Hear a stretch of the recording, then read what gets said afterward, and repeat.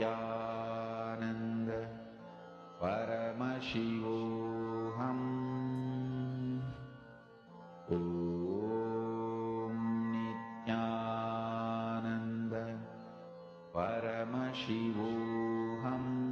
Yes, with that, I welcome all the participants of the Paramashivoham Level 3 program and all the viewers online to a brand new day of Nityananda Yoga. We will be starting the Nityananda Yoga with invoking the presence of the Divine Himself, the incarnation of Paramashiva directly from Kailasa, Bhagavan Sri Nithyananda Paramashivam with the Sadguru Vandanam. Om Nityananda Paramashivoham. Om Nityananda.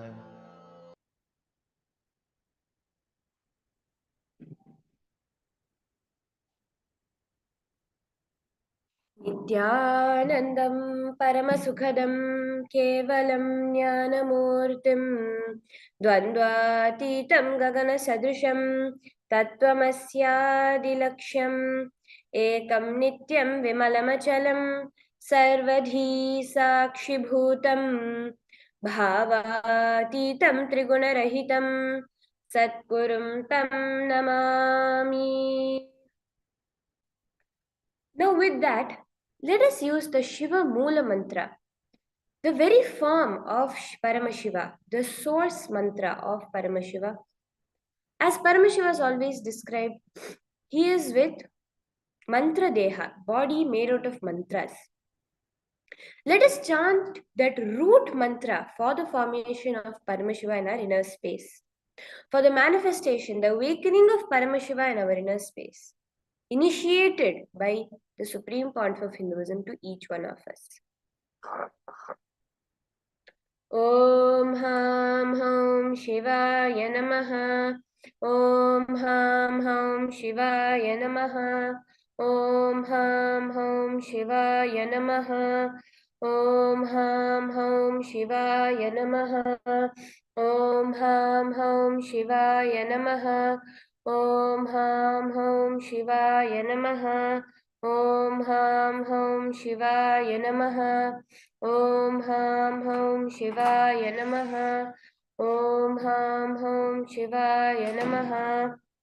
Om Ham Hum Shivaya Namaha. Om Ham Hum Shivaya Namaha.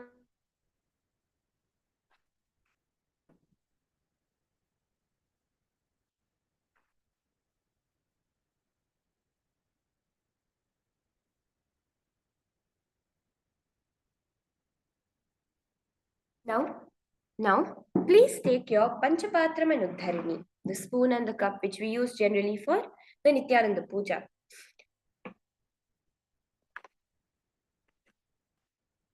Take that and with placing your right palm in the Gokarna Mudra, the shape of a cow's ear.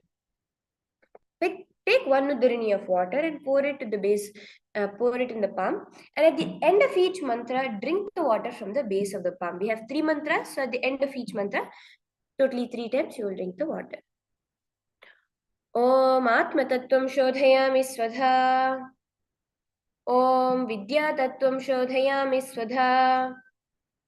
Om Shiva Tattvam Shodhayami Swadha. Now, wash your hands with the water from the Panchapatram. Now, with the base of your right hand thumb, wipe the upper and lower lip 2 times from right to left. Om Ham Hridayaya Namaha. Wash your hands with the water from the Panchapatram. Now, with your ring, middle and index finger joined together, touch above the upper lip and below the lower lip. Now, with your thumb and index finger joined together, touch your right nostril, your left nostril. With your ring finger and thumb joined together, touch your right eye, left eye, right ear and left ear. Now wash your hands with the water from the Panchapatram. Now with the base of your little finger and thumb joined together, touch your navel center, your right chest, your left chest, and with the tips of all the fingers joined together, touch above the head, the right shoulder, left shoulder, and the heart center. This is the Tattva Chamanam. You are cleansing the soul root principles, the units, the tiniest units of your body, yourself, whatever you are using to connect with to the world and Paramashiva itself. So now, with that, let us enter into the Sankalpa Mantra. Here, you are going to be making a conscious resolution, a conscious intention to manifest your reality today. The purpose of Nityananda Yoga, as revealed by Swamiji himself, the Supreme Pontiff of Hinduism, is not just for physical wellness, not just for some mental health, but it is to manifest the state of Paramashiva, the ultimate unclutched space where no reactions have any control over you. The space of Paramashiva, the space of complete completion within you and everybody around you. The powers of Paramashiva, the space of ultimate oneness with every being around you, where anything is just an extension of you to manifest as a power. The being of Paramashiva, the ultimate Tyaga, being able to manifest your reality the way you want it. The super consciousness of Paramashiva and the Maha Kailasa, Shri Kailasa of Paramashiva. So let us start. Hold your intention to manifest for the day in your inner space as we get into the Nityananda Yoga, the Sankalpa Mantra. Now, placing your hands in the Sankalpa Mudra with your left hand facing upwards on your right thigh, place your right hand on top of it. Sankalpa. ओम ममोपात समस्त दुरित क्षय द्वारा भगवत श्री नित्यानंद परमशिव प्रीत्यर्थम श्री नित्यानंदेश्वरी परमशिव शक्ति समेत श्री नित्यानंदेश्वर परमशिव प्रीत्यर्थम च शुभे शोभने मुहूर्ते अद्य ब्रह्मणः द्वितीय परार्धे श्री श्वेतवराह कल्पे वैवस्वतमन्वन्तरे अष्टाविंशतितमे नित्ययुगे प्रथमे पादे जम्बूद्वीपे भारतवर्षे भरतखण्डे मेरोः दक्षिणे पार्श्वे शकाब्धे अस्मिन् वर्तमाने व्यवहारिके प्रभवादीनां षष्ट्याः संवत्सराणां मध्ये शोभकृतनाम संवत्सरे उत्तरायणे श्रीलक्ष्मी वेंकटेश्वर ऋतौ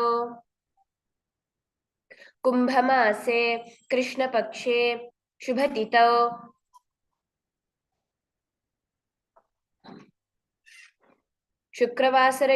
स्थिरवासरयुक्तायां शुभनक्षत्र शुभयोग शुभकर्ण एवं गुणविशेषण विशिष्टायाम् अस्यां शुभतिथौ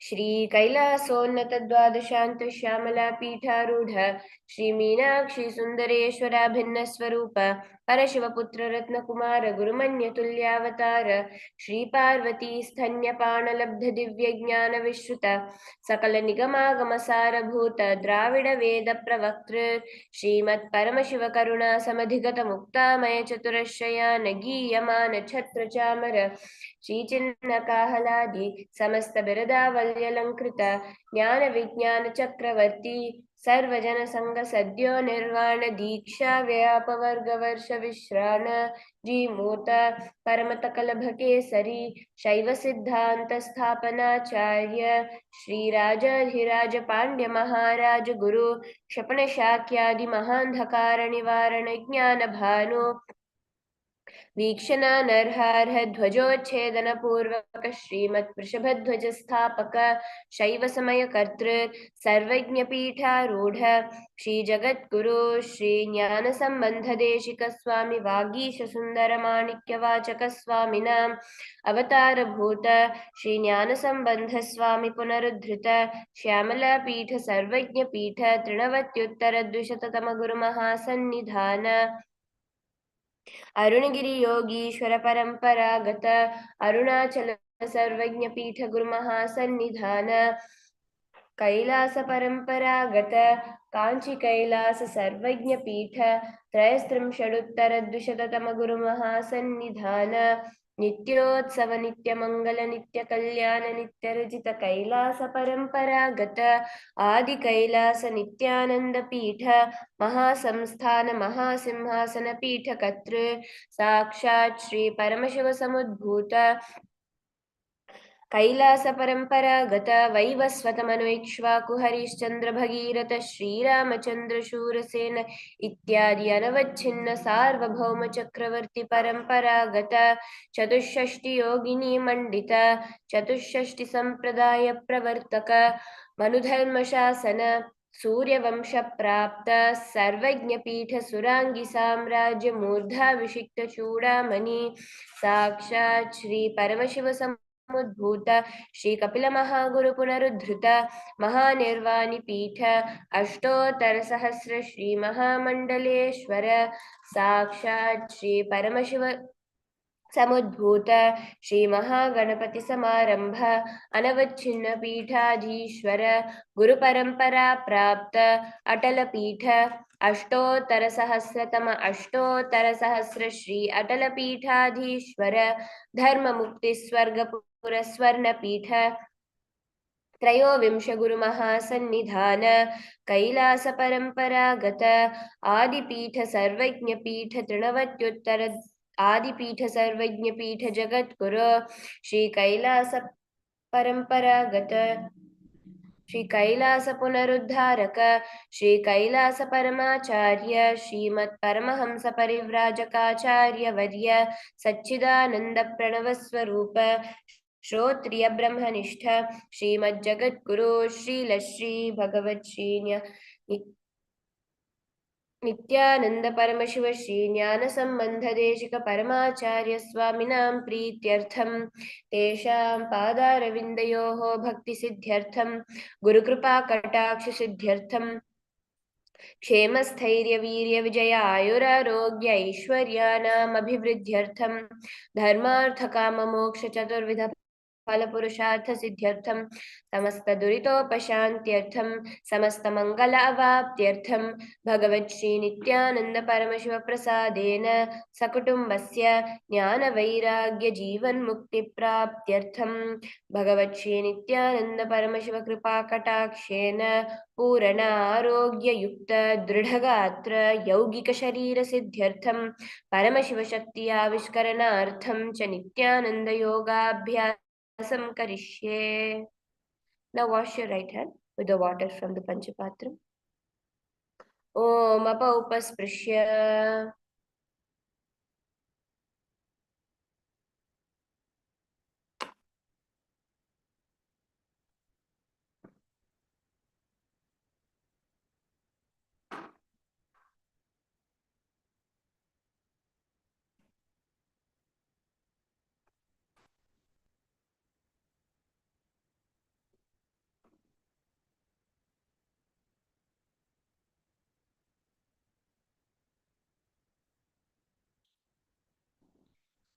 With that, now let us enter into this beautiful sequence of the Prathama Vinyasa Krama sequence. First, we'll be doing the 108 asanas, followed by another 200 asanas, totally making it 308 asanas. All inclusive is called the Dvitiya Vinyasa Krama. This is just the second level. So let's get started, get excited to start this Nityananda Yoga. So the first asana is Sukhasana.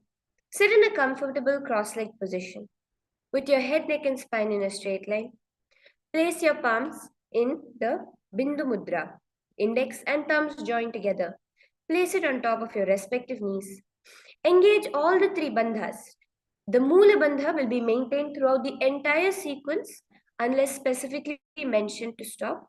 The Mula Bandha is clenching the perineum. The Udyana Bandha, which is sucking in your stomach, and the Jalandhara Bandha, which is a very powerful lock to the throat where you hold the breath in and you lock your chin to your chest. So everywhere Mahamudra Bandha is mentioned, it is inclusive of all these three bandhas. So now engage all the three bandhas and let's visualize yourself as Lord Shiva in your inner space. Sukhasana. तत्सुखासनमित्युक्तम् अशक्तस्तत्समाचरेत् आसनं विजितं येन जितं तेन जगत्त्रयम्. Now bring your legs in Padmasana. Bring your palms together, raise them above the head. Keep your elbows straight, engage all the three bandhas. In Parvatasana, visualize yourself as Mount Kailash. Nityananda Yoga is a very unique sequence, directly revived from the Agamas, in which yoga is not limited to one asana, just the asana, or just maximum two things, the pranayama included, but has 11 components. Every visualization you are asked to go through is nothing but awakening that possibility within your inner space. When you're visualizing yourself as Mount Kailash, you're awakening the sturdiness, the stability, the achalatva of a mountain in your inner space. Parvatasana.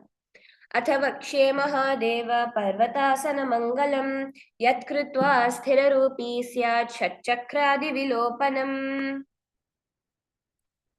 Now, moving into Hali Pavasana. Bring the soles of your feet together in front of your body. Push it a little away. Hold your left hand by your right hand in the Parasha Mudra behind your back and place the forehead on the ground near the heels. Again, engage all the three bandhas, tuck in your chin, suck in your stomach in Uddiyana Bandha, and continue to maintain the Mula Bandha. Gazing towards your nose, visualize the Supreme Pontiff of Hinduism in your inner space. पूर्व विधिया हूँ मैं जानो उभय पगथली संपुट ठानो पिष्टिपचे दो करल्यावो दक्षिण करसो वाम गहावो. Now let's move into Nagi Pavasana. Keeping the soles of the feet together in front of your body, continuing to maintain that. Stretch your hands out in front of your body, making a hollow in your palms, cup them onto the floor. Rest your forehead towards your feet, engage all the three bandhas, gaze towards your nose. Here, visualize yourself as a snake, awakening that embodiment of a snake within you. पूरब विधि परियागाने नीच होई कहूनी फनास्यव लगाई हाथ आगाने धरती लगावे पसारी दो हाथ की अंजुली करे. Now let's move into Kokilasana. Holding the big toes with your index and middle fingers in the Prana Mudra. Wherever the Prana Mudra is mentioned, remember that it is holding the big toes with the index and middle fingers. Stretch your legs out and upwards and then cross it into Padmasana. Lean forward and down onto your elbows. Again, engage all the three bandhas, visualizing yourself as a bird. अथान्यदासनं वक्ष्ये येन सिद्धो भवेन्नरः अकस्माद् वायुसञ्चारं कोकिलाख्यासनेन च.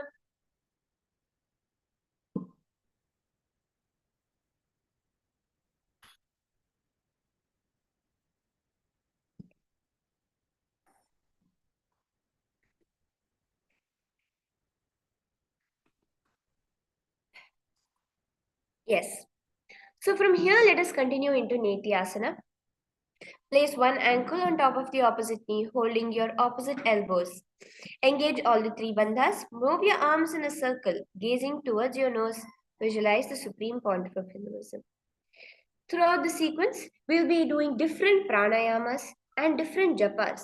The pranayamas are nothing but the breath sequences. And the japa is a certain subtle vibration mantra, mahavakya, that you will be rotating, visualizing as if rotating in your throat center and repeating it within your mind. So the pranayama for the first set is the samana kumbhaka, which is just a steady inhalation and exhalation, visualizing the flames licking up your spine. And the japa is soham.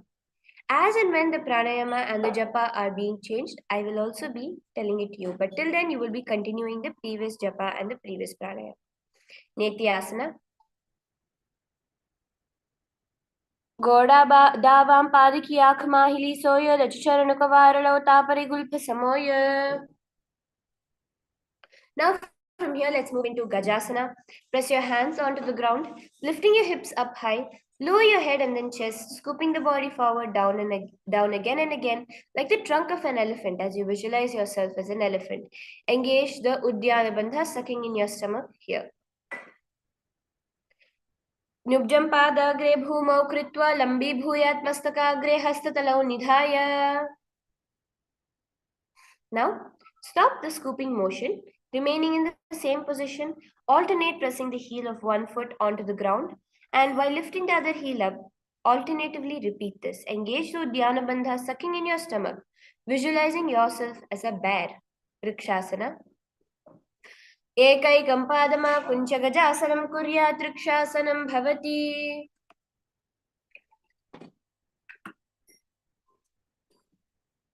Now raise yourself up onto your toes in Vaishyasana. Stand tall and keep your head, neck and spine in a straight line, bringing the middle, index and ring fingers to the heart center in the Hridaya Mudra. Visualize the supreme pontiff of Hinduism. Engage the Uddiyana Bandha, sucking in of the stomach. केशेन पादयुगलं बद्ध्वा तिष्ठदधोमुखः अथवा ईश्यावक्षे यत्कृत्वा सत्यवान् भवेत्.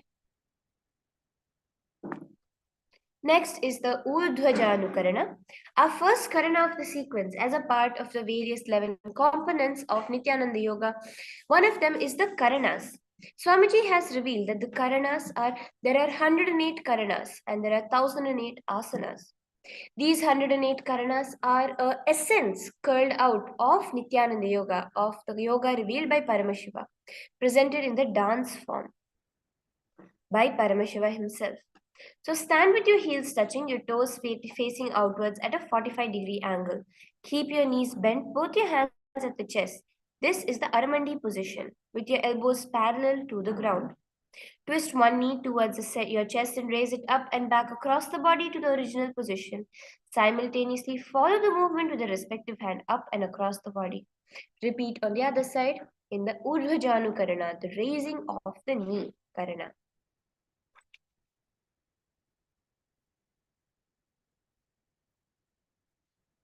Yes. From here, let us continue into Balalingasana. Now, interlace, standing tall on one leg, interlace the fingers from outside in, holding onto the knee, pulling it up towards the chest. Engage all the three bandhas, visualizing yourself caressing a baby. Your hands in the Sarva Vashankari Mudra.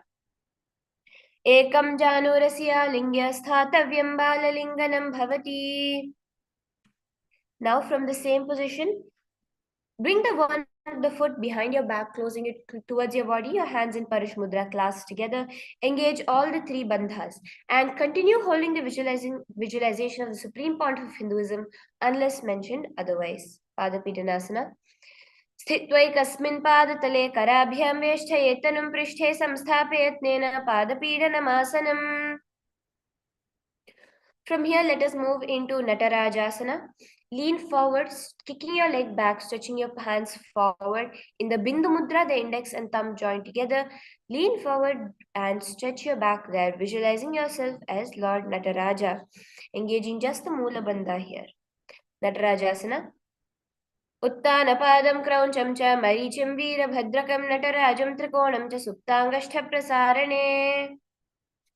Now let us repeat Balalingasana on the other side. Remember to engage all the three bandhas, visualizing yourself as a baby. Balalingasana. Ekam janurasya lingyasthathavyam balalinganam bhavati. Bring that foot behind you. Moving into Padapidanasana, continue to engage all the three bandhas. स्थित्वैकस्मिन् पादतले कराभ्यां वेष्ठयेत्तनुं पृष्ठे संस्थाप्येत्नेन पादपीडनमासनम्. Now, with the respective hand holding onto the sole of foot, lean forward into Natarajasana, visualizing yourself as Lord Nataraja, the god of space dimension, eternally dancing. उत्तानपादं क्रौञ्चं च मरीचिं वीरभद्रकं नटराजं त्रिकोणं च सुप्ताङ्गष्ठप्रसारणे. Now moving on into the Ardharechita Karana, the second Karana. From the Aramandi position, which is the half squatted, heels together, toes pointing outwards position, bring your right foot behind the other with the toes down and the heels up. Keep your left hand at the chest and extend the opposite arm out and wide like a pendulum towards the chest. This is the Karihasta position. While your arm swings, follow the movement with your pinkies going inwards and outwards. Now, uncross the legs, placing the palm on your nose. Repeat this on the other side.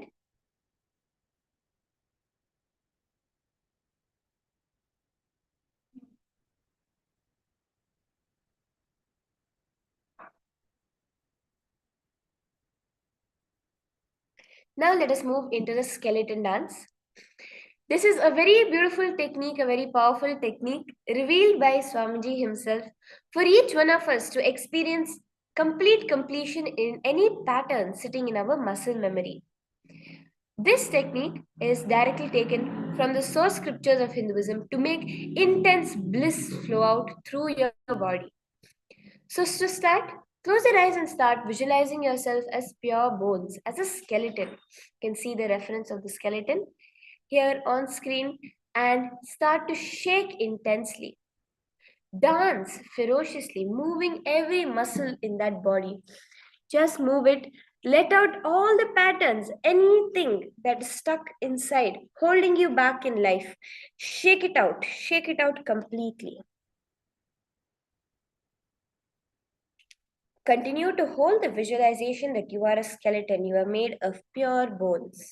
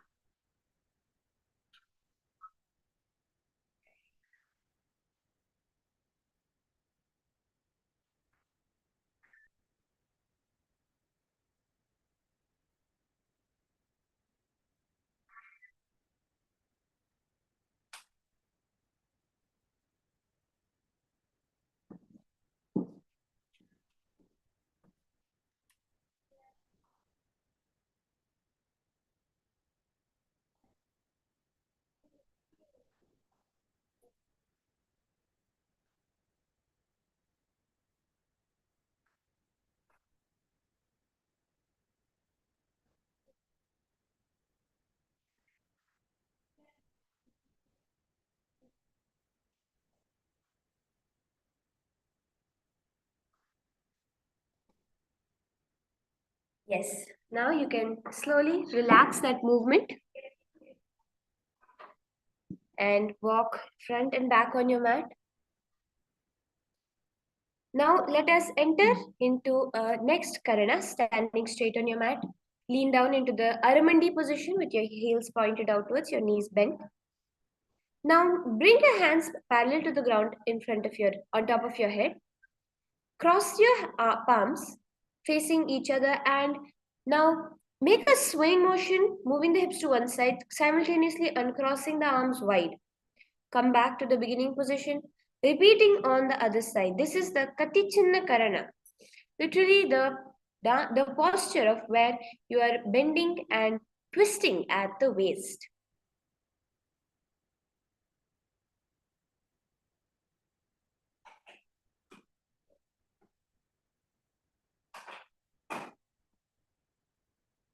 Yes, now let us move into Tadasana. Now stand tall on the tips of your toes, raising your hands above your head beside the ears.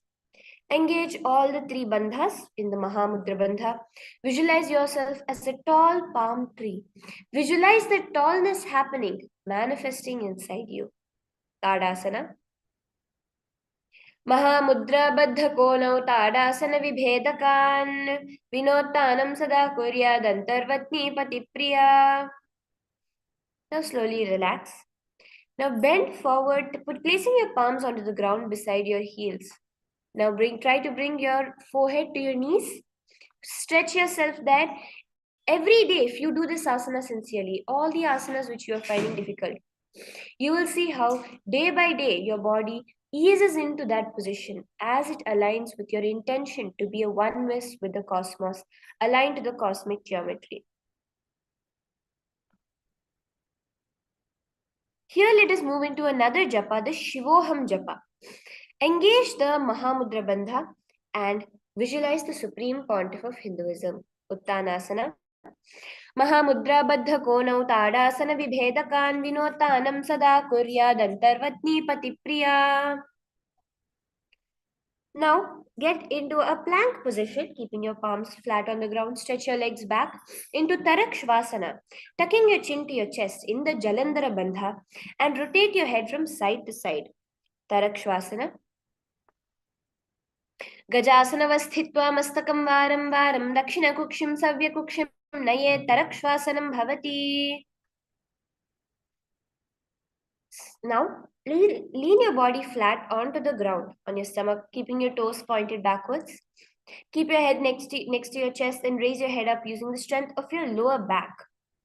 Open your mouth wide and inhale through the hollow of your throat in the Bhujangani Mudra. Here, awaken the DNA, your past life existence as a cobra, visualizing yourself as a cobra in Bhujangasana. Angushthanabhiparyanta madho bhumau vininyaset karabhyam chadharam dhritva urdhvashishaf phanivahi. Now from here, move into Shashasana. In a tall plank position, alternate bringing one knee towards your chest and repeat, put the leg back and bring the other knee towards your chest, like a mountain climber's Shashasana. Gajasana samsthitau janadvaima kunchya varam varam kartavyam Shashasanam bhavati. Now, remaining in the same position, bring one foot in between your palms and alternate between jumping your left and right foot forward and backward. Here, visualize yourself as a chariot, as a ratha in Rathasana. Gajasana samsthitau ekaikam padam puro margena bhramayitva kartavyam Rathasanam bhavati. Now, raise up, keeping one foot flat on the ground, toes pointing forward, the knee bent at a 90-degree angle. Extend the other leg back, keeping the knee straight and the toes pointed out at a 45-degree angle. Raise your arms up parallel beside your ears, pulling the stomach in and up in Uddiyana Bandha, gaze towards your third eye. Here, visualize yourself as Bhagavan Veerabhadra, destroying the ego within you, allowing you to manifest the space of pure bliss. Veerabhadrasana. वासिष्ठमथ कौण्डिन्यं मूर्धकुक्कुटमेव च अष्टावक्रमथोत्तानं मयूरं सेतुबन्धनम्. Now repeat Veerabhadrasana on the other side. Visualize yourself as Lord Veerabhadra, completely egoless. Gaze towards your third eye. Veerabhadrasana. वासिष्ठमथ कौण्डिन्यं मूर्धकुक्कुटमेव च अष्टावक्रमथोत्तानं मयूरं सेतुबन्धनम्.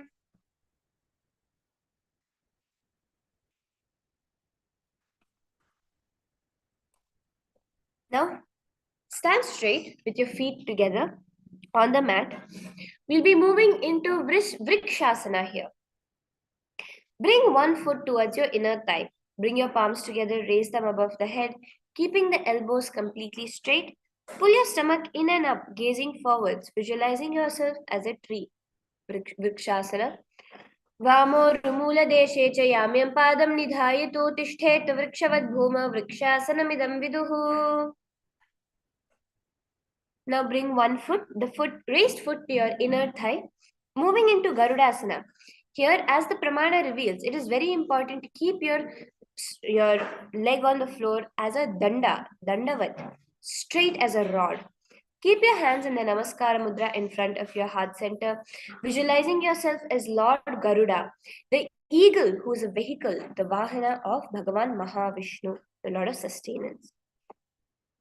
Garudasana-vakshe yena dhyanam sthiram bhavi sarvadoshadvinirmukta bhavatiha mahabali. Now from here, let's repeat Vrikshasana on the other side, balancing the energies, visualizing yourself as a tall tree. Vrikshasana. Vamorumula-deshe cha yamyam padam nidhayato tishthet vrikshavad bhuma vrikshasanamidam viduhu. Take that to repeating Garudasana on the other side. Visualizing yourself as a Lord Garuda. Garuda asanama vakshe yena dhyanam sthiram bhavi sarvadoshadnirmukta bhavatiha mahabali. Now from here, let's enter into one of the very powerful asanas, the Trikonasana. Stand and step one leg far back, keeping the front toes pointing forwards and the back toes facing sideways. Stretch your legs apart. Keeping your arms straight, bring your front parallel towards the ground. Bring your front arm down towards the ground beside your foot while the other arm extends towards the sky. Visualize yourself here as a triangle, engaging the Sahaja Kumbhaka, the simple breathing.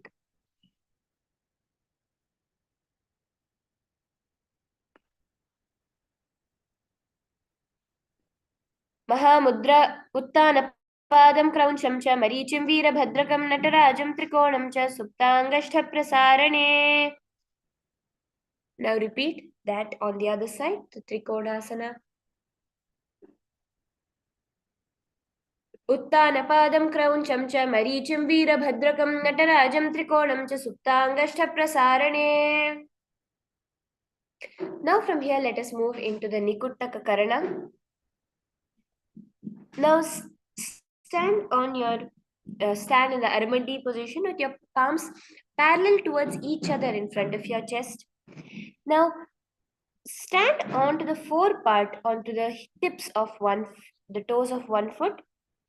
Now let the heel fall towards the ground and repeat this on the other side simultaneously.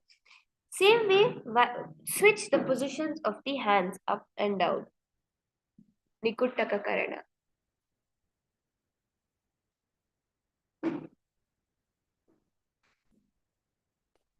Now, let us move into Angushthasana. Now, lower onto the tips of your toes, sitting on top of your heels.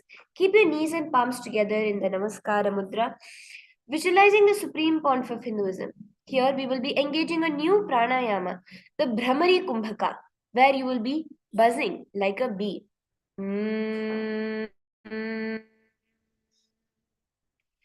Do the japa of Sadashivoham in your throat center while continuing the pranayama in Angushthasana. Kabandhasanamityāhuः गोरक्षासनमेव च अंगुष्ठमुष्टिकं ज्ञेयं ब्रह्मप्रासादितं तथा. Now let's move into Saurasana. From the tips of your toes, extend one leg straight out with your heel down and the toes up. Keep your fingers down on the ground by the sides, palms facing forward in Varamudra. Visualize the supreme pontiff of Hinduism. Continue the japa Sadashivoham, buzzing like a bee. Saurasana. प्रसार्य एकं पादतलं संस्थाप्य त्वेकपादकम्. Now from here, stretch your hands forward into Vidhunanasana, placing your fingers in Prana Mudra with your index and middle finger holding on to your toes. Lean forward in Vidhunanasana. गुल्फस्थितौ पादमेकं प्रसारे तत्पादाग्रं संस्पृशे तत्करेण गुल्फं चान्यं धारे तत्करेण धूनं पीठं चाभ्यसे चोभयत्र. Move into Saurasana on the other side, visualizing the supreme pontiff of Hinduism there. Keep your palms facing forward. Prasarya ekam padatalam samsthapya tvekapadakam. Lean forward into Vidhunanasana, keeping those hands in the Prana Mudra. गुल्फस्थितौ पादमेकं प्रसार्य तत्पादाग्रं संस्पृशे तत्करेण गुल्फं चान्यं धारे तत्करेण धूनं पीठं चाभ्यसे चोभयत्र. Now from here, let us move into the Brahma Jurankushasana. Now remaining in the same position with your knees together, place your palms on the top of your knees with your palms facing upwards. Engage the Jalandhara Bandha, tucking in your chin to your chest. Gazing down with the gap between your palms. Tilt your head downwards. Brahma Jurankushasana. दो फणा पानी होय वैसे एड़ी दो गुदानी वैसे कौरपग थल्यांकी माहिली आयस माहीरा शेमिली. Now stretch your knees out wide and place it on the floor in Kapilasana. Engage the Uddiyana Bandha, sucking in your stomach. Gaze towards your nose with your palms on the knees, visualizing yourself as Kapila Mahamuni, the founder of Mahanirvanya Khada. उभय पग थली सम टहरावे तिनको माहिली core मिलावे फना पानी could होय वैसे एड़ी दो जोनी निवैसे. Now from here, remaining in the same position, switch your gaze towards your Third eye, disengaging the Udyana Bandha in Bhadra Gorakshasana. दो पग थली संपुट करे कौरवार ली भू परिधरे कौरवार ली राखे ऐसे तापरी मूल द्वार इटकी बैसे. Now from here, raise yourself up into Suryasana with your toes tucked and the perineum placed on top of the raised heels. Raise your knees off the ground, bringing your thumbs and little finger together in the Padma Mudra. Opening up the palms, raise your arms straight above your head, gazing through the hole between the palms.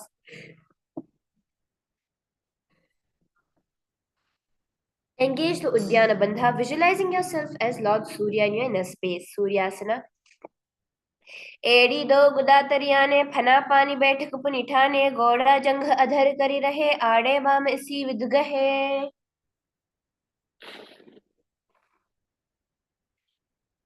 From here, move into Mandukasana. Now rest your feet onto the ground, your toes flat.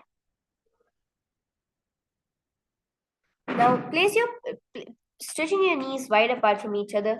Place your palms on your knees, gazing towards your third eye. Bring your tongue towards the top of your mouth, visualizing yourself drinking the nectar of immortality dripping from the Sahasrara chakra with your frog-like tongue as you visualize yourself as a frog. Mandukasana. Here, do the Sahaja Kumbhaka. पादतलौ पृष्ठदेशे अंगुष्ठे द्वे च संस्पृशे जानयुग्मं पुरस्कृत्य साधयन् मण्डुकासनम्. Continuing the Sahaja Kumbhaka, the simple breathing, engage the Udyana Bandha and raise your hands behind your back clasp, holding onto the opposite shoulders. Visualizing yourself as a frog, continue to gaze towards your third eye. Uttana Mandukasana. मण्डुकासनमध्यस्थं कूर्पराभ्यां धृतं शिरः एतद्भेकवदुत्तानम् एतदुत्तानमण्डुकम्. Now from here, moving into Simhasana. Crossing your ankles behind your back, sit on top of your heels.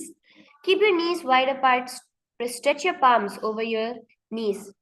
Now open your mouth wide and stick your tongue out, forcefully exhaling. Gaze at the tip of your nose and repeat several times, visualizing yourself as a lion. दक्षिणं सव्यगुल्फेन दक्षिणेन तथेतरं हस्तौ तजान्वो संस्थाप्य स्वाङ्गुलीश्च प्रसार्य च. Now move into Bhadrasana. Cross the ankles, keeping just the toes crossed behind your back.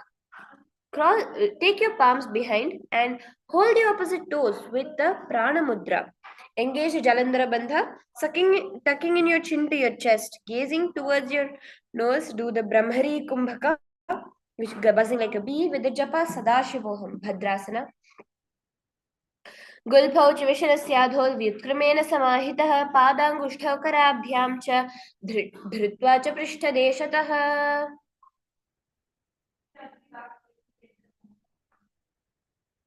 Now from here, move into Kakabhusandhyasana, keeping your feet together on the mat.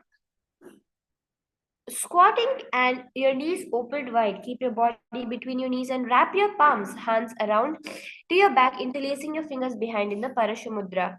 Gaze towards your nose and visualize yourself here as a crow. Kakabhusandhyasana. प्रथमे बेसकुडिठाने दौ हाथ पगां विच आने तिनको मोड़ी नल्या परल्यावे पिष्टिपचे कांकसी करावे. From here now, place your palms flat onto the floor with your shoulder width apart. Bring your knees to the backs of the arms towards your armpits. Lean your chin forward, down, gazing ahead, lifting your feet off the ground in Kani Pavasana.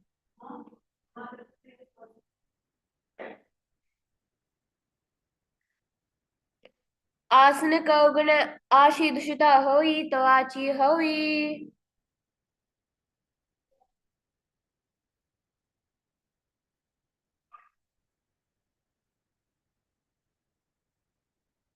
Now moving into Kapalyasana, gaze towards your nose.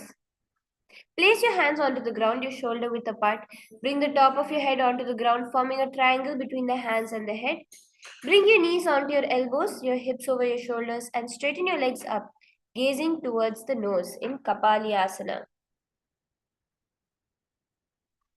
शीशा धरती टेकी पगनो मिलिवा ऊंचा कुकरे पगथली आकाश दशन मुशराशे दो हाथा की हथेली दो पाशत्यार्ध ती टेको दृष्टिना सा अग्र. Now move into Parshva Mayurasana, squatting on the toes with your legs together. Twist your body, placing both the hands onto one side. Align your elbows with your knee and your hip. Lean onto the arms, balancing, extending your legs towards the side, gazing towards your third eye. Visualizing yourself as a beautiful peacock. Here, do the Rechaka Kumbhaka, where your exhalations are more prolonged than your inhalations. Parshva Mayurasana, balance there. मयूरं दण्डवत् कुर्यान् मायूरं दण्डनामकं कुर्यान् मायूरं पार्श्वाभ्यां मायूरपार्श्वनामकम्. Repeating Parsha Mayurasana on the other side, visualize yourself as a peacock gazing towards your third eye. Mayuram dandavat kuryan mayuram dandanamakam kuryan mayuram parshvabhyam mayura parshvanamakam. Now move into Bhairaganathasana. Place both your hands on the ground, shoulder width apart. Stretch your legs back into Tarakshvasana into a plank position. Step one foot outside the respective shoulders, bringing the foot between the hands. Gazing towards your third eye, visualize yourself as Bhagavan Mahakala Bhairava in Bhairaganathasana. Asana Kauguna Piti Jayi.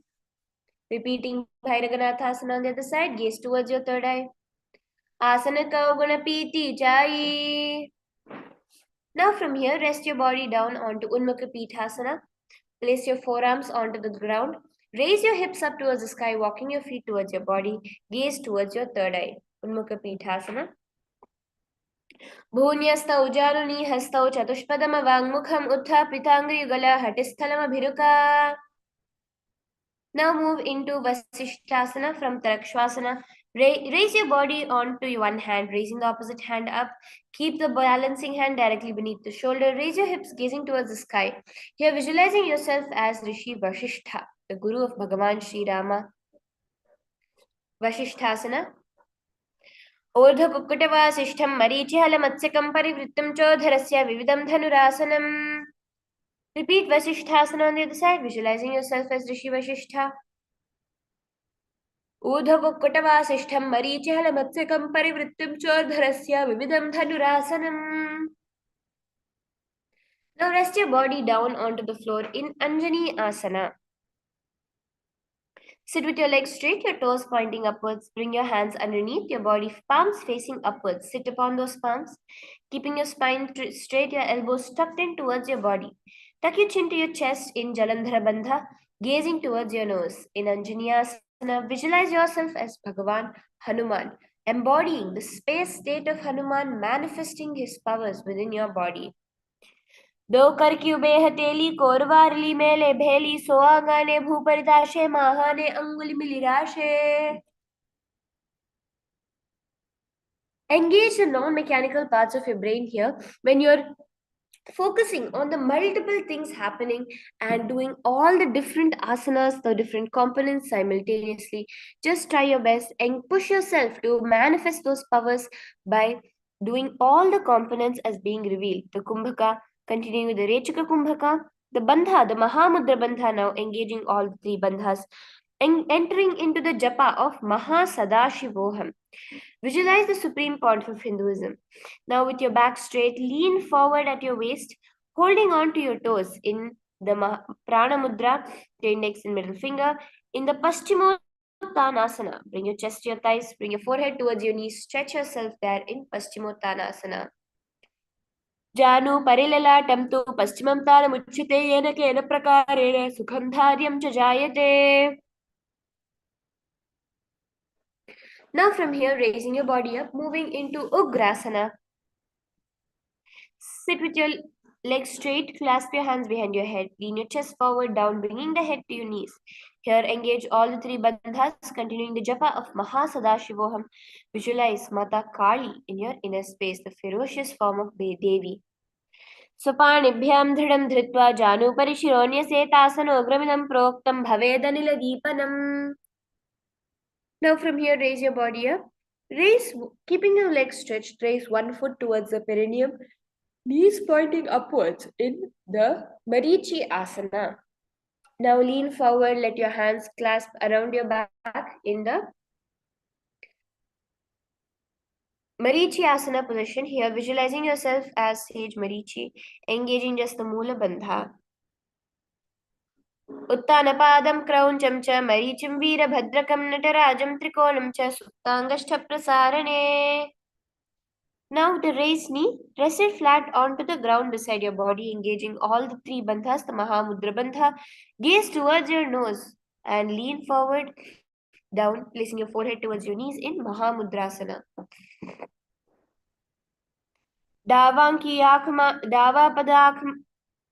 दावा पगमोडी एडी माहिलो गुल्फमूल द्वारिणी छेदे.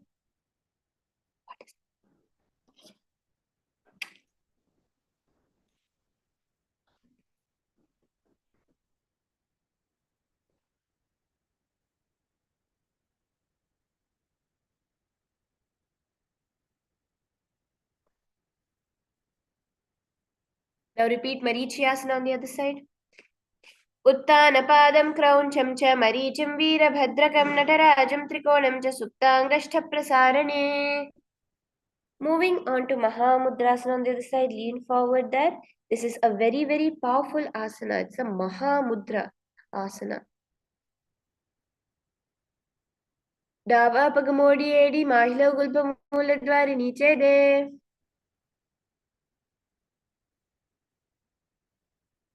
Now from here, moving into the next asana of Bhadrasana 2. Place your feet together on the mat and stretch your knees out towards the side. Here, continuing the Rechaka Kumbhaka and the Mahasadashivoham Japa, visualize the Supreme Pontiff of Hinduism. Gaze towards your third eye, keeping your palms on top of your feet. Bhadrasana 2. Gulbhaut Vishalasya Sivanyaf Pashvayoho Kshipet Pada Pashvet Panibhyam Dridam Bhadva Sunischalam. Now from here, place your palms onto your knees lightly, engaging the Jalandhara Bandha, tucking in your chin to your chest, gaze towards your nose in Vali Pavasana. पूर्व चरपट चौक कहियो सोई वाही विधियो कीजी सोई आमेडी भिन्न राशे अंगुलाठंतर राशे. Now from here, move into Joni Asana. Keeping your feet on the mat together in front of you, push it a little far away and keep your palms inside of your soles of your feet. Lean forward with your elbows and forehead on the ground. Visualize the Yoni Mandala gazing towards your nose in Joni Asana. दो पगथली संपुट करे एड्र मेढ के ढिंग दरे अर्धातु कंतर राशे लाट पगथल्या मुपर दाशे. Moving into Midaki Pavasana, remaining in the same position. Bring your palms out to your sides, stretched out wide, gaze towards your nose. Midaki Pavasana. पूर्ववधि परिपगथली संपुट शोले एडी मिलिराश एडियम सुमाहली कानी अगुलद आत्रे लाठ धरती लगावे.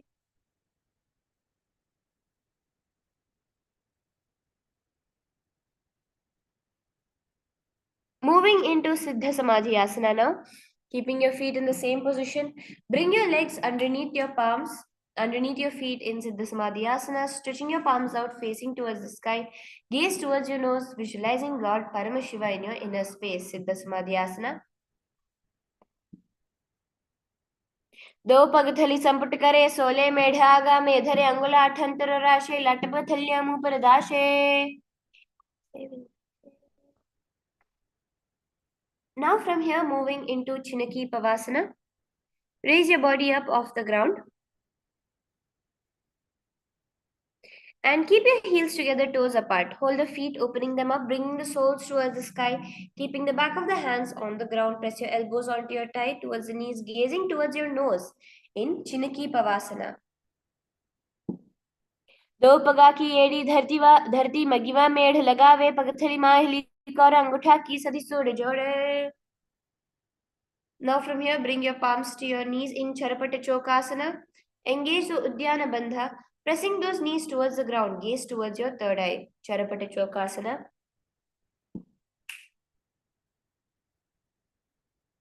Moving into Charapata Chokasana. Placing your palms onto your knees, push your knees towards the ground.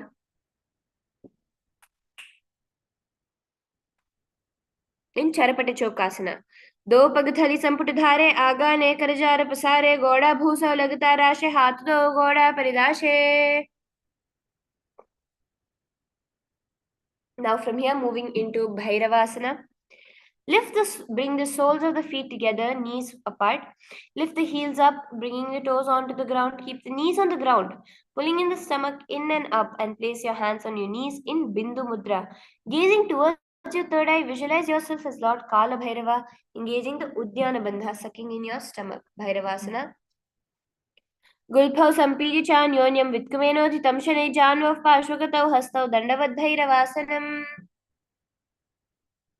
Now from here moving into Samanasana. Sitting at one heel at the perineum, lift and hold the other foot, pulling the sole of the foot onto your chest. Gaze towards your third eye. Visualize yourself holding your breath in the Mooladhara Chakra. Samanasana. Samanasana siddhamantradi sadhana tekapadamro dattva guhyonalinga vaktrake. Now from here, bring one foot over your shoulder and raise the other foot upwards and straight, keeping the hands on the ground towards the sides. Gaze towards your third eye in Apanasana. केवलं पादमे कंच स्कन्धे चारोऽपि यत्नतः एकपादे गगने तिष्ठेत दण्डवत् प्रभो. Now repeating Samanasana on the other side. Samanasana vakshe siddhamantradi sadhana tekapadamro dattva guhyonalinga vaktake. Moving into Apanasana on the other side. केवलं पादमे कंच स्कन्धे चारोऽपि यत्नतः एकपादेन गगने तिष्ठेद दण्डवत् प्रभो.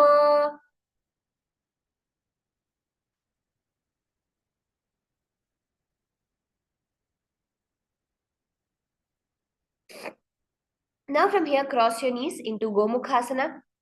With keeping your feet by the opposite heels, stack your knees over each other. Place your hands on the stacked knees. Gazing towards your nose, visualize your face of a cow. Here we'll be entering into the pranayama called the Sheetkari pranayama. In the Sheetkari pranayama, you will be bringing your teeth together and inhaling through your teeth, pressing your tongue against the back of the teeth, making a hissing sound. And exhaling towards your nose. Now engage the Mula Bandha. Here we'll be entering into a new japa of Om Nithyanandoham. Gomukhasana. Savye Dakshina Gulbhanto Prishtapashve Niyojaye Dakshine Pitatha Savyam Gomukham Gomukham Yatha. Now move into Anusuyasana. Keeping both the knees crossed over each other. Place your palms in Prana Mudra, clasping onto the big toe. Engage the Udyana Bandha, sucking in your stomach. Here, gaze towards your nose and visualize yourself as Rishika Anasuya, the wife of Rishi Atri, and the divine mother goddess, one of the Saptamatrikas, the seven mothers in Hinduism. Visualize yourself glowing golden skin like Rishika Anasuya. दक्षिण गोड़ो नीचो ठाने वावोंता के ऊपर आने गोड़ा संधि मिलावे भारी आदापन विदय संधि पसारी.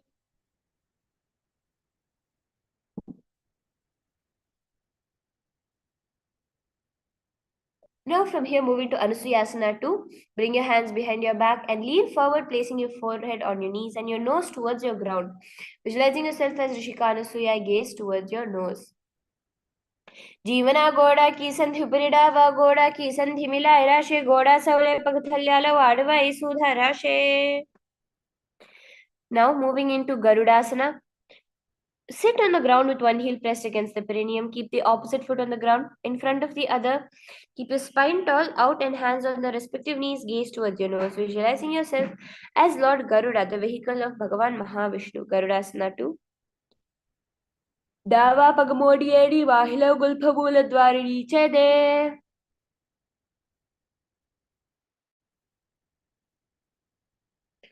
Now from here, move into Naradasana. Visualizing yourself as Sage Narada, the Deva Rishi, gaze towards your third eye, sitting and placing the perineum on top of one heel.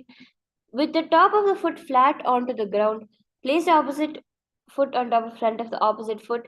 Interlace your fingers, Behind the neck, twist outside of the raised knee and gaze towards your third eye in the Parashamudra. Naradasana. Pishtijuvam pagthali kheri bhuparitahi lagave pheri.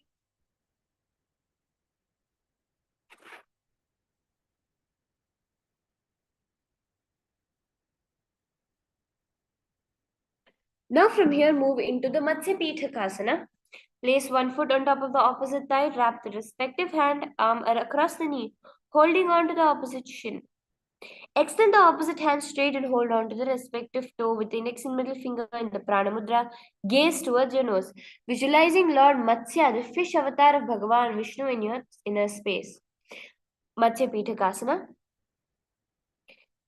Women वामाङ्गुष्ठन्तु गृहीतमत्स्य पीठकं योनि वामेन सम्पीड्य मेढ्रादुपरि दक्षिणम्. Now move on to Gomukhasana on the other side. Savye dakshina gulbhantu prishtapashve niyoje dakshine epi tatha savyam gomukham yatha.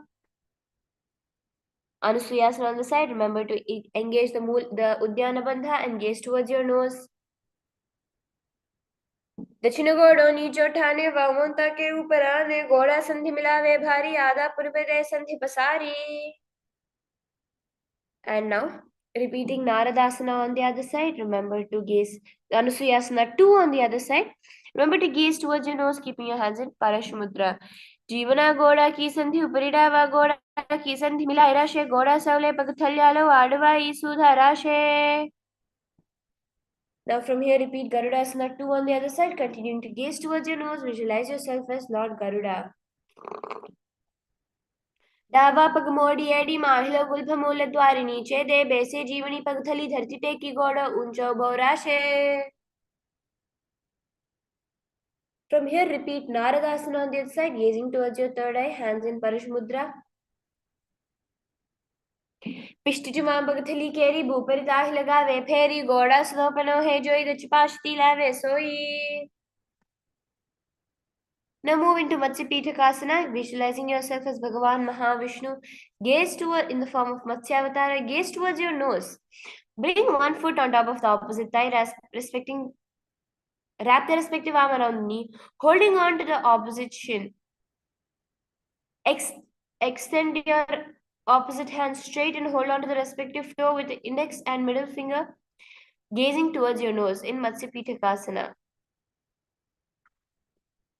Women वामाङ्गुष्ठन्तु गृहीतमत्स्य पीठकं योनि वामेन सम्पीड्य मेढ्रादुपरि दक्षिणम्.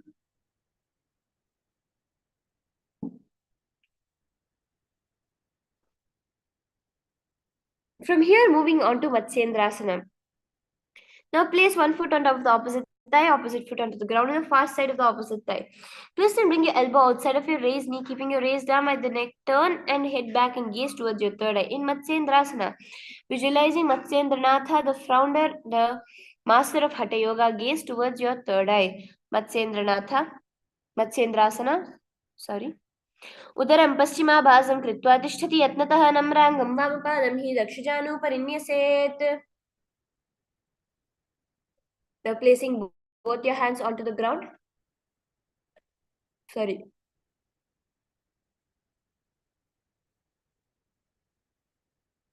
Now placing the palm on the ground, raise the opposite palm towards your ear in Kubasana, gazing towards your third eye. Here visualize yourself as a camel, Kubasana. Asana Kauguna Jholo Jaye. From here now stretching both your hands by the side in Matsyendrasana 2, visualize Matsyendranatha gazing towards your third eye. Matsyendra Peetham Jatra Pradiptim, stretching both your legs flat onto both your hands flat onto the ground. Matsyendrasana 2. Matsyendra Peetham Jatra Pradiptim Prachanda Rukmandala Khandanastram.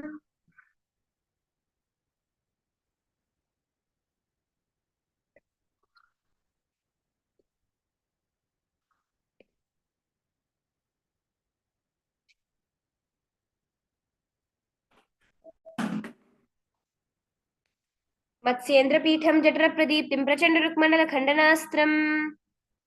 Now let us repeat Matsyendrasana 1 on the other side. उदरं पश्चिमाभासं कृत्वा तिष्ठति यत्नतः नम्राङ्गं वामपादं हि दक्षजानुपरिन्यसेत्. Now switch your hands into Kubasana, gazing towards your third eye. Visualize yourself as a camel. Asana ka gunu jholo jaye. Now stretch both those hands out in Matsyendrasana too. Matsyendra-पीठं जठरप्रदीप्तिं प्रचण्डरुक्मण्डलखण्डनास्त्रम् अभ्यासतः kundalini प्रबोधं दन्तस्थिरत्वं हि ददाति पुंसाम्. Now place your palms flat onto the, now sitting into the Padmasana position, sit and place your feet onto the opposite thighs. Place your palms on the respective knees, engage all the three bandhas here into Mahamudra Bandha. Here we'll be entering into a new pranayama, the Shitali Kumbhaka. Here you will again be inhaling between your teeth without making a hissing sound, placing your tongue flat onto the ground, onto the bottom of your mouth. Here enter into the japa of Om Nityananda Sadashiva. Gaze towards your nose, visualizing yourself as Lord Paramashiva in Padmasana. आसनं द्विविधं प्रोक्तं पद्मं वज्रासनं तथा ऊर्ध्वोरुपरि चेदत्थे उभे पादतले यथा. Now in the same Padmasana position, relax the bandhas except the Mula Bandha. Cross your hands over in the Prana Mudra, clasp onto the toes. Visualize yourself as Goddess Parvati, the consort of Lord Paramashiva, gazing towards your nose. Padmasana 2. Uttana Ucharana Krutva Uru Sansthav Prayatnataha Uru Madhye Tathottana Pani Krutva Tatadrisho. Now in the Padmasana position, bringing your palms between the gap between your thighs and your calf muscles, place your palms onto the ground and raise yourself onto your palms. Here doing the Sahaja Kumbhaka, breathing, inhaling and exhaling regularly. Visualize yourself as a rooster, Kukkutasana.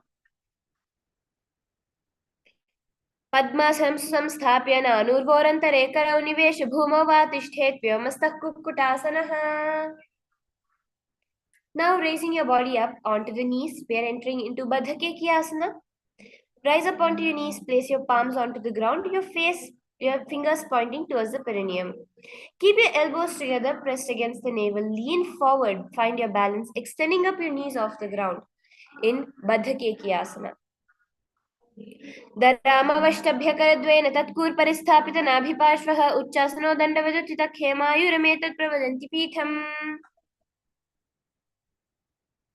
Now from here, stretch your legs back into Mayurasana, visualizing yourself as a peacock. Athava Kshemaha Deva Mayurasana Uttamam Bhumo Nipatya Hastau Dvau Kurparopari Dehakam. Now from here, lay flat onto the ground. Stretch your legs wide apart from each other, your heels, feet pointed outwards. Bring your hands clasped together in the Parashumudra behind your neck. Visualizing yourself as a crocodile in Makarasana. अध्याशेते हृदयं निधाय भूमौ च पादौ च प्रसार्यमानौ शिरस्तधृत्वा करदण्डयुग्मे देहाग्निकारं मकरासनं तथ. Now moving from here into Shalabhasana. Lay down on your stomach. Place your hands on the ground beside your chest. Raise your legs up, bringing the thighs off the ground. Visualizing yourself as a locust in Shalabhasana. अध्याशेते करयुग्मवक्षो भूमिमवष्टभ्यकरयोस्तलाभ्यां पादौ च शून्ये च वितस्ति चोर्ध्वं वदन्ति पीतं शलभं मुनीन्द्राः. Now clasp onto your feet in Ushtrasana, pulling your feet towards the sides of your bodies. Here visualizing yourself as a camel. Continue the japa form Nityananda Sadashivoham and do the Sahaja Kumbhaka in Ushtrasana. अध्याशेते पदियुग्मवस्तं पृष्ठे निधाय विधृतं कराभ्याम् आकुञ्चयेत् सम्यक् उदरस्य गाढम् उष्ट्रं च पीठं योगिनो वदन्ति. Now clasp onto your feet, kicking your feet back, giving your back a beautiful stretch over there in Dhanurasana. Lean, balancing on your stomach. Visualize yourself as Lord Paramashiva's bow, stretched back, gazing towards your third eye. Dhanurasana. प्रसार्य पादौ भुविदण्डरूपौ करौ च पृष्ठे धृतपादयुग्मम्. Now here entering into the next japa of Om Nityananda Paramashivoham in your throat center. Raise yourself up onto your knees, placing your feet flat onto the ground. Keep your palms on the respective knees, gazing towards your third eye. Bhagasana. उलटा मोड़ी पाव दो वैसे बहुरोज गति करे कवैसे पावन महिला गुलभज हो कुला पाश्तिला vaso.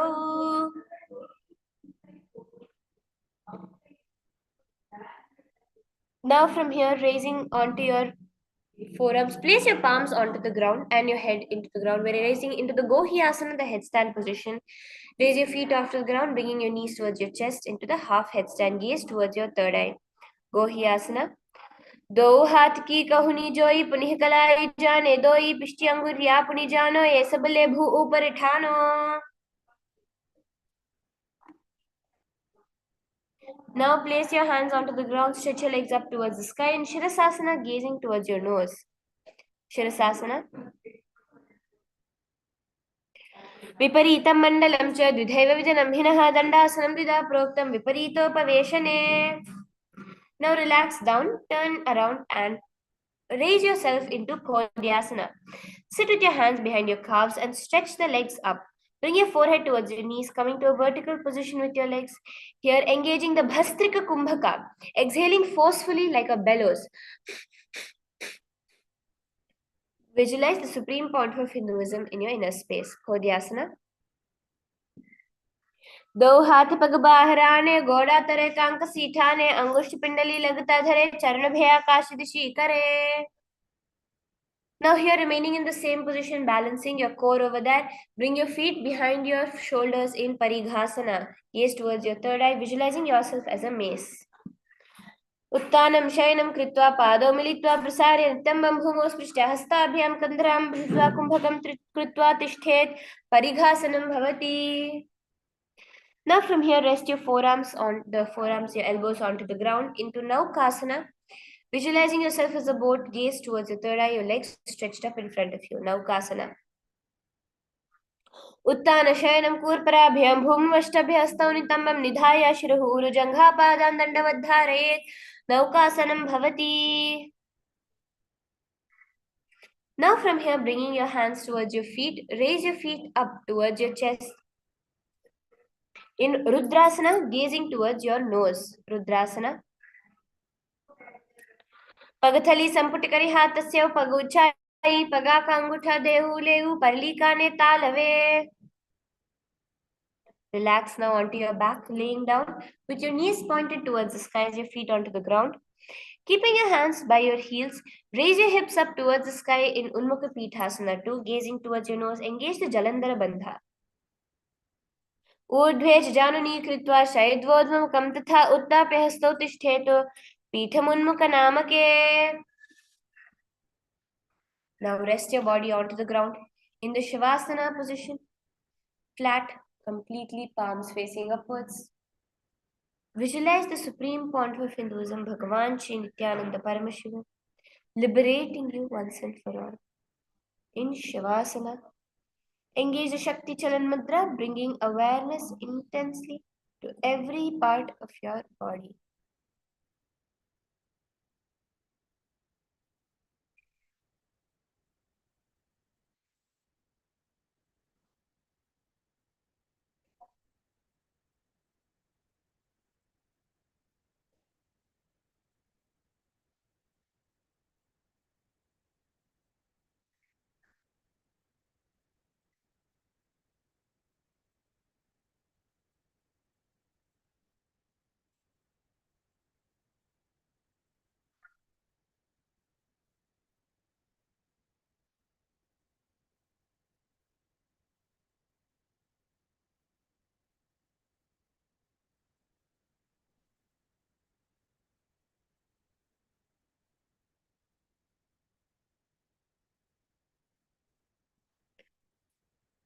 Now slowly start to move your feet and your legs.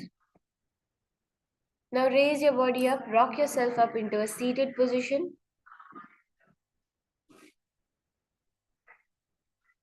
Sit up into a cross-leg position facing forwards. Congratulate all of you for completing successfully the first 108 asanas of the Prathama Vinyasa Krama sequence. Here, let's all give a short break to ourselves to freshen up, drink some water, and come back for the rest 200 asanas of this sequence.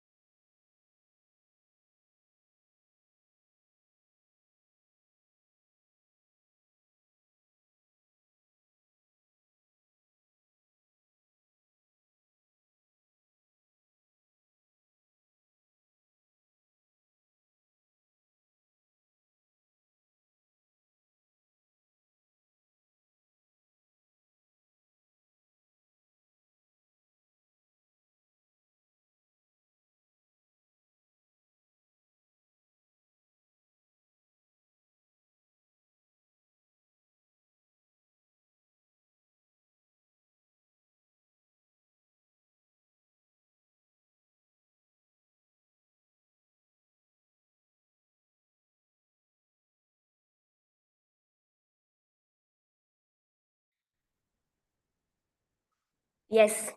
So now with that beautiful Prathama Vinyasa Krama sequence, let us enter into the second part, the rest 200 asanas. Just 200 more to go. You can do this and you will see the transformation it brings in your life. So let us start with the Yathasanishthasana, sitting in any comfortable position. Bring your hands into the Bindu Mudra. Your thumb and index finger joined together. And here, just engage the Samana Kumbhaka. Starting with the Samana Kumbhaka, visualizing the flames licking up your spine and the japa of Om Nityananda Paramashivam throughout the sequence. Visualize the Supreme Pontiff of Hinduism in Yathasanishthasana. Paryankam Tatsamakhyatam Yathassamstha Yathastitihi. From here, moving into Samasana. Now sit in a cross-legged position with your hands on your knees, thumbs and index fingers touching. Take a long, deep inhalation and hold, taking prolonged inhalations and exhalations in Samasana. Idanim garbhininam yogabhyaso yatha lagughu sukha prasavalabhaya prochite praktane pathi. Entering into Muktasana. Now place the left foot against the genital region. Place the right foot over top of the left.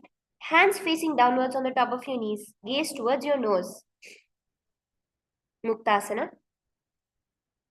Nipidya Sivinim Sukshmam Dakshinetara Gulpataha Vamam Yamyena Gulpena Muktasanamidam Bhavet. Now maintaining the same position, switch your gaze to your third eye in Siddhasana.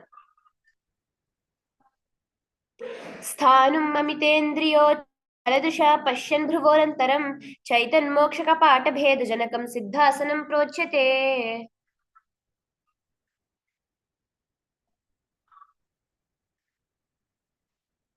Now moving into Siddhyasana. Switch your gaze to the ground in front of you.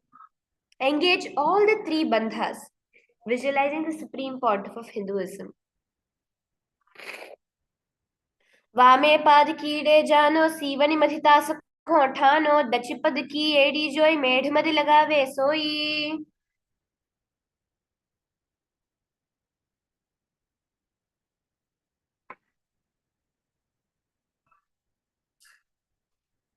Relax the bandhas now. Moving into Rudrasana 2. Keep your legs in the same position. Placing your hands in Bindu Mudra over your knees. Switch your gaze towards your third eye, visualizing yourself as Lord Rudra, the fierce dimension of Paramashiva.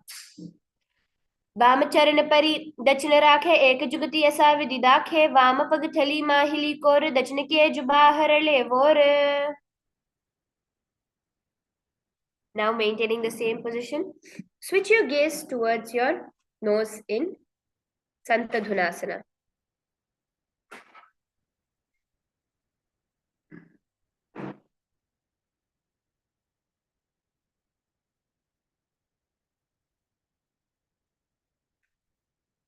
दो पग थली संपुट करे सोले मेढ़ आगा में धरे.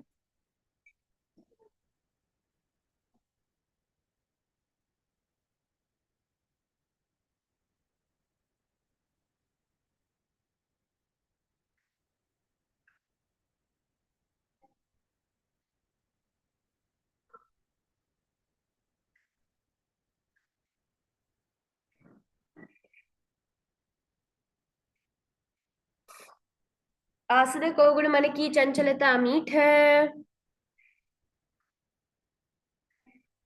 Now moving into Bandhayoni Asana.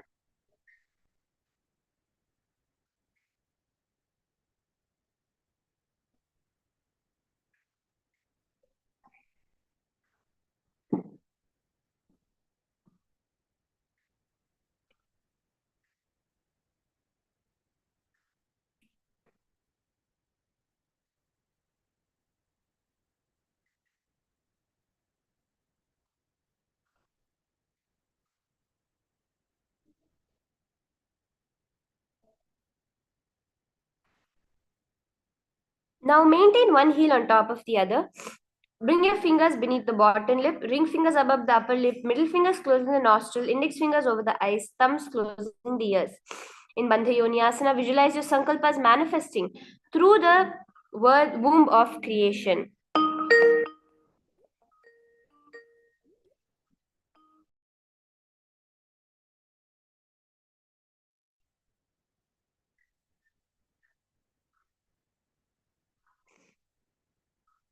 Bandha Yoni-asana. Yatra madhyam mahadeva bandhayonyasane shrino. Now moving into Virasana, place one foot on the thigh, the other foot under the opposite thigh. Touch your thumb and index finger together on the top of your knees in Bindu Mudra, embodying the space and state of bravery. Ekam padamathayikasmin vinyasyorani samsthitah.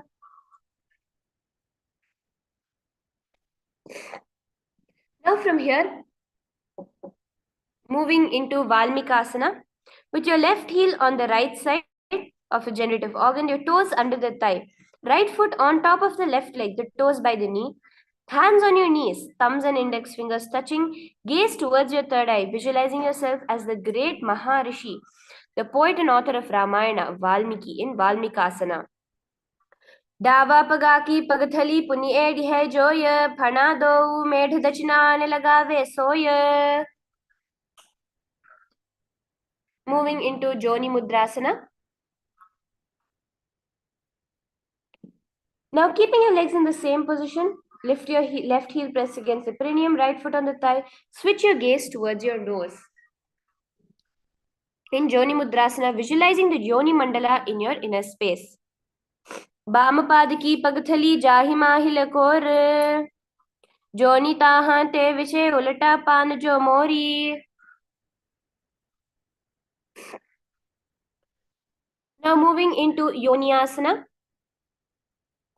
Keep your feet and hands in the same position. Switch your gaze towards your third eye, visualizing the Yoni Mandala.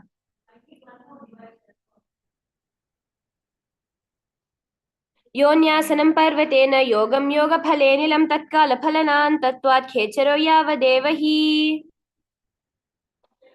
Moving into Bhadrasana 3, sit and bring the soles of your feet together, holding with both the hands. Bring your knees down towards the ground, gazing at your nose. Engage the Uddiyana Bandha sucking in your stomach. Visualize Lord Veerabhadra in your inner space. Gaze towards your nose. Bhadrasana 3.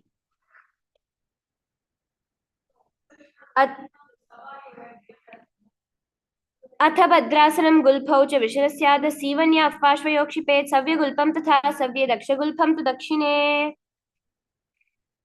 Next is Aghorasana.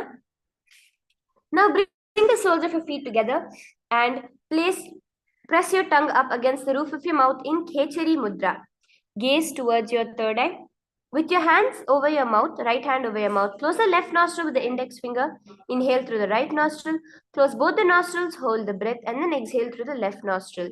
Repeat this on the other side in the Antah Kukarana, visualizing yourself as an Aghori.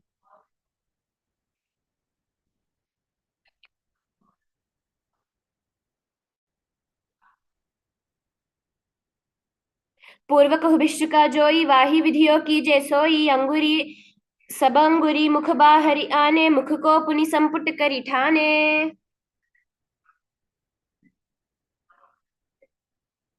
Next, moving into Kaneri Pavasana, bringing your feet together in front of your body, your toes together and heels apart.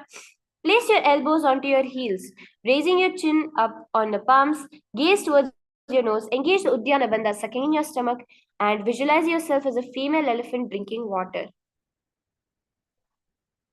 ग्वाली पव आसन कह्यो है जैसे Yahoo जाने विधिते से दौ Gulf माहिला जानो और एडिया विच कहूनी ठानो.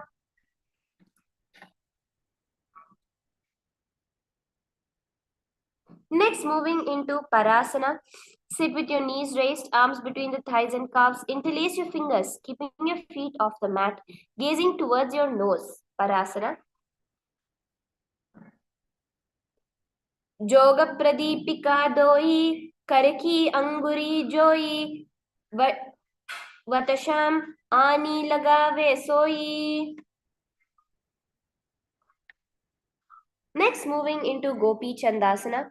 Interlace your fingers around the feet with the soles together. Toes at the groove in the throat. Now, bring your heels towards your chest. Your chin on your hands, gaze towards your nose. Embody the space and state of a king. पूरभिपति पगा का अंगूठा का ताल रूप राशे यड़ी हृदय लगावे कांकसी एडिया अंगुली परिराशे. Next is Udarasana. Now in Udarasana, sit with your soles of the feet together and insert your hands underneath the legs, holding the feet with the interlocked fingers.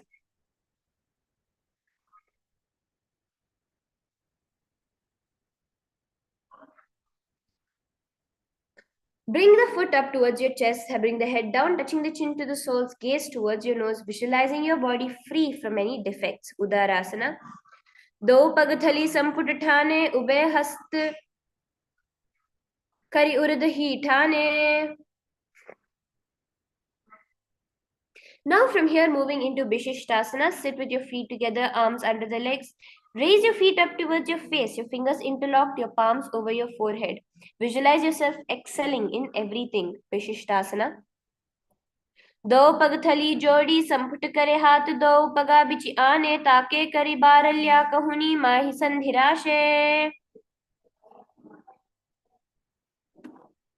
Next, moving into Bhujasana.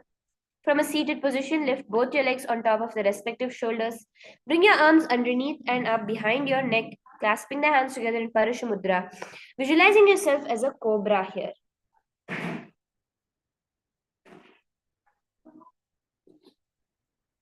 Asanam tu vijneyam kakshasanam atah param grivasanam cha paramam bhujasanam ihochyate. Now from here, keeping your feet on top of your shoulders, bring your hands behind your back, clasped together in Kalyanasana. Visualizing intense auspiciousness manifesting in your life in the form of an auspicious, beautiful goddess as yourself, gazing towards your nose. Kalyanasana. दो हाथ पगाम विच आने तानो गोडरा छे आने बहुरी पहुरी बहुरी ला भागे वे.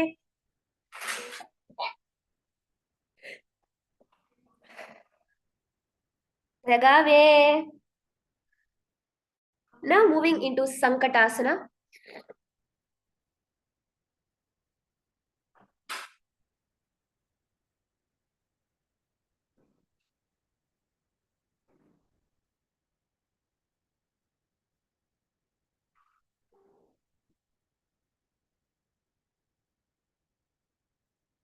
Next is Sankatasana. Visualize yourself as a swan. With your left knee on your mat, place your left foot flat, placing the perineum on the raised heel. Raise your right leg over top of the left and bring the heel to the left hip. Place the hands on the opposite knee. Sankatasana. Vamapadam chiter moolam sanyasya dharani tale.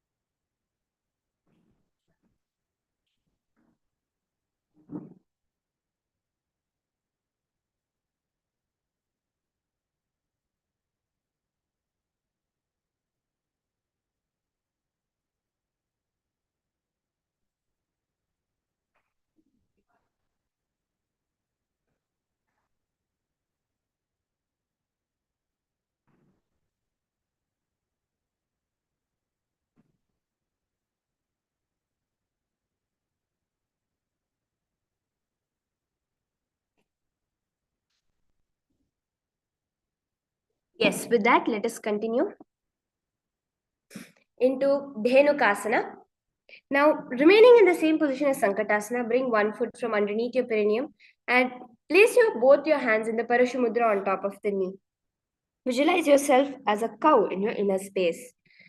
Dhenukasana. Anusagi nagara panchadam vrishihilinda galyam ni daya dyagali vamaka pagalunidaya kudu. Now from here, moving into Machandrasana. Place the right foot on the left thigh. Place the left foot on the right knee. Bring the left hand behind the back, holding the right thigh. Place your right hand on the left thigh. Twist the body, gazing towards your third eye. Visualizing the Supreme Pontiff of Hinduism in Machandrasana. वामजंघ परिदचिठाने वामहस्ति पिष्टि दिश आने बहुरो दचन पाद है जोई साके न पकरे सोई.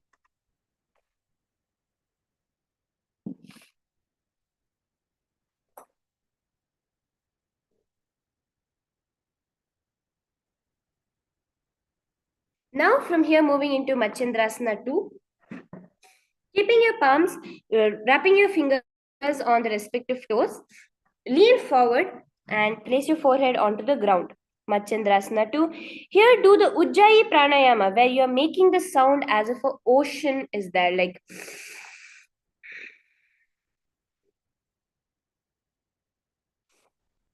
Machandrasana 2. Prathama Jeevana Charana Jijoyi Vamajangha Parirake Soyi.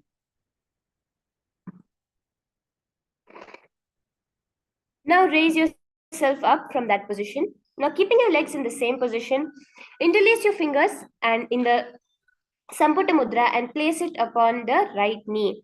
Guru Asana. उरुमूले इतरपादस्य कनिष्ठिका प्रदेशे गुल्फं संस्थाप्य तदेव जानुतरपादपार्ष्णि संस्थाप्य तिष्ठेत् हस्तौ सम्मीलयेत् गुरुआसनं भवति. Now let's repeat Sankatasana on the other side, visualizing yourself as a beautiful swan.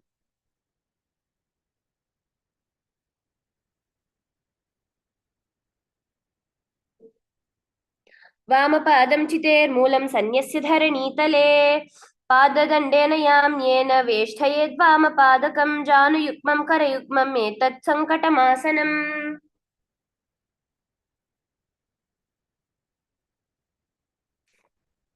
Now moving into Dhenukasana.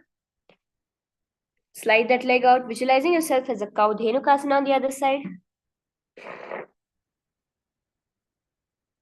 Anusagi nagara paranchadam rishihilinda galyam ni daya dyago vamaka pada pagaliniraya kudu. Now from here, move into Machandrasana. Place your right foot on the left thigh, left foot on the right knee. On the other side, gazing towards your third eye in Machandrasana.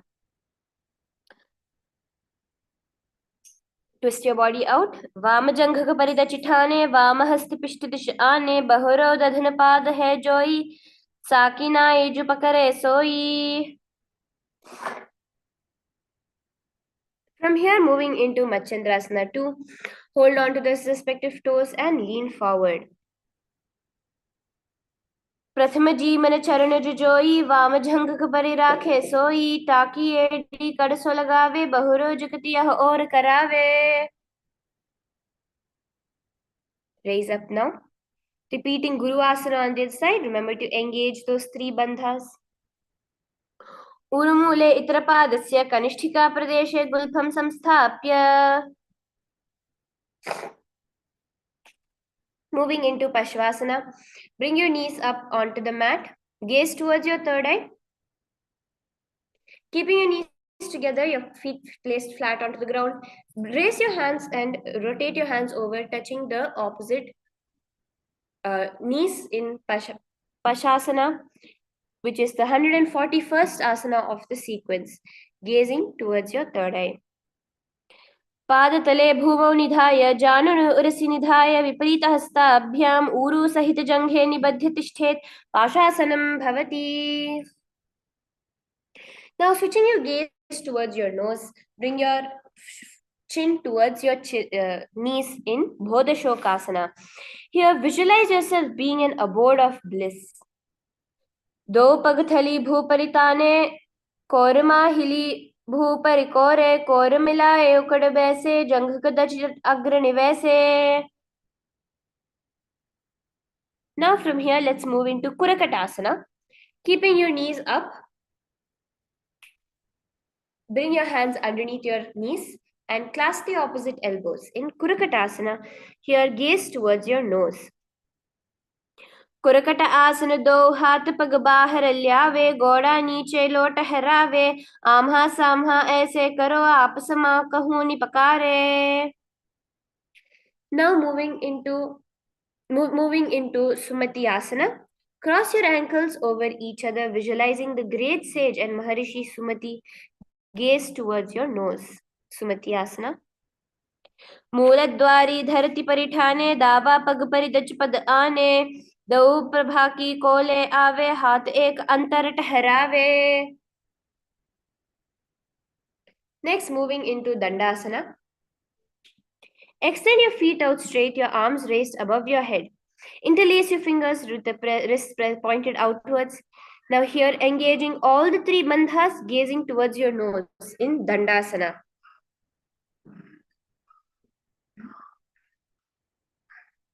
इदानीं गर्भीणां योगाभ्यासो यथा लघु दण्डासनं क्रौञ्च पीठं वीरं खेचन योगिनः जालन्धरस्य बन्धस्य प्रशस्तानीति गद्यते.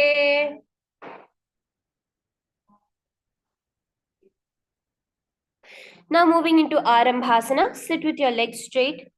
Hold your toes with the index and middle finger in Prana Mudra. Bring your chest forward and down. Inhale through the left nostril, exhale to your right in the Nadi Shodhana Pranayama. Visualize the Supreme Pontiff of Hinduism. दो पग मिलवा पसारी पगा का अंगूठा पकदे लिलाट गोडा लगावे शरीर समिराशय आसन को गुण आरभ की विधि.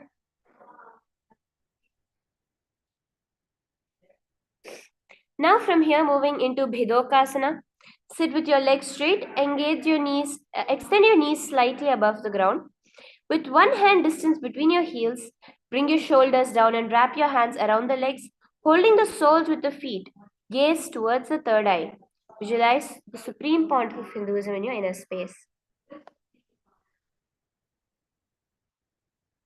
प्रथम बैसे दो पाव पसारे कचक ऊर्ध को कुरुडो डारे एडिया मधियांतरो राखे मुद्रा हाथ Parman सुदाजे.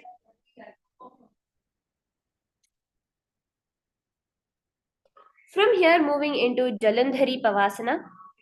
Extend both your legs out with the heels together. Place your chin, mouth, and nose on the heels. Insert your hands below the legs. Keep the elbows together on the ground, palms facing upwards. Gaze towards your nose. In Jalandhari Pavasana. एडी मैल के दीजे हाथ पसारे पुंचिबुक मुख अंतर ठहरावे दिगबू परिधरी.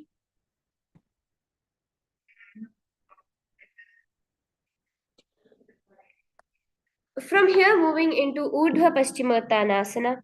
Bring one foot, raising up your body.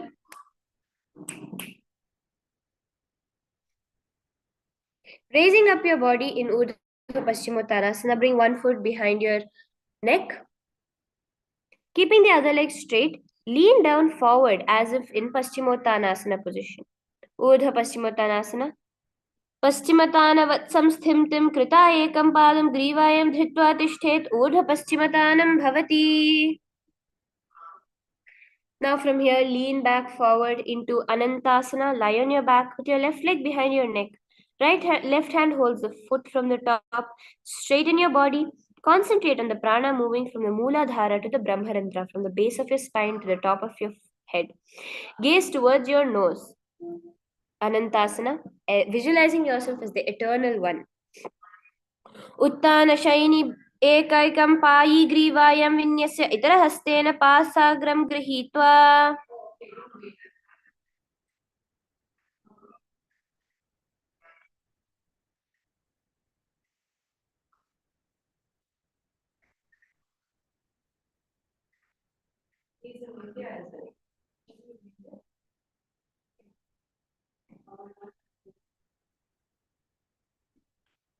From here, moving into the Ankushasana position, lean towards the side with one leg behind your head. Gaze towards your nose. Uttan shaita ekaikam padam grivayam kurvan itaram hastam karnamule sthapayet. Now, repeat. Now move into Drishasana, bringing your knees towards your chest.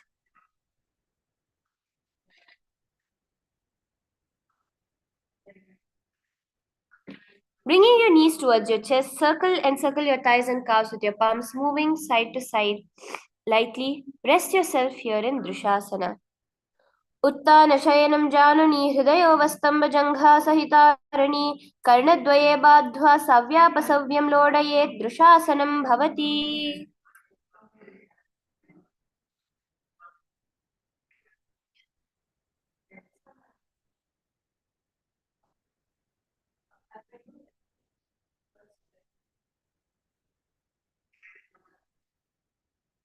Now repeat Urdhva Paschimottanasana on the other side.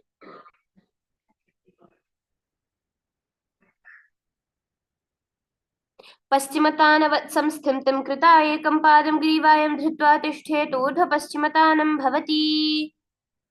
Anantasana on the other side. Remember to gaze at your nose, visualizing yourself as an infinite, endless, eternal one. उत्तानशयनि एकैकं पायं ग्रीवाय विन्यस्य हितरहस्तेन पावाग्रं गृहीत्वा.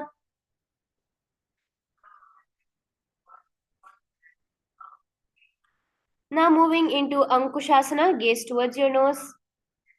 On the other side. उत्तानशयित एकैकं पादं ग्रीवायां कुर्वन् इतरं हस्तं कर्णमूले स्थापयेत्. Now move from here into Yoga Nidrasana. Bring both your feet one by one behind your neck. Wrap your arms around your body and clasp them behind you in the Parashamudra. Gaze towards your nose in Yoga Nidrasana.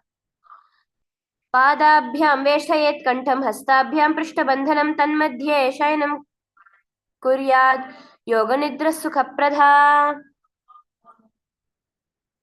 Now from here, in the same position, bring your hands over your feet behind your neck, clasped in the Parashamudra. Gazing towards your nose in Atma Ramasana, visualize Lord Bhagavan Mahavishnu blessing you from within. आत्मा राम आसन प्रथम सूधोत्सवे पग ऊंचाई आगाने आने दो पग की छिहाच की ठाने. Moving into Kochikasana now. Lie on your back with your knees to your chest, your soles facing upwards.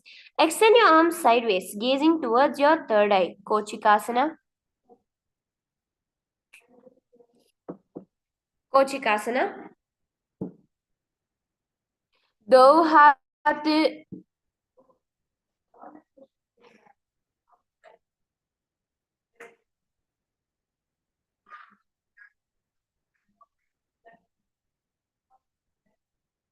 दो हाथ चीरा सा करे तिन सो बेस पा करे पग ऊंचाई आगाने आने बहुरी जुगति ऐसके विधिवाने.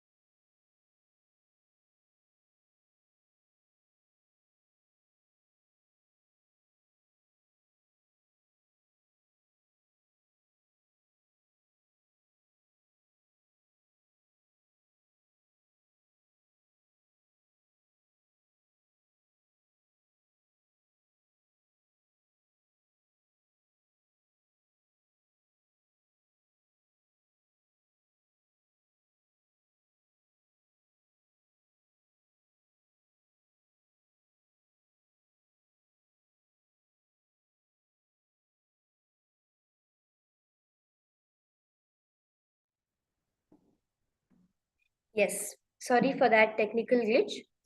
We were just making this yoga experience the best for you as we continue into the Jatara Parivriti Asana. Now, from Kochikasana, lay flat onto the ground with your knees towards your chest. Arms reach towards the side at shoulder level. First, for Jatara Parivriti 1, keep one knee bent, twist, and bring the ground on the opposite side, keeping the other leg extended and straight. Jatara Parivriti 2, keep both the knees bent towards one side. And Jatara Parivriti 3, keep both the legs straight towards one side. Throughout these three, head looks in the opposite direction. परिवृत्तिः कुक्षिबाहे भागे त्रिधा हि परिकीर्तितः बद्धकोणं सुप्तकोणम् ऊर्ध्वकोणमथापि च. Now let us repeat Jatara Parivritti 1, 2 and 3 on the other side.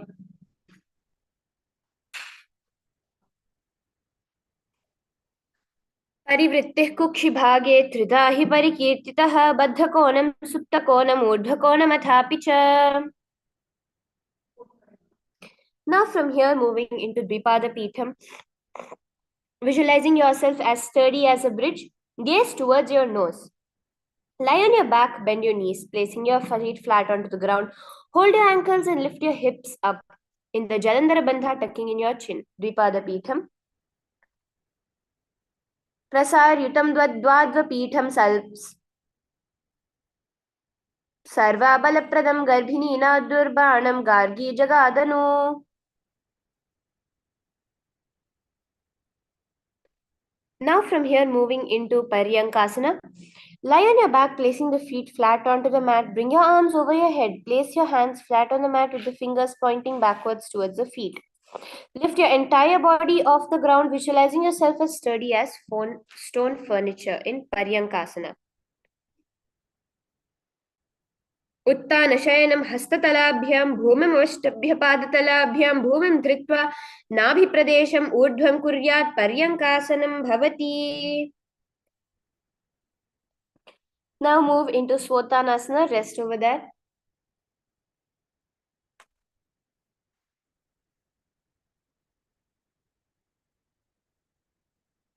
Lie on your back with your knees to your chest, hands on your shoulders. Move your hips in a circular motion.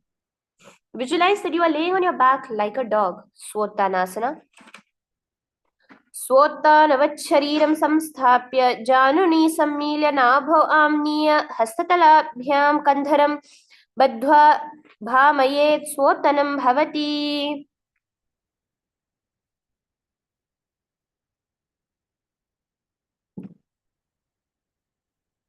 Now from here move into Viparita Karani.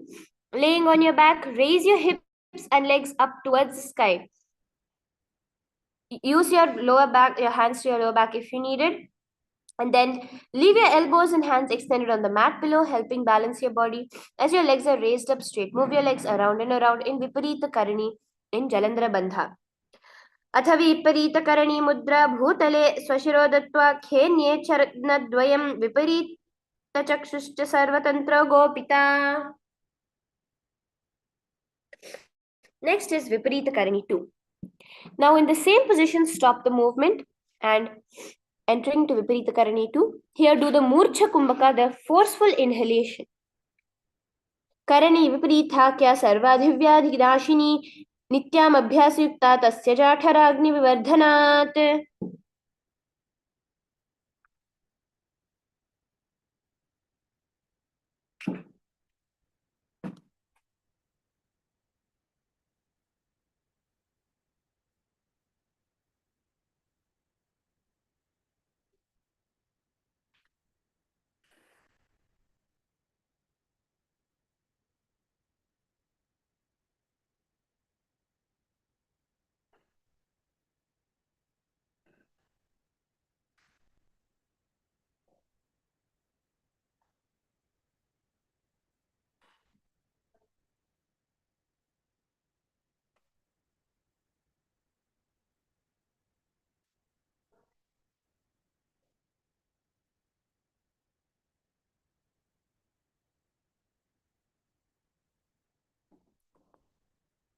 Yes, now relax down with your feet behind your head into Langalasana, the plow posture.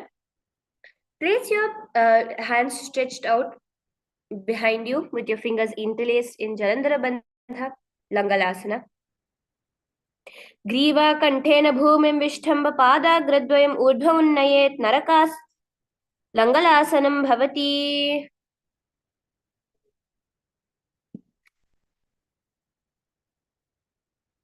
Now moving into Shaita Paschimottanasana. Lie on your back with your legs over your head, your toes pointed to the ground. Thighs to the chest, hold your toes with your arms and legs straight. Visualize one of the 84 different asanas revealed directly by Lord Paramashiva himself. Tanam Shaita Kurvita Shaita Paschimottanakam. Now moving into Supta Konasana. Holding on to your toes, spread your legs wide apart, engaging the Jalandhara Bandha. Supta Konasana. परिवृत्तिकुक्षिबाहे त्रिधा हि परिकीर्तितः बद्धकोणं सुप्तकोणं ऊर्ध्वकोणमथापि च. From here moving into Chakrasana. Holding on to your toes, let your body lay flat onto the ground, visualizing yourself as a wheel.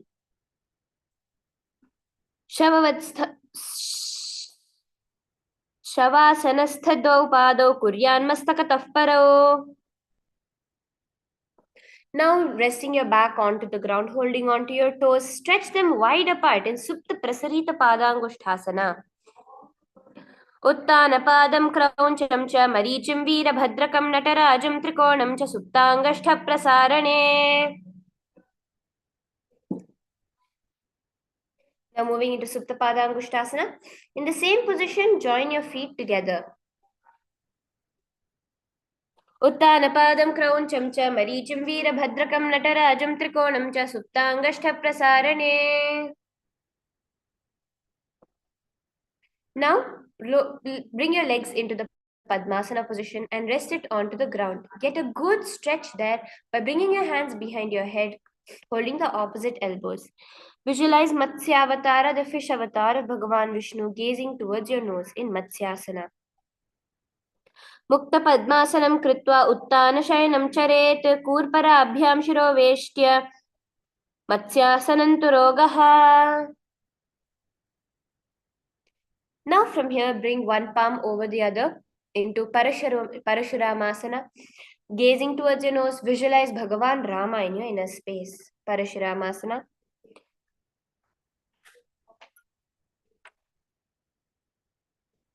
प्रथम करे पद्म आसन आचे सूधो सोवे भूपरि पाचे गोड़ा अर्जंघा ये दो भूसो लगता राशे सोई. Now moving into Sarvangasana. Now while laying on your back in Padmasana, lift your hips up, your legs up towards the sky, hands supported by the hips, elbows on the floor. Tuck your chin to your chest in Jalandhara Bandha and gaze towards your nose.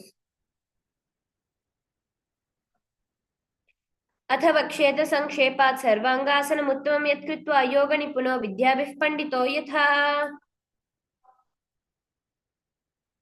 Now rest back onto the ground in Vrishchikasana. Lay on your back with one foot on the opposite thigh.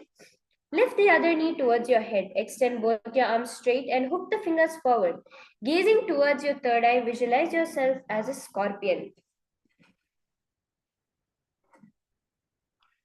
प्रथम सायन सूधो शीश केशा की संधि सुधा के कचु शीश ऊर्ध कर राखे बहुरव पगथलिया सेटाने गगन दिश सम्मुख करीठने. Now repeating Vrishchikasana on the other side, continuing to visualize yourself as a scorpion, gaze towards your third eye. प्रथम सायन सूधो शीश केश की संधि सुधा के कचु शीश ऊर्ध कर राखे बहुरव पगथली ऐसे टाने गगन दिश सम्मुख करिठाने.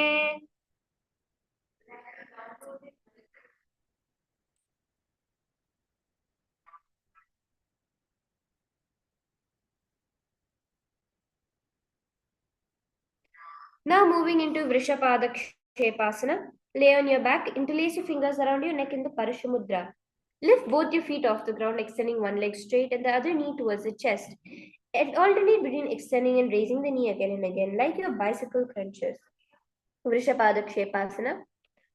उत्तानं शयनं कृत्वा अनुलोभी कन्धरां बद्ध्वा कूर्परौ मिलित्वा नितम्बेन भूमं सृष्ट एकं पादं प्रसार्य एकैकेन पादेन सव्यदक्षिणं भ्रामयित्वा वृषपादक्षेपं भवति.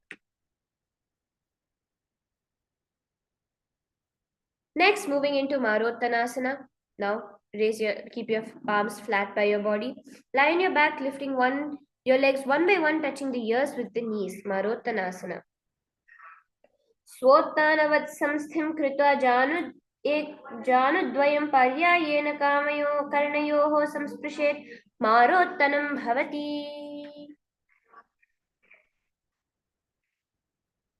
Moving into Brikkasana, visualizing yourself as a wolf here. Lay on your back, place the soles of the feet flat on the ground, stand up and sit back down. Do this repeatedly. Get up, stand up and sit back down.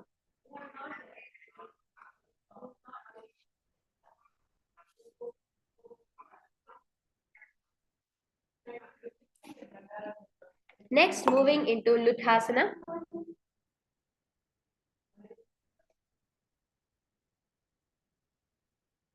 Lay on your back quickly.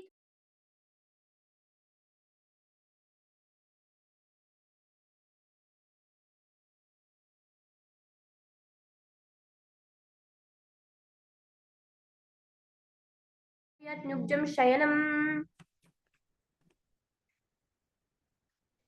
Now from here in the prone position, moving into Sarathasana, lay flat on your belly with your toes extended. Your hands on the ground beneath your shoulders. Sarathasana.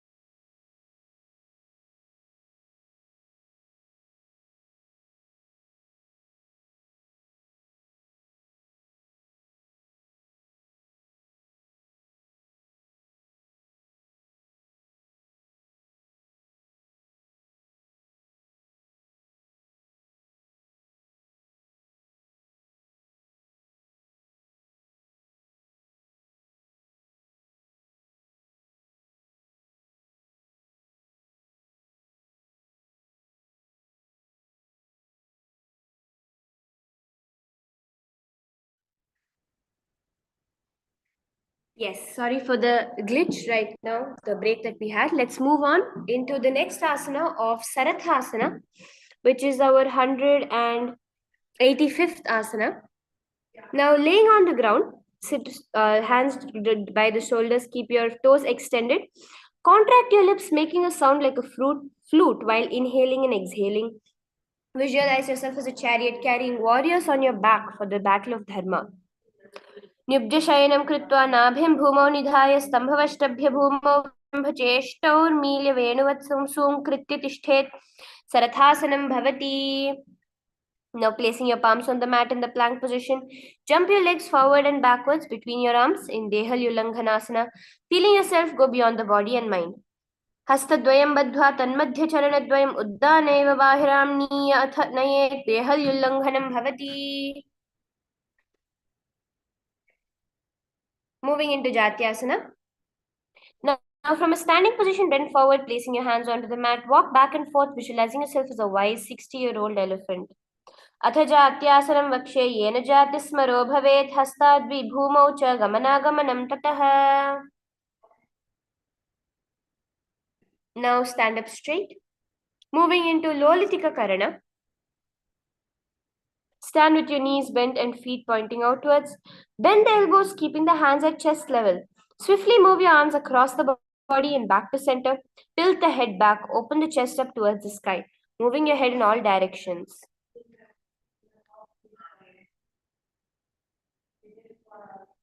Yes, now stand straight in Sarpasana, standing completely straight like a rod. Keep your arms at the side. Visualize your Kundalini Devi raising and curling up across the body. Atha Sarpasanam Vakshe Vayupanaya Kevalam. Moving into Ushtrasadanasana now. While standing, place all the fingers on the mat and stand on top of your feet on the fists. Begin to move and walk like a camel, visualizing yourself as a camel.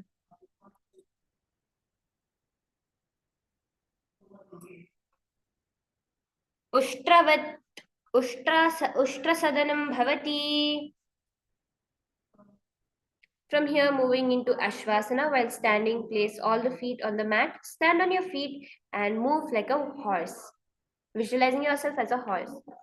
मुष्टिकनिष्ठिका प्रदेशेन भूमौ निधाय उपरि पाचक्षते संस्थाप्य अवरत् शरीरं चलनीयम् अश्वासनं भवति.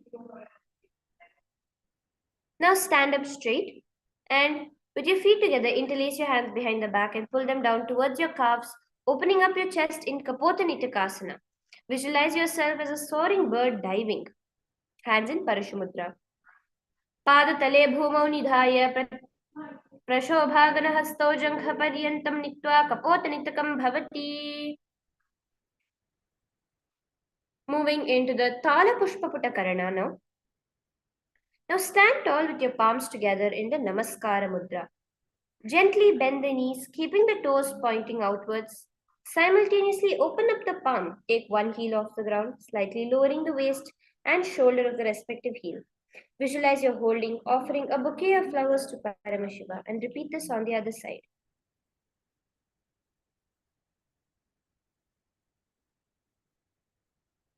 Yes, here. Now standing up straight, moving into Khadgasana.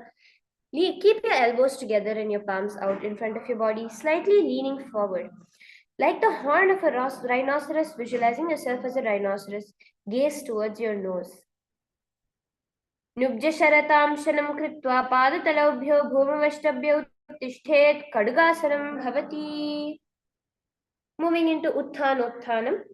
Now, from a straight position, sit and stand alternatively, visualizing the Supreme Pontiff of Hinduism, gaze towards your nose.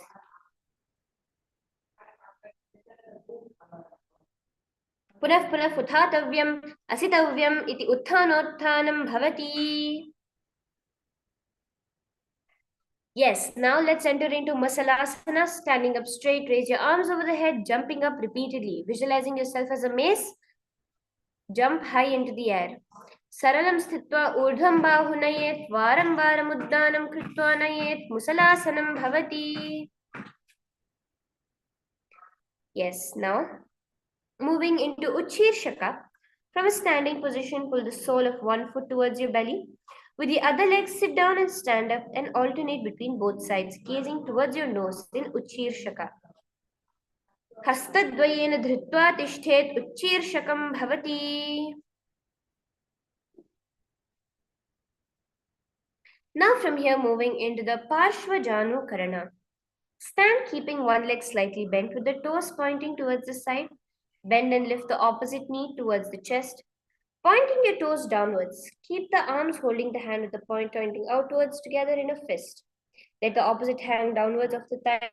Wrist twisted, fingers pointing towards the center of the body in Parshvajanu Karana.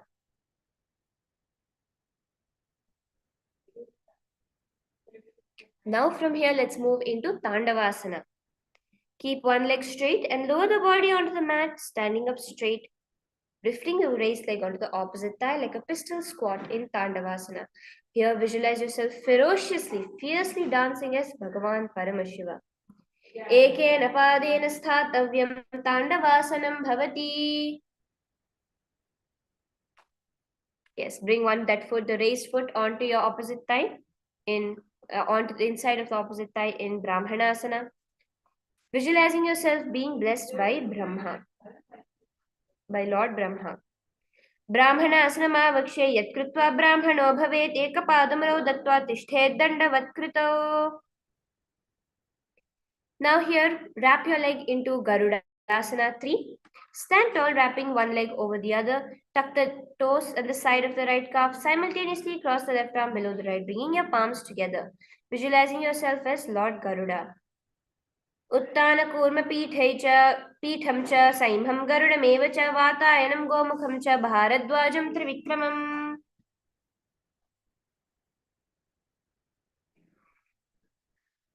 Now moving into Ekapadasana. Place one foot on the opposite thigh, standing straight, hands by your knees. Visualizing the Supreme Pontiff of Hinduism. Ekapadasana. Dakshangrim Vamapadasya Jangho Parinidhaya cha. Now raise that foot into your palm and rotate clockwise with holding the toe and visualize yourself as the North Pole Star. Dhruvasana. Hand in Pranamudra. एकेन हस्तेन दण्डरूपस्य एकस्य पादस्याग्रं धृत्वा इतरपादतलं भूमौ निधाय त्वरया भ्रमणं कर्तव्यं ध्रुवासनं भवति. Now let us move on to Trivikramasana. Here visualize yourself as Bhagavan Vishnu, who took with just 3 steps covered up the earth with 1 step, the whole Bhuloka with 1 step, the whole skies, the Swargaloka with 1 step, and the 3rd step on the head of the Mahabali. Trivikramasana. Standing on your right leg, lift one foot behind your neck, standing tall, alternate between sitting and standing. Ekena padena sthathavyam uthatavyam Tandavasanam bhavati grivayam padam samsthapya sthathavyam uthatavyam Trivikramasana bhavati. Now from here, let's repeat Parshvajanu Karana on the other side. Stretch that leg out into Tandavasana, sitting and standing. Ekena padena sthathavyam Tandavasanam bhavati.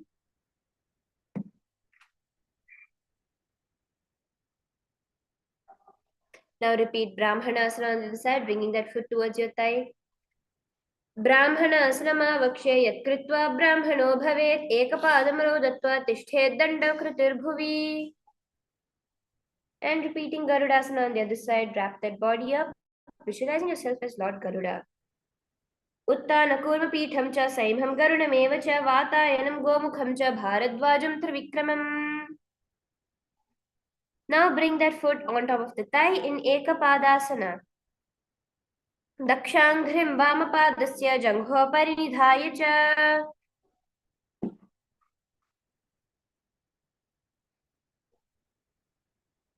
Moving into Dhruvasana now. Visualize yourself as the pole star, raise that foot and turn around in the opposite direction. Ekena hastena dandarupasya ekasya padasyagram dhritva itarapadatam bhumo nidhaya tvaraya dhramanam kartavyam Dhruvasanam bhavati. And raise that foot behind your neck, sitting and standing in Trivikramasana. ग्रीवायां पादं संस्थाप्य स्थातव्यम् उत्थातव्यं त्रिविक्रमासनं भवति. Now from here moving into the Samanakha Karana. Stand straight with your hands by your side. Relax here for a few seconds.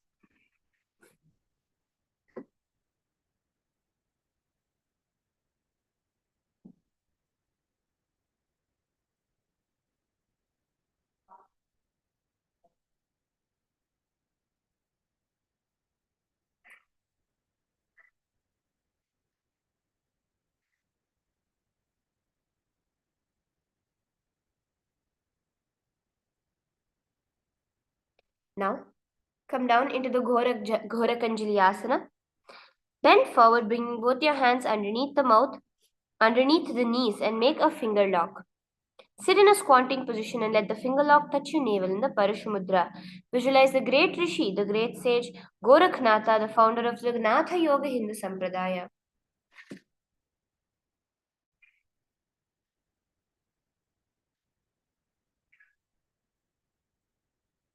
प्रथम ही उभव होय बहुरी रीचो पुनि होवे दो कर दो जंघ मथिनाड़ विदा पुन पहुंचे.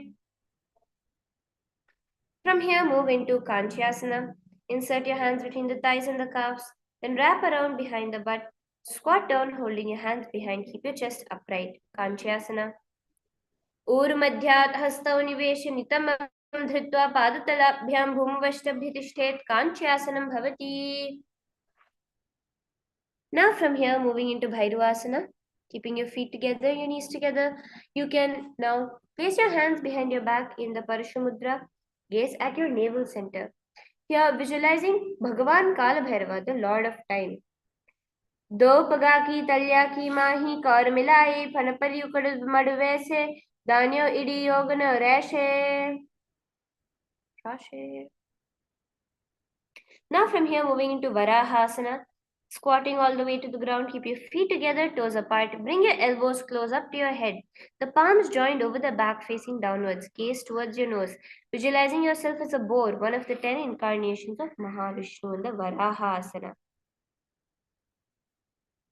पगथली की माहिली कोर मिला फानी पर उकड़ बैसे एढ़ी मूल द्वारिणी चेरा से जंघ छिद्र अंगुल चरियारे. Now from here, moving into Pripithasana. Heels touching, bring your hips to the same level as your knees. Let your hands hang down, fingertips touching the mat in front of you. Visualize Swamiji in your inner space. Atha Uttananasani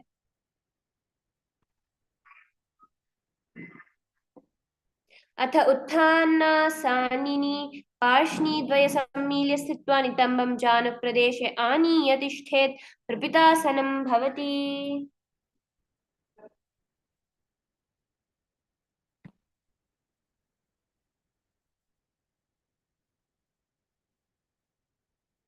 The next is after Prapitasana, moving into Bakasana. Place your hands on the mat with the fingers wide.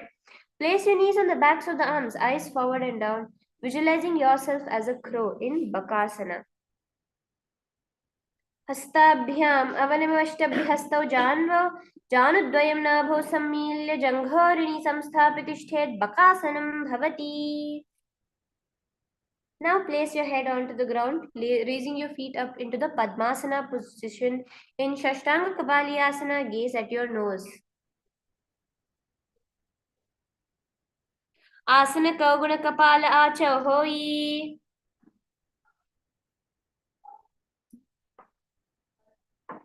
Now entering into Guptasana. Keep your toes flat, touching the opposite feet. Sit down between your feet. Let your hands come outside let your heels come outside your hips.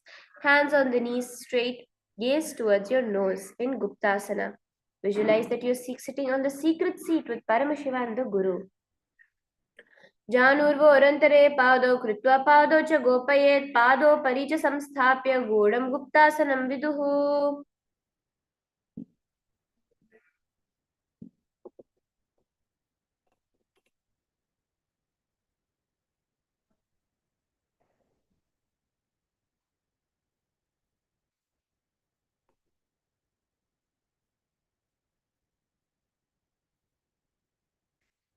Now from here, moving into Vrikshasana 2. Now visualizing yourself as a tree with deep roots into the ground. Raise your hands, lifting your butt up straight onto your hands like a handstand position. This asana purifies all the 7 chakras of the body. सप्तचक्रक्षालनाय विक्षासन विभेदकाञ्जनेन्द्रियदार्ढ्याय कोणवेदान् समभ्यसेत्. Now from here, moving into Shibuasana. Just remaining in the same position, switch your gaze towards your third eye. दौ पग जोड़ी माही गुल्भ मूल उभय होय दौ हाथ जोई संपुट करे.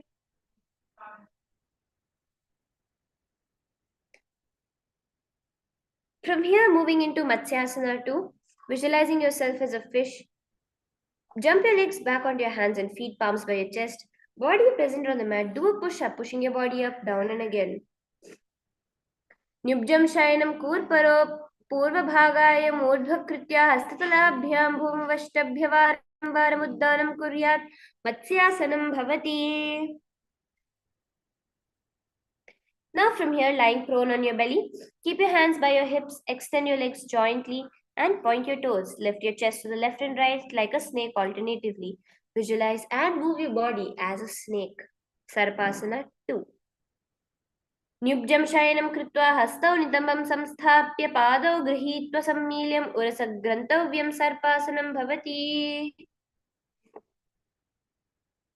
Now from here, moving into Niralambanasana, lying down, hands in the Padma Mudra, holding the chin, legs straight, your toes pointed together, feeling completely self-supported and independent.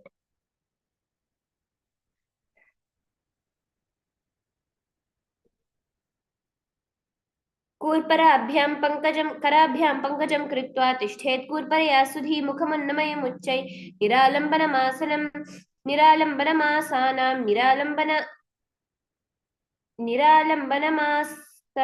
निरालम्बनयोगी स्यान् निरालम्बनमासनं निरालम्बनताध्यानं निरालम्बनमासनम्.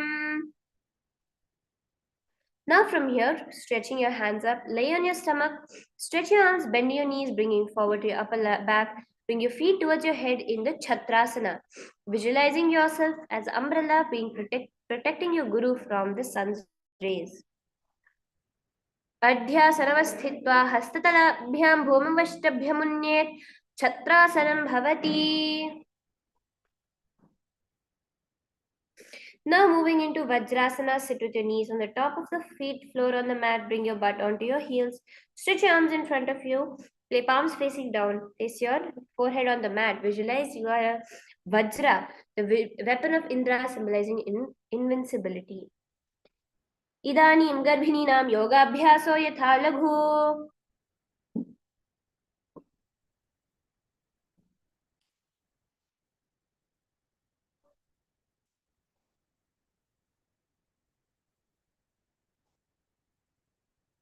Now from here, moving into Meshasana. From Gajasana, bringing your hips up into the sky, alternate between striking the ground with your hands, experiencing yourself as powerful as a ram in Meshasana.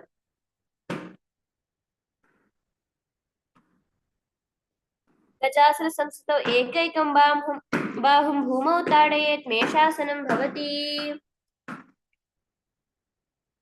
Now placing your palms flat onto the ground, lift your feet up over your head, bringing your chest slowly towards the ground in Ajasana. गजासन संस्थो पादद्वयम् अन्तराळे कृत्या मस्तकेन भूमिम् अस्पृशेत् अजासनं भवति.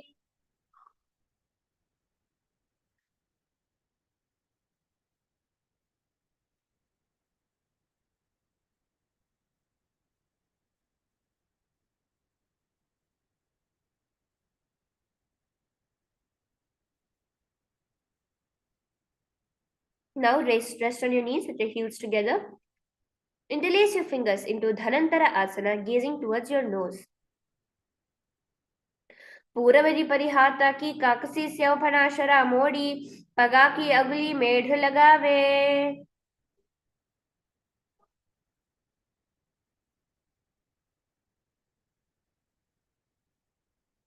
Now moving into Angamurtanam, Keeping your knees together, interlace your fingers in front of you, then behind you. In a dynamic posture, stretch your arms forward to the side, backwards, giving massage to the various joints and muscles in your body. Angamuttanam. हस्तयोर अंगुलीर्बद्ध्वा हस्तयोर मध्यात् सर्वांगं वृक्षकासयित्वा तिष्ठेत् अंगमोत्तानं भवति.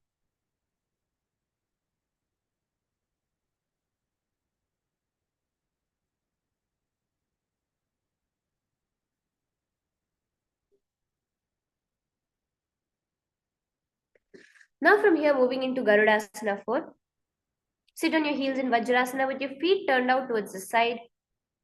Thighs and knees rest on the ground, spine straight. Place your hands onto your knees, visualizing yourself as Garuda with Lord Vishnu and Mahalakshmi on your back. Garudasana 4.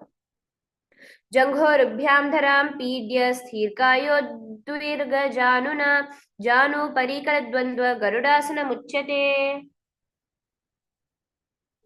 Moving into Ananda Mandirasana. Now sit with your legs folded back, your knees wide apart. Sit onto the ground, gazing towards your third eye with your hands clasped to your ankles. Visualize yourself residing in the beautiful space of a temple. अथ वक्षे वीरनाथ आनन्दमन्दिरासनं यत्कृत्वा अमरो धीरो भवेत्ते रक्ष साधकः. Now moving into Mandukasana 2. Bring your hands underneath your knees in the front of your body. Engage the Uddiyana Bandha, sucking in your stomach, visualizing yourself as a frog.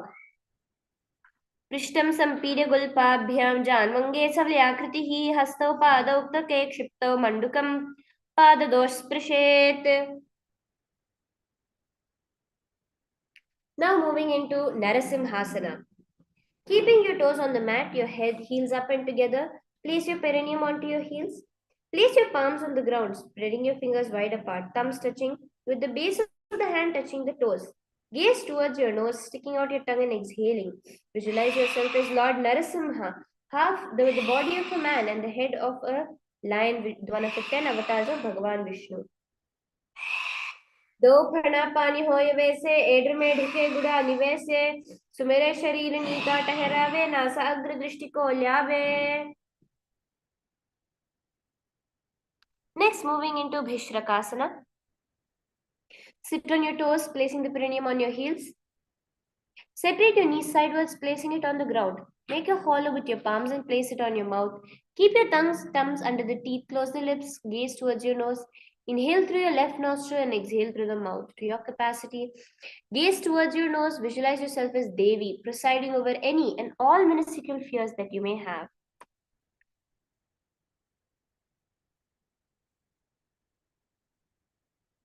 दो पगान की AD जोई गोड़ा फनोवान हो पौन फुनी होई गोड़ा झंग अधर करी राखे आड़े वा इसी विधिदा के.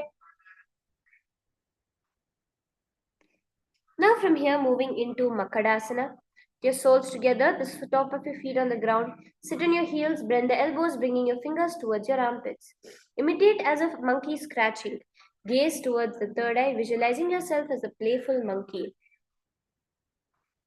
दो पगथली संपुट आने थाके पृष्ठभूमि पर इठाने मूलद्वारी एडियां परिल्यावे मोदा हस्त ओट हरावे. Now from here, moving into Vajra Sangharasana. Stand on your toes with the soles of your feet together. Sit on your heels, your knees wide and off the floor. Hold your elbows behind the back, gazing towards your nose. Embody a diamond-like strength for yourself and your Sangha.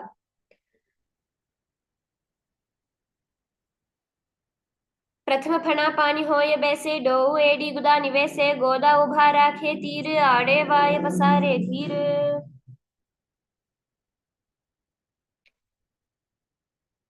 Now moving into Khanjanasana. Keep your toes down, ankles crossed behind and sit on your heels. Place your palms on the mat towards the side. Engage the Uddiyana Bandha. Visualize a perfect health beyond any physical and mental ailments. Khanjanasana vakshe yatkritva susthiro bhavet prishte padadvayam badhva hasto bhumau pradharayet. Now into Kurmasana, remaining in the same position. Bring your palms onto your knees and gaze towards your nose, visualizing yourself as a turtle with a stable body. living for hundreds of years. Gulpo Jivishanasya Vitkramen Samahito Rijakai Shirogrivam Kurma remaining in the same position. Change that visualizing to visualize the Supreme Pontiff of Hinduism, Yogasana.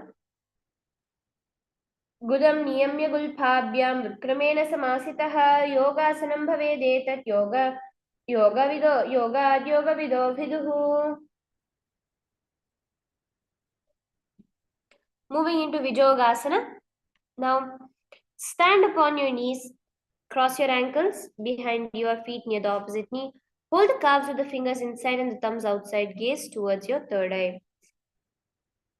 गोड़ा वामोचा उभौ होय गोड़ आढ़ेरा के दोई दचपाद की फणि रहावे फणो वाम गोड़ दिघिल्यावे.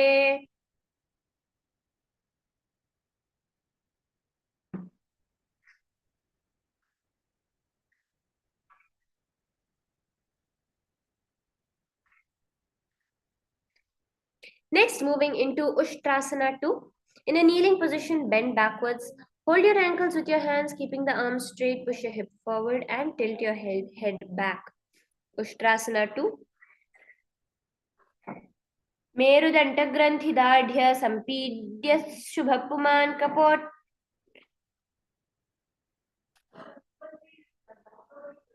कपोतस्त्रीणिभ्यासं कुर्यान्मस्ति साहितः. Next, moving into Jatyasana now. With your heels together and hands on your soles of the feet. Slowly lean backward, bringing your elbows towards the mat. Place the back of the head on the mat, gazing towards the nose. Experience yourself as a lotus blooming. दो AD संपुट करे सोले मूल द्वारित इधरे फणा पानी कड़ होय वैसे बहुरी पिष्टि जैसे कर जैसे. Now from here, moving into Viratasana. Sit on your knees with your thighs and calves together. Lean back, touching your back to the ground, rising up. Use the support of your hands if needed. Do this again and again. Gazing towards your nose, visualizing the healing liberation of all the causal and subtle forms of your body. जङ्घस्पृशी भूमौ निधाय जङ्घोदारयोः उरुणि संस्थाप्य पृष्ठे वन्दनं वारं वारं स्पृशेत् विराटासनं भवति. Now moving into the 241st asana, the Kapotasana. From Viratasana, raise the hips higher, bringing your forearms onto the mat. Hold the backs of your heels, bringing your head between the feet, visualizing yourself as a beautiful flying dove. मेरुदण्डग्रन्थिदाढ्य सम्व्यापीपीड्य सुप्पमान् कपोटाष्ट्रानभ्यास कौर्यान्वितः नाशनः. Now from here, moving into Varasana. Standing upright on your knees with your toes tucked. Hold your arms with the opposite hands, gazing towards your nose, visualizing yourself in the boon-fulfilling posture, receiving a boon from Paramashiva. Januni bhumo samsthapya hastabhyam bhumim parasparam dhritva saralam tishthet varasanam bhavati.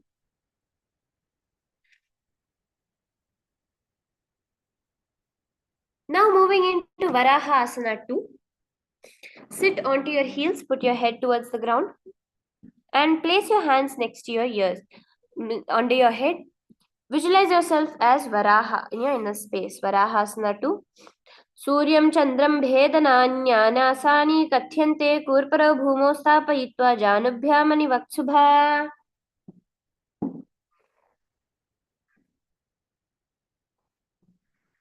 Next is Mundasana. Now kneel down, placing the crown of your head on the mat, in between your interlaced fingers, elbows on the mat, shoulders width apart. Lift your heads up and your hips high, raising your body upside down, gazing towards your nose, visualizing yourself as a locked tree in Mundasana.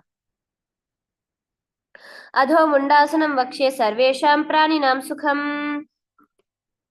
Moving into Andhasana here now. Kneel down with your head between your knees, elbows adjacent towards your knees, hands hold your head, exhale through your mouth, visualizing the Supreme Pontiff of Hinduism, gazing towards your nose in Andhasana. Prathama Pagatali Samataharave Kormahili Ubhe Milave. Now from here, let's move into Viparita Shalabhasana. Now in this asana, Lie on your belly with your arms extended straight out. Lift your thighs, arms, and chest off the ground.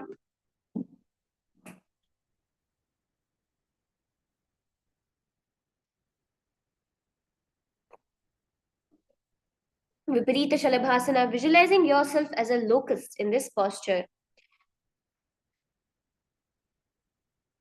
शलभासनभेजश्च नर्तभेरुण्ड नामके गण्डभेरुण्डसहिते शीर्षपण्डासनं तथा.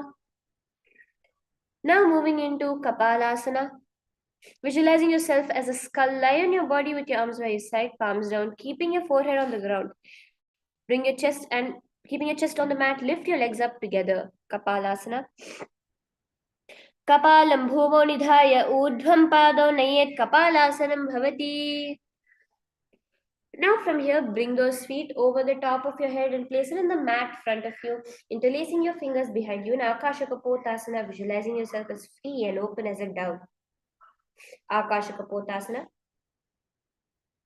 Ushtrasane sthitva charano bhumau uthapya mantako pare nitva prishtapradeshe.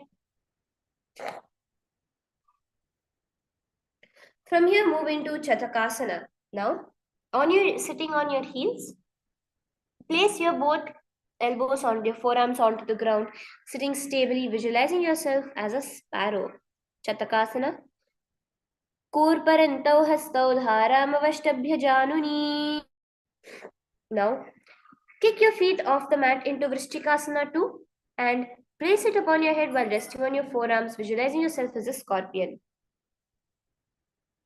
Vristiva puchya pratimang hripashni dhritva swashtin chivakam vidhayakau. Now moving into Vrishasana. Place the perineum down on the right heel. Keep your left foot in the ankle to the side. Place your hands on the mat resembling a bull. Visualize that you are a bull in Vrishasana. Yamigulphe padamule vamabhage padetaram viparitam srished bhumim Vrishasanamidam bhavet. Moving into Lolasana. From the kneeling position, place your hands flat on the mat in front of you. Lift your knees off the ground and cross the toes of the left feet over top the right, balancing above the mat in Lolasana. Lolasanam sada kuryat vayulola paghatanat sthirya vayu prasadena sracheta bhavedrutam. Now moving into Vrishasana on the other side, visualizing yourself as a bull. Yamya gulphe padamule vamabhage padetaram. Now moving into Balagunasana, visualizing Balagunahai, one of the 84 siddhas in your inner space. Place the left toes on the ground, sitting on the heel of the left foot. Place the right foot flat on the ground with the knee raised up towards the chest. Palms on the respective knees, maintain an upright position. Balagunasana. Asana Kavguna Jalabhikara Jayi. Now moving into Grahasana, squatting with your feet flat onto the mat. Bring your elbows under the thighs. Wrap your hands around the shins, holding onto the ankles from the outside. Visualizing yourself as an entire planet. Grahasana. Padatale bhumau samsthapya janu madhye kurparo sthapya hastabhyam. Now repeating Balagunasana on the other side. Hold that visualization. Asana Kavguna Jalabhikara Jayi. Now moving on to Utkatasana. Squat on the toes with the heels up, knees off the mat. Place the perineum on the hands on the respective knees. Keep your spine upright, visualizing the Supreme Pontiff of Hinduism in Utkatasana. Yujasthiyata urdhvajanu yatrasane padataladvayopari. Now moving into Vajrasanghārasana 2. Sit on your toes with your perineum on the heels, soles together. Keep your knees wide and off the ground. Hold the opposite elbows behind your back in Vajrasanghārasana. प्रथम फणा पानी होए जैसे दो एड़ी गुदानी वैसे.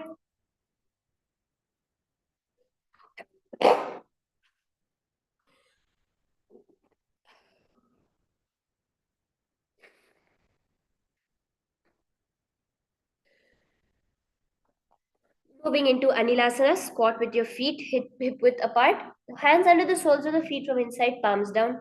Arms straight, elbows towards the navel, gazing towards your nose. Visualize yourself able to live upon air alone in Anilasana. Dau hat bhuma paritane kahuni jadina bhilag ane. Now moving into Padukasana. Place the back of your hands on the mat with the fingers facing the body. Step your feet on top of your hands. Hands wrapped around the feet like a shoe and walk around, visualizing you're wearing padukas, walking across the length and breadth of India. Padukasana. Hastatalayo padatale kritva tishthet gachet padukasanam bhavati. Now placing your palms on the mat, raise both the feet upwards into the air and let them fall back down. Do again and again, visualizing yourself as a rooster in Kukutodana. हस्ततले भूमौ कृत्वा पादतले च ऊर्ध्वमुड्डानं कृत्वा भूमौ उत्पतेत् इत्थं पुनः पुनः कुर्यात् कुक्कुटोदनं भवति. Now moving into Viparita Nrityasana, placing your hands on the mat, raise your leg upwards into a handstand, move around in your two hands dancing, feeling yourself become free of all inhibitions. हस्ततलाभ्यां भूमवष्ट्यभ्योर्ध्वपादे ग्रेड्यं हस्ततलाभ्यां नर्तनं कृतव्या विपरीतनृत्यं भवति. Now separate your feet, placing one palm on the ground on the mat with the arms straight. Bring your opposite hand to your head and be stable in Kunjarasana. Atavakshe Mahadeva Kunjarasanam Uttamam. Now standing straight, bring the other hand towards your ear. Atavakshe Mahadeva Kunjarasanam Uttamam. Now moving into Kadambasana.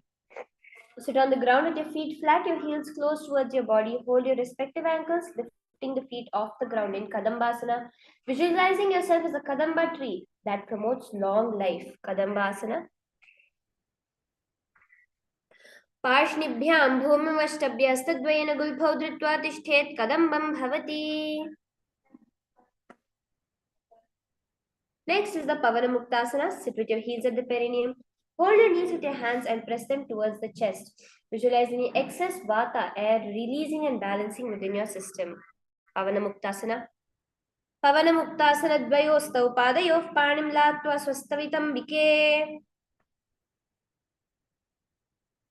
Now moving into Chakorasana.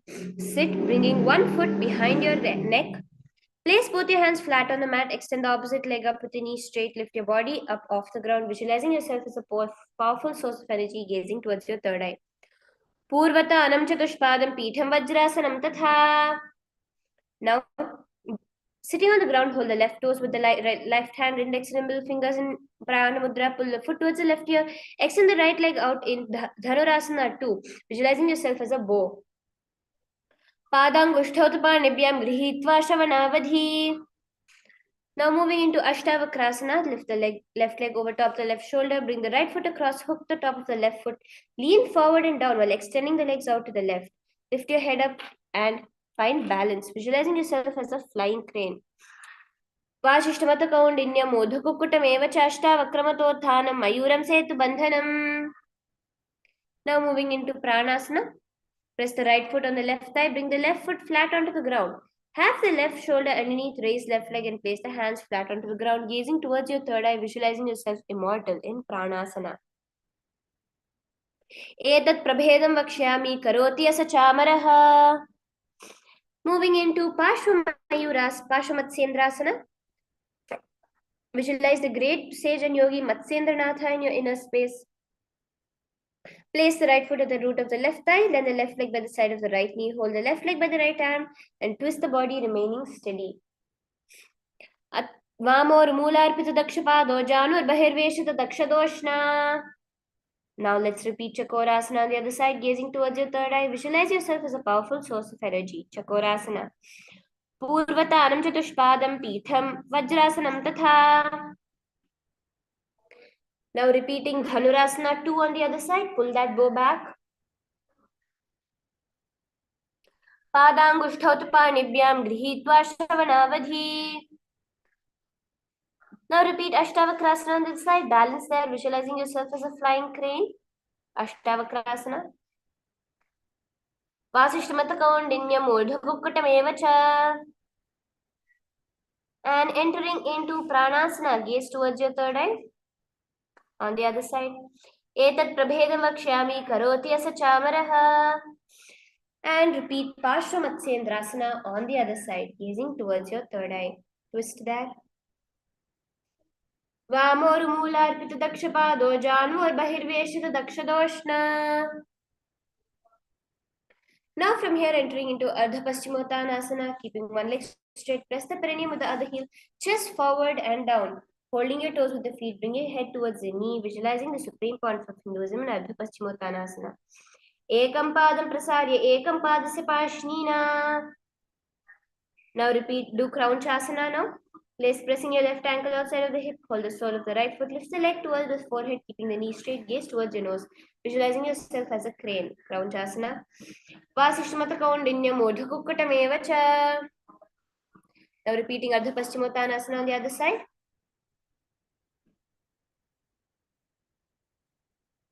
Ekam padam prasarya, ekam padasya pashnina. Repeat crown chasana on the other side, visualizing yourself as a crane. Vasishtamata kaundinyam modhakukkatameva cha. Left side leg up. Now moving into Swastikasana. Sit with the soles between the thighs and the calves, spine straight, palms resting on your knees, embodying good, peaceful well-being and fortune. Janurva orantare samyak kritva padatale ubhe. Now Gorakshasana, visualizing the great sage Gorakhnatha, keeping the feet in the same position, cover the heels with the respective hands and engage the Jalandhara Bandha, gazing at the tip of your nose. Janurva orantare pada uttano vyakta samsthito. Now bring your hands up in the Shanmukhi Mudra into Bhagasana. Bring the left heel to the perineum, right foot on the left thigh, closing your in the Ardha Paschimottanasana position. Close your eyes with the index finger, nose with the middle finger, ears with the thumbs. Gaze at the third eye, meditate upon the Arihanta. Vavapash Gulau Samsthapya Dakshangri Vamajanghane. Now from here entering into Yogasana 2, gazing towards your nose. Sitting in the Padmasana position, keep your hands on the ground, palms facing upwards. Uttana ucharano kritva sansthaupya parijanunoh. Now in the Padmasana position, lift your body off the ground with your hands by your side. In the Urdhva Kukkutasana, visualizing yourself as a rooster. Vasishtamata kaundinyam Urdhva Kukkutameva cha. Now moving into Siddhaharatiliasana from Padmasana, insert both your hands through the knees. Place it on the mat without lifting up your body. Stay seated on the mat, gaze towards your nose. Prathamam Padma Asana Kokare Hastado Goda Sandhidhere. Now Hamsasana, placing your palms in between the gap between your thighs and your calves. Raise your body off the ground, bringing your knees above your wrist, elbows in, visualizing yourself as an elegant swan, gazing towards your nose in Hamsasana. Kukkutasana Sasthitva Skandha Paryantam. Moving into Karmukasana, place your hands between the thighs and the calves, reach the hands behind the body, bring your forehead towards the floor in Parshamudra, visualizing yourself as Lord Shiva's bow, Karmukasana. Prathama Padma Asana Kokare Goda Sandimahi Karidhere. Now with your hands in between your thighs and calf muscles, bring your hands up towards your shoulders in Kurmasana 2. Visualize you're a turtle in Kurmasana 2. Bamhi Jangha Paridakshina Pave Dahini Jangha Paribamilyave. Now in the same position, bend your chin towards the palms. Rejoice knowing you're in Shiva's secret posture and Granthi Bedasana, gazing towards your nose. Engage the Jalandhara Bandha. Athavakshe Neela Kantha Granthi Bedasanam Shubham. Now from here moving into Uttana Kurmasana, like a turtle, gaze towards your nose. Insert both your hands between the thighs and calves, lay on the back, bending the elbows, holding the respective shoulders. Kukkutasana Bandhastam Karabhyam Dhrita Kandharam. Now raise yourself up again and enter into Pangu Kukkutasana, visualizing yourself as a rooster, placing one hand flat on the mat, hold its wrist with the other hand and lift the body up. Kukkutasana Vasthitva Ekena Hastena Anyasya. Repeating Pangu Kukkutasana on the other side. Kukkutasana Vasthitva Ekena Hastena Anyasya Manibandham Dhritva. Moving into Gridhrasana now. From Padmasana, Place your elbows on the toes, interlacing the fingers in Parishamudra. Rest your chin on your knuckles. Press the thumbs onto your throat, visualizing yourself going beyond greed and covetousness. Gridhrasana. Janurvo orantare pada vuttano vyakta samsthito. Now entering into Padmasana 3 in the Padmasana position, bringing both your palms facing upwards on top of each other, resting in front of your navel, gazing towards your nose. Padmasana 3, engage all the three bandhas. Uttanau charanau vidhaya vidhivat saksthitau statiyo yogirat. Now from here into Padmasana 4, bringing your palms towards your knees, visualize Paramashiva in your space, gazing towards your nose. Padmasana 4. Etat Padmasanam kuryat pranavayu prasiddhaye. Moving into Karmukasana 2, visualizing yourself as Paramashiva's bow, hook in the right hand, thumb and index and middle finger around the right toes in Pranamudra. Lift the elbows of pulling the bow back and move the toe around. Place the left hand on the opposite knee, keeping straight. Repeat on the opposite side. Karmukasana 2. Athanya asanamavakshe yoga puraka rakshanat. Now moving into Karmukasana 3. In the Padmasana position, cross your arms behind your back, holding onto the opposite toes, visualizing yourself as Paramashiva's bow, gaze towards your nose. Karmukasana 3. Engage all the three bandhas here. Karmukasana Satya Kudare Pura Yet Sukham. Now from here, relax the Udyana Bandha and Jalandhara Bandha. Visualize the action of Paramashiva's third eye, destroying everything in front of you. Gaze towards your third eye. Maintain Karmukasana. Dridhasana. Urubhyamuparisaphya padayukmam prayatnatah. Now lean back onto your back, keeping your hands clasping the opposite toes. Visualizing yourself as a snake, gaze towards your nose in Nagrasana. Lean flat onto the ground. Prathama Padma Asana Kothane, Do Hatha Pachane Amne. Now rolling yourself into a ball, into Khandukasana. Relax there from the Matsyasana, from the previous position. Pulling your knees towards your chest, tucking your head towards your knees. In Khandukasana, visualizing yourself as a ball. Vetrasane sthitva hastapada nishkuryam urdhvam nayet.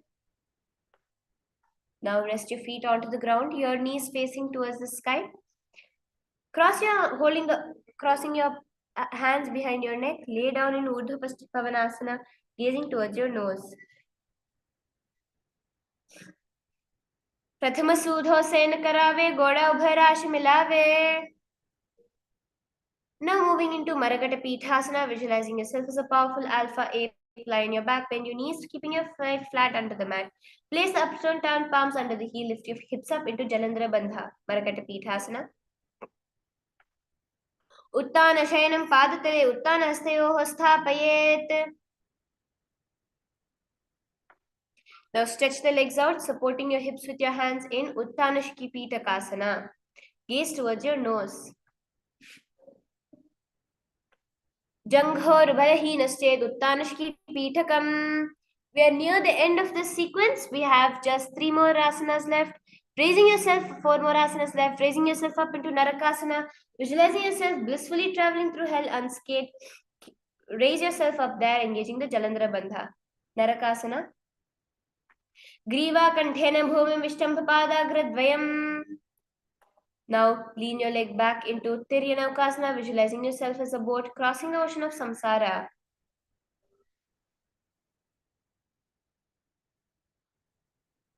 Tiryanavkasana. Naukavat Sthitva Urdhvam Padagradvayam. Now leave your palms flat onto the ground into Dhvajasana. Visualize you're the Kailasa flag, respected across all nations. Engage the Jalandhara Bandha there. Dhvajasana. Tiryana Ukavad Griva Prishtakur Paraihi. Now, as we enter into the final asana of the sequence, lay flat onto your mat with your palms by your side. Visualize your body is completely dead, unclutched from even the subtlest movements within your body. Supreme Pontiff of Hinduism liberating you. Mritasana.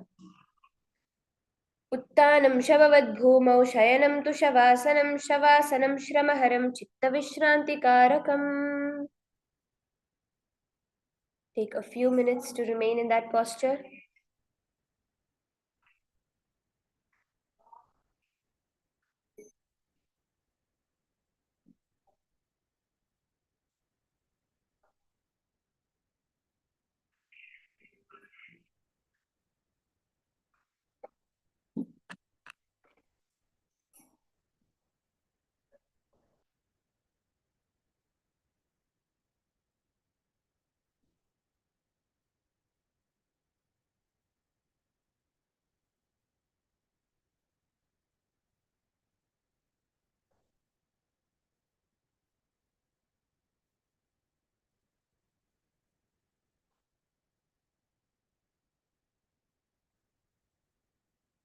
Now, slowly raise up and get into the seated position. Slowly wiggle your legs, wiggle your hands. Sit up cross-legged. And to all those who are with us throughout the 308 asanas, who actually did the 308 asanas, congratulations. You have successfully completed the Dvitiya Vinyasa Krama sequence. Now let's take a short break before we all freshen up and come back to start the powerful sessions, starting with an intense power manifestation session. With that, let us offer our intense gratitude to Swamiji. Thank him for revealing. Thanks, Swamiji, for revealing this ancient science to all of us so that we can experience it today. And in complete completion with the Purna Mantra. Om Purnamadav Purnamidam Purnat Purnamudachyate Purnasya Purnamadaya Purnamevavashishyate Om Shanti Shanti Shanti Hari Om Tat Sat Sarvam Bhagavat Shri Nityananda ParamashivamPadukarpanamastu Om Nityanandam Nityanandam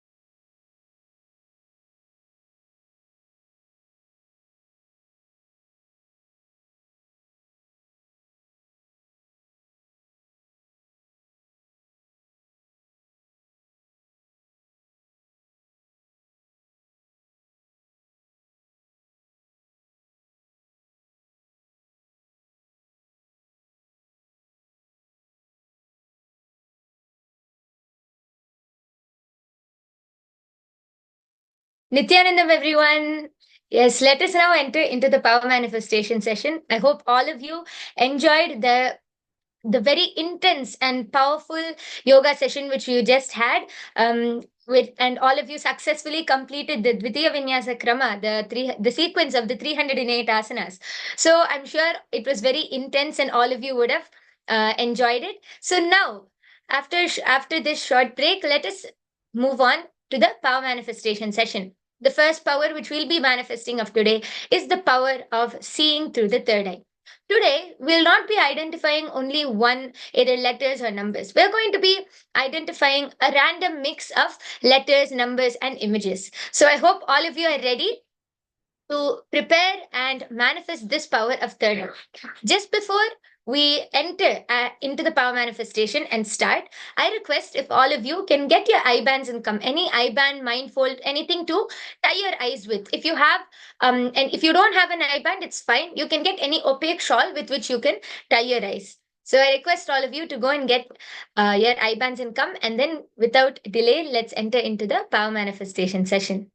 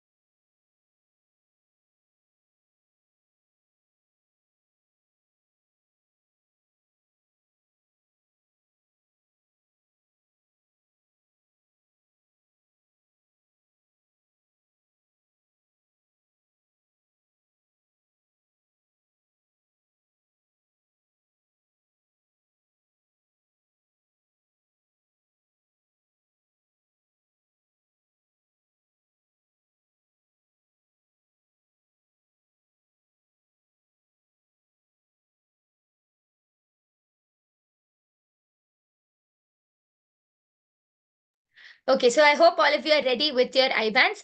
Let's now enter into the power manifestation.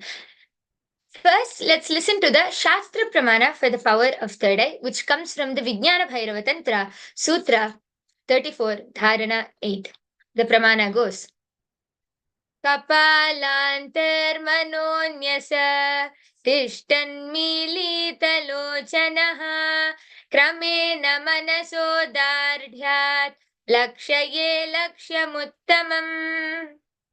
The translation goes, by fixing the mind on the inner space within the crown center and sitting stably without any movement, having the eyes closed in succession, by that stability of the mind and inner space, through the power of third eye, one directly sees the ultimate goal, Lakshyam. And by having the vision beyond the sight that reveals any object or place, attaining the space of oneness with the source, Paramashiva.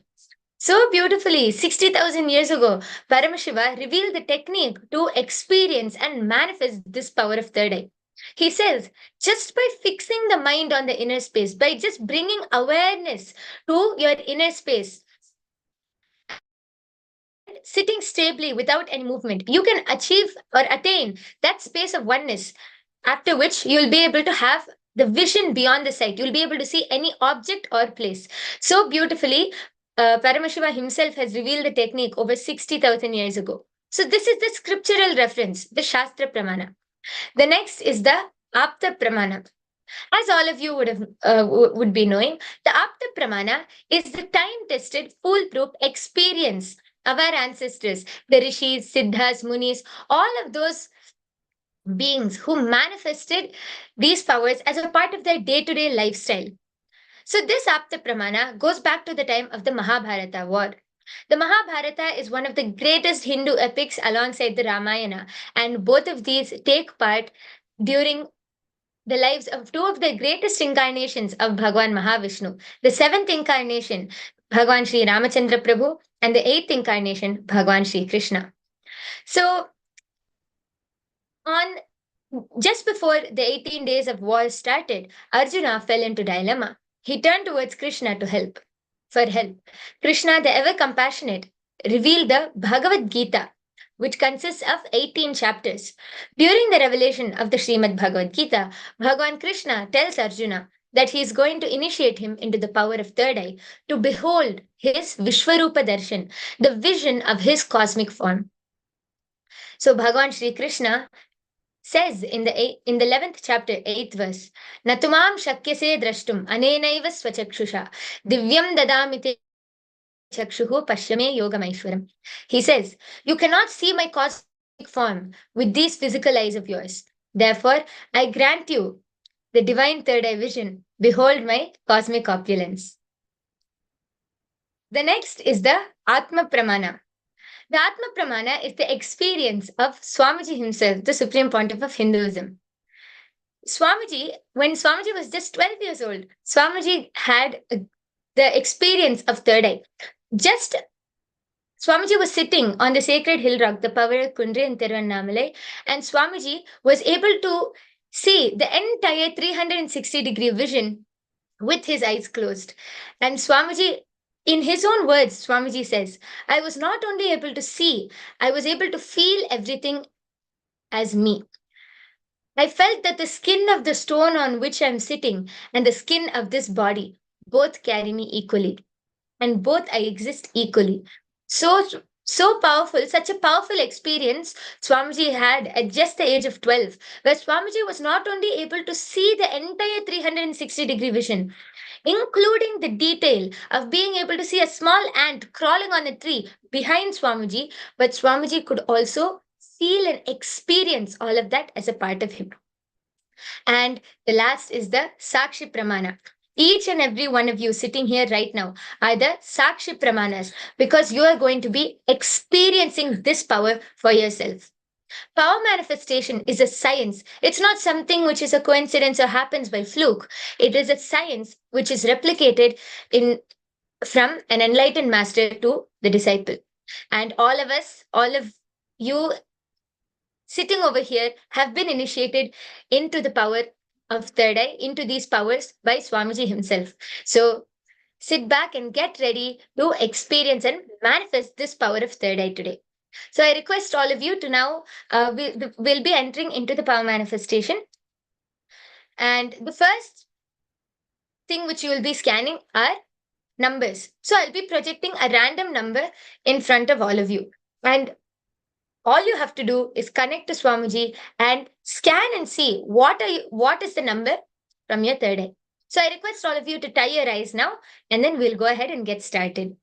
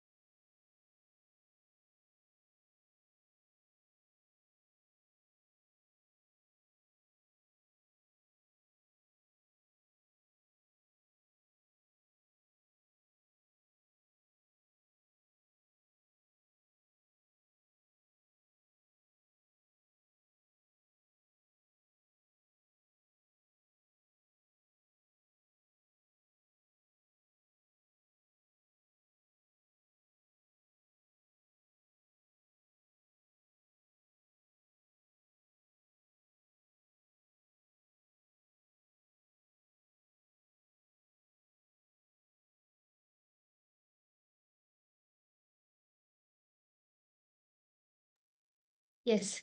So I request all of you to tie your eyes. If all of you have tied your eyes now, let's enter into the power manifestation. I'll now be projecting the image in front of you. But before that, I request all of you to sit with your head, neck, and spine in a straight line. Chant the Mahavakya. Intensely chant the Mahavakya. Connect to Swamiji. Drop all of the logic that I won't be able to manifest, I can't manifest. Drop all of that logic which is coming to you. Surrender everything at Swamiji's feet. Just sit in the space of unclutching, sit in the space of surrender, and let Swamiji flow through you. Continue to chant the Mahavakya.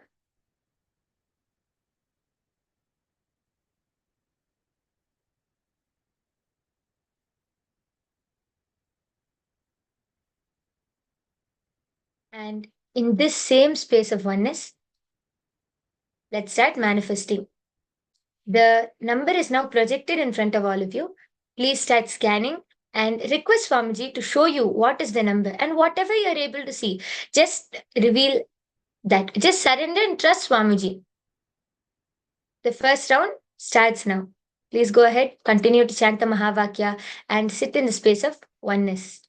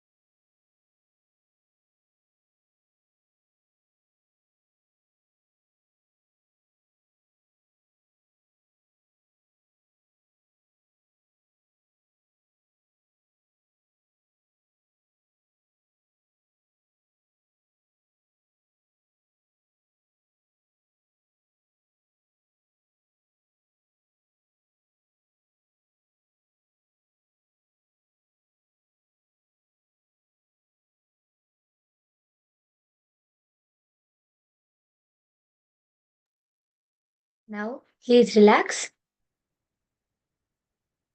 You can remove your eye bands and slowly open your eyes. Now take a few moments and start typing down what was the number which you were able to see. Type down the color, the description, how you saw the number. However, Swamiji revealed it to you in your third eye. Exactly like that. Type it down and share it in the chat section. Please go ahead, start typing.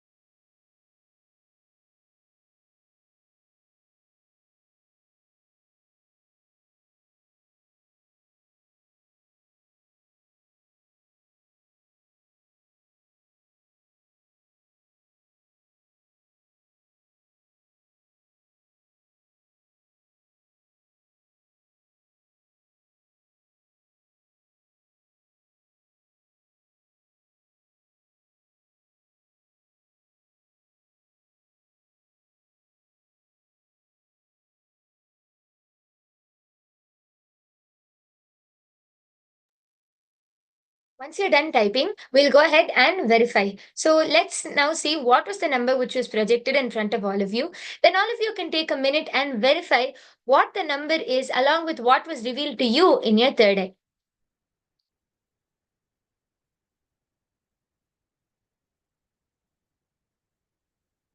Yes, this is the number which was projected in front of all of you. It is the number 5.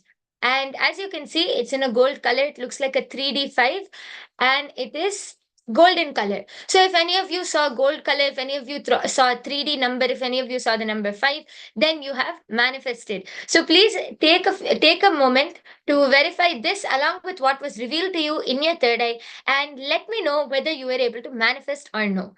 Okay, so please take a few minutes and let us know whether you were able to manifest, and we'll be moving on to the next round.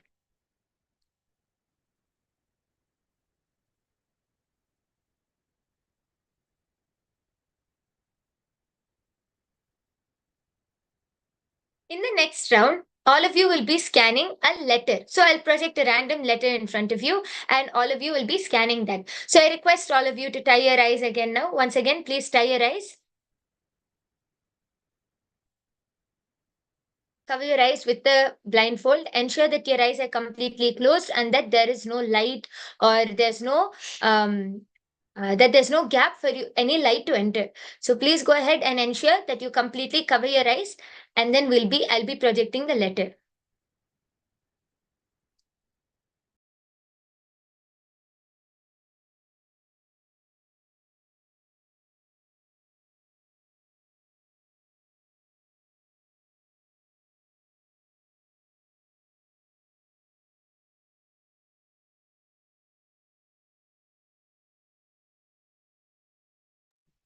Okay, so now all of you have tied your eyes. Great. So I'll be projecting the letter now.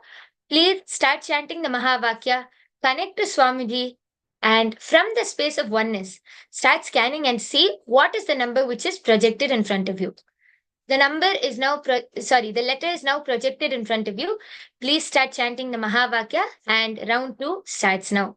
Please go ahead.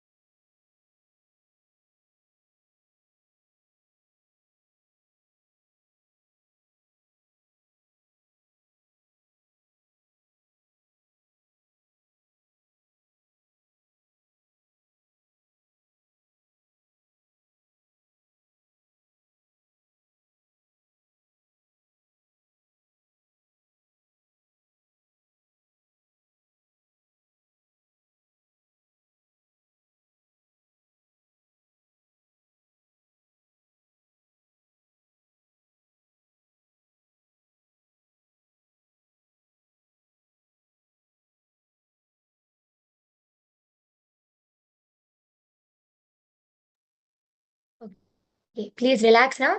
You can remove your eye band, slowly open your eyes.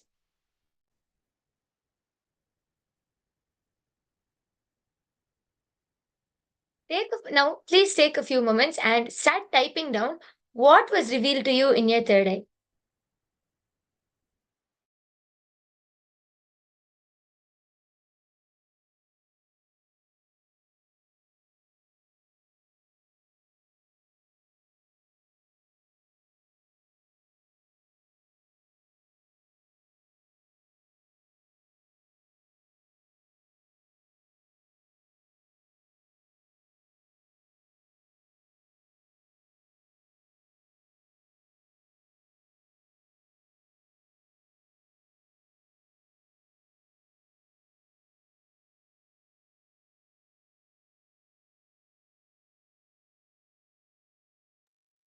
Please take a few moments and type down what was revealed to you in your third eye, and then we can go ahead and verify what was the letter which was projected in front of all of you.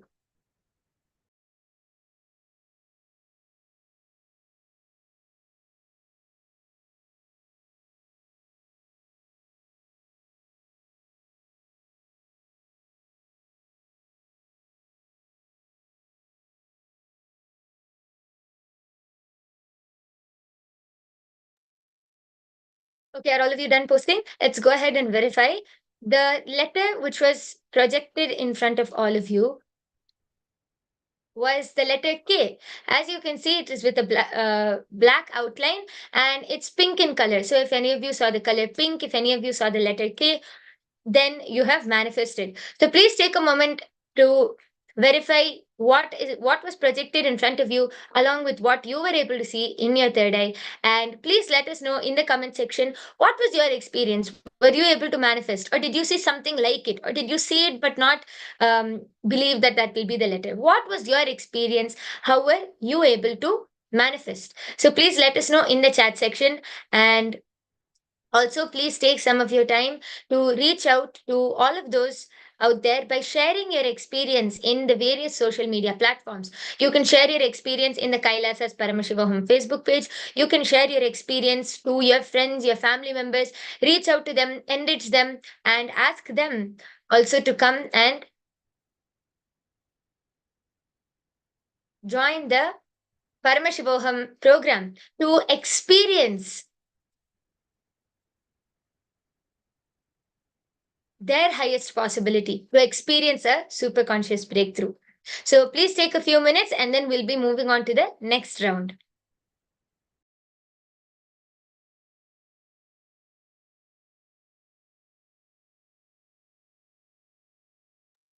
Okay, now please tie your eyes again.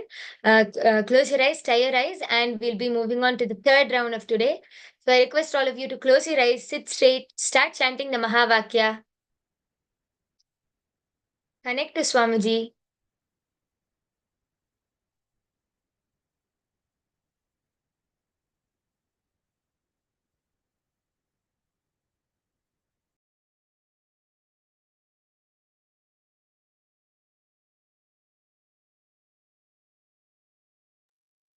Okay, so now I'll be projecting the next letter in front of you. Please chant the Mahavakya. Allow Swamiji to flow through you and start scanning.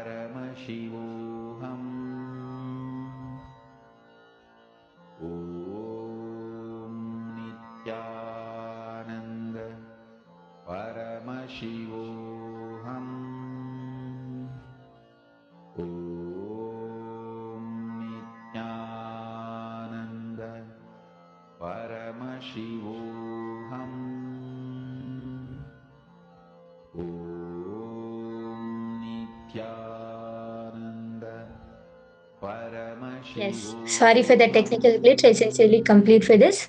Let's now go ahead and verify. I hope all of you are have posted whatever you were able to see through your third eye. Let's now go ahead and verify. I'll now be projecting the letter which all of you were scanning, and you can take some time and see whether you're able to relate this to what Swamiji showed you in your third eye. So the letter which was projected in front of you was the letter S. As you can see, it's a very different kind of S. You can see a little bit of orange, little bit of pink, little bit of purple, blue, violet, and with a black background. So any one of you who saw these colors, who saw the S in this, with this kind of design, anyone who saw that there's a dark background, any of these details, if you were able to see, then you have manifested. So, a big round of applause for all of those who have manifested. So please let us know in the chat section whether you were able to manifest or not. What is your experience? What was your experience and how did you feel while manifesting? Paramashivoham.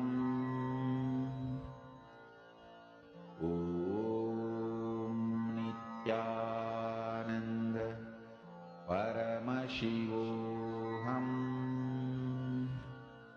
Om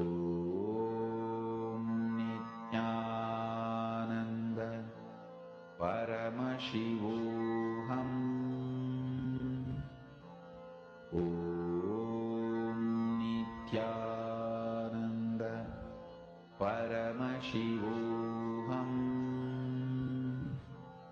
Om Nityananda Paramashivoham. Om Nityananda Paramashivoham. Please go ahead, post your experience in the chat section. Let us know how did you feel while manifesting. And a gentle reminder, if all of you can take some of your time, reach out to your family members, friends, anyone who might be interested or who you know are really looking for a solution, who are really looking for a breakthrough in their life, who are really looking to manifest some of the reality. Get them here, bring them to this program, enrich them, and give them that opportunity to experience their highest possibility. Give them the opportunity to have a breakthrough in their life. So I request all of you to take some time every day. It's not too late. It's only day 8 of Paramashivoham. All of you, there are many more days left, and the exciting darshans in the morning by Swamiji himself. So take some time, reach out to your family members, friends, and enrich them. Ask them to come and become a part of this program.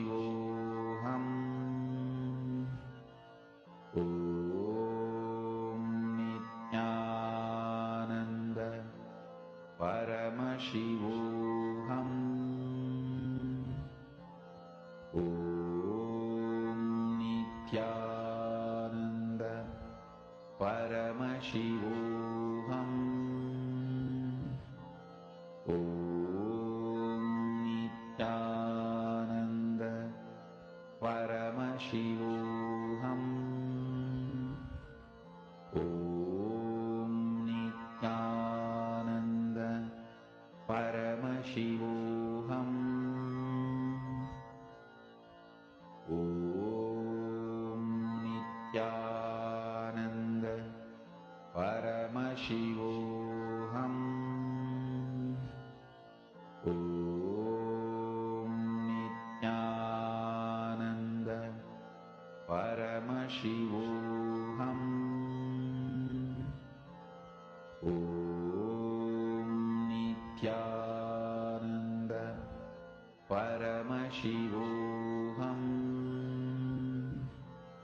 Om Nityananda Paramashivoham. Om Nityananda Paramashivoham. Om Nityananda Paramashivoham. Okay, so let's now move on to the last round for today. I request all of you to once again tie your eyes. Go ahead, tie your eyes, and we'll be moving on to the next round. Tie your eyes, sit straight with your head, neck, and spine in a straight line. Start chanting the Mahavakya. First, I request all of you to just get into the space to manifest this power. Just chant the Mahavakya. Allow Swamiji to just flow through you.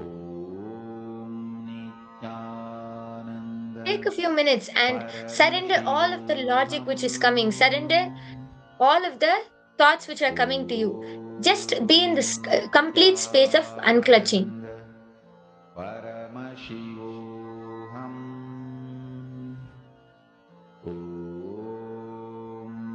Continue to be in the space of unclutching.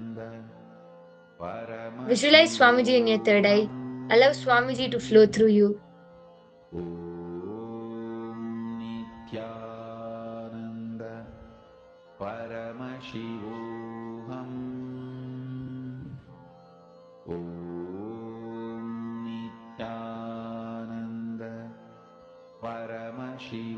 Now I'm going to be projecting the number, and the next round starts now. Chant the Mahavakya and start scanning.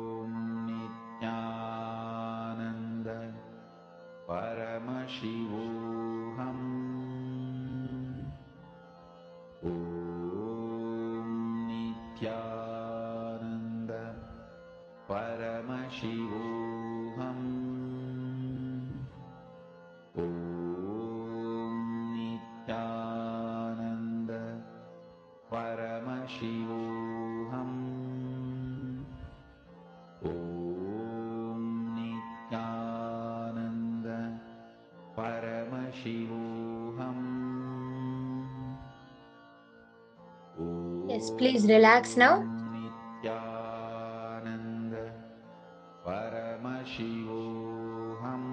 Yes, please relax. You can open your eye bands now and slowly open your eyes. I request all of you to now take a few moments and post what were you able to see through your third eye, and then we can go ahead and verify. So please go ahead and start posting. Paramashivoham. Om Nityananda Paramashivoham. Om Nityananda Paramashivoham. Om Nityananda Paramashivoham. Om Nityananda Paramashivoham. Om Nityananda Paramashivoham.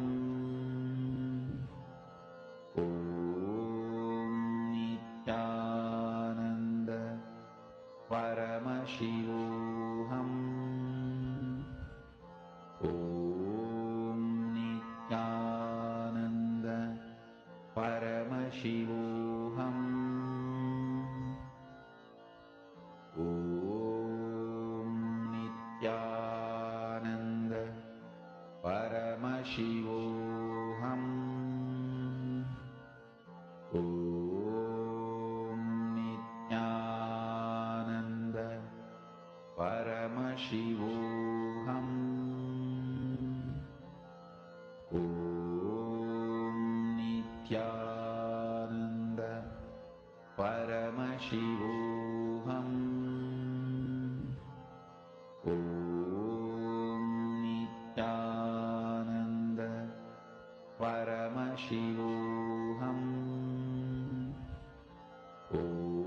Om Nityananda Paramashivoham.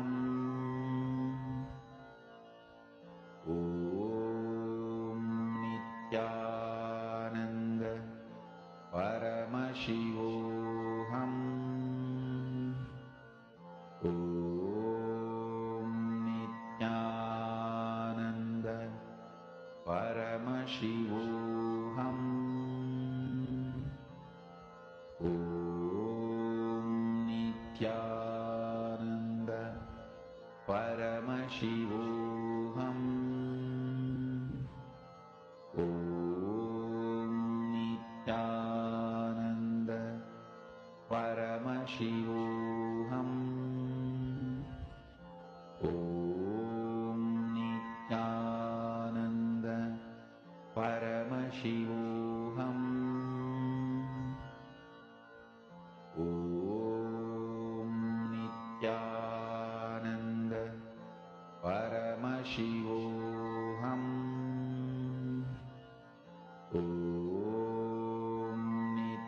So if all of you are done sharing and typing what you were able to see, let's go ahead and verify. I'll now be projecting the number in front of you.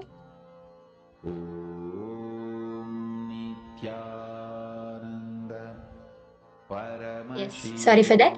This is the number which was projected. It's the number 8. As you can see, it's pink in color and it has various flower designs. So if any of you were able to see the number 8, any of you saw the color pink or saw these flower designs, then you have manifested. So take a few minutes and verify this along with what was revealed to you, and let us know whether you were able to manifest or not. So please post it in the chat section whether you were able to manifest, and post your experience and share with us how were you able to manifest. So please go ahead, take some time to do that, and then tie your eyes. We are going to be moving on to the next round.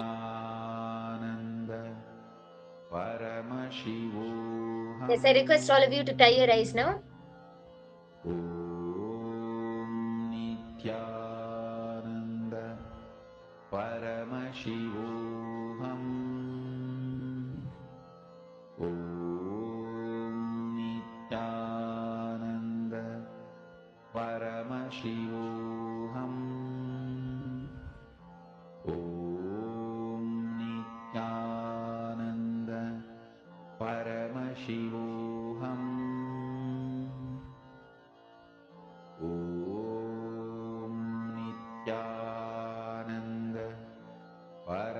Okay. Once you have tied your eyes, sit straight, start chanting the Mahavakya, and I'll be projecting the next number now.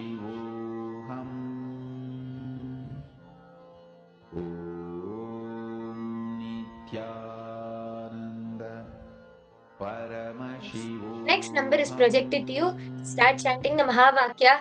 Allow Swamiji to flow through you and start scanning and see what is the number which is projected in front of you.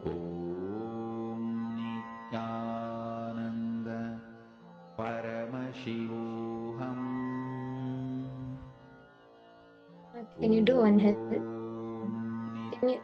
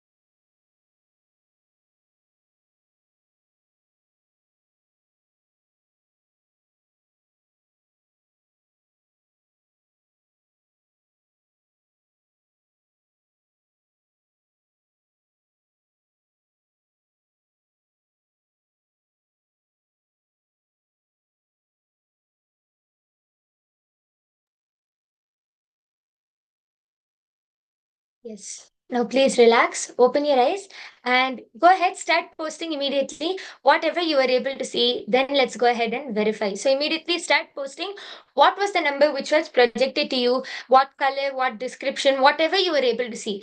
Then we'll go ahead and verify the number.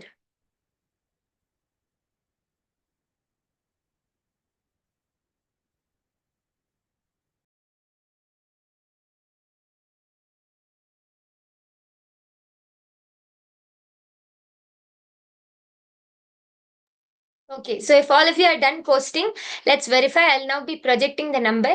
The number which was projected to you was the number 19. And as you can see, it's full of, it's a glittery 19 with all of the sparkles falling down. And you can see that it fully has a black background. So any one of you who saw this gold color, who saw the number 19, who saw the sparkles falling, or who saw a complete black background in as the background, then you have manifested. So please go ahead and share with us what was your experience. Were you able to manifest or not? And with this, we come to the conclusion of this power manifestation session. And I hope all of you enjoyed. We'll now be moving on to the next session where you will be learning about Jiva, Jagat, and Ishvara. These extraordinary truths revealed directly and none other than by the Supreme Pontiff of Hinduism himself. So sit back, relax, and enjoy.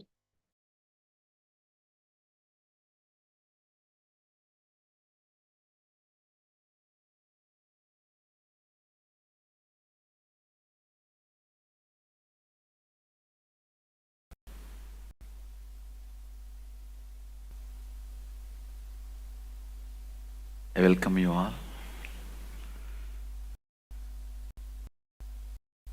for the experiential session on Jiva. Listen, first let me define Jiva. What you perceive yourself as of now to whatever you can perceive you,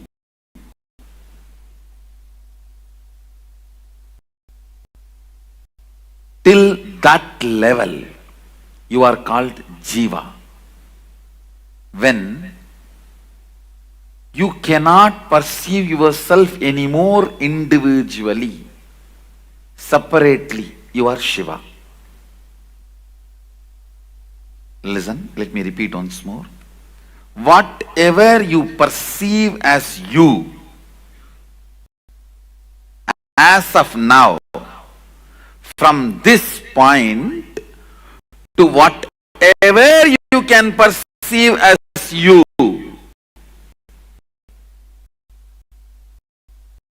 whatever you are perceiving as of now, to whatever you can perceive as you.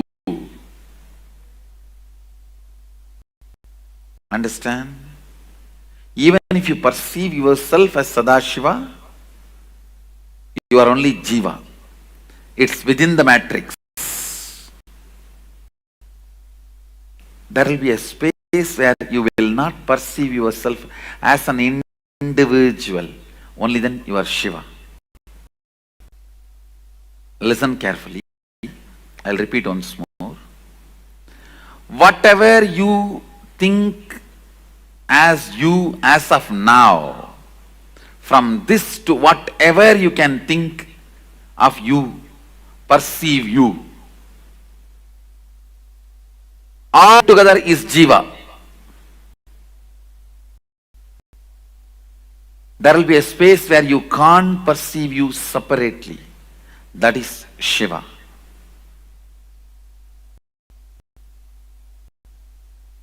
The basic unit of Jiva, I'll explain now. Your will can powerfully integrate you with whole Brahman or Sadashiva. The word Sadashiva seems to be more tasty, juicy. Not, it is a source, it manifests, not change. Brahman is to be more experience. Sadashiva is experience and expression put together.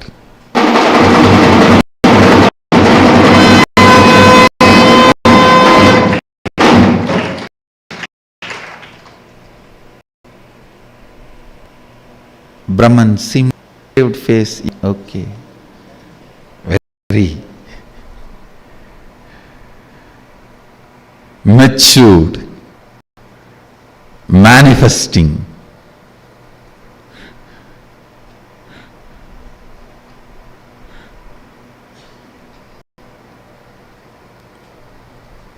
Whether it is Brahman or Sadashiva, will is the umbilical cord through which you manifest. Will is the umbilical cord through which you and Sadashiva are connected. You and Brahman are connected. You and the universe are connected. As long as you have power to will, you have a right to enlightenment.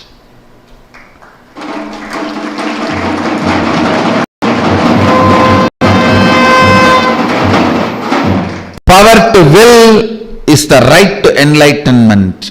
When you have the key to treasure, when you have the key to treasury and not enjoying the treasures, you are fool. When you have the will, which is the key to enlightenment and manifestation of all the powers, and you are not manifesting it, you are fool. Don't waste your will. Don't wait. It will be there forever with you, even if you don't use. Don't think. It will be there forever with you, even if you don't use. And don't take your will for granted. When you have it, better use it. When you are having it, better use it. If you don't use it, Sadashiva may think, oh, I think he doesn't need it, and it can be taken away any day. Before it is taken away, use it. Come to Kashi when you have 2 legs to walk. Don't wait for 8 legs to carry you.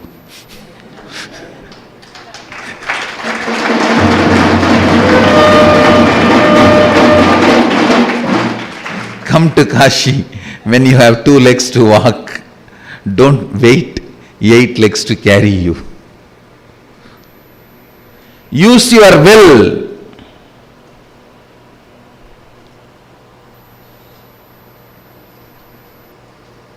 When you are having it. Ability to will is the peak of human consciousness you can experience. Maham brahma nirakuryam, mama brahma nirakarot. May I never deny the existence of Brahman. May I never have incompletion with Brahman.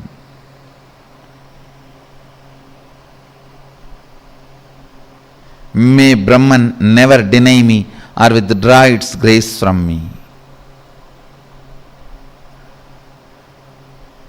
Some of the worst stupid things human beings does. Listen. When they have an incompletion, suddenly they will deny the existence of God itself. I have seen. When they pass in the exam, they will break coconut in front of Ganesha. When they fail in the exam, they break Ganesha itself.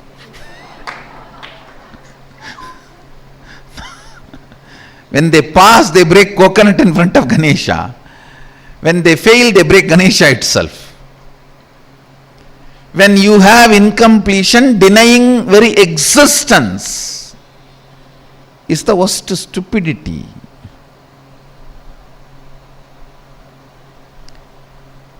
Because your father did not give you packet money, you can't declare you are no more father for me.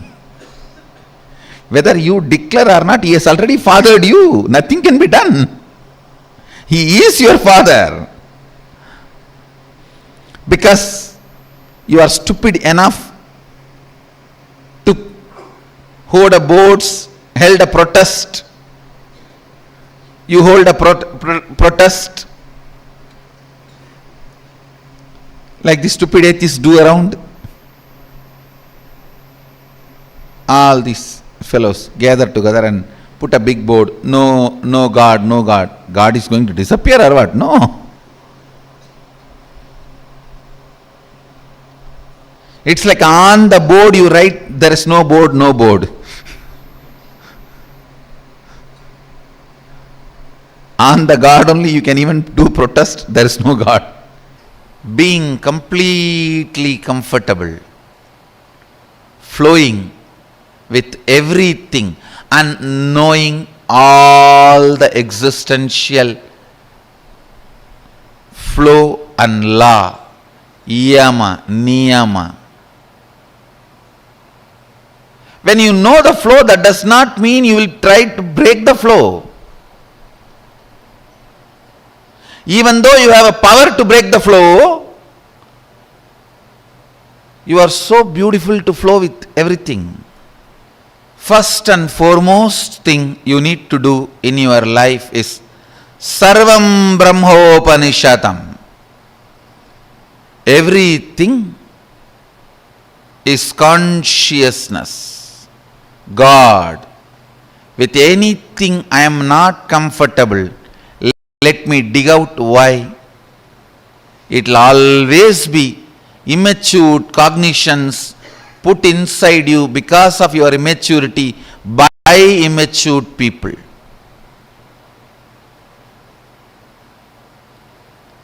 Dig out, at least know it. Know it. At one day you may gain the wealth of surrender to Guru Vak after enough of torture by the life, that day, at least you will come out of this pattern. Translate Sadashiva.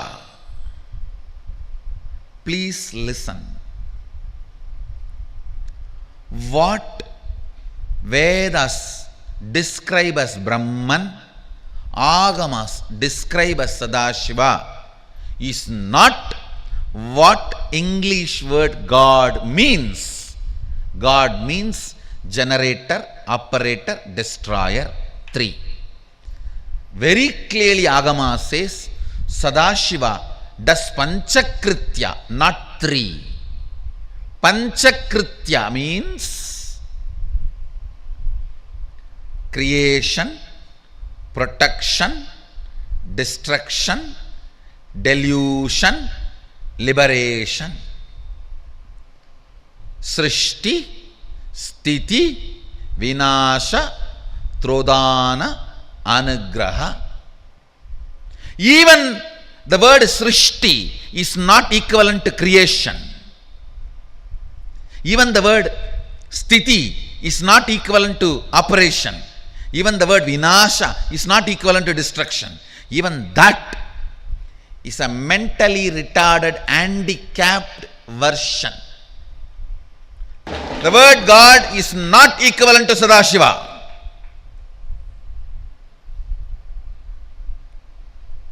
The very scope. West does not understand something called delusion and liberation. It understands only creation, operation and destruction. What they understand from their scope, they created their God. Understand what they could grasp, based on that they created their concept of God. What we experienced, from that we expressed Brahman and Sadashiva. So the Brahman in Vedas, Sadashiva in Agamas is not described, presented properly by the word God. I am first making this statement clear. So, the moment I have discarded even the word God, where is the question of getting absorbed into that God? Understand, supernatural, paranormal, magical, all these words no way relates with what Agama describes, Upanishad describes as Shaktis. Nothing is supernatural for us. Nature itself is super, or super is nature. Karmas get burnt just by cognizing Paramashiva is real and vibrating even once with his name Shiva. Shiva. Shiva.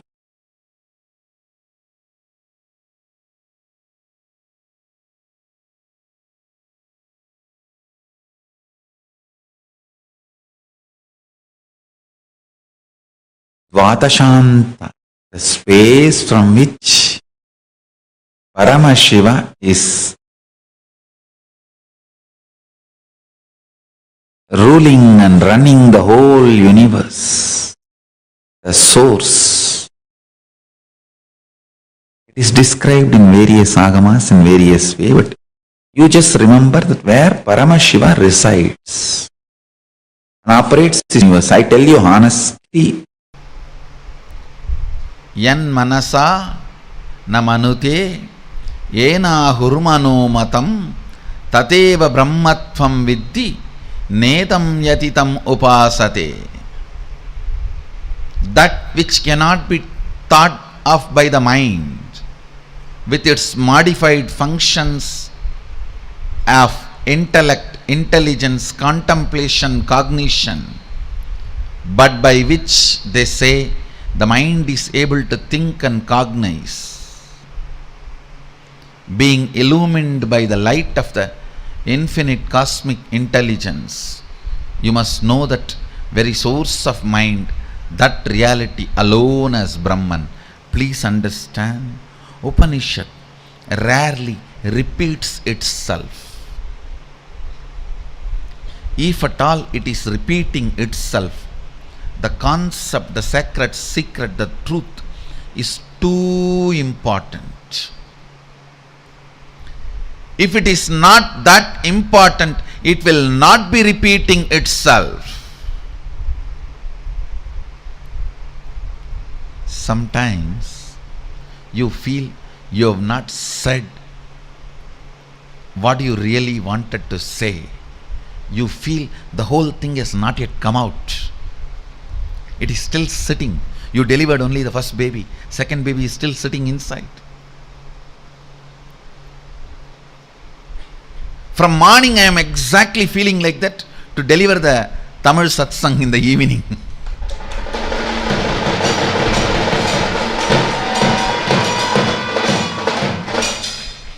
Don't miss tonight's Tamil satsang. It is going to be something extraordinary.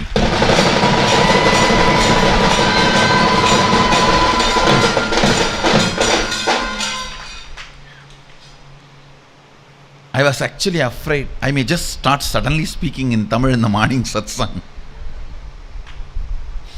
because the remaining is still sitting inside. The remaining, the climax part of the yesterday's satsang side does not yet come out.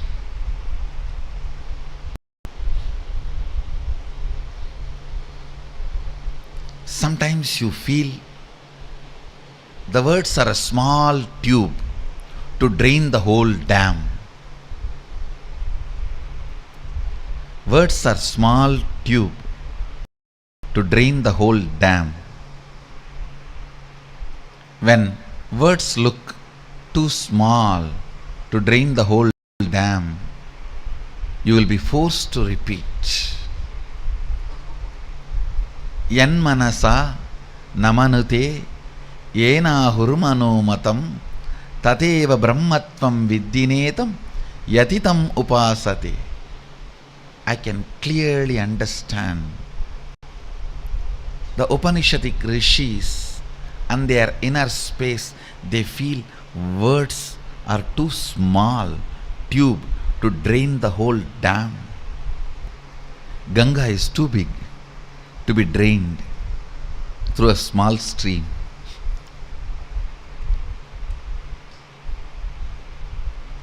Words are too small stream. Ganga is too big. So when it is too big, you have to repeat yourself. That is why Upanishad is repeating itself. Yan manasana manute yena hurmano matam tateva brahmatvam viddi etam netam yatitam upasate. Upanishad is repeating itself, giving you one more chance for listening. Upanishad knows human beings are fools. They miss many times, but it continues to give one more chance. It continues to provide one more chance.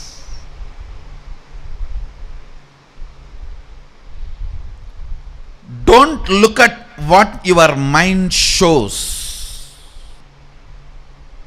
Look at what shows your mind to you.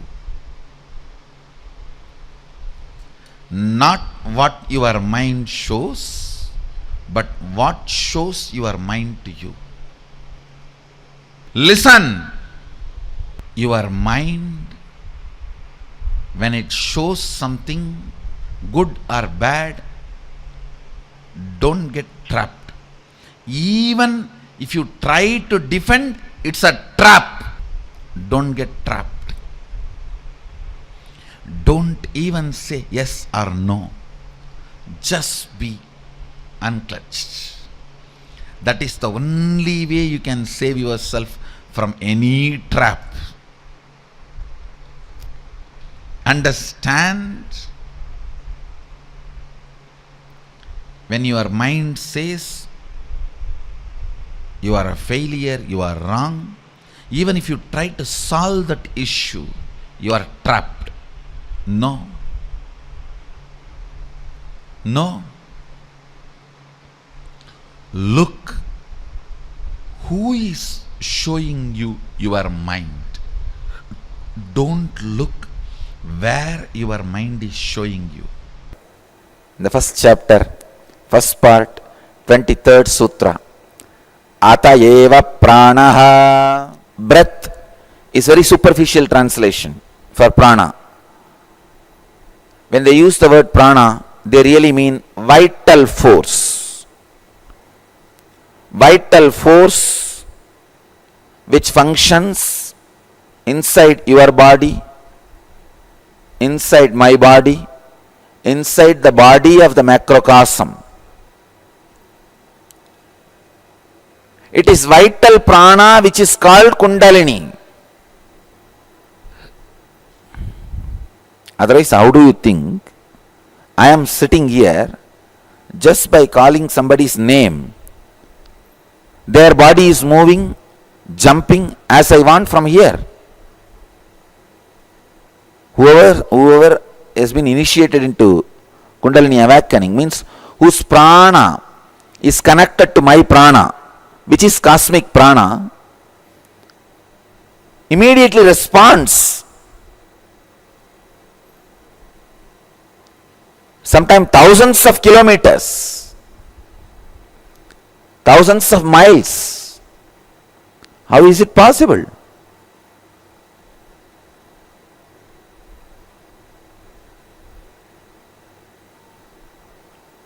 Because prana, the vital force, is connected.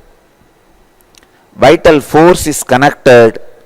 Vital force is one, which is in you, me, and the whole.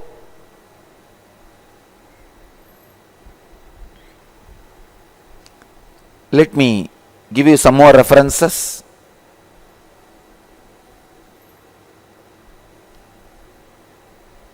Pranasya pranam. The prana of the prana. Brihadaranyaka Upanishad, 4th part, 4th canto, 18th sloka, and Kaundilya Upanishad very clearly says, Prano Brahmeti.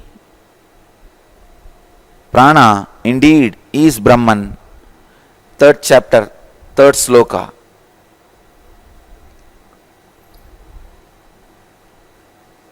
If you see all the scriptural references, Upanishadic references, it is established prana is Brahman. Now we need to understand the practical implication. By knowing prana is Brahman, what am I going to do? By knowing vital force is Brahman, what am I going to do? Keep vital force as a first priority in all your actions. In all your actions and reactions, let the vital force be the first priority. In Brahma Sutras, first chapter, part 1, 24th sutra, Jyotihi Charana Abhidanat.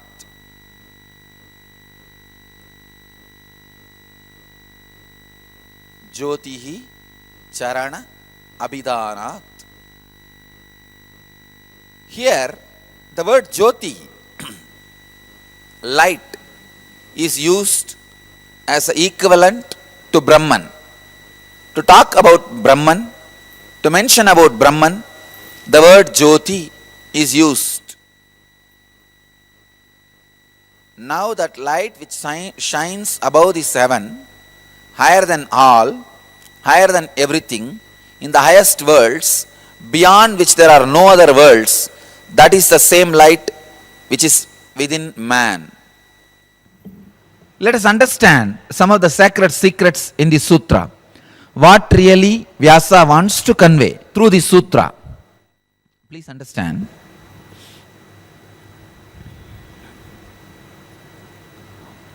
What really Vyasa wants to convey. Anything which you cannot comprehend by your visualization is equated, used for referring, used as a referral point for Brahman. Please understand.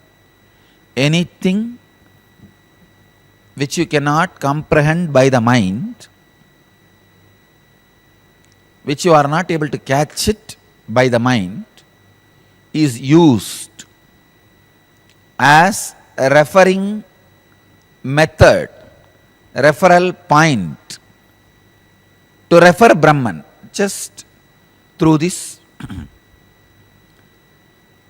Vyasa is trying to explain, to make us understand the inexplicable Brahman, which can't be caught by your mind, which you can't comprehend.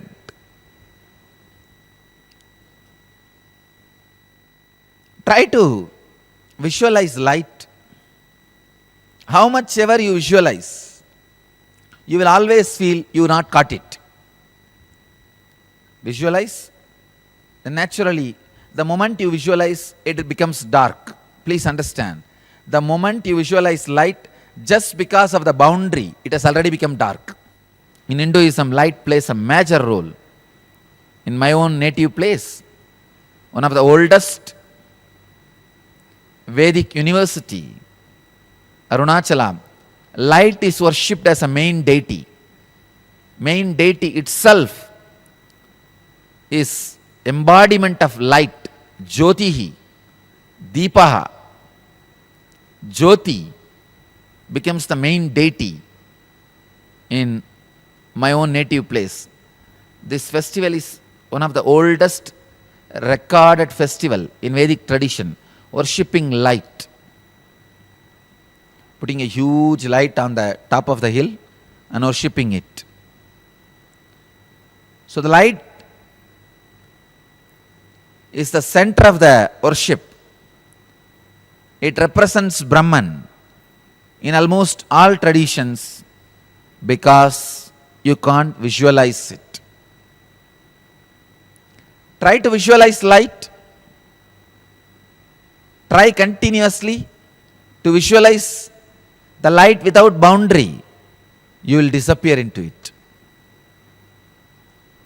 Vacha eva ayam jyotishate palyayate karma kurute vibalyate iti. In Brihadaranyaka Upanishad, 4th chapter, 3rd canto, 5th sloka, with speech only as light man sits. Whatever illumines something else may be considered as light.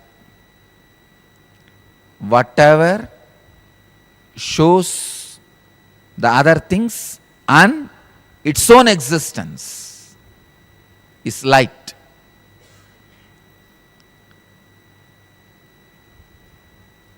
The source of the whole universe is always remembered as light in Vedic tradition. The source of the whole is always remembered as a light. Because light is something which you can't visualize. The negation has to be again and again explained. Please understand. The first thing happens to you, or first thing expected to happen to you, is the understanding the qualities of the Akasha is more subtle, deeper, finer and closer to existence than anything else. Do not trust the forms you are experiencing. Do not trust the taste you are going through. Do not trust the sounds happening around you. Please understand, any sound, any form, any taste happening around you is something lower than Akasha, something less than Akasha. The truth does not get revealed. Any medium which is lower than Akasha, truth gets revealed only in the medium which is equal or deeper than the Akasha. There are some more references to mention about the qualities of Akasha and Brahman. Let me enter into those references. Jata evana jayate no nevenam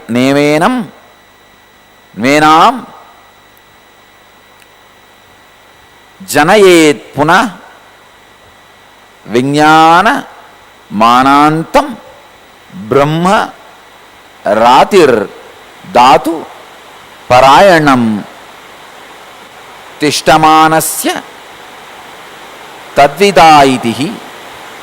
Brihadaranyaka 3rd chapter, 9th canto, 28th sloka.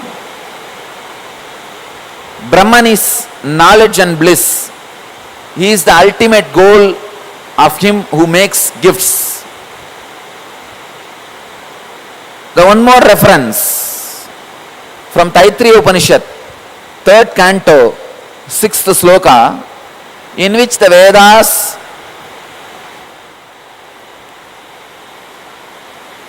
Saisha Bhargavi Varuni Vidya Parame Vyoman Pratishtitaha.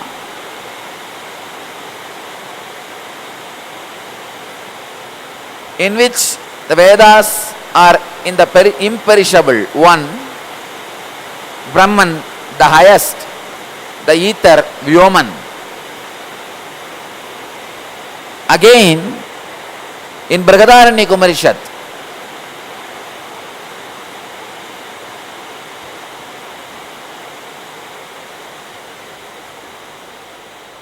Om Kam Tadeva Kamiti Pranancha Hasmai Tatakasham Sochuhu. Om, Ka is Brahman, ether, Ka is Brahman. Chandogya Upanishad,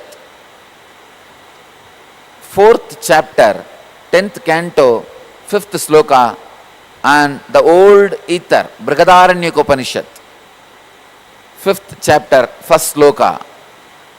In so many references, again and again, Smriti, the scriptures say,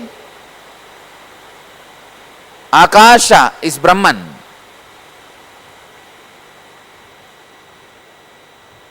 First thing,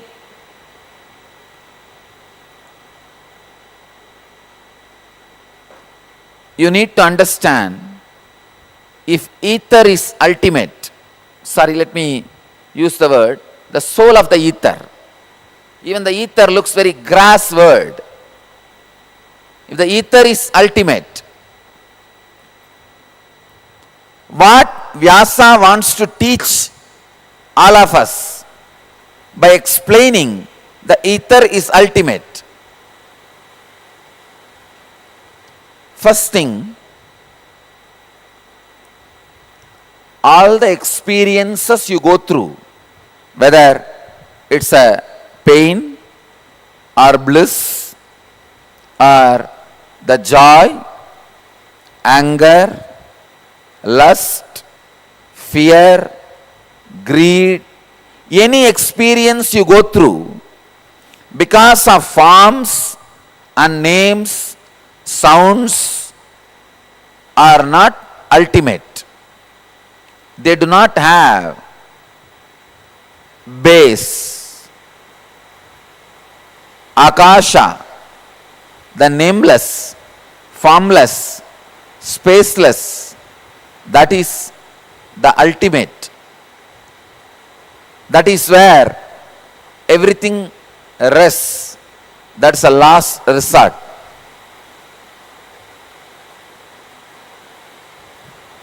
Knowledge, bliss, ultimate, whatever you call, everything resides in Akasha. A great Vedanti like Ramana Maharshi adds his Atma Pramana to the Shastra Pramana. He says, by meditating on the Akasha, ether, even what you want can be achieved. See, he is not saying only enlightenment can be achieved. He goes to the step, even your desires can be achieved. Looks very funny. You meditate on some space where you go beyond your desires, but suddenly you realize even your desires are fulfilled.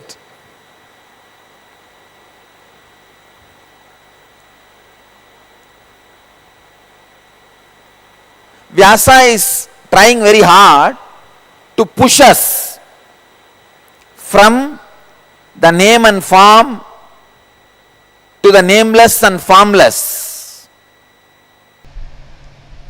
Understand, many Western traditions say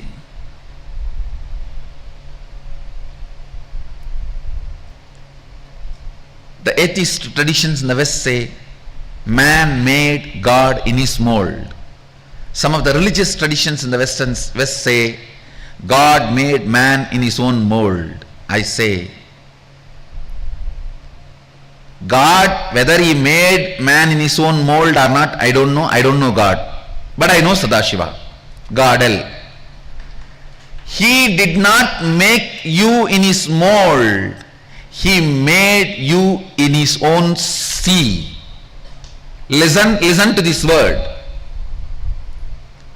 I am using the word sea. S-E-E. Not S-E-A. Listen to this word very carefully. See is an action. I wanted to say, when I see, one end is me, another end is you, another end is you, that's all.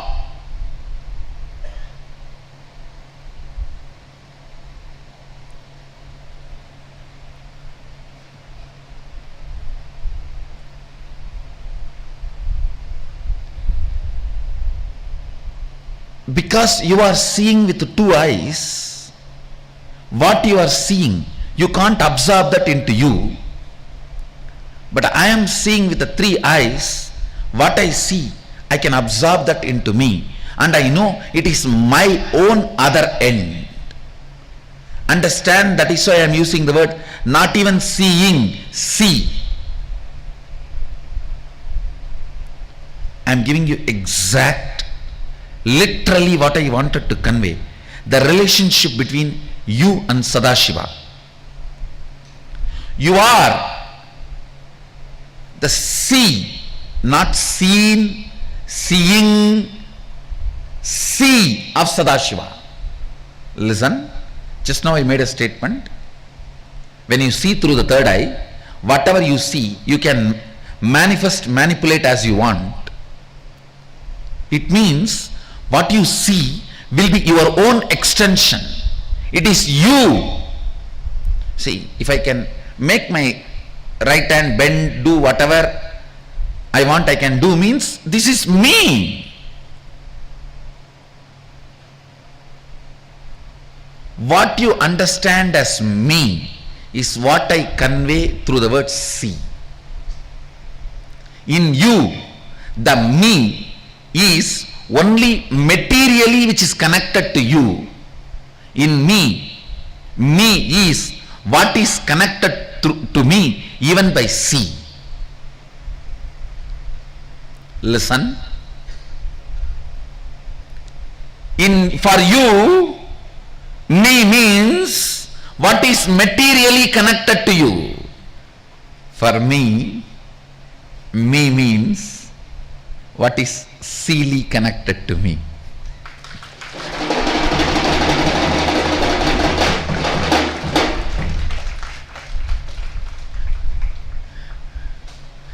I don't know how much you catch it.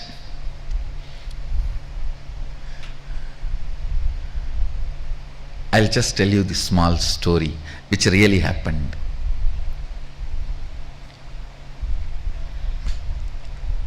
Arunagiri Vishra was trying to explain Advaita to me. He was sitting in the temple. This side, his left side was the Arunachala hill. Right side was the Garbha Mandir of the Arunachala temple. The front I was sitting.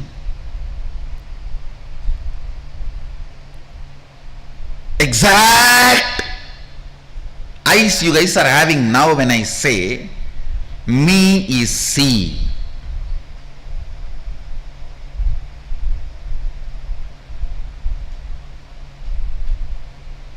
How you are? That is exactly the way I was looking at him. He said, see this hill, this Arunachala, you, me, all one and the same. When he put the hand, of course, I was inside the hand. Literally I saw the hill just moving, the Garbha Mandir moving, me moving and disappearing. He, me, hill, Garbha Mandir, all disappearing into him. When experientially I saw whatever he was seeing, he is able to Photoshop it. He can just pick it up, put it, and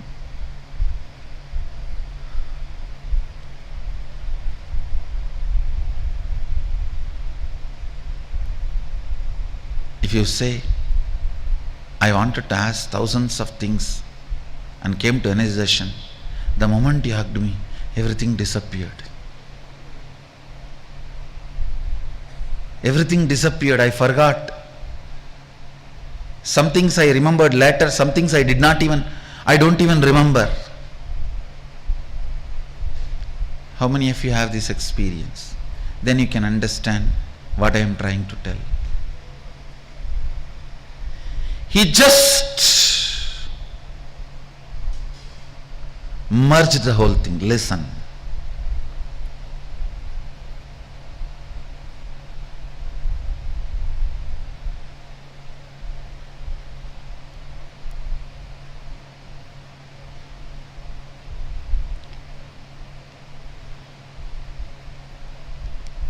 Sadashiva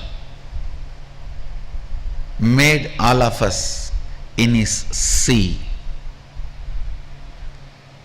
Please do not alter the word. This is the Facebook status for all of you. Don't use seen, seeing, SEA, no.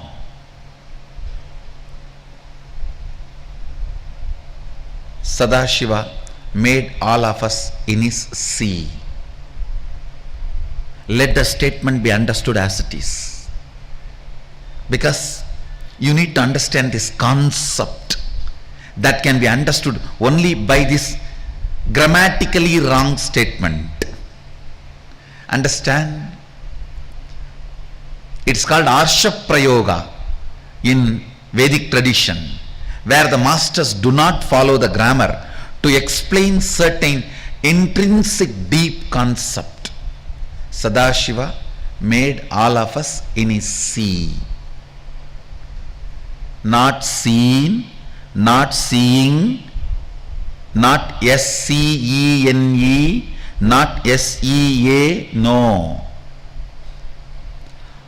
When you see how it is simple extension of you, same way when Sadashiva sees, he feels all of us are simple extension, that is our existential reality. Everything else you believe is the manipulation of the matrix. Contemplate on this. This is the essence of Sadashivoham.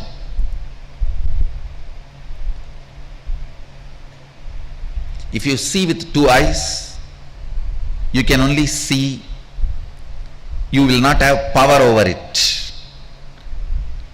But when Sadashiva sees with three eyes, whatever is seen is also me for him. Whatever is seen by him is also materially connected to him.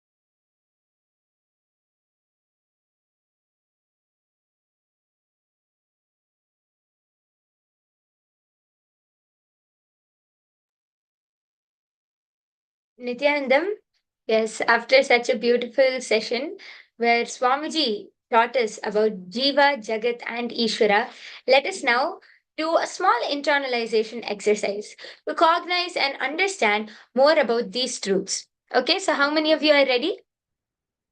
If you are, please put a quick message in the chat section below or show a thumbs up in the camera so that we'll know that you are ready and excited to internalize and understand these great truths which were just now revealed by Swamiji.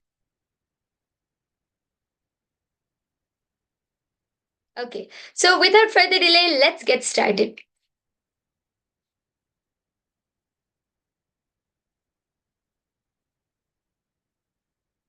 Jiva or Ishvara. See, whatever you perceive yourself as of now, to whatever you can perceive you till that level, you are called Jiva. So basically, the highest you can perceive yourself to be, that is Jiva. You are Jiva. When you cannot perceive yourself anymore individually, when you cannot perceive yourself separately anymore, you are Shiva. You are Paramashiva. Jiva, the individual existence, perceptual, experiential, comparative, all put together, your individual existence is Jiva. It goes through the 25 states of consciousness. Swamiji beautifully says, don't look at what your mind shows. Look at what shows your mind to you. Not what your mind shows to you, but what shows your mind to you. So beautifully, Swamiji says that the mind will trick us and it's a trap, but we should never fall into that trap. We should always look at what shows us our mind. For example, when your mind says that you're a failure, that you're wrong, even if you try to solve that issue, you're trapped. No, never fall in that trap of the mind. Look at what is showing you your mind. Don't look at where your mind is showing you. If your mind is telling you that you're a failure, you're good for nothing, you can't achieve anything, all of that is your mind trying to put you in a trap. So don't listen to it. Simply ignore it. Simply unclench from your mind and look at what shows your mind to you. Do completion. Then you will understand what is the thought process, what is the pattern, because you will see your mind. So never fall in the trap of the mind, Swamiji beautifully says.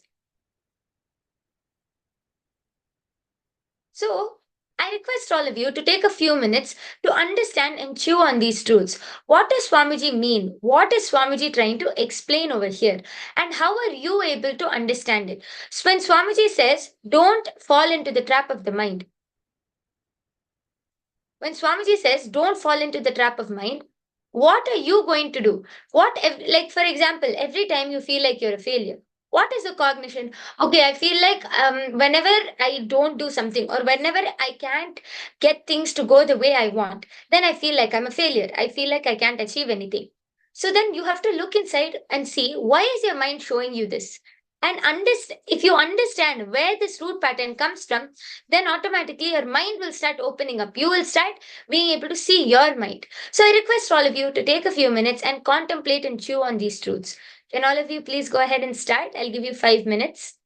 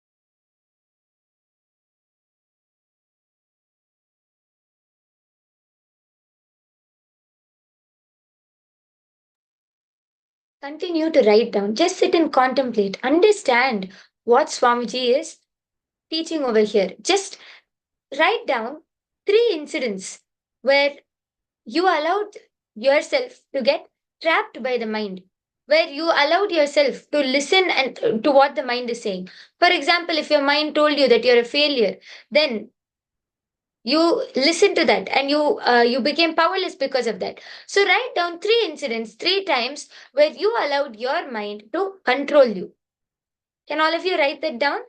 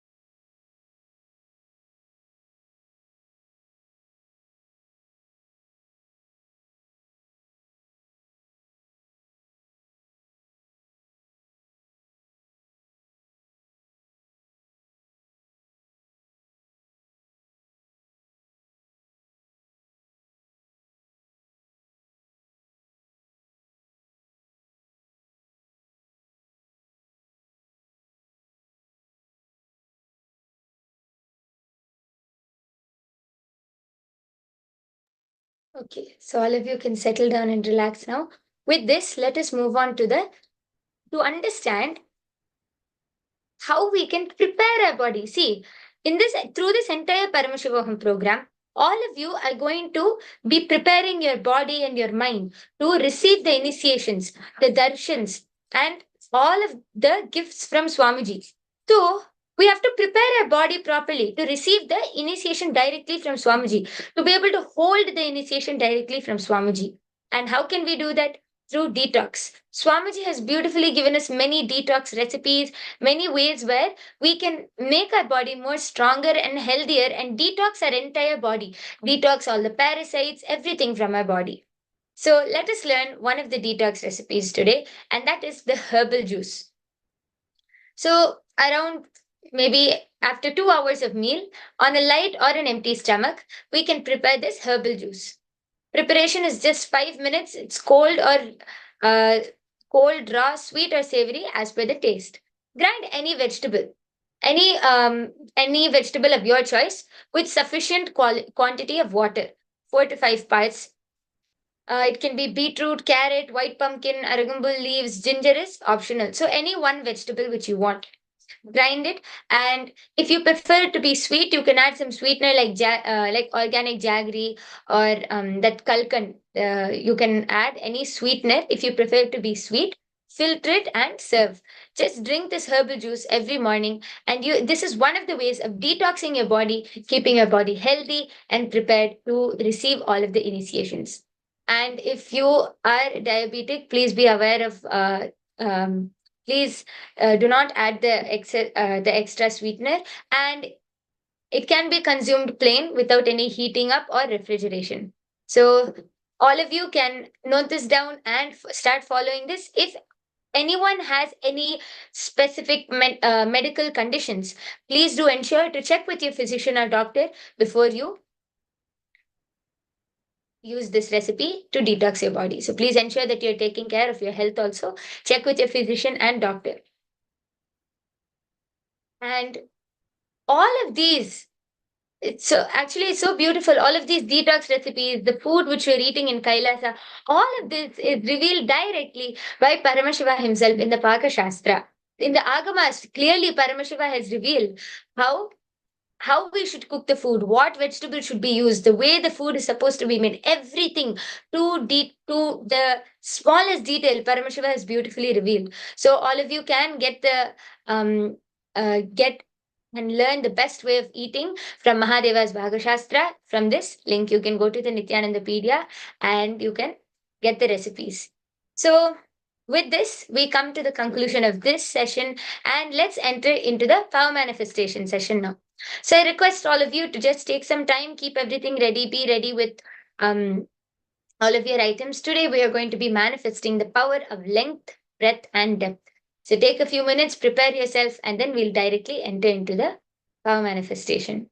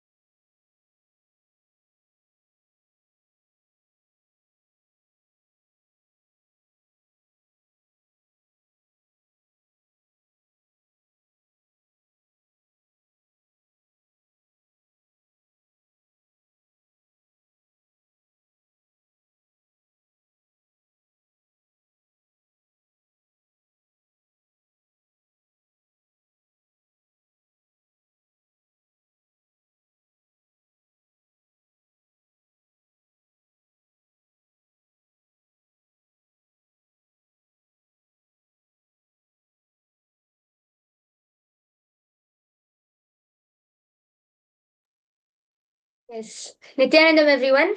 Sorry for that delay. I sincerely complete with all of you for this delay. Let's now enter into the power manifestation session. I hope all of you are ready. Today we are going to manifest a very interesting power, the power of length and breadth. What is that, you might ask? We'll soon find out. Before that, I have something very interesting to share with all of you. See, for each and every power which we manifest, we always manifest all of these powers with some or the other powerful cognition. When we hold on to a powerful cognition, we are able to put all of our logic aside and we're able to allow Swamiji to completely flow through us. And it is from that space that we manifest, isn't it? So, the powerful cognition for today. What did all of you, whatever you are able to remember, can all of you take 2 minutes and just recall what we learned in the previous session? What did Swamiji say? Swamiji said, don't look at what your mind shows you. Look at what shows your mind to you. Swamiji beautifully explained how mind is just a trap. When we listen to what the mind is saying, whether the mind is telling us, hey, you're a failure, or whether the mind is telling us that you can't do anything, you're good for nothing. How is this power possible? You'll not be able to manifest this power. When we listen to the mind and get powerless, then we have lost the game. We have fallen trap to our mind. But we should instead unclutch from our mind. So let me show you something to explain. Swamiji says, being completely comfortable and flowing with everything, knowing all the existential flow and law. When you know the flow, that does not mean you will try to break the flow. Even though you have the power, you will just flow with everything happening around you. Everything is consciousness, everything is God. Then again, Swamiji says, don't look at what your mind shows. Look at what shows your mind to you. It's just a trap. If your mind says you're a failure, you're wrong. Even if you try to solve that issue, if you give attention to it also, you have fallen trap. You have fallen in the mind's trap. So don't do that. Swamiji says that what at the end we are consciousness. So nothing can affect us. Whether even though you feel like you're a failure, that is just your mind telling. Because you are consciousness. You are never anything less or more than Paramashiva. You are just Paramashiva, pure consciousness. So let me explain with a small story. Swamiji actually beautifully shared a story how during the Parivrajaka, when Swamiji was wandering around the length and breadth of India, Swamiji explained how he used to sit for many hours by Ganga. All of you know the sacred river Ganga, right? Yes. So Swamiji used to sit hours and hours just looking at Ganga in meditation. Swamiji said that he always observed there'll be humans, dead bodies, trees, animals, carcasses, so many things will be there in Ganga. But nothing will affect Ganga. Nothing will ever touch Ganga. And no matter what is there inside in the water, Ganga is always pure. Is pure energy. That is how we are also supposed to be. We are pure energy, we are pure consciousness. How much ever the mind will tell you that you're a failure, you can't do it, you need to go beyond that logic. Actually, length, this power of length itself is going beyond the logic, being able to have any knowledge just through your third eye. But to manifest or access that logic, you first need to go beyond your logic that you cannot manifest this power. So, for all of you to be able to relate with me, let me show a small example. As you all can see, I have a vessel with water inside, and I have another bowl full of hard rock stones. Imagine that this is you. You're the vessel, and this water inside is consciousness. Okay? How many ever stones I take and add it in the water? Will the stones ever affect the water? Is the water going to change just because the stones are there in the water? Are the stones causing any difference to the water? I can add how many ever I want. But the water will always remain water. We are also just like this. We are a vessel holding consciousness. We are pure consciousness. How much ever our mind tells us we are failure, we cannot do anything, we are good for nothing, it will never affect us. We just need to decide to flow like water and be transparent like water. Then nothing around us can touch us or affect us.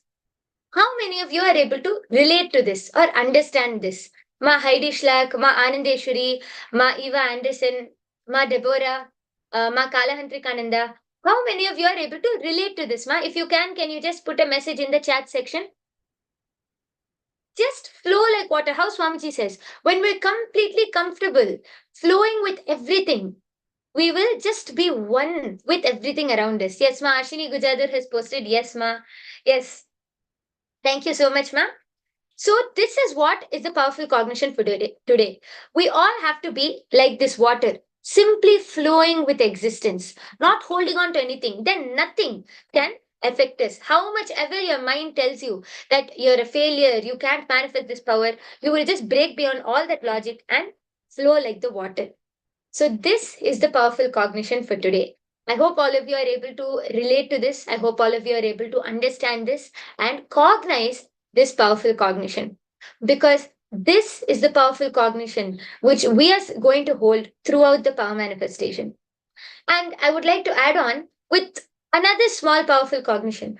Swamiji says, Paramashiva is waiting for each and every one of us to manifest him and to become more and more of him.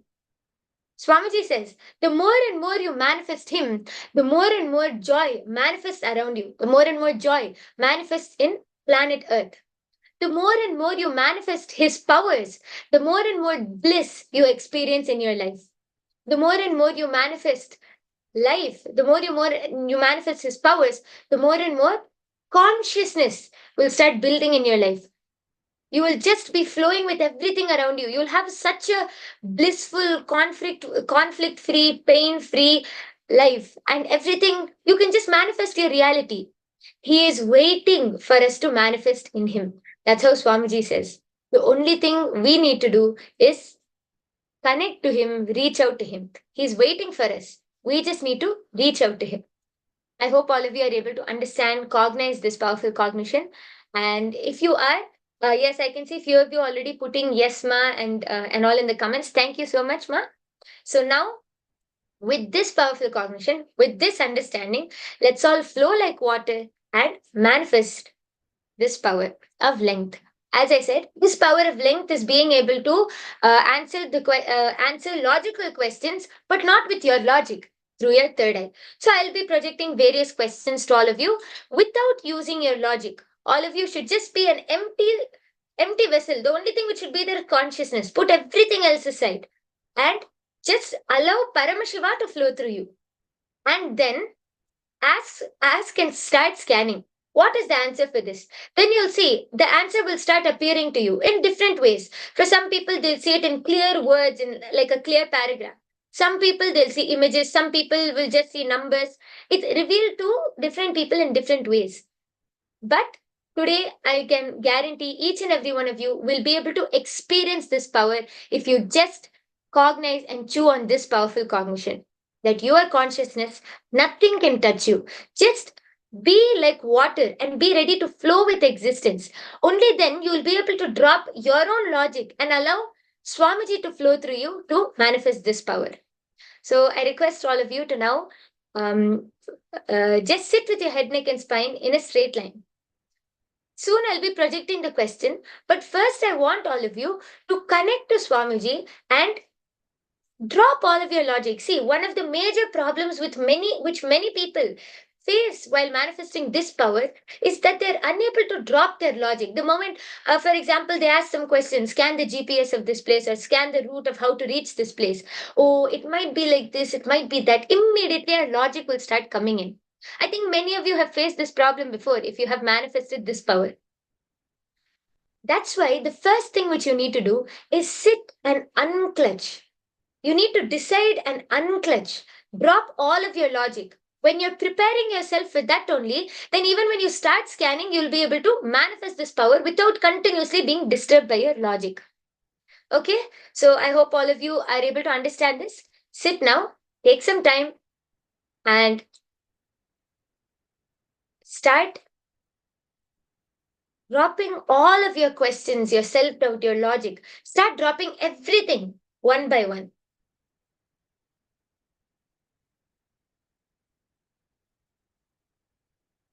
Just sit. Any question which comes to your mind, any doubt which comes to your mind, just surrender. Keep surrendering everything. Then we will enter into the first round.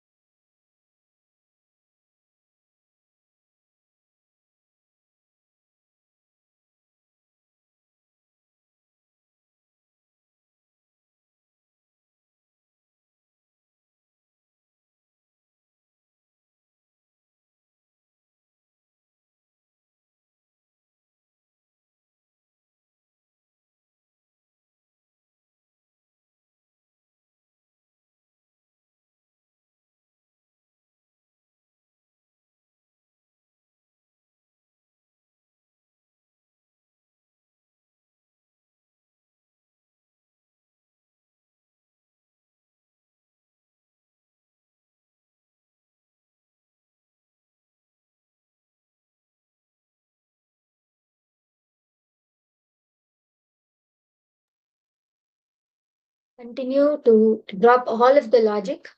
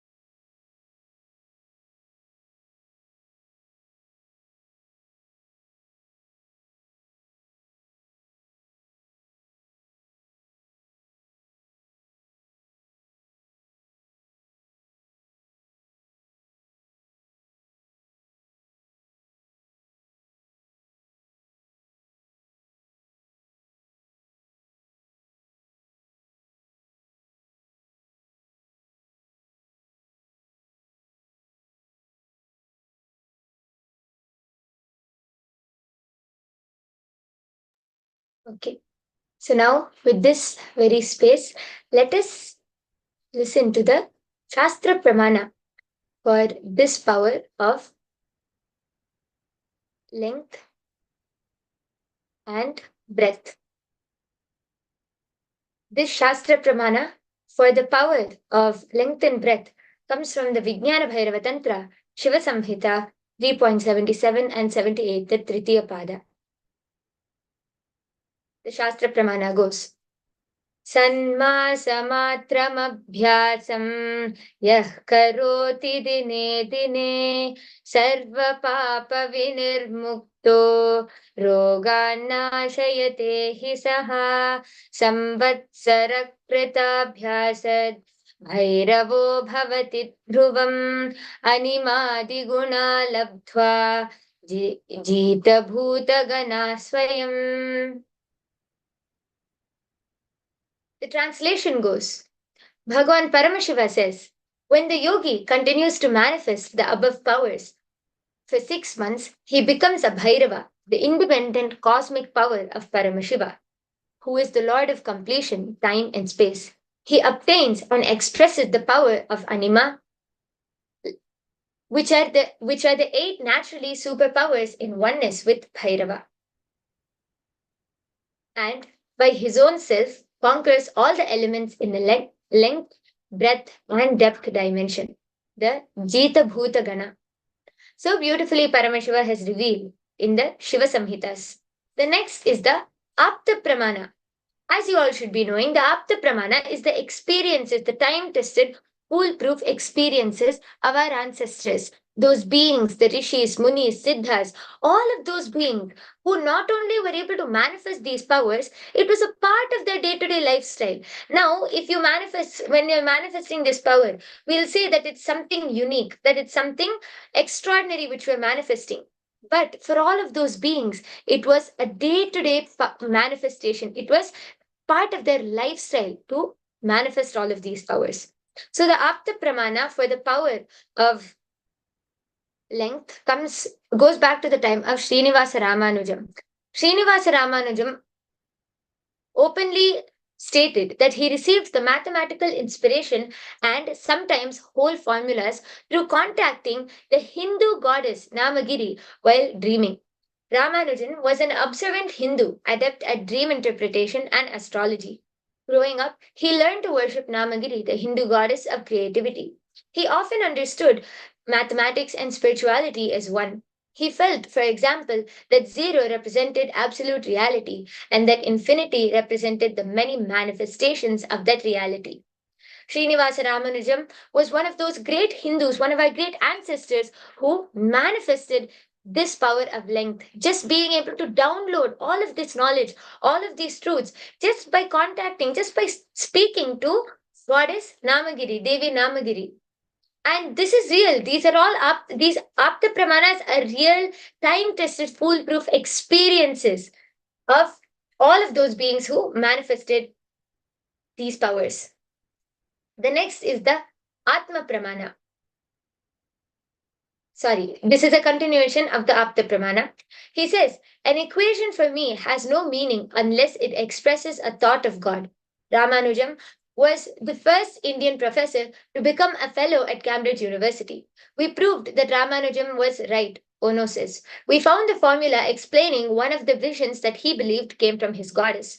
No one was talking about black holes back in the 1920s when Ramanujam first came up with mock modular forms, and yet his work may unlock secrets about them. So beautiful, isn't it? The next is the Atma Pramana. This is the accounts, the experience of the divine, of the Supreme Pontiff of Hinduism himself, of how Swamiji manifested these powers. The first time where Swamiji manifested this power of length is where Swamiji had the darshan of the Sri Chakra. The Sri Chakra is a very, you can say, a very complex geometrical structure, which is not easy to draw. Actually, even many professionals find it very hard to draw or carve it or even draw it on a piece of paper. But the young avatar, at just the age of 10, Swamiji had one vision, just one cosmic vision. In Sanskrit, we would say darshan, one darshan of the Sri Chakra. And immediately Swamiji went back home and carved it on a copper sheet without even seeing something as a reference. Even professionals have struggle in drawing the Sri Chakra, whereas just a 10-year-old boy, as a 10-year-old boy, Swamiji, with one vision, was able to just draw the entire Sri Chakra on the copper plate. It is such a beautiful experience which Swamiji shares, and this is also true, and this is the Atma Pramana. The last is the Sakshi Pramana. Each and every one of you over here are the Sakshi Pramana, because all of you are going to be manifesting this power now. The first thing which you are going to be manifesting, the first level, is being able to find the pattern and the sequence. Now, I'll be showing you a certain pattern with certain options.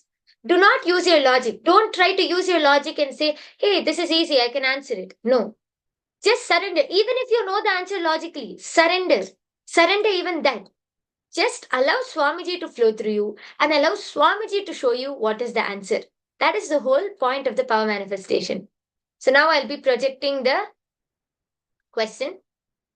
So the first question, which square below should replace the question mark? So as you can see over here, we have a certain pattern, and which of these options should replace this question mark? So I request all of you to go ahead, start scanning, and do not use your logic. Again, don't use your logic. Allow Swamiji to flow through you, and through your third eye, I request all of you to post in the chat section A, B, C, D, or E. Okay, Ma Haidishlak has already posted D. Okay, great, Ma. What about the rest of you? I think you can immediately post. It won't take that long. Just scan, allow Swamiji to flow through you and post. Ma Anandeshwari, Ma Kalahantrikananda, Ma Deborah, Ma Eva Anderson,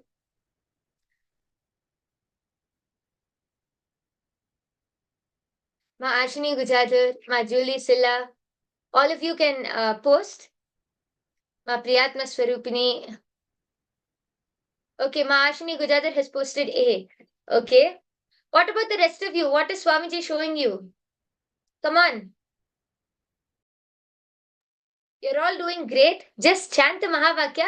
Allow Swamiji to flow through you. The moment you close your eyes, the first letter A, B, C, or D, C, D, or E, whatever Swamiji is showing you, just type that down. Allow Swamiji to flow through you, because if you take too much of time in this question, you'll start using your logic. Oh, I think it's this, it might be that. So don't use your logic. Just immediately post whatever Swamiji is showing. Okay, Ma Priyatma Swarupani has posted D. Okay.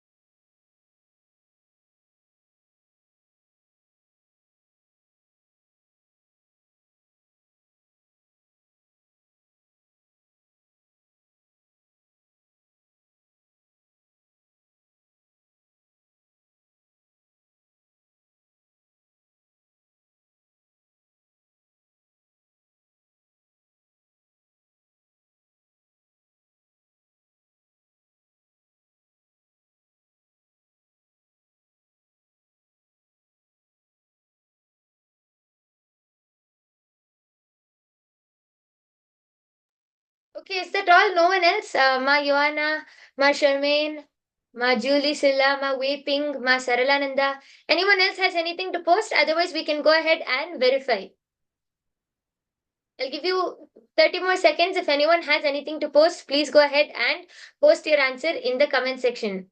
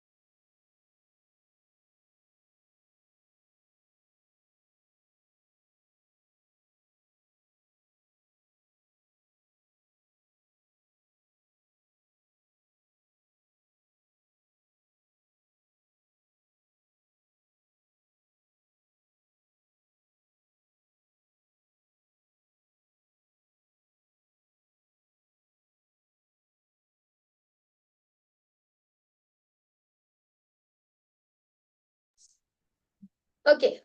It looks like that's it for everyone. Okay, so now I'll be projecting the answer to all of you.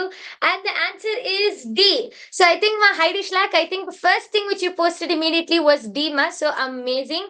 Um, um, Ma Heidi Schlack has posted D. Ma Joanna and Ma Priyatma Swarupani also have posted D.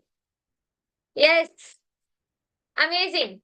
A big round of applause for all of you. You have manifested. Ma Ashini Gujadar, you have posted A, but it's okay, Ma. You will manifest. You'll get to manifesting. And as I'm telling you, it will be very easy. As you continue manifesting these powers throughout the day, you will learn to just unclutch and place your logic aside. Then you'll be able to manifest. So nice. It's all of you have manifested. So many of you have manifested in the first round itself. And yes, amazing. I think many of you are interested for doing more rounds, but we are coming to the conclusion of this power manifestation session now. We'll be moving on to the next session, where all of you are going to be learning about the 25 states of consciousness directly from Swamiji himself. And remember, each time you listen to these truths being revealed by Swamiji, even if it is the fifth, sixth, or eighth time you're learning it from Swamiji again, every time you will have a new cognition. Every time you will learn something new, and every time you are going to have a different experience. That is the magic of Swamiji. It's never the same. Every single session with Swamiji, you will always learn something new. So all of you stay tuned. I think all of you were excited, are still excited to manifest more rounds. And don't worry, throughout the day, you will be manifesting various powers, all of these exciting powers which we have in store for you. So stay tuned and do reach out to your family members and friends. Reach out to them, cause them, ask them also to come to experience this and to have a breakthrough and experience their highest possibility. So, with this, we come to the conclusion of this session. I thank all of you. Sit back, relax, and enjoy.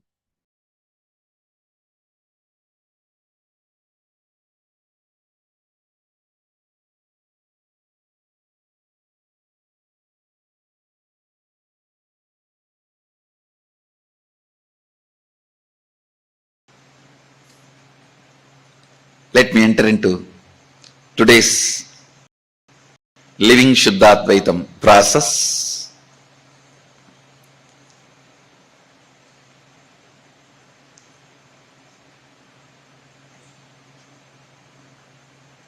I wanted to reveal some of the sacred secrets, nuances of this 25 states of consciousness, 5 aspects of Sadashiva, 11 dimensions of the universe. Please understand. The moment I utter these big words, you think this is going to be useful for me after my death. Let me accumulate it and keep it like a death insurance. No, please understand. Understanding 25 states of consciousness will directly help your day-to-day dilemma. Should I smoke or not? Should I live with this husband or not? Should I divorce this wife or not? Should I go for this diet or not? Even as simple as these dilemmas. In this situation of my life, given the time, intelligence, money and future I have, is this decision right? Is this decision going to be the best possibility for me? Even in your day-to-day business, career, life, relationships, everything. In every level, the 25 states of consciousness can give you an amazing breakthrough. Understand? All dilemmas and doubts are nothing but your dream state interfering with your waking state without you calling it or invoking it. Your waking state, Jagrat.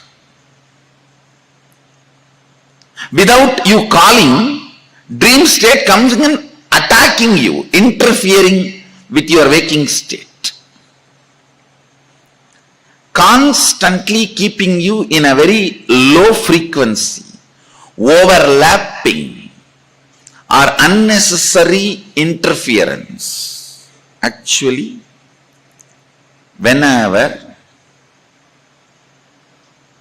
you are in dilemma, confusion, very simple. Just sip 30-40 ml of neem juice. No, because of the taste of the neem juice, you may never fall into dilemma and confusion afterwards. That is secondary. Very simple. I'll give you, it's like an experiment. Try. Because neem juice rudely brings you to the waking state.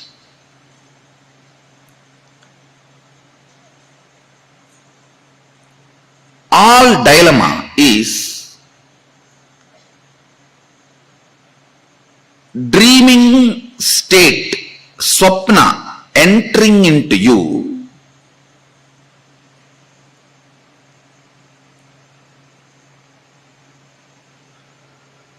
and convincing your waking state that dream state is part of your waking state. So the deluded information, less informed frequency of you, actually less informed frequency of you is your dream state. Little more informed frequency of you is your waking state. Completely fully informed, awakened state of you, dimension of you is Turiya state. Not only fully informed, all empowered to manipulate, manifest, play with any of the, where knowledge is power, that state is Turyadita. Understand, this less informed dream state entering into your waking state and convincing your waking state that your dream state is part of your waking state. So it is like a less informed person and more informed person having a debate. How it will be?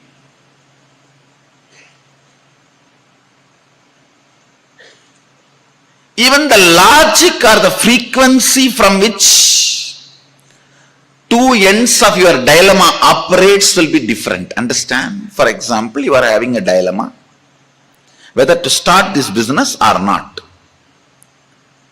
When you are arguing for starting the business, feel how you feel your inner image. When you are arguing for not going for that business, how you feel your inner image. Or you have a dilemma whether to become a sannyasi or not. See, please understand, when you have this kind of debates, dilemmas, whether to go for divorce, whether to go for having a baby, whether to go for sannyas, whether to go for starting a business, or whether to go for having an affair, whether to go for building a new home. Whenever you have this, just observe one debate, one side of the debate will always be from more alert, higher inner image of you. The other side of the debate will always be from lower inner image of you. The moment you know this, just blindly vote to the fellow who is from the higher inner image. The debates and arguments which are coming from higher inner image, because he is Jakrat. The other fellow is Swapna, dream. Understand? For you to sit and have this understanding, you need little neem juice. Neem juice on the tongue, or a bay leaf on the tongue. Even the bay leaf, if honey and chew, it will bring you to Jakrat state.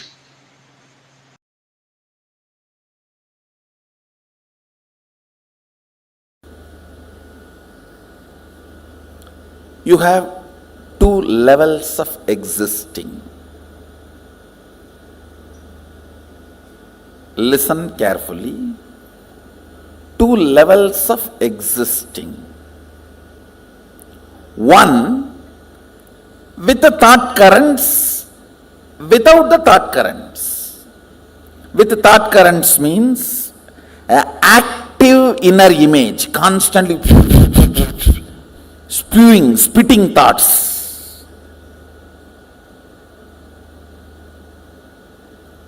Without thoughts, in deep sleep, where I think some of you are in that state now. If you are not hearing me, you are in that state. If you are hearing me, you are not, fortunately.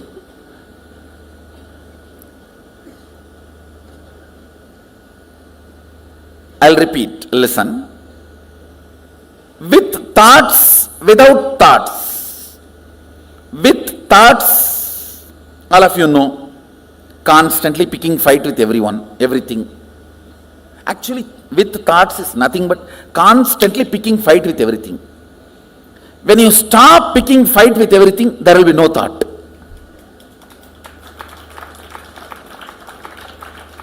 thought is Tan in your existence. When there is uneasiness and you decide to pick fight with some part of you or the other, then comes thought.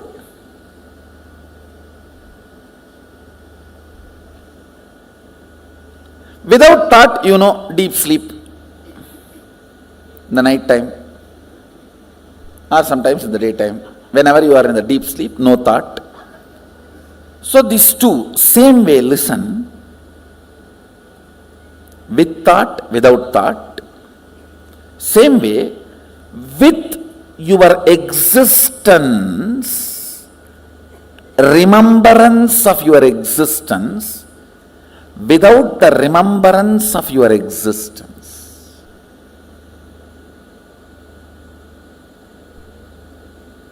Listen.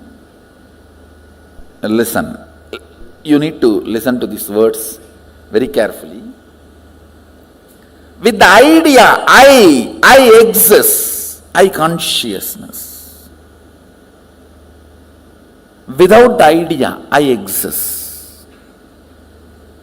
These two states, how many of you are able to understand? See, now, all of you have the idea, I exist. Am I right? The deep sleep, do you have that? That is why it is sleep.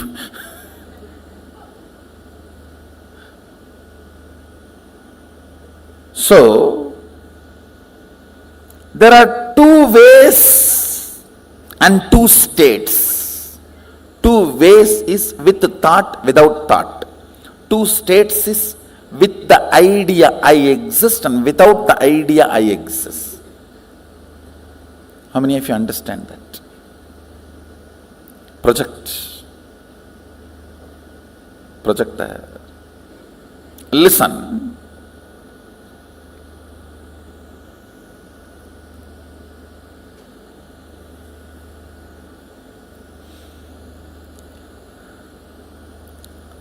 With the idea,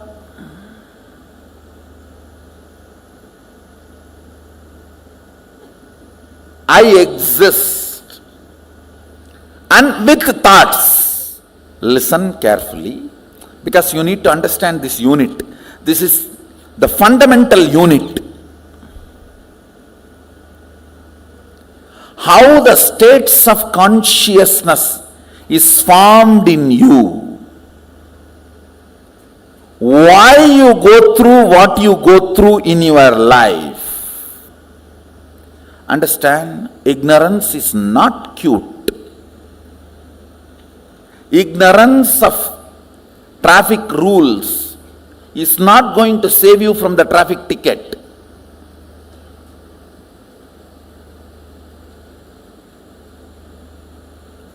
Ignorance of traffic rules is not going to save you from ticket. Ignorance cannot be a reason for not following. Same way in the cosmos, ignorance is not cute. Yes, you can be victim, singing song, oh, I am ignorant, innocent devotee. Who is going to care? No. A devotee cannot be ignorant. Jnana varishta bhakti, devotion established on knowledge and understanding, with thoughts, with the idea I exist, I consciousness, that state is called thinking, Jagrat. All of you are able to understand the word wakeful state, Jagrat? If you understand the word Jagrat, wakeful state, raise your hand. Great. I am using the Sanskrit word so that I will not forget and all of you also will not forget. So let me go to the next word. I am introducing these 4 words. With thoughts, without the idea that I exist. That's called swapna. You may say, no, no, no, no, no. In dream also I remember I exist. No, listen carefully. In the dream, you will be writing your college examination sitting with your son. How can that be? College exam you wrote much before the marriage. How many of you had this kind of a completely overlapping dream? You need to know the identity I you feel in the dream does not have independent understanding. It is just overlapping, crisscrossing of few thought currents. See, like laser beam, if 4 or 5 beams cross, that point looks like a independently shining, which is not. Same way, in the dream, few thought currents crossing, you feel as if your identity exists, but it is not. It does not have consistency. In one dream itself, that will change 20 times. How many of you have observed? In the waking state itself, it changes. Why do dream state? How many of you say that? But in the waking state, at least little decent. In the waking state, it's more like an unstable spouse. Every half an hour divorce.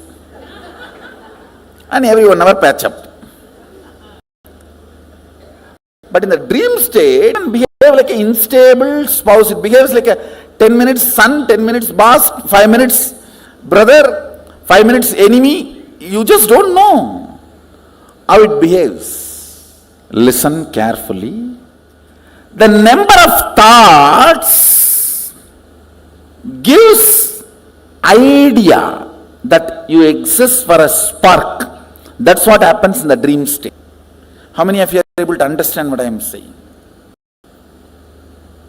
That is why the idea of I in the dream state is so illusory.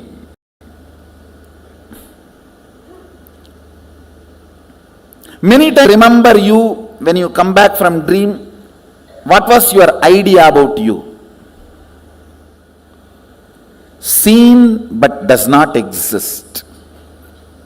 That's a direct translation of the word swapna. Seen but does not exist.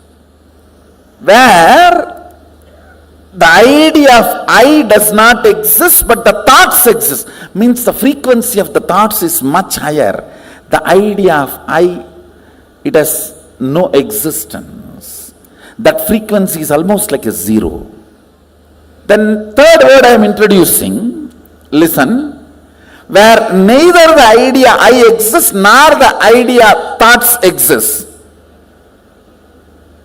That is what is called deep sleep, sushupti. These three all of us experience in our day-to-day life. The fourth word I am going to introduce, it has no word. That is why it is called turiya. Turiya means fourth in Sanskrit. In Sanskrit, the word turiya means fourth. That's all. Because there is no word for it.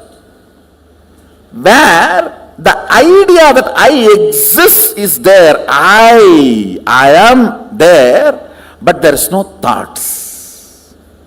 That is called the fourth state, turiya. With the idea I exist, but without thoughts, is turiya. With I plus with thoughts is waking state. Without I but thoughts is dream state. Neither I nor thoughts is deep sleep state. Only I, no thoughts is turiya. Now I want you to remember these four words, let me repeat. Jakrat means waking state. Swapna means dream state. Sushupti means deep sleep state. Turiya means fourth state, awakened state.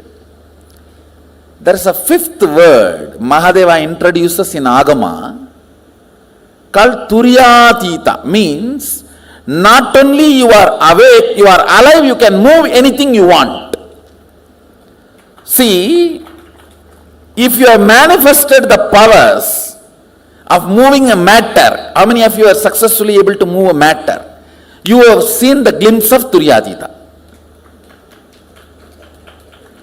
Turyatita is the state where awakening becomes power manifestation. Means you are able to play with your awakening. These are the 5 states. Listen, let me repeat once more. Jakrat, waking state. Swapna, dream state. Sushupti, deep sleep state. Turiya, awakened state. Turyatita, alive state, where you are awakened to the higher reality and you are able to manifest it as you want. Alive with your awakening. Where when you say, hey, static matter, dynamic activity and strategic existence is one and the same. Move, you are a static matter, I am saying, and it moves.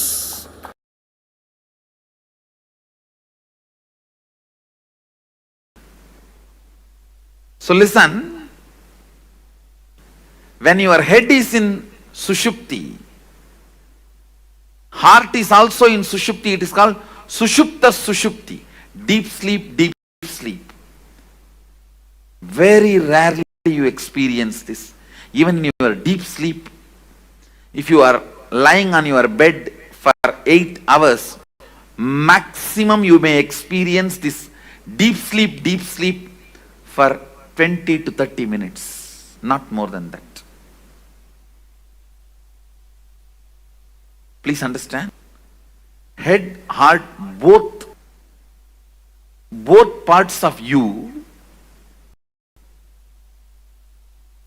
experiencing Sushupti and Sushupti, deep sleep and deep sleep.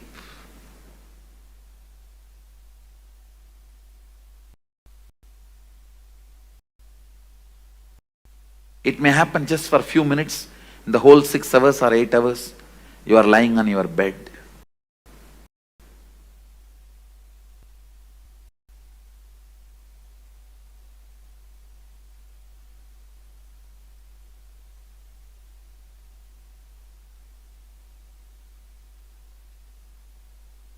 When your head experiencing dream state and your heart experiencing deep sleep, you can perceive this experience when you dream and just fall asleep without even waking up. You will dream something and you will fall asleep without waking up. Again you will dream sleep. Maybe third time or fourth time when you dream only you will wake up. How many of you have experienced this? When you wake up, you will remember all the 3-4 dreams. That is what this state, the Sushupti and Swapna, Sushupti and Jakrat, Sushupti and Turiya, Sushupti and Atita. Understand that horizontal line is line of logic, mind. What is your strategy? See, one part of you constantly strategizes about your future, your life, logically goes on analyzing right, wrong, how to get the maximum out of everything. that line of line. And the other part, heart, emotion. Even the word heart may not be right word, because somehow unfortunately you have that very good idea about heart. I will develop some other word. The crying child, the immature child inside you, which goes on throwing tantrum. Whatever your father says is wrong. Once you decide, just goes on saying no, no, no, no, no, that becomes mantra. The no becomes mantra for one part of you. A complete frustration about everything. Anything which can be seen and which can't be seen. People get frustrated because they can't see Sadashiva.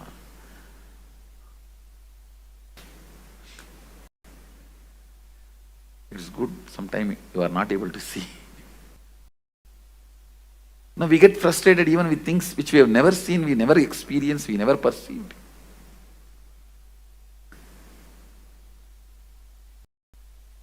The tantrum throwing child. So better I will use the word TC, tantrum child. The tantrum child is the vertical line.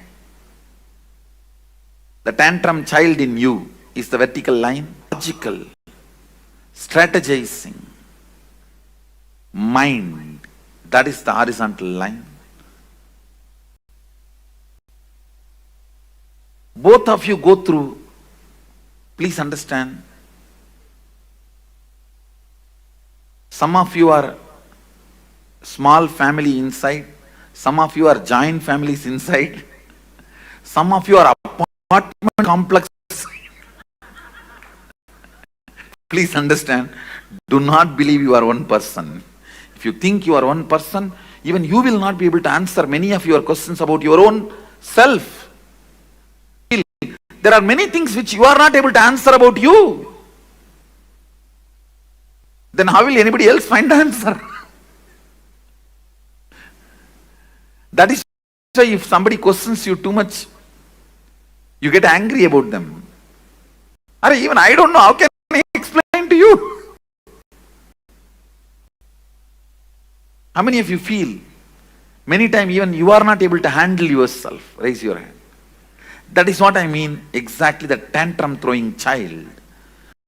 Just saying no, no. I will face whatever it comes, whatever it may be, whatever comes, I'll face. But when it actually comes, you will not be able to face that. If you do, listen carefully. Clear, very stupid thought current, when it comes, I will come what may. You will collapse, you will not face. How many of you? That is what I am calling tantrum throwing child. Just saying no. Does not bother even about you getting lost something. You just want to collapse, destroy everything. Even if I die, that is okay. Let me destroy the world and die. Let me pull the whole thing down and die. The tantrum throwing child experiences different state, and the logic, strategizing logic, which constantly plans for your life. That personality experiences different state of consciousness. That is why you go through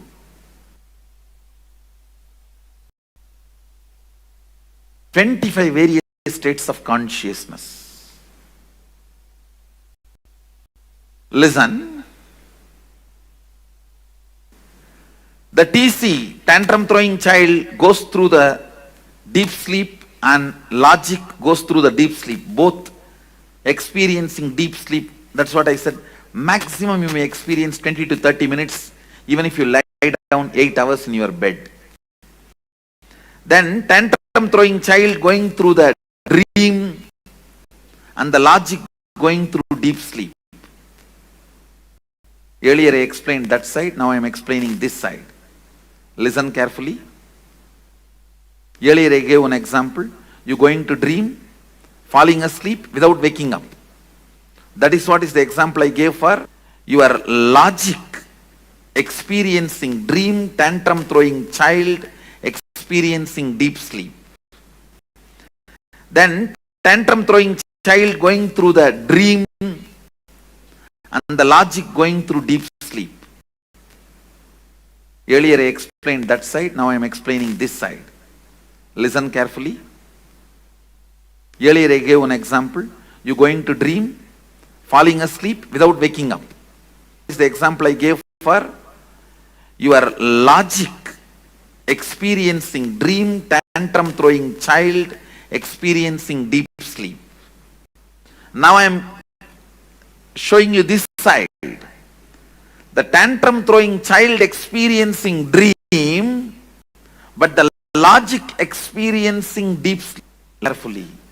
That is what English equivalent word in Sanskrit, vraks. Tantrum throwing part of you is active, but the logic is completely absent. Listen carefully. In Sanskrit it's called vrakti. In English I am trying to translate with the word frustration. I'll give you the context where the tantrum throwing you is so alive, wildly active and dreaming. But the logic with which you need to control you, that reins are not in your hand. It's like you are sitting on a wild horse and the horse is running on a hill. It may even jump into a cliff now.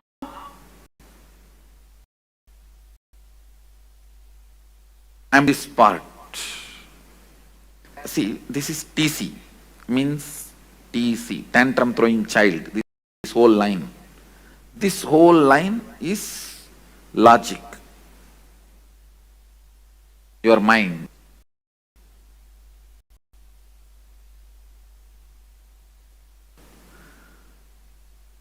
I'm talking about this state. The tantrum throwing child experiencing swapna, dream, wild. Going literally wild. And your logic which is supposed to control, put a rein, is sleeping. It's like you are sitting on a wild horse and you are not able to control the wild horse, it is running. It may jump anytime off the cliff. All that they take in frustration, please understand, all decisions you take in frustration will destroy you. Even if you think it is good decision, I tell you, do not do permanent damage to you because of your temporary sadness. Just don't take decisions when you know you are frustrated.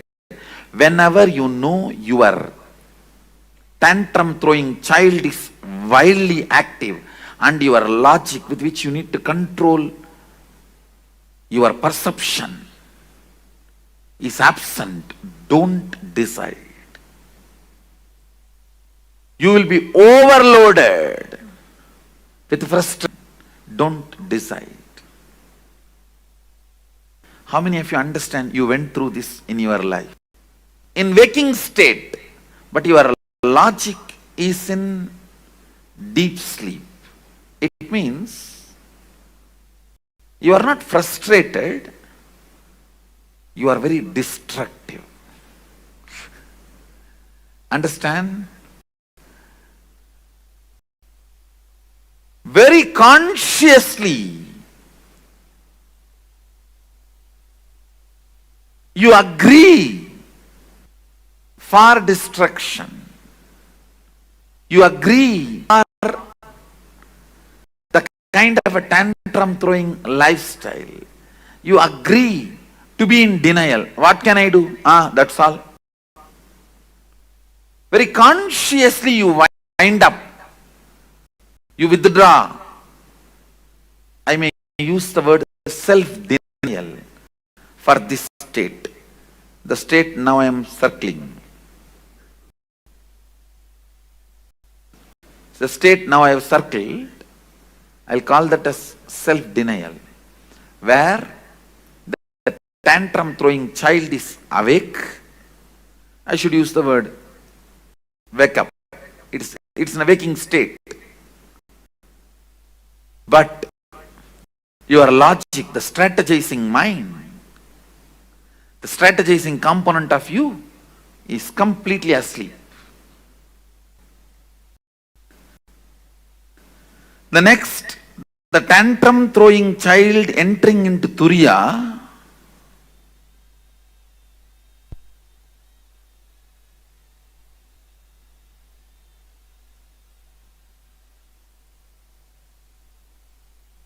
tantrum throwing child entering into Turiya,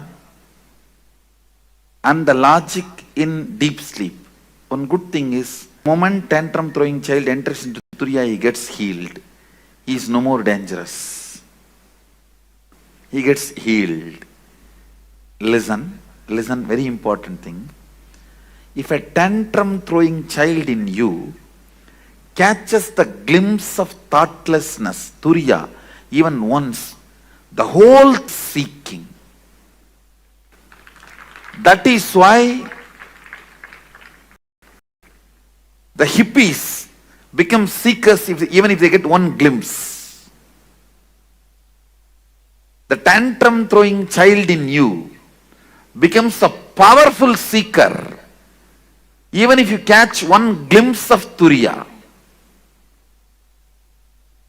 So I will call it as Turiya plus Sushupti, the which I marked, seeking awakened but don't know what to do. Your logic does not know what to do, how to proceed, but you know something you need to discover.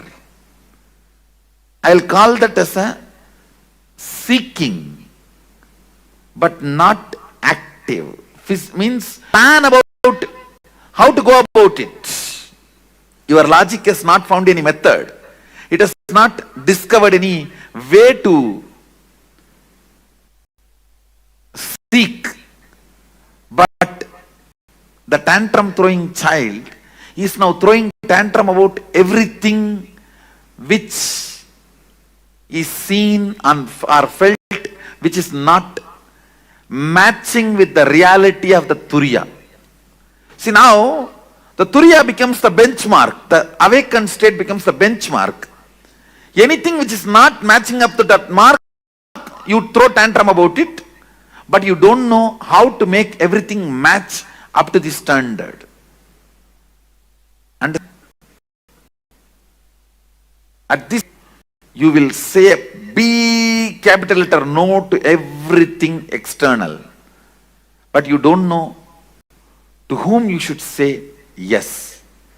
You only know to say no to everything, to whom you should say yes. How many of you think you got this? Turiyatita and Sushupti. When you enter Turiyatita, when the tantrum throwing child enters into Turiyatita and the logic is in Sushupti, I call this accidental enlightenment. No, there are few people who got this accidentally by Guru's grace or by high energy experience without their logic planning for it. This J. Krishnamurti actually had a glimpse, but accidentally. Your tantrum throwing child experiencing deep sleep and your logic experiencing dream state.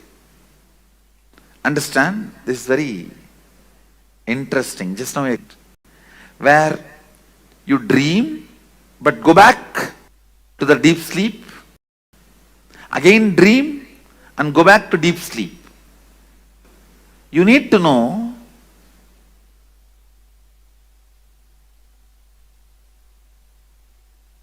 maximum only 30% of you is your logic part. 70% of you is the tantrum throwing child inside you. So how much ever you strategize, always the tantrum throwing child wins in your life. How many statement? How much ever you plan, finally this tantrum throwing fellow wins the game.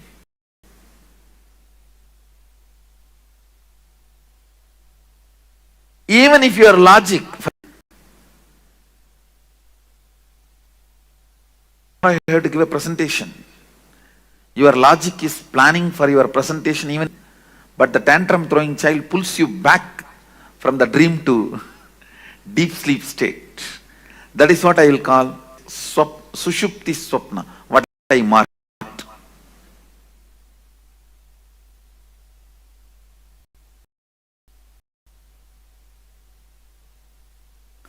Next, the tantrum throwing child experiences deep sleep, but the logic experiencing waking state.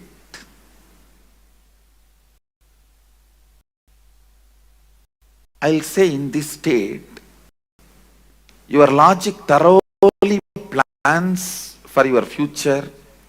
You will sit and think, nicely plan, but within next 24 hours you will forget the whole thing and you will start thinking again the same thing and do the same plan.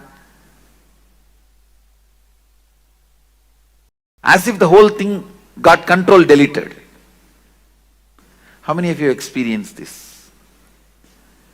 Your logic's plan, but your tantrum throwing child is not even interested in looking at it.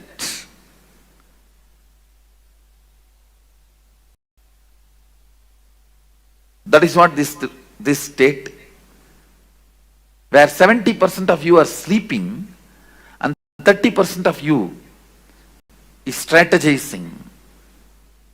70% of you boycott that meeting. How can any corporate meeting be successful if 70% is boycotting?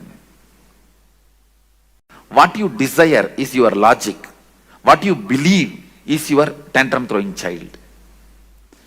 You will never get what you desire. Please understand, you will get only what you believe. You desire always to have wealth, but you believe you will never going to get it. You are never going to get it. You desire to have health, but you believe that is not part of your life. So you will what desire, first what you believe. Always confused between desire and belief.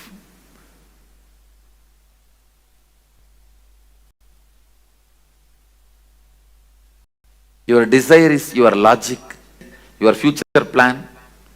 Tantrum throwing child is what you believe as you. I think now it's too clear. How many of you are catching what I am saying, this statement? Understand? Next, your tantrum throwing child is in deep sleep, but your logic is in Turiya. During these moments only you get the darshan, vision of God's, goddesses, Guru. But it goes away. It doesn't stay, because anything only if your tantrum throwing child also stays with you. For example, if your tantrum throwing child means the TC, if he enters into Turiya and your logic is in Sushupti, which I circled now, at that state if you get any essence of God, Guru, Darshan, it stays with you permanently because 70% receives it. But this state, anything you get will not be permanent. It will not stay with you. It doesn't stay with you. In both states you get, but this Only if your tantrum throwing child enters into Turiya and you experience something, it becomes permanent. Means your enters into that state, not your desire. When your desire enters, your belief will pull you back. Ramakrishna gives a very beautiful example. All his examples are completely from Bengali villages because he lived his whole life in Dakshineswar, which was a village in those days, and he was born in Kamarpukur, which is a remote village. He gives a very beautiful example. These boys will catch the mungus. Am I right? The pronunciation? Sir, mungus, how you pronounce? Whatever. The boys, when they play in the paddy fields, they catch the mungus. If they catch more than 5, 6, they can't keep them under control.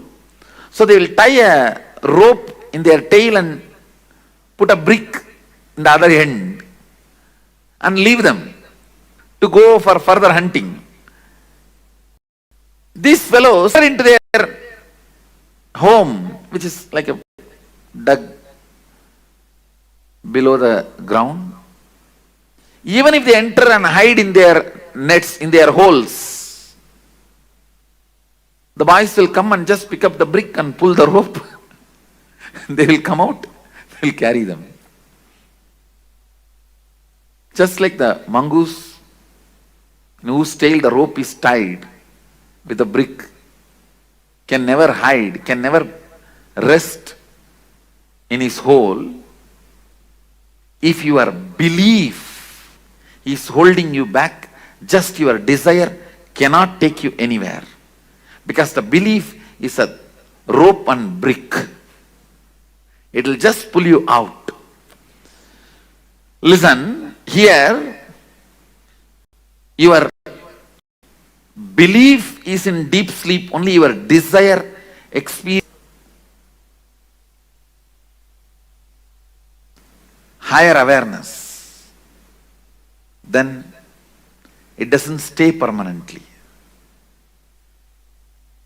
If your desire, even if your desire is in deep sleep, if your belief enters into the higher consciousness, you don't lose it. The tantrum throwing child in Sushupti, and you enter into Turiya. The logic enters into Turiya. Again, this state also will not be permanent. It will not be permanent because the tantrum throwing child is 70% of you. That's more powerful. It will pull you out. But very good introduction, because with your logic, deep seeking, sometimes you catch the glimpse of unclutching. You caught the glimpse of unclutching, but you lost it. How many of you have that experience? This is the state you experienced. The state I have circled now, that's the state you experienced. If you got, unclutching comes by your desire, not by belief. Samadhi comes by your belief, not by desire. Understand? Unclutching comes by your logical seeking. Bhava Samadhi comes by your belief, a deep feeling connection. The tantrum throwing child, when you experience Bhava Samadhi,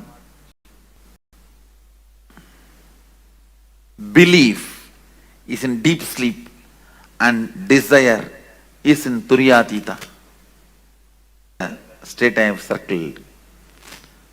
You do catch Satori, but which does not stay back. It doesn't stay back. It goes away. But if your belief catches Turiyatita, desire is not cooperating. That is, I can say, this state. Your belief means tantrum throwing child is catching Turyatita, but your desire, logic in deep sleep, Sushupti, it's not cooperating. This will become permanent, but this will not be permanent. If you achieve this, you will always lose. Achieving this is very easy, but you will lose it. Achieving this needs little practice, but you will not lose it. This comes by Bhava Samadhi, feeling connection. This comes by unclutching your own effort.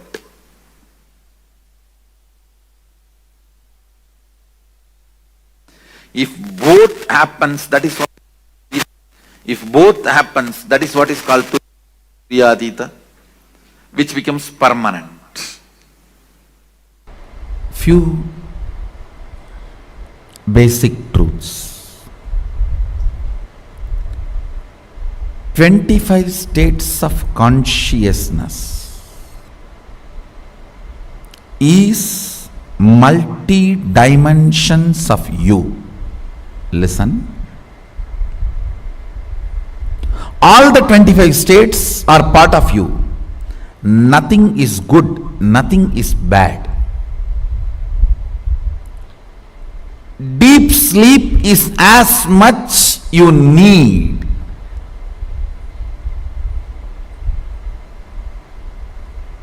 Please listen.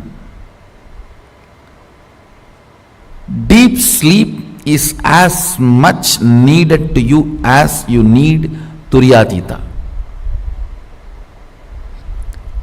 The whole 25 states is your 25 dimension. Only thing, you becoming powerless during the deep sleep or the dream state is the problem. But if you decide to become powerless, you can be powerless anywhere. If you decide to become powerful, you can be powerful anywhere. Fundamentally, this whole 25 state is 25 phases of you, 25 dimensions of you. Nothing is bad, nothing is good.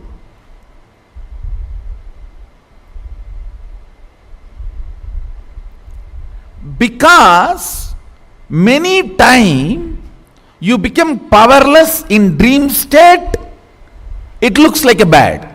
Not the state is bad, but your habit and pattern of becoming powerless there is bad. Understand, your ability to have power over your internal and external things makes certain state is good or bad. That's all. Shall I repeat? In the deep sleep state, you don't have power over anything. You just become completely powerless. That's why we feel it's bad. In the dream state, we have power over certain few thought, but not more than that. In the waking state, the powerfulness is little more. In Turiya, the powerfulness will be complete internal and external. In Turyatita, the powerfulness over everything exists. So fundamentally, your focus need to be on being powerful, not on changing the states of consciousness. Understand? Rich people don't work for money, they work for excellence. Money follows them.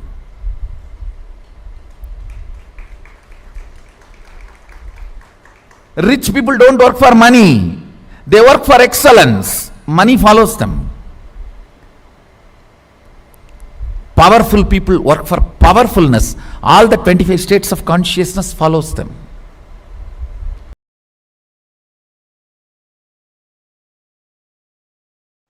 If you are in delusion, don't be afraid.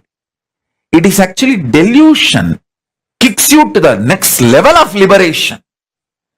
See, 3 seconds of nightmare not only gets you out of nightmare, it pushes you to the next level of state of consciousness called waking state. From dream, you are just kicked to the waking state. High. From dream, moving to waking state is like enlightenment in dream state. So, if you had a very sweet dream, normal dream in your dream state, you would have just gone again back to dream state or deep sleep state. But if you had a nightmare, you can neither go back to dream state or deep sleep state. You have to be kicked to waking state. So, delusion in the delusion in the dream state is nightmare.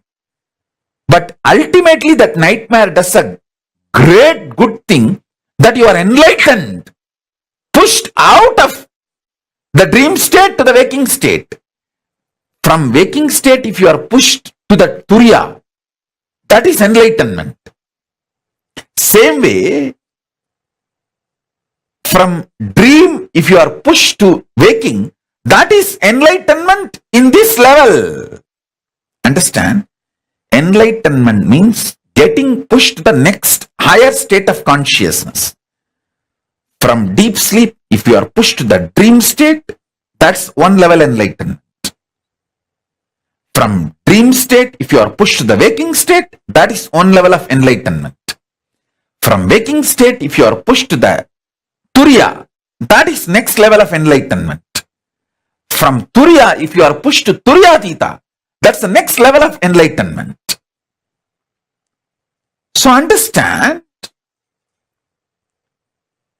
the nightmare in your dream state is not as bad as you always think, because just the 3-second nightmare, and you need to know, no nightmare can be longer than 3 seconds. It's a law of life. In the dream, it may look like a long time, but actually, in chronological waking state time, it is only 3 seconds. So,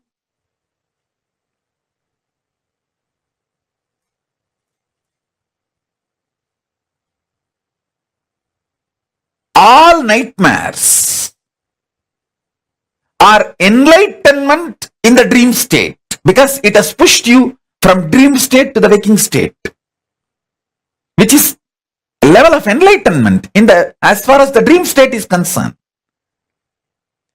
I should call there are 4 levels of enlightenment. From deep sleep, when you are pushed to the dream state, it's called dream enlightenment. From dream state, if you are pushed to the waking state, it's called waking enlightenment. From waking state, if you are pushed to Turiya, it's called awakened enlightenment. From Turiya, when you are pushed to Turiyatita, it's called living enlightenment. Daniel Konkler is asking, Swamiji, is the 25 states of consciousness, 11 dimensions of Jagat, 5 aspects of Ishvara, are they all Maya or just different permutations and combinations? Where in it does Sadashivoham exist? Or is it only outside of that matrix that we exist? Listen to this example. You are in a forest. A tiger sees you. You see the tiger. It is chasing you.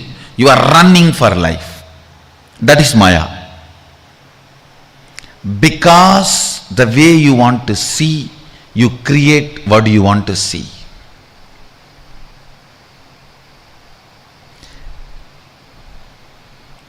It is called Drishti Srishti. Because you see, you create. Listen carefully. Next, Ganga is flowing forever. From the Himalayas to Ganga Sagar, ocean.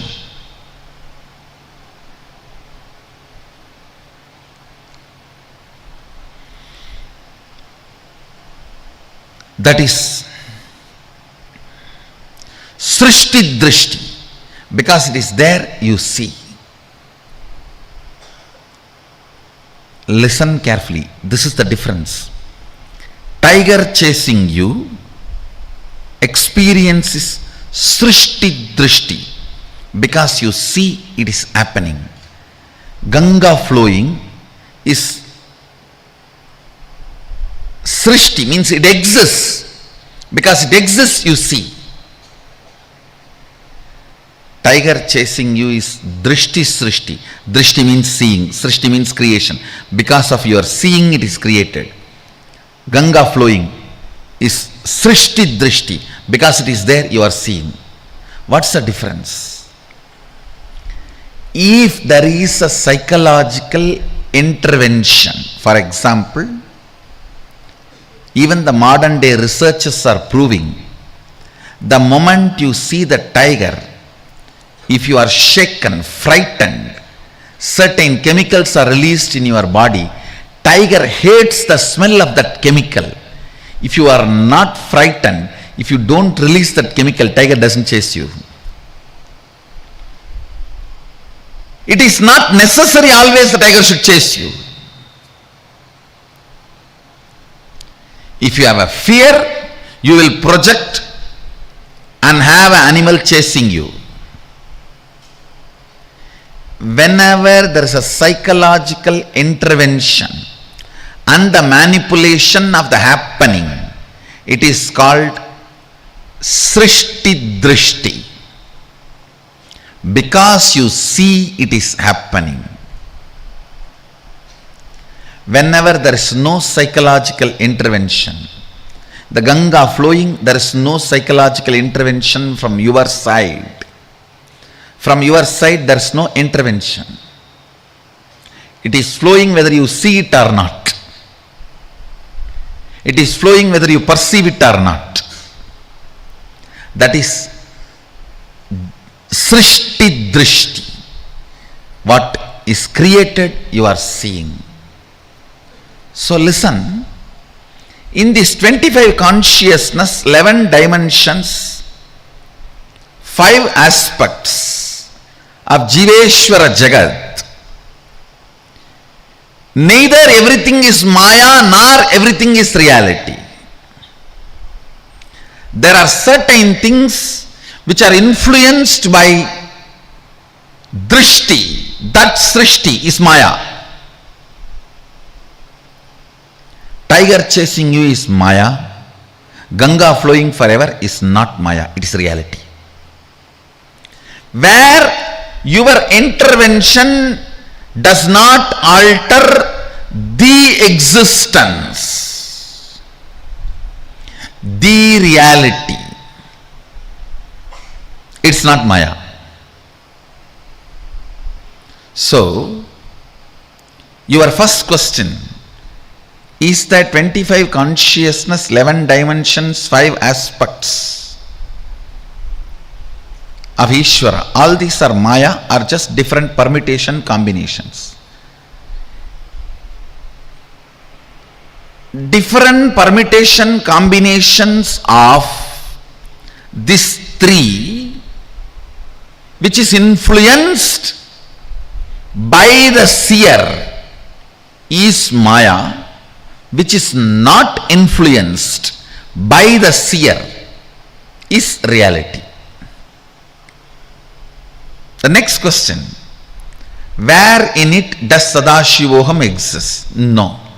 All this exists in Sadashivoham, not Sadashivoham in it. Understand?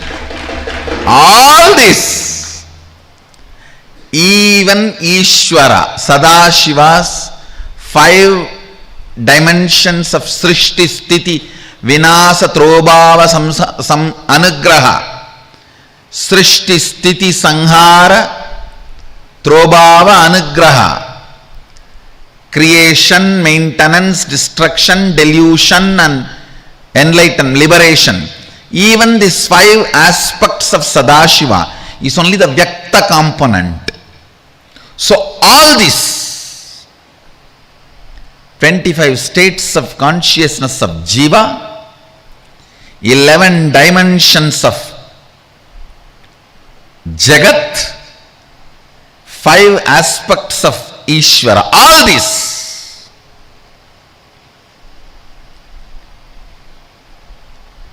is established on Sadashivoham. All this exists on Sadashivoham. Sadashivoham does not exist in any of this. All this exists in Sadashivoham. And you are asking, or is it only outside of that matrix we exist? Please understand. Sadashivoham exists outside of all this matrix. All this. Jiva, Ishvara, Jagat.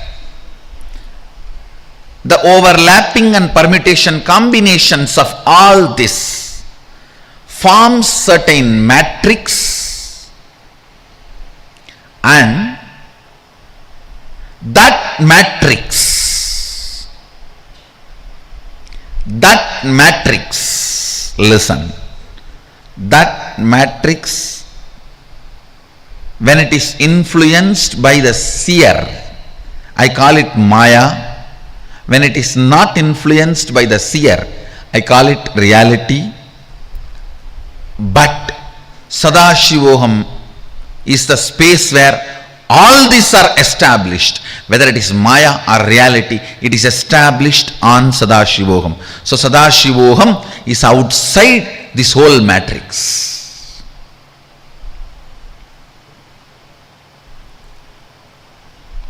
Actually, you are going to experience Sadashivoham, the space outside this matrix, in this Sadashivoham 2016.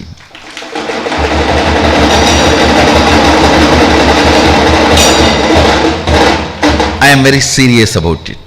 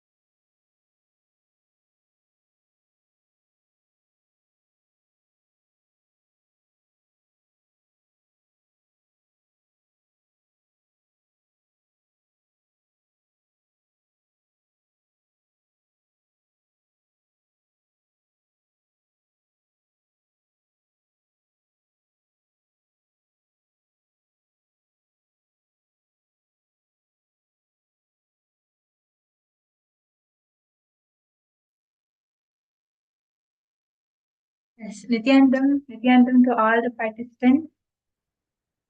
So nice to see all of you here again. And we all just learned from Swamiji about the 25 states of consciousness. And I'm sure many of you are there who have attended the previous programs and who have heard this from Swamiji. And many of you, many new participants are also there. And all of you would have heard this for the first time, or any of the viewers on YouTube.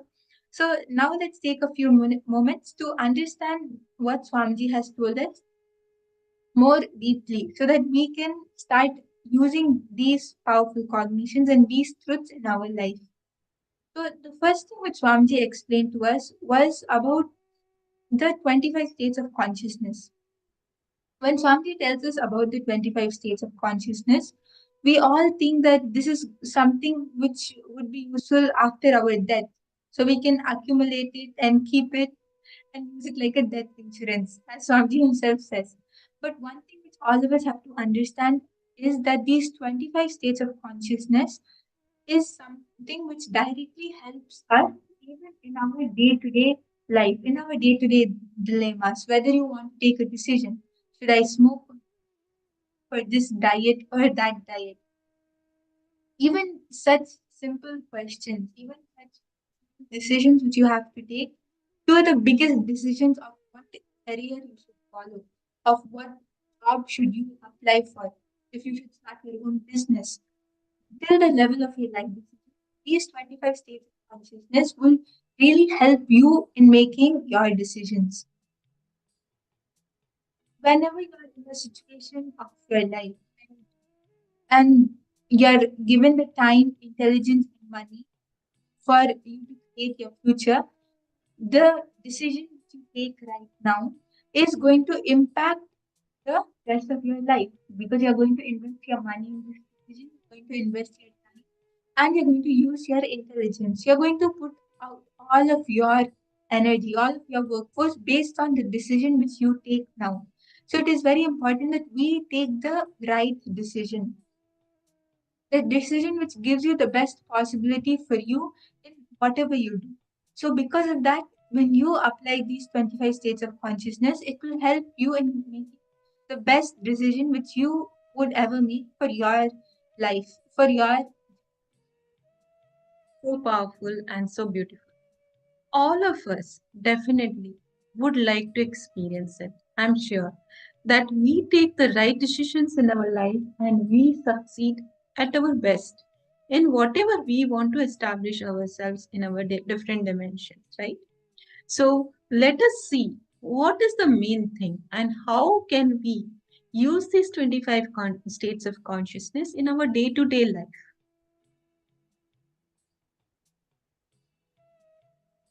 So, for example, all of us have our phones, right? All of you, you would be watching the session in your phone, or you would be having it next to you. Each and every single one of us have our smartphones.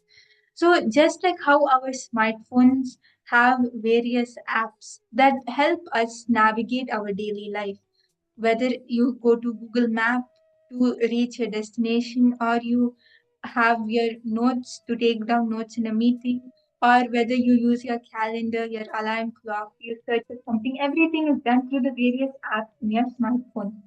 In the same way, we can understand that as how that is our, those are our different states of consciousness, the 25 states of consciousness, which can be thought of as our internal apps that help us navigate our daily experiences and our tasks. Whatever we do, when we understand it from these 25 states of consciousness, it will really help us in what we do. But before that, we have to understand what are these 25 states of consciousness. So all of you can also post what did you understand, what did you click with from this session with Swamiji, and what was that powerful cognition which you understood. Ma Yonana, Chunyu, Ma Eva Anderson, Ma Amrita Gandhi, all of you can share what did you understand. Ma Bhuvati, Nityananda. You can also share what you understood from this session. Ma Vishwaja, Ma Iqbal, all of you can share. Please understand, let us discuss this. This is the time we do manana, we do more deeper understanding of the powerful initiation and the truth revealed by Swamiji. So let us all have a good discussion, and I request everybody, please post in the chat what was your click, what was your powerful cognition, which you feel like I really want to experience and manifest in my life.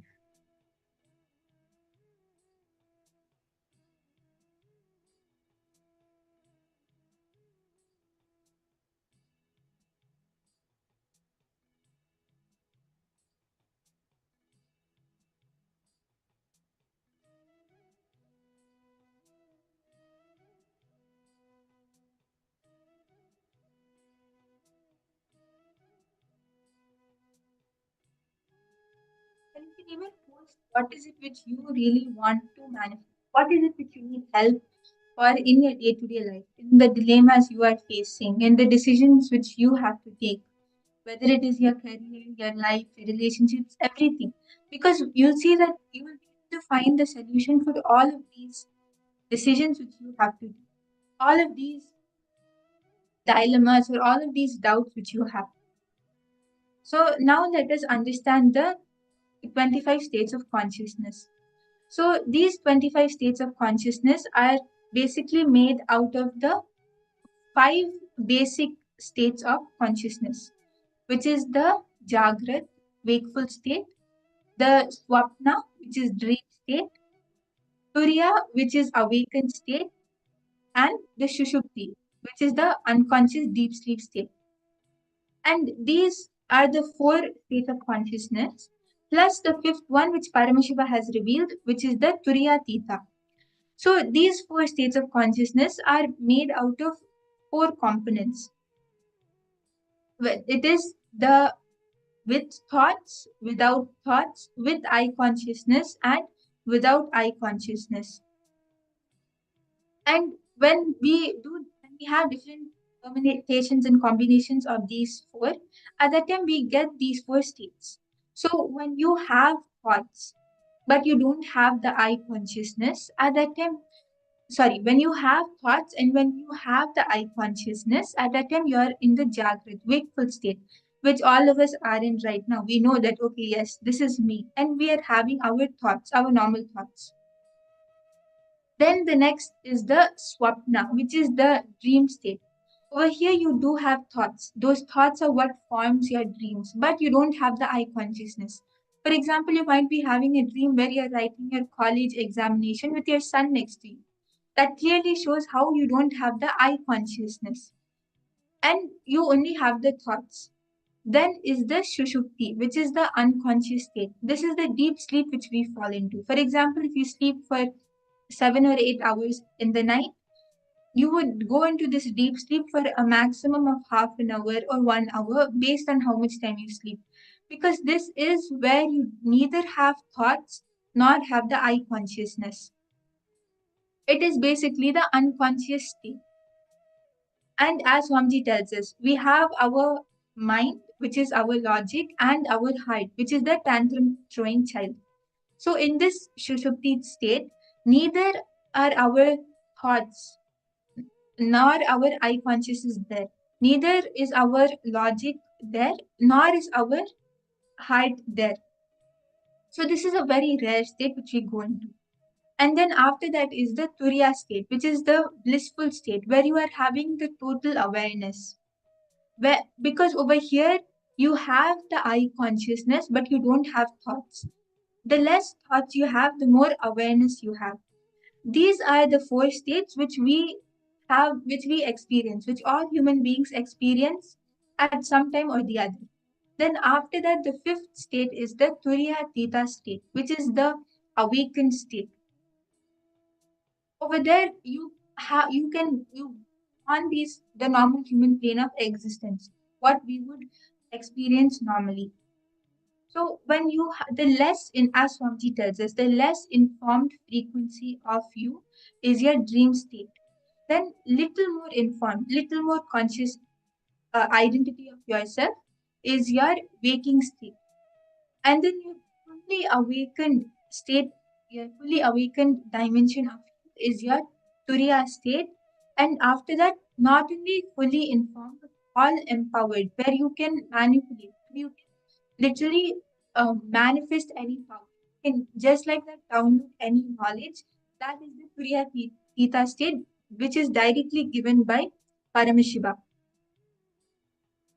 So all of you can also post what did you understand. If you are not able to understand, or if you have some questions, please, as it is very important that all of us understand these 25 states of consciousness. And Swamiji reveals very beautifully. Please understand, we are very blessed and beyond blessed that we know this. We have been initiated into this because it is our belief here and our knowledge of these states. When it is revealed to us, when we are initiated, we will see that we will simply be able to experience these states just because we are initiated and we have knowledge. So, for example, there are human beings out there, they believe that there is only one life.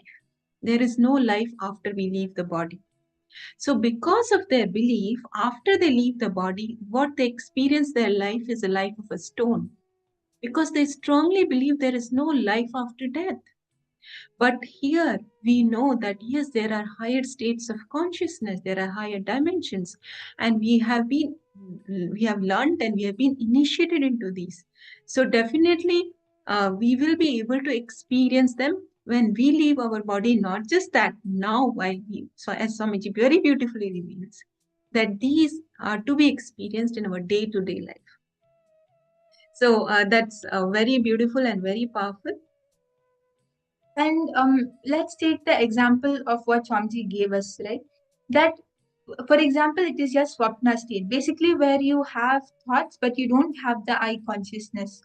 Over here, you don't have the independent understanding, which means that the frequency of the thoughts is much higher than our identity, our I consciousness. But even though the frequency of those thoughts are higher, they have no existence of their own. So that frequency is almost like a zero, non existent. And it is just overlapping each other, crisscrossing of a few thought currents. Like how you would be taking your college examination with your son next to you. That is an overlapping, a crisscrossing of different thoughts. Like how if you take a laser beam, if you like take a few laser beams, and when they cross, when they overlap each other, at that time the point in which they overlap shines independent, like it shines brightly. And if a third person were to see it, they would think that okay, that is independently shining, that is a separate light itself. But that is not the truth. It is just overlapping of different beams. In the same way, in our dreams, a few thought currents crisscross is what we feel as an idea. Our identity actually exists in our dream, but that is not the truth. And when for us to get that awakening from the dream state, whenever we get a nightmare, whenever you get a bad dream, the only thing which you can do is come up to the waking state. You can't go back into deep sleep. You can't continue your dream. You have to get up from the nightmare. How many of you are actually able to relate to this? Not a single nightmare of yours, not a single time when you have gotten a nightmare would you have been able to continue sleeping. You would have surely gotten up. Am I right? Ma Eva Anderson, Ma Chunyu, Ma Fenzu. Yes, I can see many of you are posting what you are understanding also. That's great. Yes, so in the same way, when we have to go to the superconscious awakened state from this waking state, when we get that hard awakening, at that time we have no way but awaken to that state. So now that we have understood these 5 basic states of consciousness, we will be seeing how these 5 basic states, when they have different permutations and combinations, they form the 25 states of consciousness. So when these 5 states of consciousness crisscross each other, they form the 25 states of consciousness. And these 25 states of consciousness determines why we behave the way we behave at some times and why we behave the way we behave at other times. These 25 states of consciousness run our whole day, run our thought currents, our decisions, everything which we do. And as all of you can see here, the horizontal line is the state of the mind, the logical state, as Swamiji explained to us. And the vertical state is the heart, the emotional state. That is the tantrum throwing child of us. And it is actually this tantrum throwing child that always gets majority of its willing. Whatever it wants, that is what it will manifest. The mind doesn't have most of the control. It is the heart which has it. 70% of the our realities, whatever we manifest, is what our tantrum throwing child wants. So, how can we make what we want into a reality? Through this. For that, Swamiji gives us a very powerful technique of believing in what you want to manifest. When you want to desire when you desire for something, that is only a mind, it is only a logic. But when you believe in something, when you believe that yes, I can manifest this, it goes straight to that heart. So you will always get only what you believe. Never you will get what you desire. And all these, and one more thing which we have to understand is all of these 25 states of consciousness, these 25 dimensions of you are neither good nor bad. I can see that few of you are also posting that, and it is so nice to see that you are able to understand that. So when we decide that we have to have the ability to keep the powerfulness inside us, means whether something bad or something good happens externally or internally, keeping the powerful space means manifesting Paramashiva. The 25 states of consciousness is what matters. Because our focus needs to be on being powerful, on not on changing the states of consciousness. Because our powerfulness is what will penetrate all the 25 states of consciousness. And it is only through this powerfulness that we can believe and manifest in what we want to manifest. And please understand, when we are powerful, we will see the world from a different space. Our perceptions, our decisions, actions, everything will be different.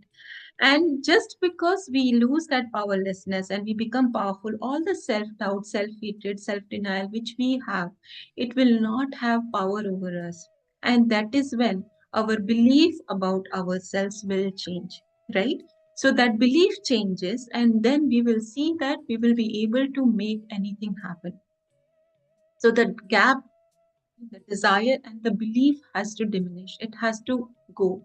For that to happen, the key is again to be powerful, right?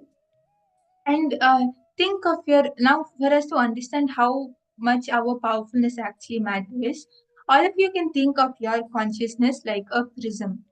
And the prism itself doesn't change, but it's just an object over there which refracts the one white light into the 7 different colors which we see. The all the manifestations. That light is our powerfulness, which shines through the prism, basically, which manifests through our body. And the different colors which come out are our 25 states of consciousness. That that through the different states of consciousness, we manifest different things which we want because each state is equally powerful in its own way. Actually, you'll see that it's so powerful that they can actually create your reality. They can literally project something which is not there and cover up something which is there. As Swami said, if our bladder is full and we are sleeping, we will literally see a restroom in our dream and never use that. So, in the same way, each of our states of consciousness are equally powerful. But at the end, what matters is the light. As long as the light remains consistent, our powerful remains. That is the foundation. Because if the light itself is not there, neither of any of the 25 states of consciousness would not be there. So all of us have to understand to keep that powerfulness inside us. And now we will be entering into an exercise where we will be keeping this very powerfulness inside us. So I hope all of you are ready. If you have some questions, please do post in the chat.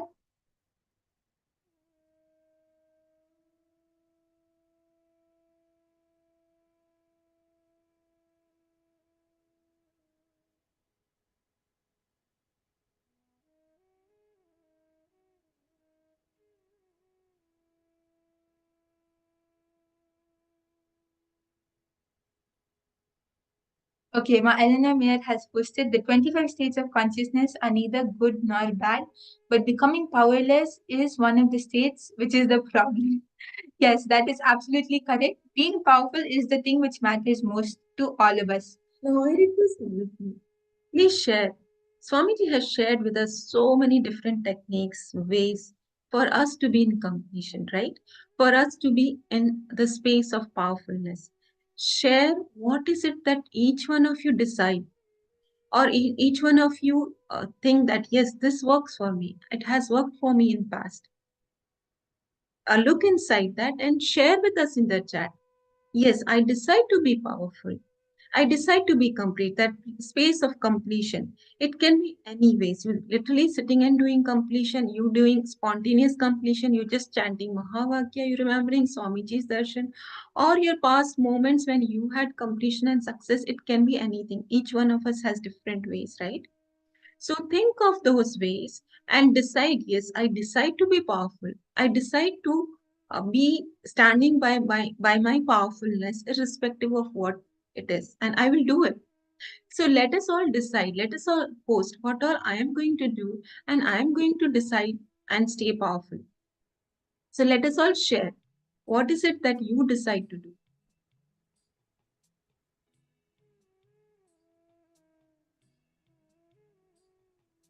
And now we will be entering into the exercise where all of you have to take a few minutes and pen down 5 instances where you have seen yourself become powerless. Where you know that yes, this is where I have been powerless. Just 5 of those instances. For example, you had a dream where you had fear and you became powerless in the dream. Just like that, any 5 instances, take pen all of them down. And after you pen them down, we are going to be using a power. You are going to be remembering a powerful cognition, or you can take it from the Living Enlightenment book, or wherever you find powerful cognitions. You're going to be bringing a powerful cognition and recognizing the situation powerfully and penning it. For example, when you had the powerlessness that you failed in your exam, for that you will bring the powerful cognition that even if I dreamt that I had failed, I can always work more authentically and pass my exams next time. I don't need to become powerless because I powerlessness is not going to help me. Only becoming integrated and authentic will help me pass my exam. In the same way, we are also going to be doing this. I request everyone to take a few minutes and pen down 5 instances where you experienced powerlessness. If you have any questions or any doubts, need any help, please do post in the chat. Let's sincerely sit and write these down.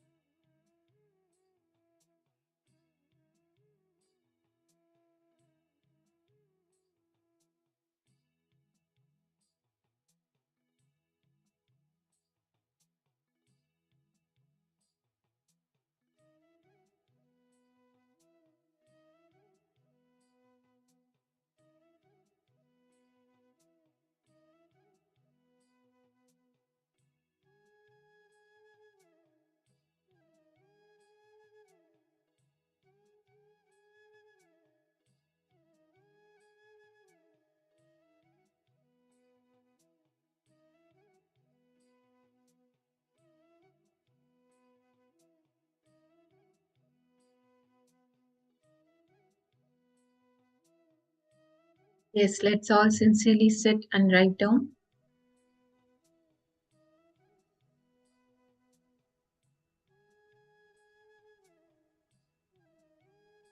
Please write down those powerless moments and recognize the space of powerfulness with the right powerful cognition. Please understand, when you sit and when you write down, when you reflect, you will understand and realize that we don't have to be powerless. When we face situations in life, we can stay powerful and we can deal with them, and definitely we will have much better results in life.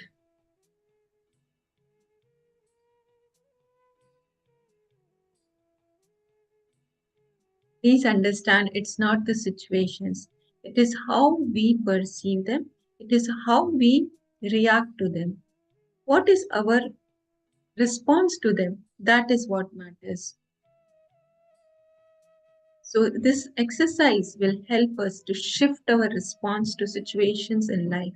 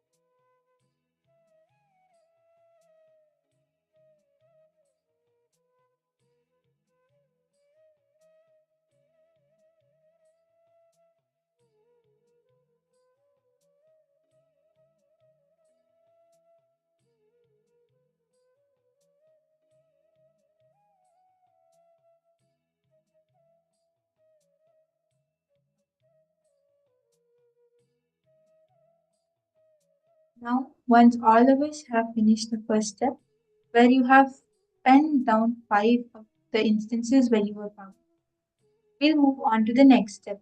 So now in this step, you have to bring a powerful foundation for each one of these situations.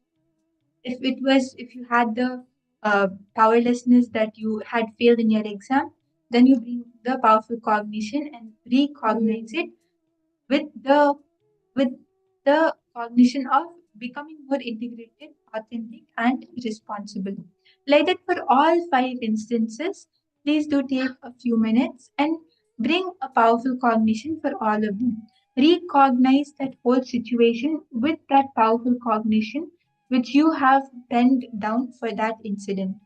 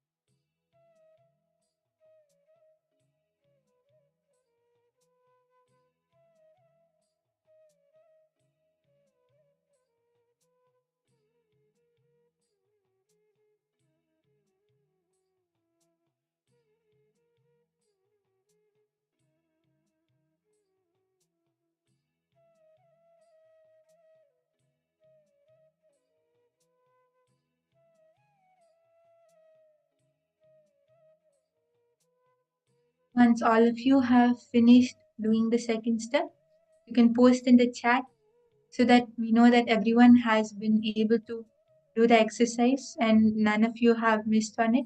If you have any questions or doubts, please do post. Feel free to ask.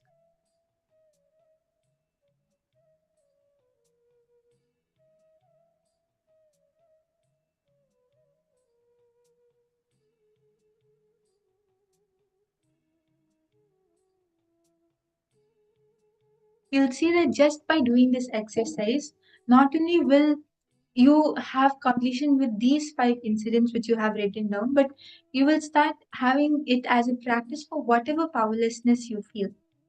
Any time in your day, whether you experience whether it is a really bad situation and you feel really powerless, or if it is a tiny incompletion which you have within you, for whatever it is, you will have this as a solution. You will be able to just bring up the powerful cognition and complete with that situation. And also, it will help you to manifest all of your reality. If you want to become a great singer, then you believe that yes, I can sing, I am good at this, I can become a great singer. Not just the desire, not just I wish I could do it, but I wish I could become this, I wish I could become that, but believing that yes, I can do it. That is when it goes to your heart. That is when you are actually able to manifest it. And I'm sure this is a very powerful technique, a very powerful gift from Swanji. All of you can also try it out and see how it works for you, how what are you are able to manifest. And in fact, now we are going to be using this very same powerful cognition for the power manifestation. So what all of us understood from this session is what we are going to be applying in a practical way. This is the science behind the power manifestation. When you cognize, when you click with the powerful cognition, at that time it manifests as powers. It manifests as something practical. I hope all of you are excited and ready for the power manifestation.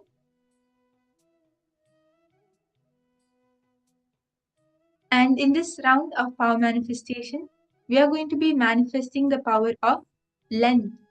And as we did in the last round, all of you are going to be identifying the answers to certain questions. I hope all of you are ready for the power manifestation. You can post in the chat. I request everyone else also who's not there to come and sit in front of the camera. We can get ready for the power manifestation.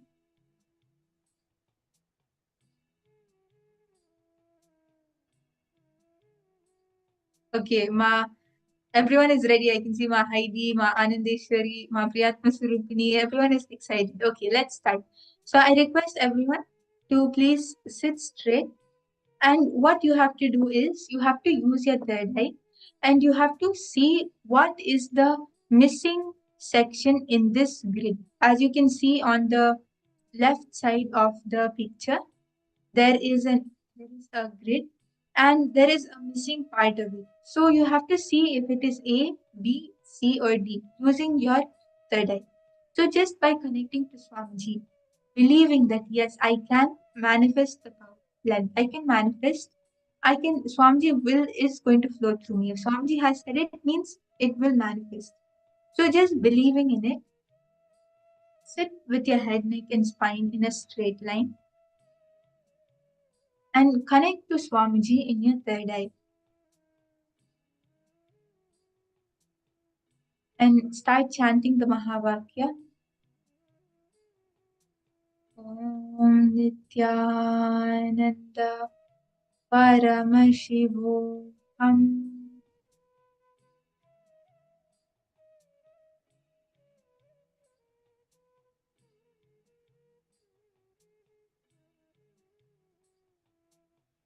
Scan the missing section of this grid using your third eye. Request everyone to please start.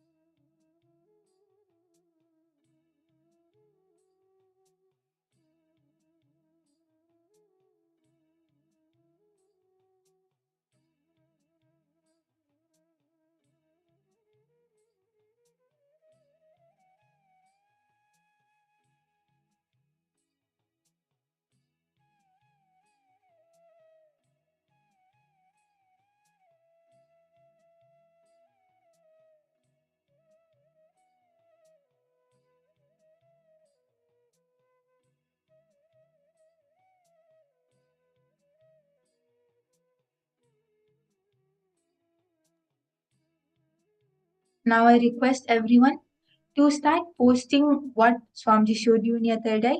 Don't take too long. Whatever you are able to see in your third eye first, whatever answer you saw, you can post that, as whatever you see first is what the third eye shows, because after that our mind will come in between, or our logic will come. Okay, yes, Ma Anandeshwari. So basically, what we are doing is you have to scan the missing section of the grid which is being projected. So as you can see on the left side, there is a grid which is projected, and on the right there are four options: A, B, C, and D. So you have to see which of those which of those fill-ins is going to match with the grid on the left. And you have to do this using your third eye. I hope you're able to understand, Ma Anandeshwari. And I can see everyone else also is posting your answers. Ma Priyatma Swarupini has posted B. Ma Karin Shivanatrajan, you saw C or A. Okay.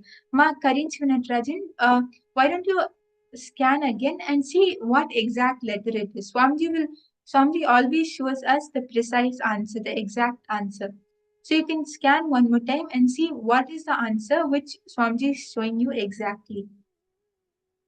And Ma Heidi has seen C. Okay. Ma Eleanor Mayer, you saw A. Okay. Yes. Everyone else who has not posted yet, please post your answers, as we are going to be moving on to the answer now. Ma Anandeshwari, so once you scan, you also please post your answer, ma. So it will be either A, B, C, or D. One of these has to fit on in the grid on the left.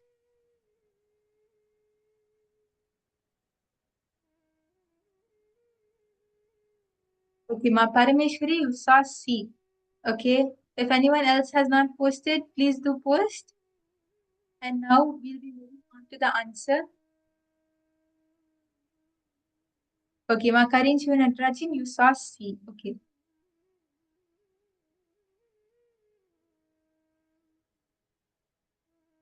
Yes, so the answer for this round is D.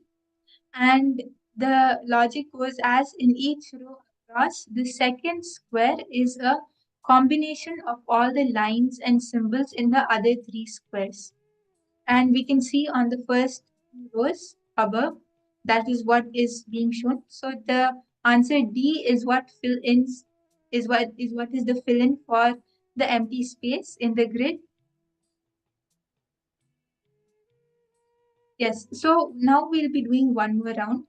I request everyone to sit with your head, neck, and spine in a straight line. Intensely connect to Swamiji and just have that surrender, just have that trust that yes, if Swamiji has told me, then he is going to manifest to me. I don't need to worry about whether I have to manifest or not manifest. I just surrender everything at Swamiji's feet and start chanting the Bhava. As we all learned just now, when you believe in what you want to manifest, at that time it is surely going to happen. So don't just have the desire to manifest. Believe that yes, Swamiji is flowing through me and I can manifest. So with this powerful cognition, I request everyone to connect to Swamiji and start chanting the Mahavakya. And through your third eye, scan the missing section of this question. So in the second row, the second square, the information is missing. And the answer to it is on the right side. So we have to choose between A, B, C, D, and E.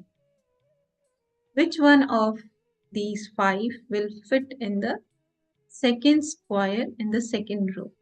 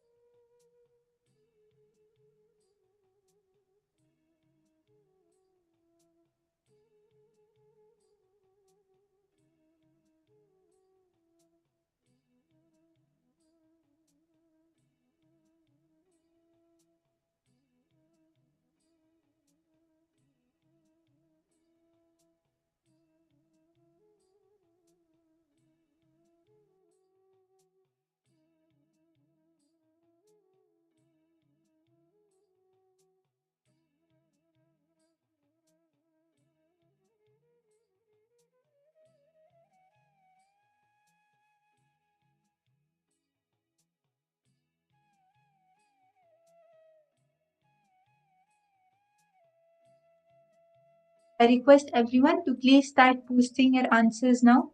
Whatever you were able to see in your third eye, all the whatever answers Swamiji showed you, all of you can start posting.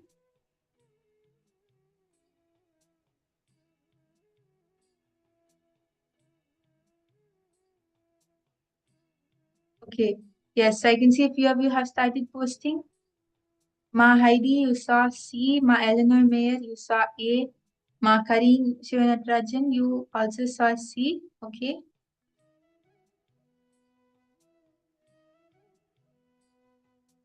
Ma Priyatma Swarupini, you saw C. Okay, Ma Anandeshwari, you saw A. Okay, everyone else can also post. Ma Fenzu, Ma Eva Anderson, Ma Chunyu. All of you can post. Okay, Ma Parameshwari, you saw E. Okay, that's great. Ma Naresha, you saw C. Okay. Ma Kamadhanananda, Ma Ananda Agurini. All of you can post your answers. I request everyone to please post whatever you were able to see, and we are going to be moving on to the answer.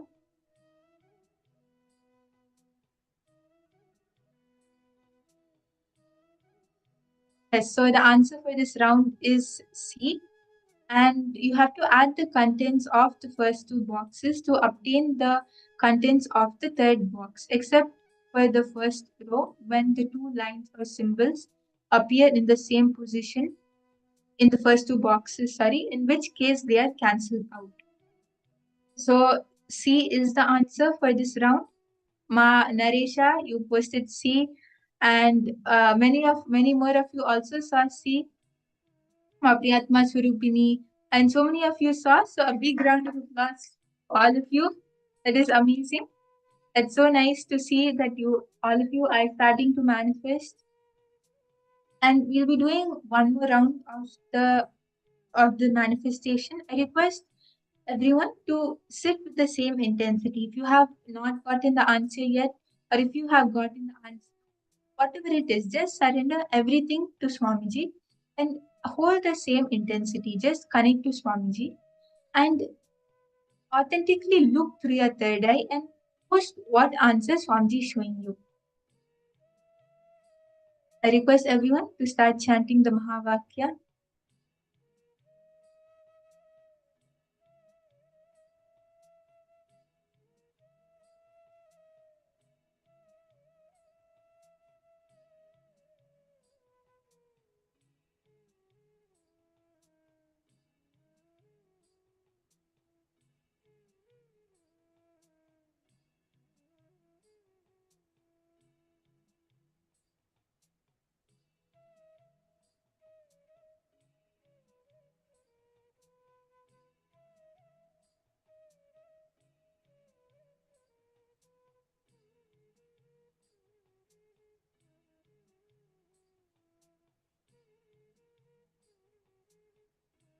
And I request everyone to please start posting which of the two squares are missing.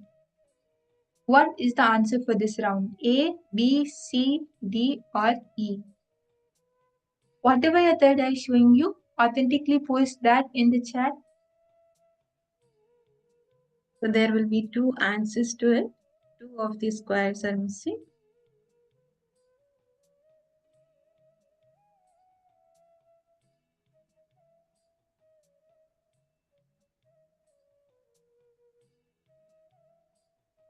Okay, Ma Priyatma Swarupini, you saw B. Ma Heidi, you also saw B. Okay.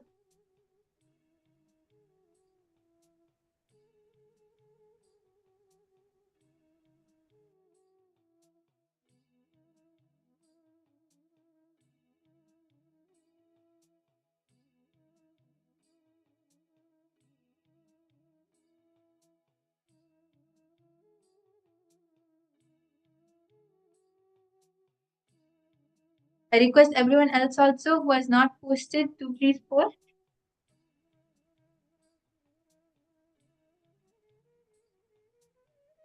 Okay, Ma Kareen Shivanatrajan, you saw B, okay, and Ma Anandeshwari, you saw B and C, okay.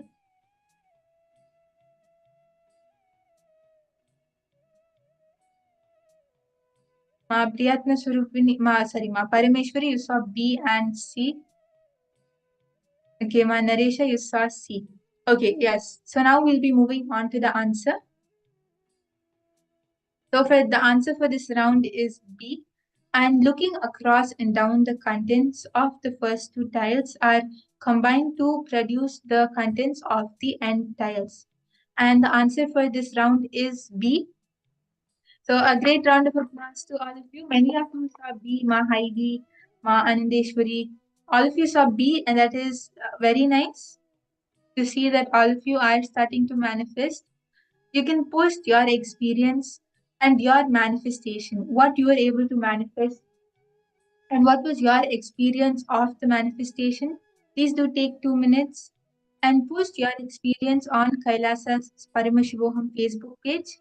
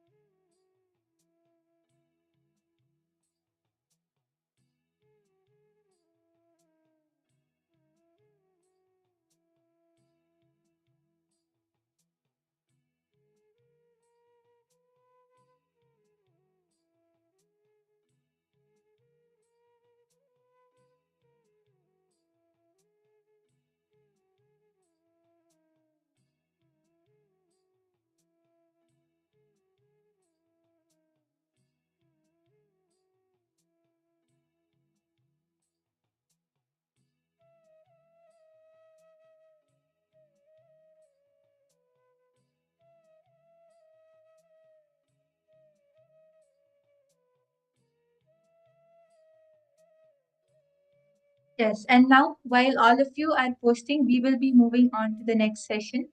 And in this session, we will be learning from Swamiji about 11 dimensions of the universe. So please stay tuned as we learn about these higher powerful cognitions from Swamiji.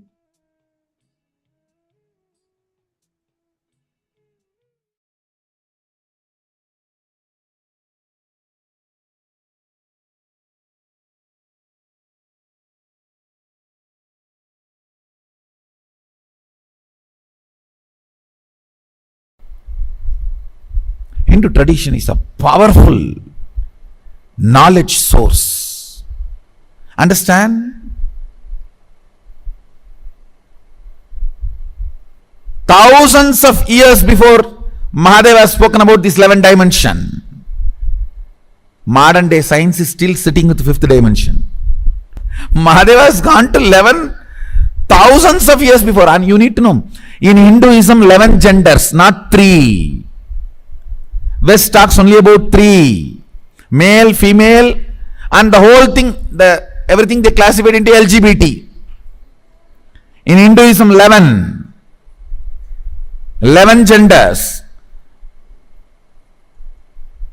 Male biomemory in female muscle memory. Male muscle memory in female biomemory. And same way there's a clear description of experiences of these 11 dimensions. If 25 states of consciousness knowledge is shared with the world, whole psychology, psychiatry, this department will collapse. About everything.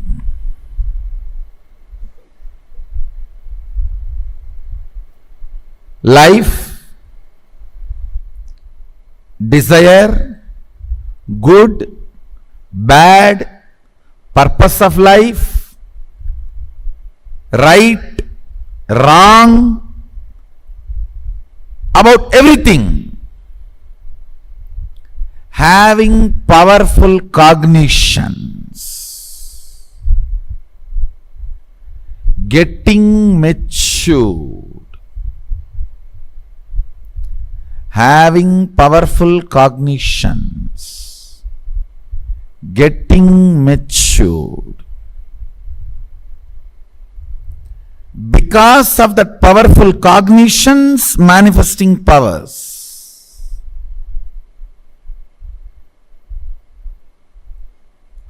Now, giving powerful cognitions to you about the universe is introduction to 11 dimensions of the universe. 11 dimension of the universe.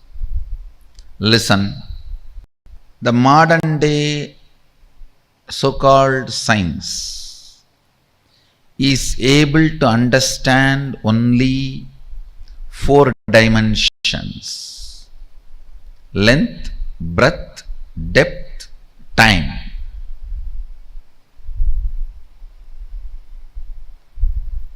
But the ancient science, the Sanatana Hindu Dharma, elaborately describes the 11 dimensions and the beings exist in the 11 dimensions: length, breadth, depth, time and space. These are the 5 unit dimensions, and the permutation combination of that 5, length, breadth with the time space, breadth, depth with the time space, length, depth with the time space, the various permutation combinations of these 5 basic dimensions forms 11 dimensions of the universe. Now I am going to enter into the exact dimensions, that 11 dimensions. So let's remember Mahadeva and request his presence. For us he is avyakta, unknown. So he only has to reveal his grace by being here and making all of us experience him. Let me introduce the first dimension. Dimension means aspect of the universe. See, 25 aspects of you only is the 25 states of consciousness. Now internalize. 25 aspects of you is the 25 states of consciousness. 25 aspects of you is the 25 states of consciousness. 11 aspects of the universe is 11 dimension. 5 aspects of God is Panchakritya. With the introduction to the 11 dimension, the intensity of your powerful cognitions will just shoot up. Understand? The amount of powerful cognitions, all of you need to understand the meaning of the word powerful cognition. For example, if you see somebody dying, are you going to cognize it as powerlessness, shaking, fear? Are you going to cognize the situation with a powerfulness? That is the way the reality is. What next? In every situation, cognizing with powerfulness, whether health, relationships, love, knowledge and understanding, even if it is intellectual, knowledge and understanding of this 11 dimension makes many of the suffering caused by others and the sufferings you cause to others redundant. Only a person who understands 11 dimensions of the universe can be non-violent, can be really non-violent. The ahimsa. Understanding about this 11 dimension will make your existence frequency intense. understand, life should be like everything around you should be just vibrating with you. The moment thought comes, an idea comes, a cognition comes, the whole nature should cooperate and make it happen. Introduction to 11 dimension itself is to show you your multiple possibilities.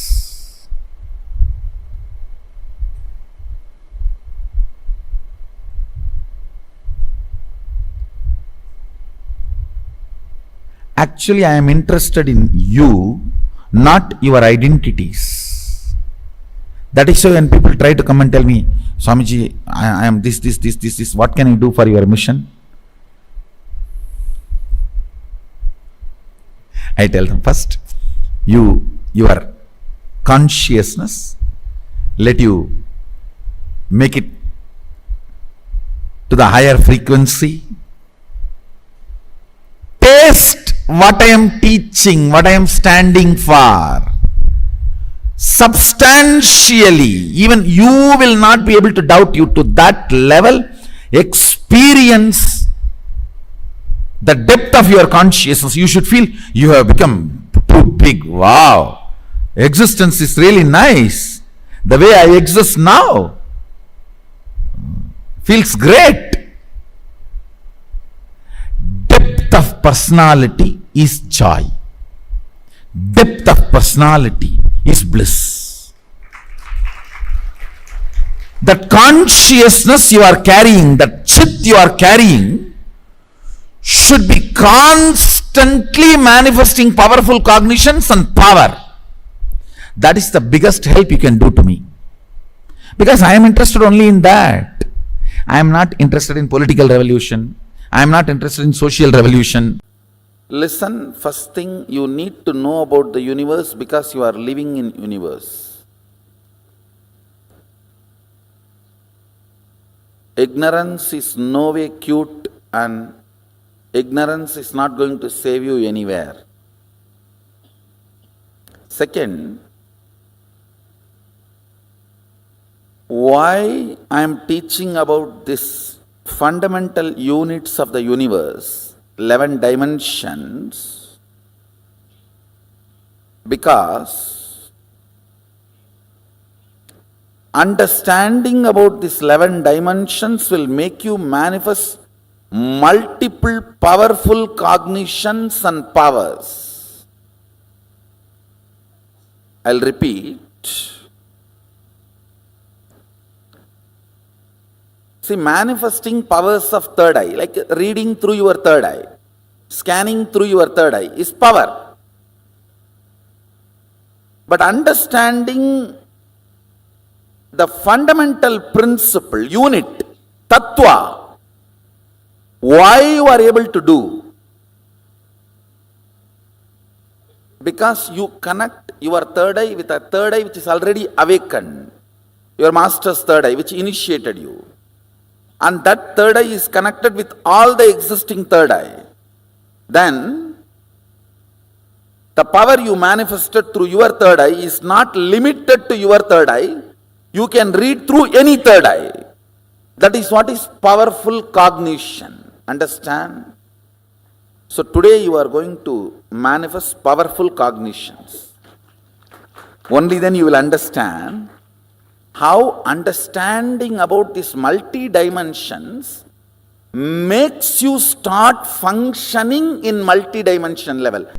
Understand, my purpose is individual, having a breakthrough in consciousness and feeling you have now become multiple.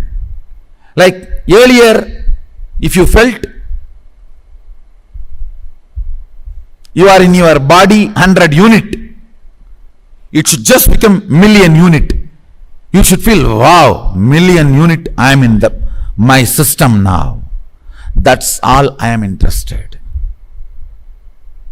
If you have become million from 100, then you will know the whole dimensions of the universe, possibilities of life, powers of the consciousness, everything starts manifesting. It's all fundamentally integrating you and making you experience superconsciousness. I am interested in you, not any adjectives added to you.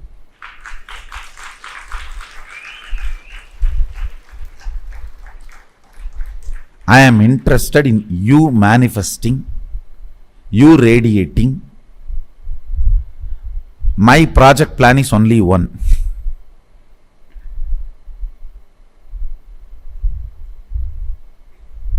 You manifesting, you having a breakthrough. I'll do everything for that. Whether I ask you to eat vegetarian food, or I ask you to apply the aushadas and take bath, or I ask you to do the yoga on the pole and the rope, it is all centered on one. Now, I am going to introduce you the 11 dimensions of the universe, all only this purpose. Breaking the barriers you built around you and experientially manifesting, not just theory, word. First dimension, it's called length. Listen. Each of this dimension has its own tattva, unit. So understand these basic principles. Length. Length means anything which flows with a systematic certain logic. Whether 2 plus 2 is 4, or if you add this acid and this acid, this is the product, comes out. This chemical and this chemical, this is the chemical, comes out. Anything repeatedly flows in the same logic is length dimension. Whether 2 plus 2 is 4 or the Ganga moving from Gangotri to Ganga Sagar. It's all logic. Listen carefully.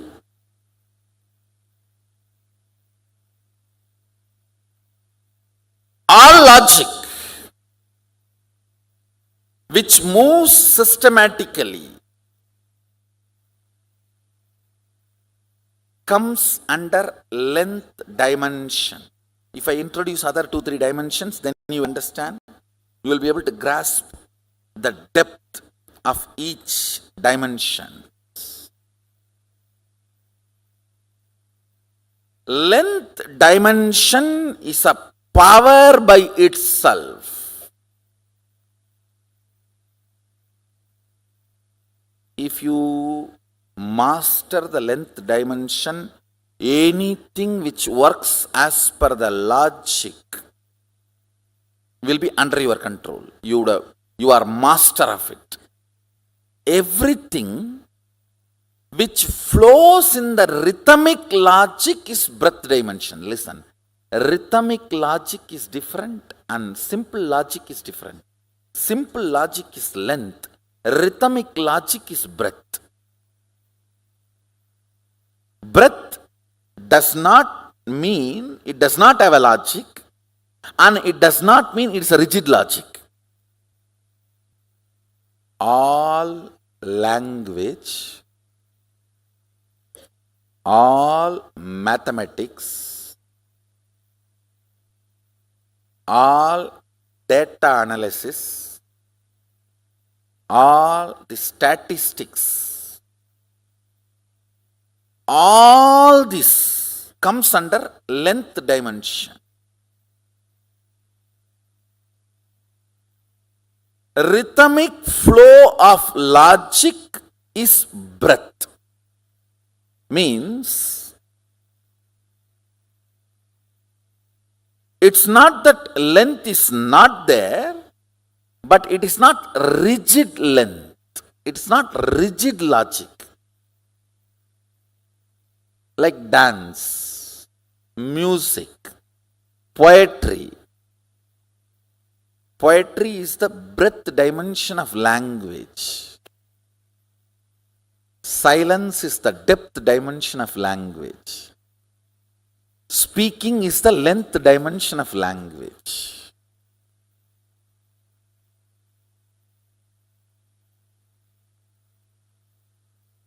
Mathematics is the writing dimension of length. Painting is the breadth dimension of writing. Yantras are the depth dimension of writing. The rhythmic flow of logic, length is breath. All the actions and activities of heart and art,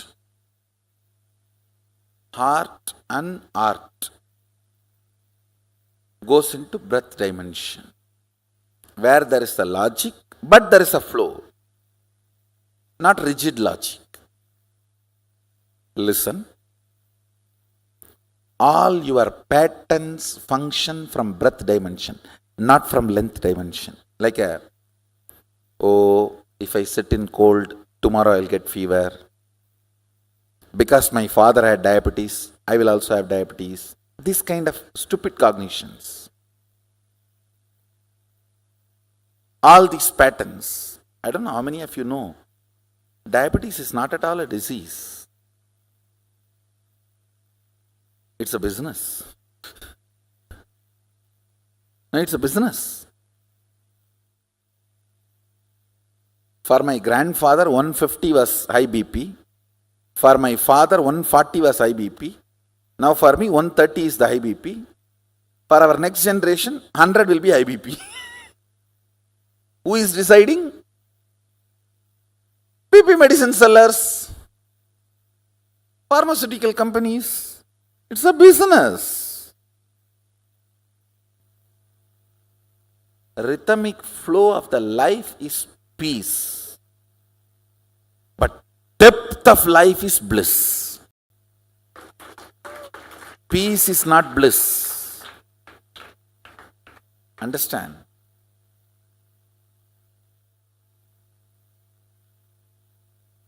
Powerfulness of the length is relaxation. Powerfulness of the breath is peace. Powerfulness of the depth is bliss. Length repeated again and again, which became your muscle memory, is breath. Breath repeated again and again, which became your biomemory, is depth. Depth is your conclusions. Depth is the cognitions and conclusions you carry about you, life, God, people, everything. Listen. Listen to the fourth statement.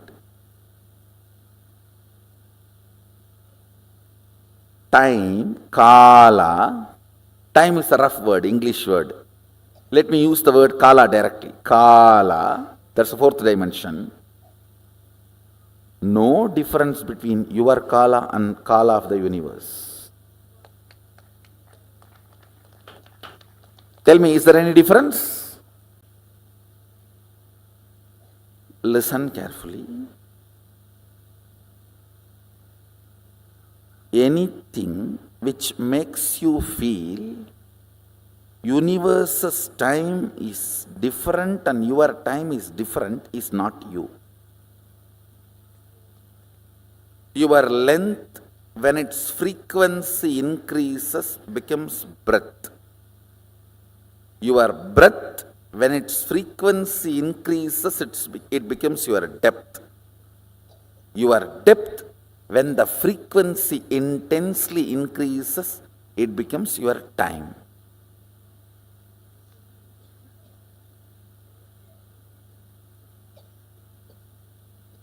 In breadth, length is included. In depth, length and breadth is included. In time, length, breadth, depth is included.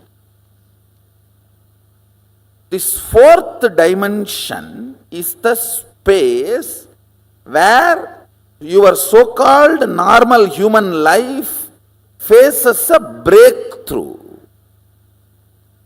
Time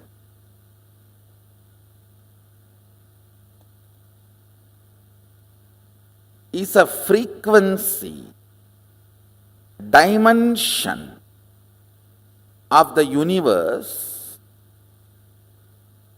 aspect of the universe, where you and universe are reverberating in the same frequency.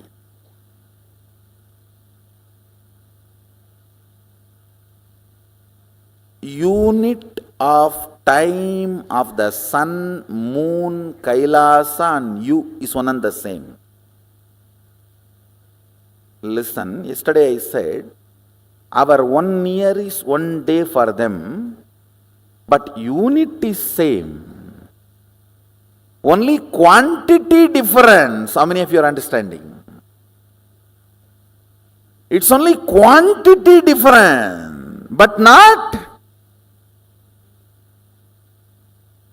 So in Tattva, principal unit, listen carefully, your logic and logic of the Devatas are different.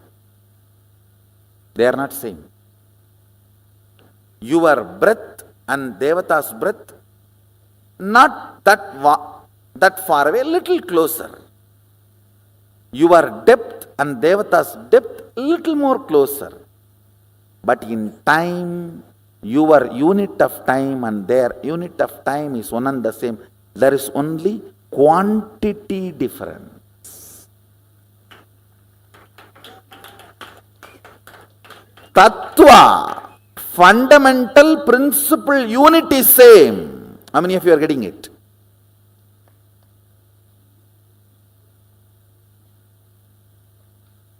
Yes. For us 1 year is their 1 day, but our 1 year is 1 day for them.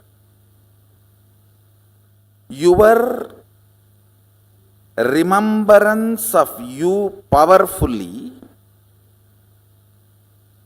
associated to some subject or not associated to something. For example, you may remember you powerfully by feeling, I have a young body. You may remember you powerlessly, feeling, oh, I don't have a bank balance. If you associate yourself with some things, you remember you powerfully. If you associate yourself with some things, you remember you powerlessly. How many of you are understanding this? This binary is time. That's all. Catch it. Listen. This binary is time. Kala. Kala, Sanskrit word, means jumping between associated powerfulness and associated powerlessness. I commit with you. Just understand this one. Time is as alive as your skin. If you believe, cognize, your skin is alive. If somebody massages your skin, you feel good. If somebody cuts it, you feel bad, pain. How much your skin is alive, that much, I should say little more than, much more than that, time is alive skin of the cosmos. Listen, where your skin ends, the skin of the cosmos, which is called time, starts.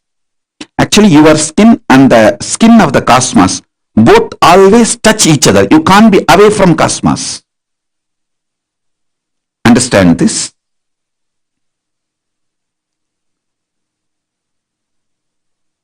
Where your skin ends, exactly that is the spot time starts. Time is the skin of the cosmos. Time is the skin of the cosmos. How you have a nervous system which passes the thought currents inside you, same way the cosmos has a nervous system which passes its decisions and thought currents, that is the space. Your skin is alive. Your nervous system keeps you living. The equivalent of your skin for the cosmos is time. Equivalent of your nervous system for the cosmos is space. The logic, length, dimension of your existence. In that, if you understand about oneness, it is imagination. Breath, the heart dimension of your existence. If you are able to grasp oneness in that level, it can be visualization of oneness. The depth dimension.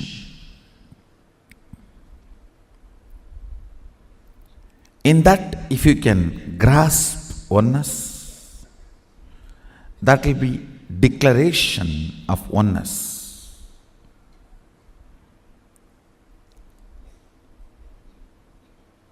In time dimension, you just need to manifest ferociousness. So, this imagination about oneness, visualization about oneness, declaration of oneness gets into your space, your akasha. That is when the Mahasadashivatva, that is where the Mahasadashivatva manifests. That is where the nuclear reactor overflows or explodes. Understand? Listen carefully.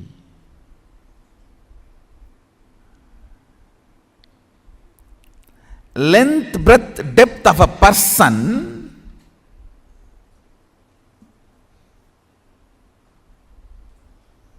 is not he. The space he carries is he.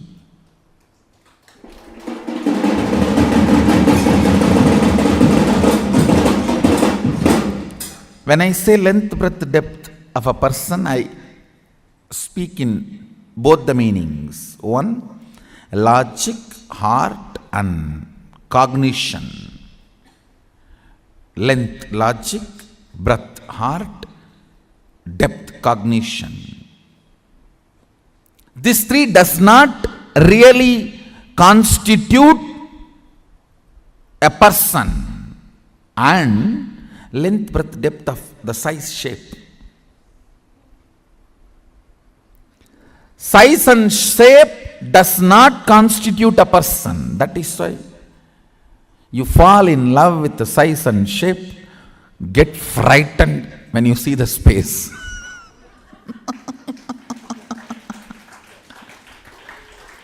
Get thoroughly terrorized. Getting mesmerized by the size and shape and getting terrorized by the space is called marriage. A full cycle of marriage is getting thoroughly mesmerized by the size and shape, length, breadth, depth, and getting thoroughly terrorized. I have seen some of the people getting terrorized by the marriage so strongly, they decide forever in any Janma no marriage. Lot of people are deciding that. That is why more and more by birth the attitude and aptitude moves away from male female. Length, breadth, depth does not constitute a person. The space constitutes a person. Understand, the space you carry decides who you are. Your polished vocabulary, your sophisticated poetic body language, your cute romantic behavior, you will not be able to keep all this consistently, even if you are an amazing actor. No. No. Be very clear.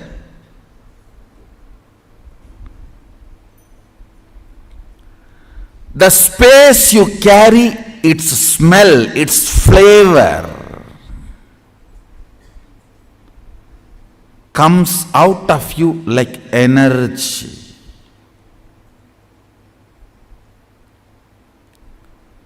Like energy.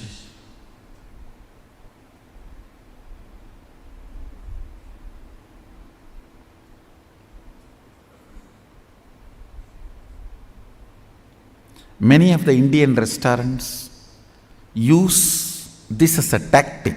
They release a certain masala flavor.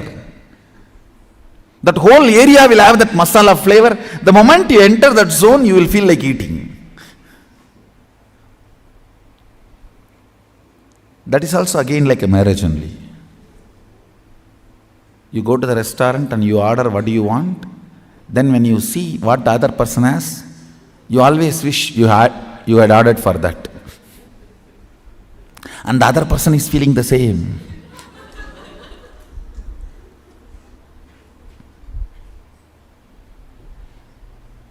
And you can't even exchange the plate, owner will not allow.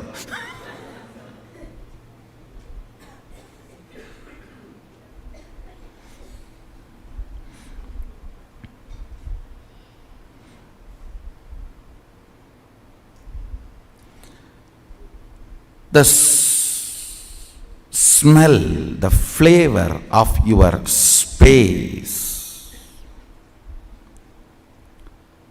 The flavor of your space is what I call Shakti. Understand? The explosion happening in your inner space is Shakti. Please listen. This is the good news for you.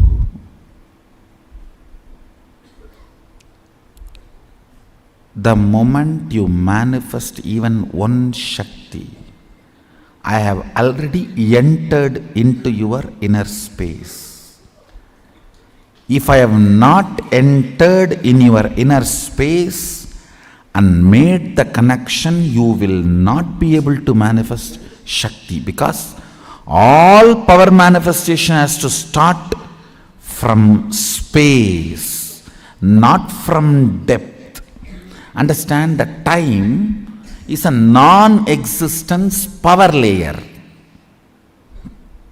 It has no existence, like a length, breadth, depth.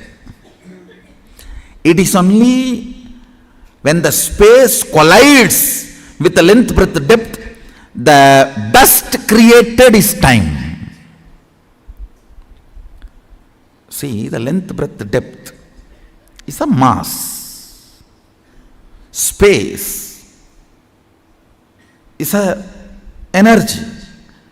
When these two collides, the dust generated is the time. I can roughly compare it to the Vatavarana, the layer around the planet Earth. We call it Valimandalam in Tamil. In English, I think it's called atmosphere. Yes. See, it's like atmosphere. Length, breadth, depth and space, when they collide, the atmosphere created is time. It has no independent existence. If the length, breadth, depth moves away from the space, the time will not have its existence. It will just, like a dust, will settle down.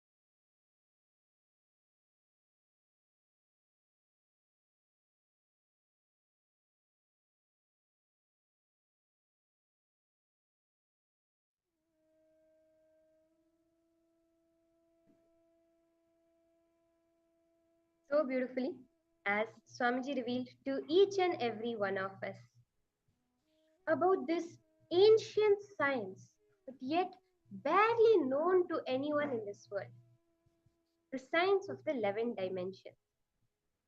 Before we get into the process revealed by Swamiji, I request all the participants who are viewing us here today, who have participated, joined in for the Paramashivoham Level 3 program, to post your understandings. What was the click you got from this session? Nityananda, Ma, Rashida, and right?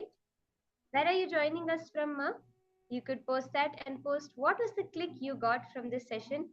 Ma Mahakalanada, Mahakalanatha. You could also post Ma Parameshwari, Ma Margarita, Ma Parvati. I request all of you to post in the chat. What did you understand from this session?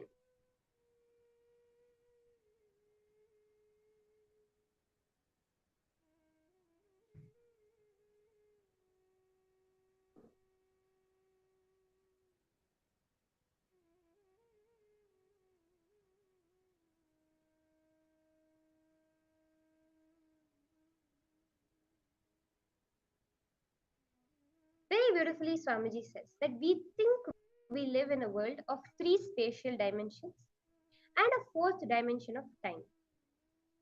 See, whether we have been seeing in the past few decades such advanced leaps in science, where now it is very common to understand the understanding of 11 dimensions, especially when you go by towards the string theory. But one thing is, in our daily lives, we have not perceived it. Whatever we may know as some scientific theories, whatever we may have heard of is, if anyone is even a little interested in science, you might have heard of the string theory. But all of this, we are only learning it as theory. Fundamentally, we understand it as theory. And what is theory? Theory is a hypothesis that has been come up to explain a certain phenomenon, which accurately describes the happenings of the universe. But it is still only a mathematical formula. It is a theory. It is not necessarily it has it been experimentally proven. And when it comes to modern day understandings about the 11 dimensions, there is very little experimental evidence for it. That is when you look at modern science. But if you look at the ancient Hindu scriptures, the Vedas and Agamas, what have they revealed about this? The Vedas and Agamas, the ancient Hindu scriptures as revived by the Supreme Pontiff of Hinduism, not only declares that there are 11 dimensions, it declares that it is your experience and it can give it to you as your experience. That is what is the 11 dimensions of the universe. So even though we may have heard about multiple dimensions in our life, I would like to request all those who are viewing us, all those watching, to also post that have you ever heard before Swamiji or other than Swamiji talked, anyone other than the Supreme Pontiff of Hinduism, talking about these 11 dimensions of the universe. I would like to hear from you. If any of you have heard of this idea or this concept, this theory, this hypothesis of 11 dimensions in the universe.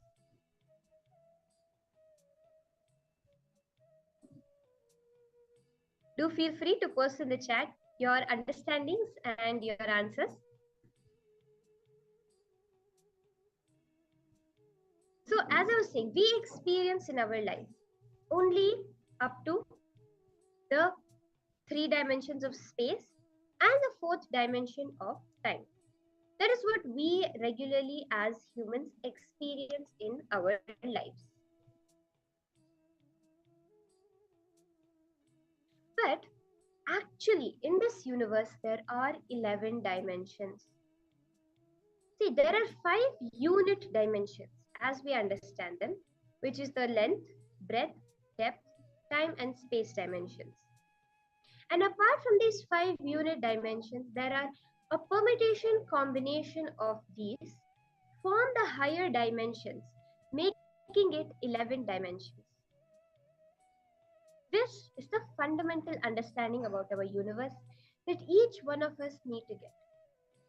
As the first session of the day, we understood what is Jiva, Jagat, and Ishvara.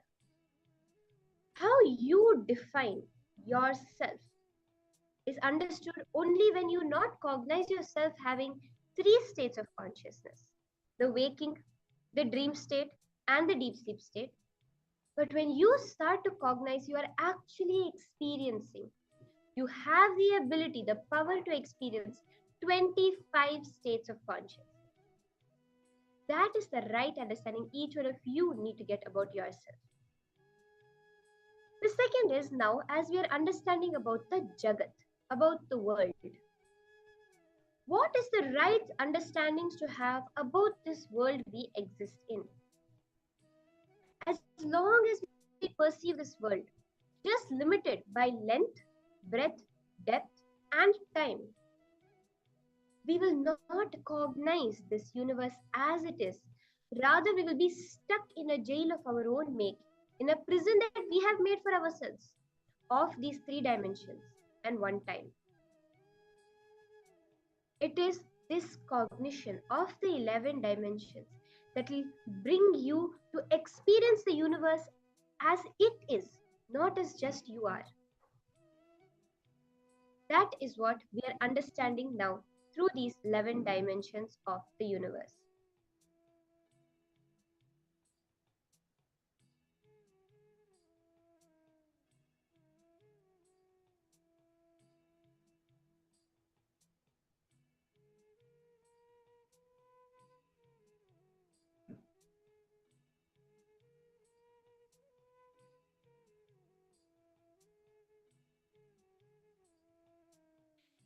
These 5 unit dimensions are what forms the permutation combination for all the other dimensions of the universe.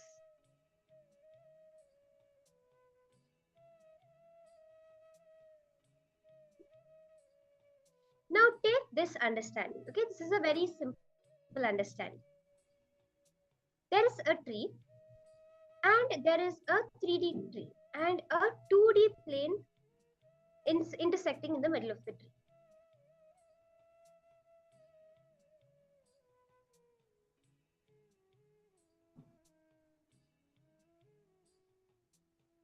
Now, when you perceive this 3D tree, now when you or I perceive it from the third dimension of the universe, we see the trunk at the bottom and we see many branches branching out from the tree. Am I right or not?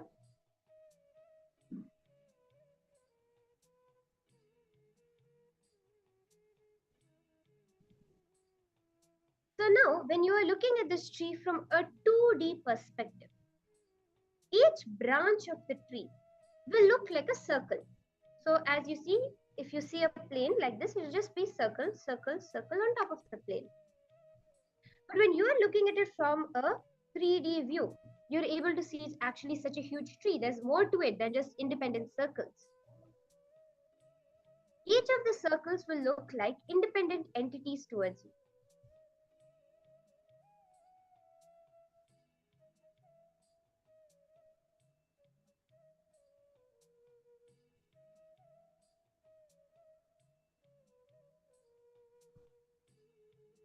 So they will look unconnected, they will look completely different. But from the third dimension, we are able to understand, cognize that it is actually a three-dimensional tree. So now just imagine, just think about, just looking at the difference between a 2-dimension and a 3-dimension. Now there's another example you can take. Let's say there's a wheel, okay? The wheel has different colored spokes. Now as the wheel is moving, there's a plane. Every time one colored spoke goes, it will look like a single color of line on that plane. At a 2-dimensional perspective, it will just look like changing lines, changing colored lines. Now, let's say whenever, for some reason, the color green comes and a dog barks. For us, we know they are completely independent, irrelevant, unrelated incidents. A dog is barking somewhere else, and the tree is, the color is, the wheel is just moving. But to a person living on the second dimension, the color green will be associated with the bark of a dog because it cannot perceive that it's a wheel moving independent of something else happening. To it, it can only see colored lines appearing, and when the dog barks, the color green comes. This is what we can look at a very simple difference between living at the second dimension and living in the third dimension. Now, from this understanding, which dimension do you want to live in? Knowing that there are actually 11 dimensions of the universe, which dimension do you want to live in? What a limited perception we may be having to see this world as a three-dimensional existence. Like what a limited perception a being at living a two-dimensional experience, let's say an ant, will be having compared to our experience. For it, if there's a stack of papers, there's a paper on the ground, it's on seeing the paper. The paper goes on top of the stack. To it, the paper has vanished, right? To it, it's a miracle. It was once upon a time there and it no longer exists. That is what is the science of power manifestation. Because when we are seeing things that we perceive as miracles, as supernatural happenings, we are doing nothing but perceiving the happenings of a higher dimension from the lens of our dimension. So take a few minutes to see which dimension do you want your perception to be in.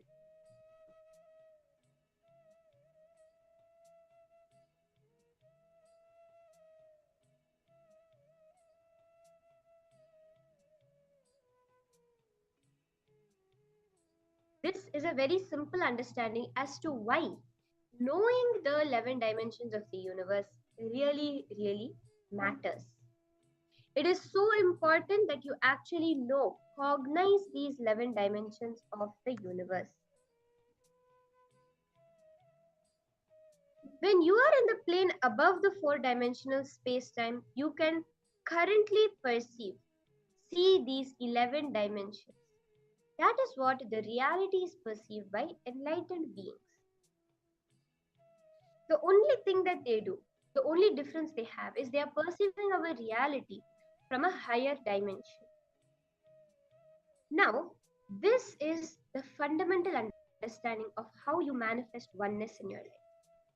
As we saw with the example of the tree, what is actually one entire single entity in the second dimension looks like independent circles.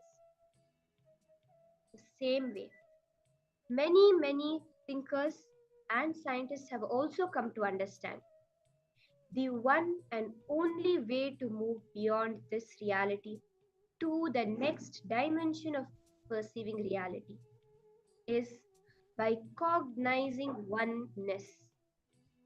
Anything you see as two, as duality, anything you see as left and right, as good and bad, as right and wrong, as peace and any conflict, whether it is at an emotional level, at a thought level, or even at a physical level, me and that, me and him. All of this duality, when it merges into the space of oneness, that is when you experience the next dimension of the cosmos.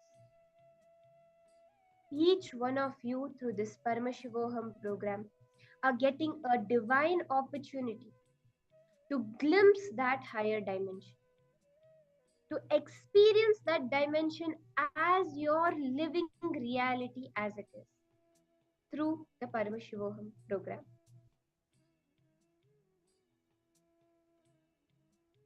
This is the only difference between what an enlightened being perceives and what you perceive as your life.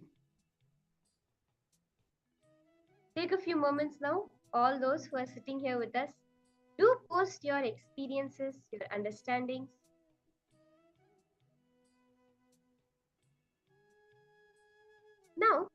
you read through your third eye, it is manifesting powers. Okay? Understanding the fundamental difference between powers and powerful cognitions.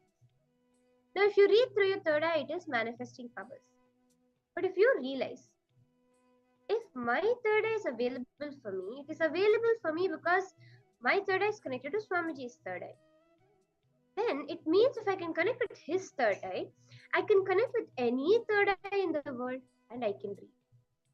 Using anyone's third eye, you can start reading. It is manifesting powerful cognitions.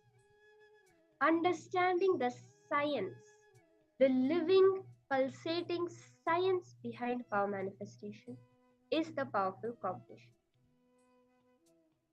So let us take a few minutes to internalize this truth. Pen down all your powerful cognitions and possibilities that occur to you.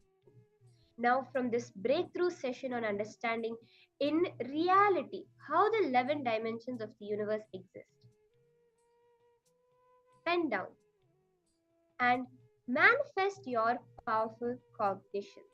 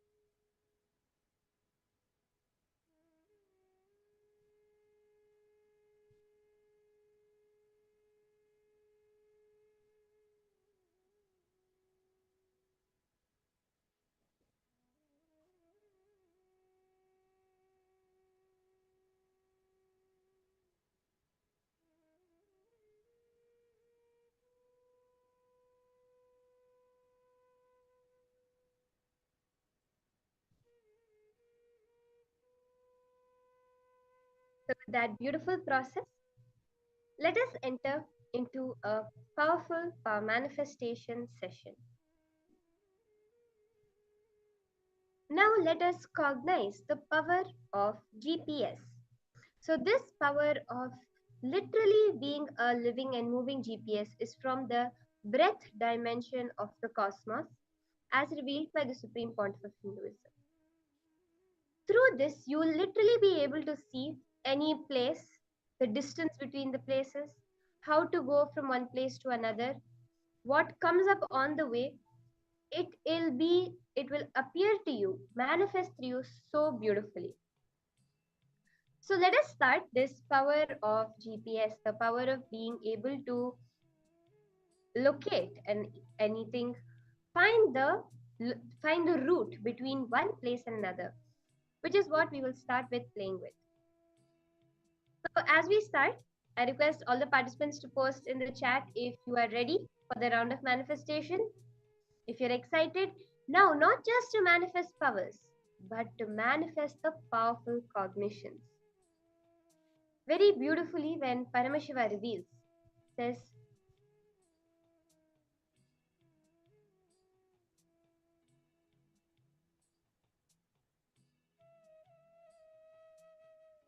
this power comes from the Shakti Sandhana, when the oneness, the laya, the happening of you merging into the Shaktis happens. That reality, Shuddha Tattva, the pure essential reality of Paramashiva, manifests in all the dimensions of the cosmos. It is the space dimension of the cosmos, as we learned in the first session today. That is Brahman.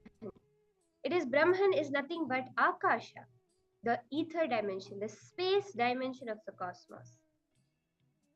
Connecting to that, you will be able to look into any location and reveal its details precisely and accurately. So now let us start with manifesting this power of GPS, the first round. So as you can see, you have two places on screen. You have the first place and the second place. So scan now to go from the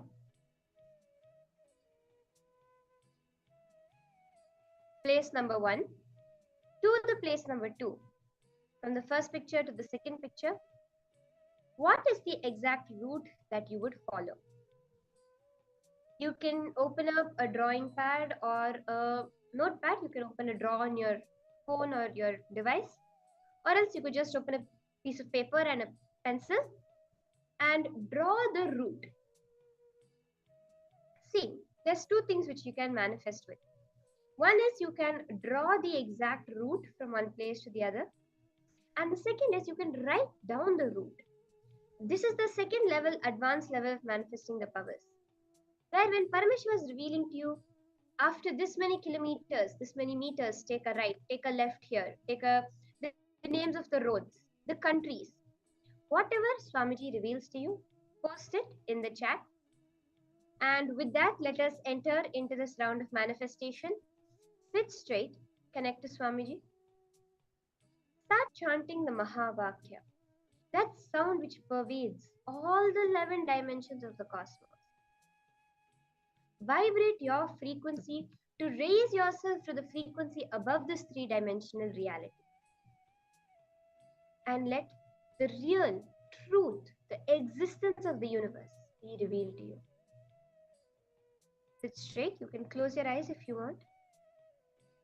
Start chanting the Mahavakya and drop the question into your inner space. Swamiji, tell me the route between place number 1 to place number 2. And sit completely unclutched. When we are doing power manifestation, the powers that manifest is actually a proof of the click of the powerful cognition. Engage with that powerful cognition in your inner space. Let us start. Start chanting the Mahavakya. Om Nithyananda Paramashivam.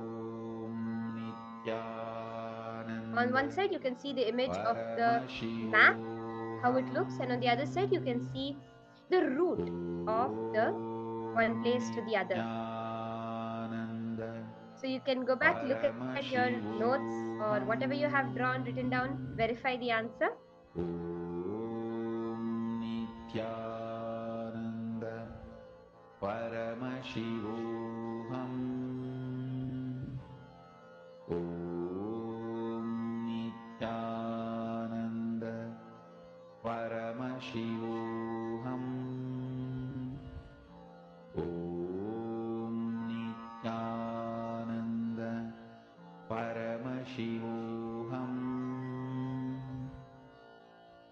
Om Nityananda Paramashivoham. Om Nityananda Paramashivoham. Om Nityananda Paramashivoham. Om Nityananda Paramashivoham. Om Nityananda Paramashivoham.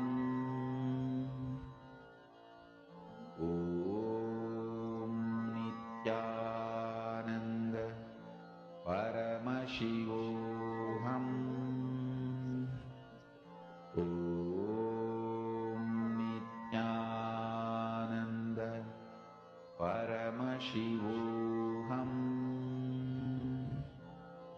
Om Nityananda Paramashivoham. So now beautifully, as we have all done this round of manifestation, I request all the participants to post your answers in the chat. Whatever Swamiji has revealed to you, verify it and enjoy, celebrate the manifestation. Do invite your friends and family to join you. Om Nityananda Paramashivoham. Om Nityananda Paramashivoham. Om Nityananda Paramashivoham. Om Nityananda Paramashivoham.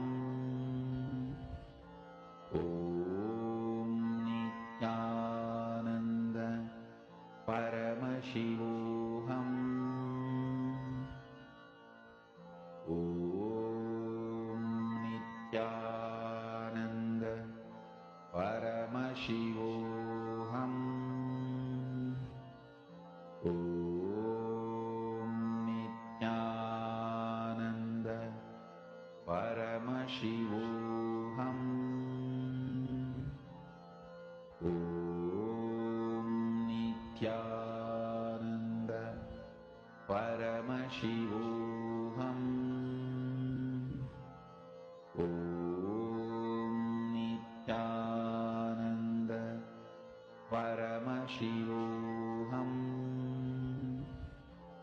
Om Nityananda Paramashivoham. Om Nityananda Paramashivoham. Om Nityananda Paramashivoham. Om Nityananda Paramashivoham. Om Nityananda Paramashivoham.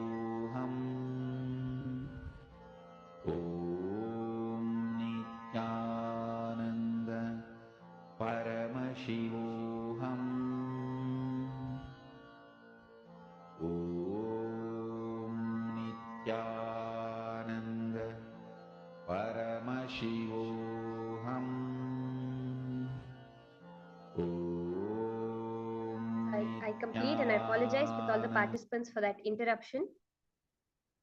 We will now be concluding this power manifestation session and entering into the next session for today.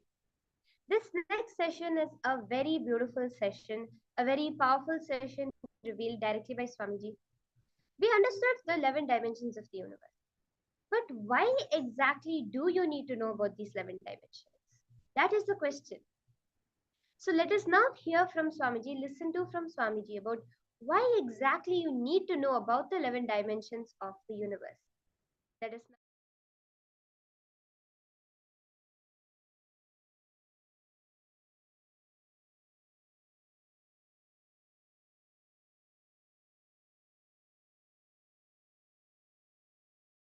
Length, breadth, depth, time, space. I have not spoken on all the 11. Now I am going to speak on all the 11. Understand all the length, breadth, depth, these are all different dimensions, different planes. Space in you. And the space outside you, where you are living. And the whole space is actually one and the same. Your self-doubt, self-hatred, self-denial makes you feel they are separate and you are separate. Fortunately, your self-hatred is not more powerful than my ability to initiate you. That's the good news. See, fundamentally, Mahadeva, when he describes this Vidyapada and Shivatattva, Vidyatattva and Shivatattva, the whole chapter is called Vidyapada, Mrigendragama. It is actually fourth part of Kamikagama, but this chapter is so independently intelligent, Mahadeva has given a separate title for this as Mrigendragama. How many of you are able to cognize, even roughly, that space is one and the same? Chidakasha. Chidakasha is the space where you are living. Daharakasha, Chidakasha, and Mahakasha. I want all of you to know, if you have teleported 21 times consistently, the Akasha element has fallen in love with you and it is in tune with you. You are in oneness with Akasha and you don't have death. When you leave the body, you will not lose memory. The moment Akasha element, you have oneness with Akasha element, no more death fear. I am going to introduce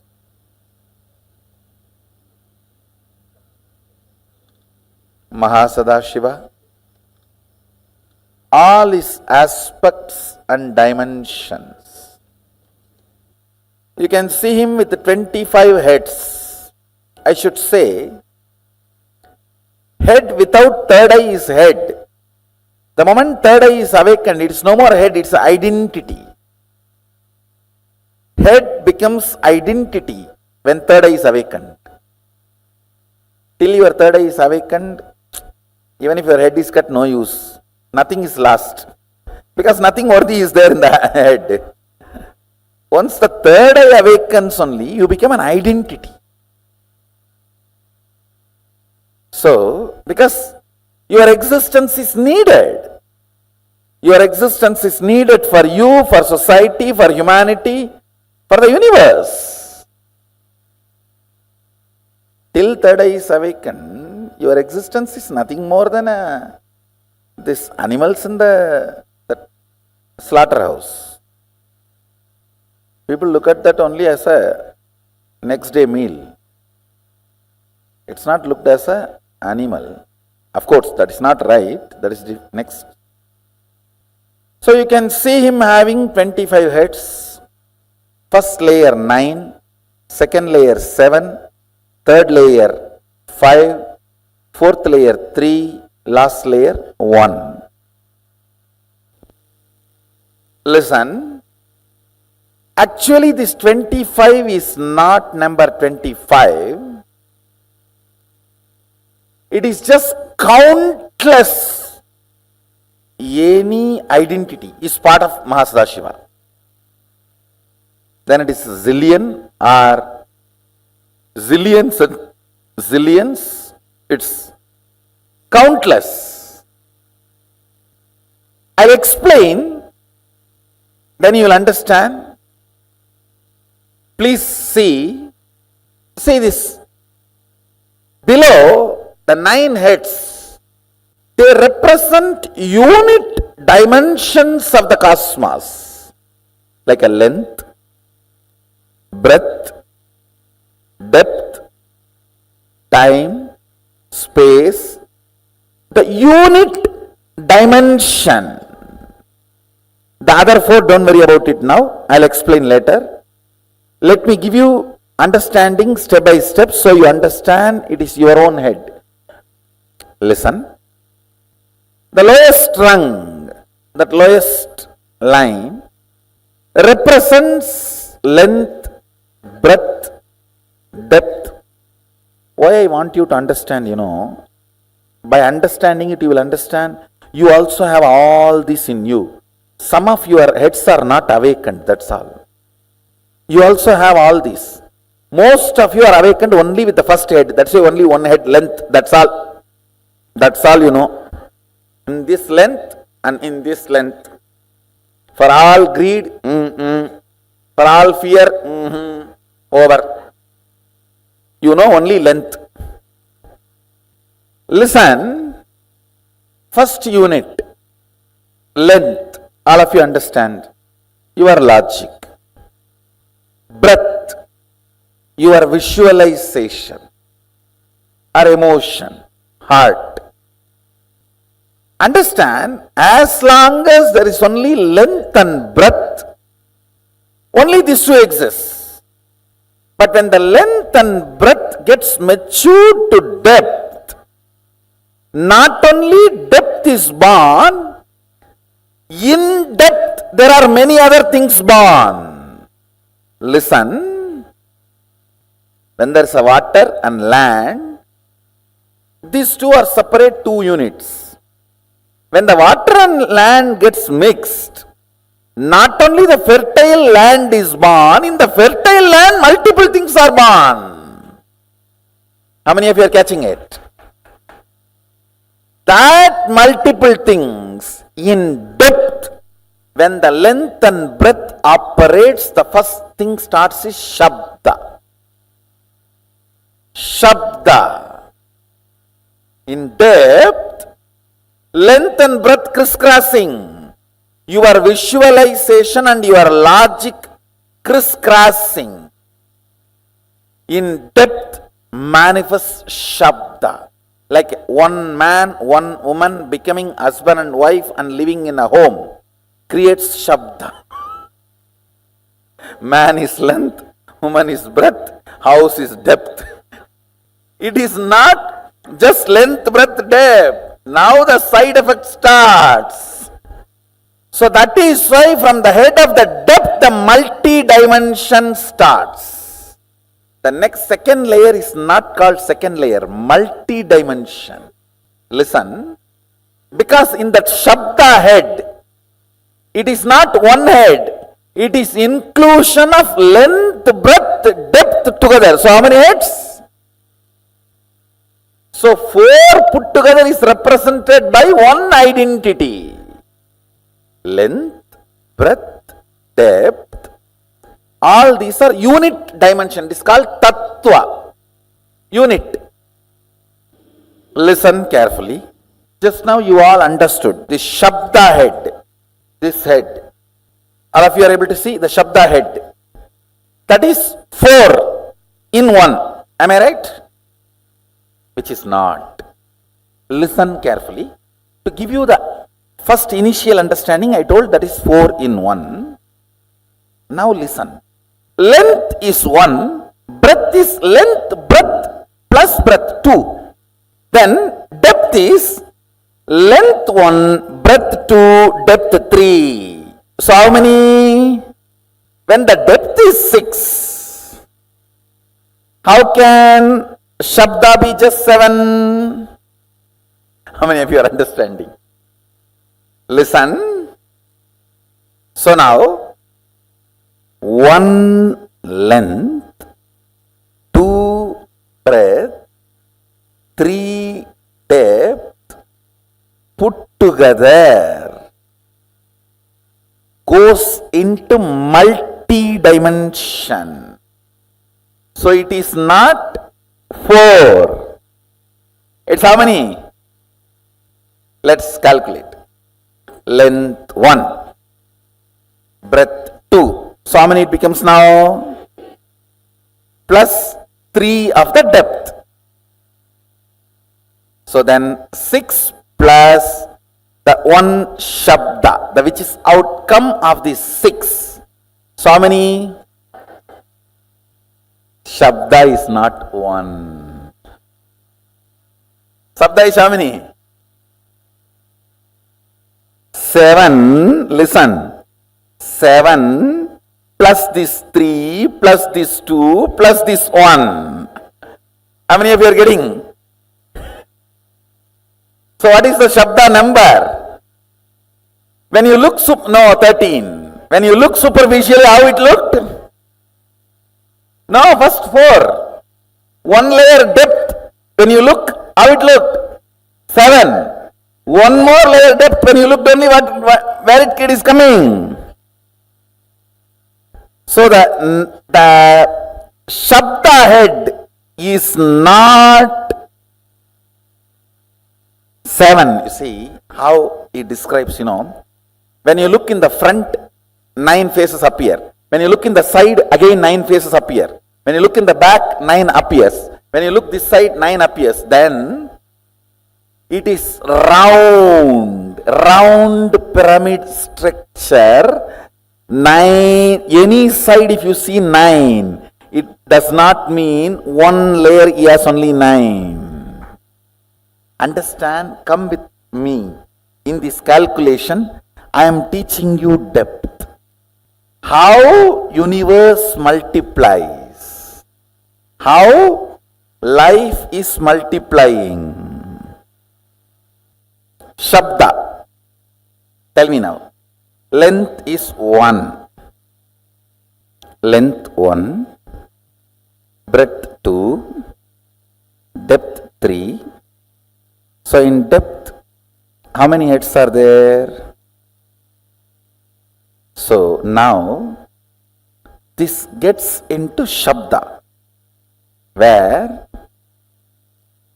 Shabda, when it is, see, till your child is born, he is part of both of you. The moment he is born, he is one independent entity. The moment Shabda is born, he is independent entity having all.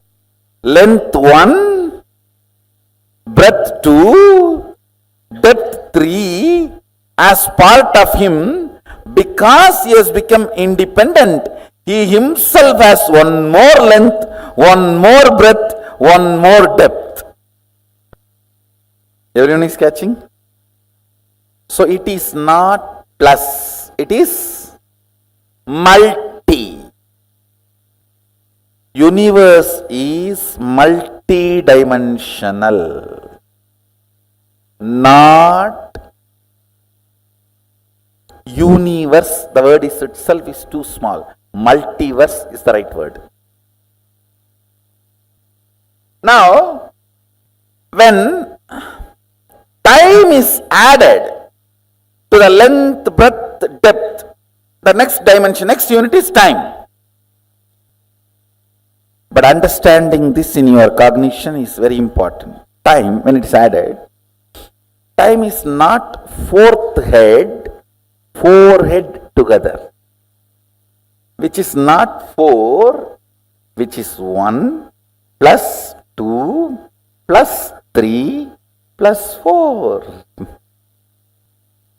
Because time is born now, it is 4. Now, when the time and Shabda gathers, forms Nada. Nada means defined sound. If the time, with the time when it forms rhythmically, it is called Nada. Shabda is wild sound. Nada is language. You understand the difference? Shabda is wild sound. Nada is language. Shabda is wild river. Nada is embanked canal. Nada kala is pure drinking water. I'll explain about that next. It is in Nada kala your will is created. Understand, your will does not belong to a language. Sometimes even what you don't describe will become reality because it belongs to intelligence. See, when you create a will to manifest power, your wordings will never be adequate. How many of you understood that? The word you generate for manifesting powers, your will, the words you generate will never be adequate instruction. It will be like a legal document only. Unsaid, unforesaid, foreseen, unforeseen. A person who can bring integrity to his thought current only can experience Nada Kala. Means while you are thinking, completion. Listen carefully. The Nada Kala. Understand, this whole detoxification is to raise your Shabda to Nada, Nada to Nada Kala. To bring you more and more integrated to your thinking. That's all, nothing else. What you want, if you can tell yourself, you can get it because you are Mahadeva. Understand? Length 1, breadth 3. How many of you are understanding? It's not 2. It is 1 plus 1 plus this one, 3. Depth 1 plus 3 plus what? 3. 1 plus 3 plus 3, 7. Because the moment depth is born, that is 3. The moment child is born, you can't keep him as you want. Because he is born out of you does not mean he will be under you. You always have this stupid thing, equating him also as equivalent to you. No, he is both of you put together and his own craziness. You never value his craziness. Understand? That is why you are shocked when you see his craziness. So now, what about time? You yourself calculate. 1 plus 3 plus 7. So what is the number? 11 plus 11. Because the moment time is born, it has all the identities of this 11 into it. Not even 11, 12, because time is its own independent identity. How many of you are catching? What is space now? No, actually you will have to visualize clearly. 1, 1, 1, 1, 1, 1, and count. By the time coffee has come to mind, no, come back. 1, 1, 1, 1, 1. I am not confusing. I am making you guys understand the futility of your mathematical length. I am just making you guys move to the next level. How many of you are catching what I am saying? It is not pyramid structure, it is living identity structure. See, again it is gone. Tell me, like, now you are in the time zone. What all you can experience? The very depth of the time. Lengths, all the things. Breadths, length and breadths. Depths, length and breadths and depths. Lengths, breadths, depths and time in time. Listen, I am not confusing you, listen. Length of the length and length of the breadth both exist in time. Length of the length and length of the breadth and length of the depth exists in time. How many of you are catching? Because now time is born, the length of the time. How many of you are understanding? You may think, why should I know all this? Because, listen, even all this being informed to your depth, you will play with the powers very properly, and you will know if at all you are stuck somewhere where you are stuck, and you can just clear it. Understand, knowledge is power. Brahmavit Brahmaiva Bhavati. Understanding Brahman, knowing Brahman, you become Brahman. Mahadeva says in one verse, if you just know what gender you belong to, you will simply become brahmachari or highest virile person. Highest virya and brahmacharya, both need not be practiced. You just need to know which gender you are, that's all. All failure in brahmacharya or in celibacy is not knowing your gender, he says. Just you know your gender, you are brahmachari or the most virya person, powerful person. Any confusion, complexity, contradiction created due to sexual attitudes, attributes is just ignorance of which gender you belong to, that's all. Same way he says, any confusion with cosmos is nothing but ignorance, that's all, nothing else. If Mahadeva's 11 gender understanding is revealed to the world, whole so-called sexology and psychology will become irrelevant. That is a separate subject. Let's come back here. In time, what all exists? Lengths, length, breadths, length, depths, length, times, length. Breadths, breadth, depths, breadth, times, breadth, and depths, depth, and times, depth, and time. Because it is born now. If you both have not produced a children, that is okay, a child, that's okay. But once it is produced, it's an independent entity. Number 3, understand, multiple things coordinating its existence in tune with the existence of everything is universe. The being which makes everything independently intelligent but continues to make them all operate as independent intelligence is Mahadeva. I'll repeat. Length is an independent intelligent. Breadth is an independent intelligent. Depth is independent intelligent. Time is independent intelligent, Kala. But there is somebody who keeps all this as independent intelligent and moves them. Without interfering in the independent intelligence, coordinating beautifully without controlling, leading without bossing.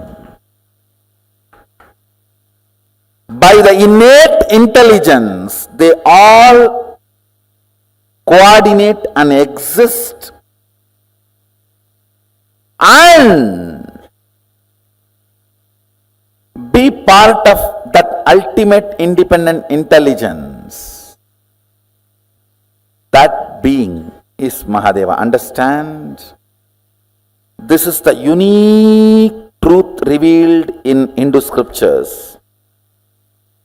Neither personality nor just automated intelligence, automated independent intelligence, inseparable, existing solid personal appearance.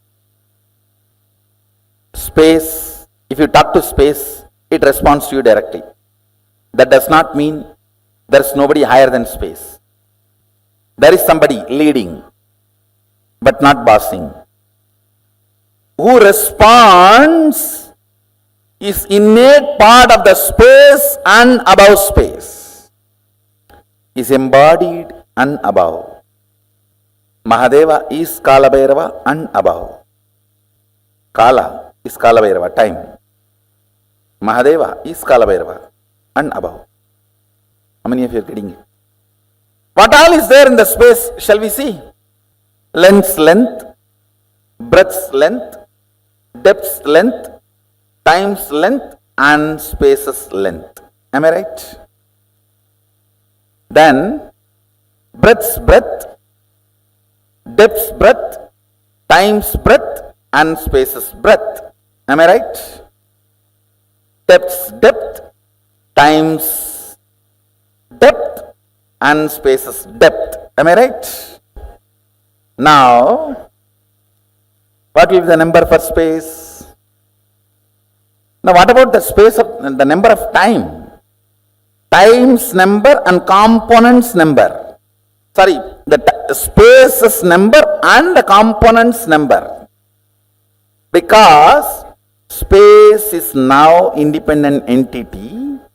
It has its own leaves allotted and its totality. Shall I just give you the fundamental unit explanation? You see, Shabda is sound, wild sound, Nada is organized language, Nada Kala is poetic music, rhythmic music.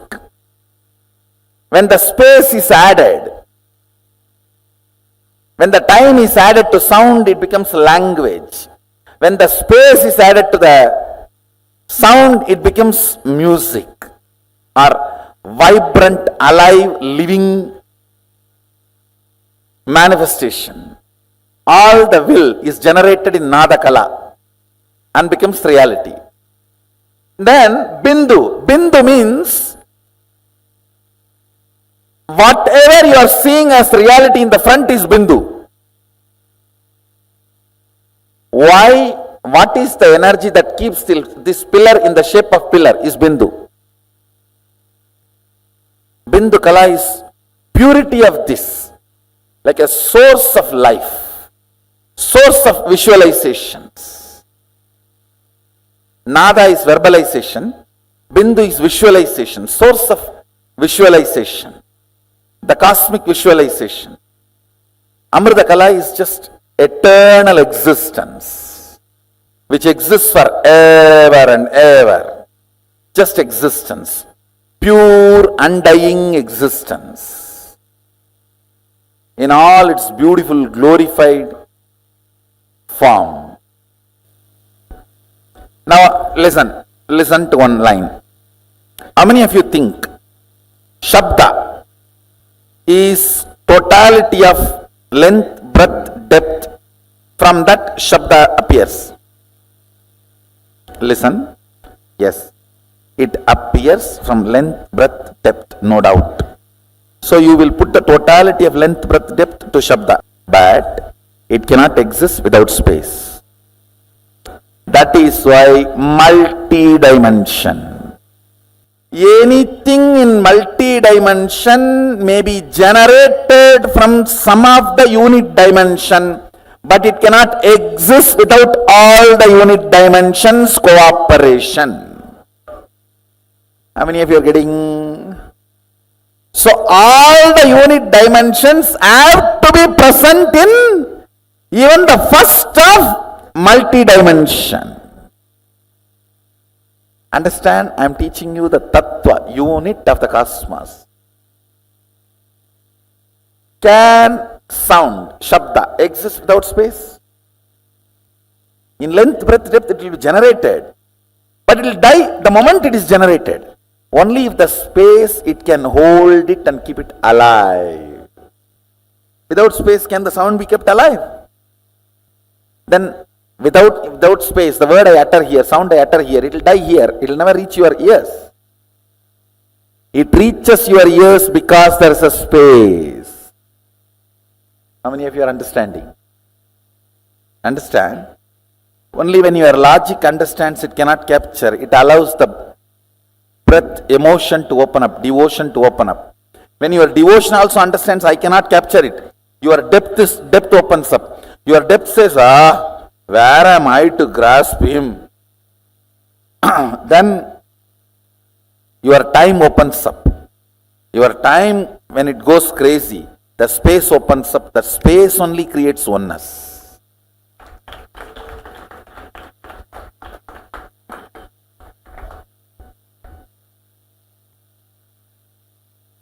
Listen.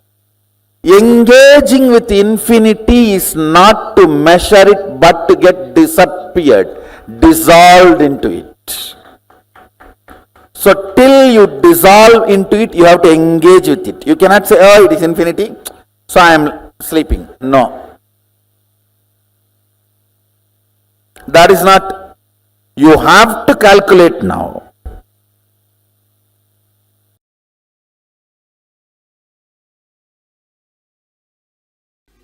Now, I have introduced three things. Length of this walking stick. This is length. This is breadth. And this is depth. In us, the logic which moves and makes conclusions is length. Breadth which influences the matter means the cognition influencing the matter, spirit influencing the matter, your activism or involvement influencing the matter, logic, that zone is called breadth.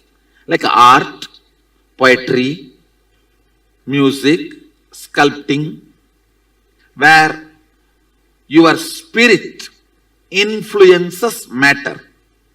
There is a part of you, independent of length and breadth, matter and emotion, can create an experience. Like I gave you the example, you may be sleeping on a beautiful king-size bed and air-conditioned room, completely secured by the whole army around you, but you may be dreaming, experiencing a tiger chasing you, sometimes stray dog chasing you in the forest. Independent of everything external, the cognition you generate, the ability to generate cognitions is depth. Listen. Logic, which always concludes, is length in you. Your art, emotion, heart, which you can influence, that is breadth in you. The cognition, which is independent of all these, can create, generate experiences, cognitions, that is depth in you. Same way in the universe. All the forces submit themselves to a logical flow. The whole physics is length of the universe. All the artistic, where the consciousness influences the matter. For example, I give you a boon. You ask for healing or money, something, and I give a boon. Consciousness influencing the matter and altering. All those things are artistic, breadth dimension of the universe. Swamiji, can you give one more real life example of length, depth, and the breadth? Which way? As object or as a being or as a universe? As being. You logically think, calculate. If you work this many hours, this is the salary you will get. It's a logic. That's a length. How to get the salary without working is breadth.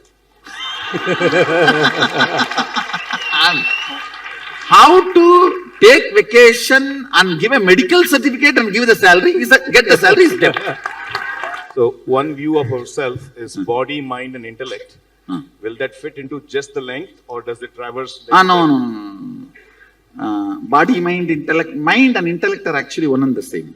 I should say intellect, emotion, being. These three can fit into length, breadth, depth. I should say it's a rough equation. So depth is being and breadth is Emotion. And length is Logic. Intellect. Not intelligence. Just intellect. Thank you. Swamiji, I have one more question. I've noticed many times when I'm waking up in the morning, I'm awake, but my body is dead as a stone. It's not moving. That is more of a breadth, not depth. Okay.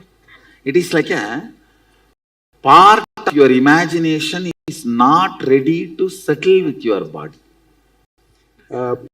Swamiji, looks like that there is some correlation between the different states what we have, like Turyatita,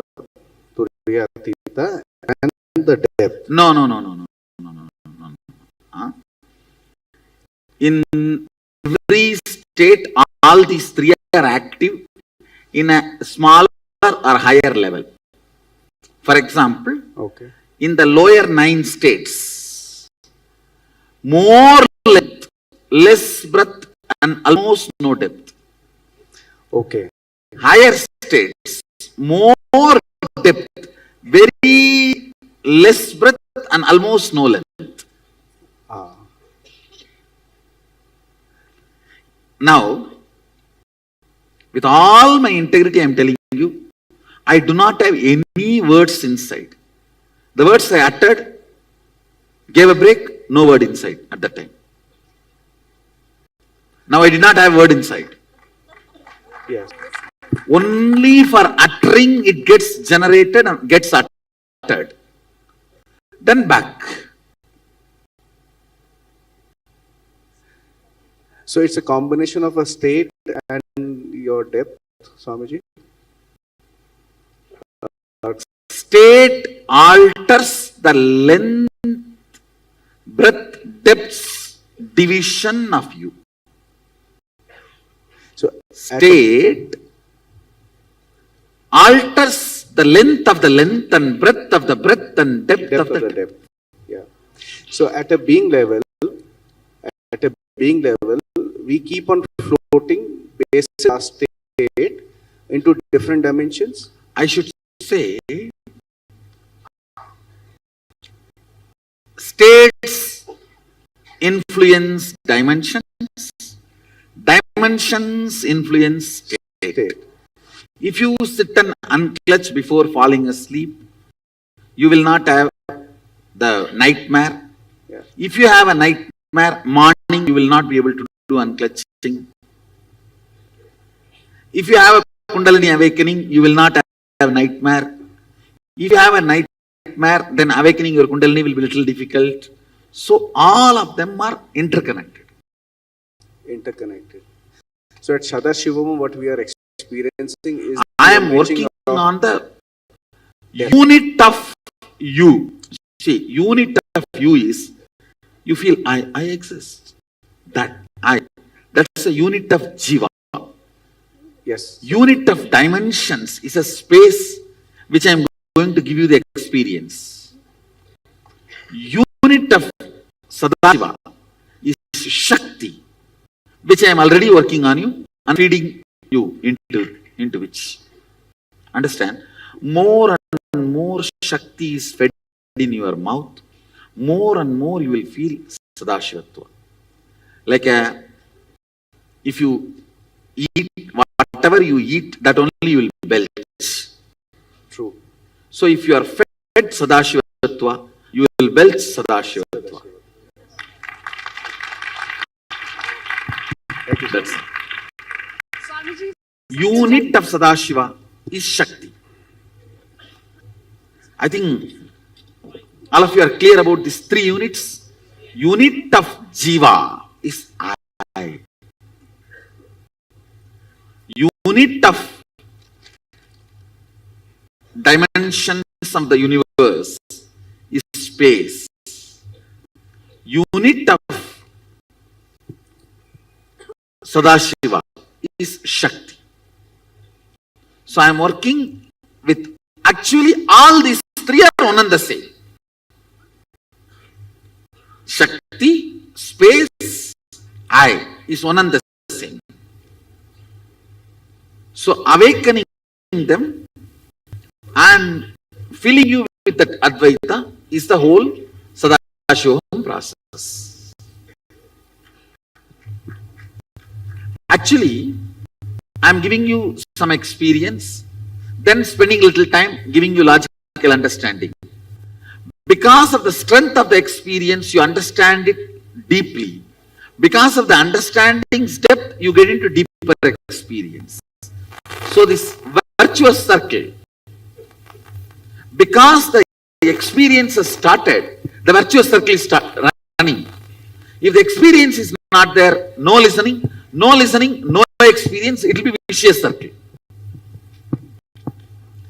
Teachers put you in vicious circle, masters put you in virtuous circle. Yes. Swamiji, for the depth, you had used three expressions, I think: cognition, consciousness, and being. So all three different words pointing towards the same experience. So, but cognition can be good and bad both. Being also can be good and bad. Depth can be good and bad. Okay. The same, when you have a nightmare, you are going through the depth only. It's not that depth is good. Depth can be good. So, for making it good, the cognition needs to move to consciously. If you build depth, it will be good. Okay. Unconsciously built depth will only be nightmare. Okay. For a happening of any event, is there any way to know the origin of that event, whether it is from depth or breadth or from length? See,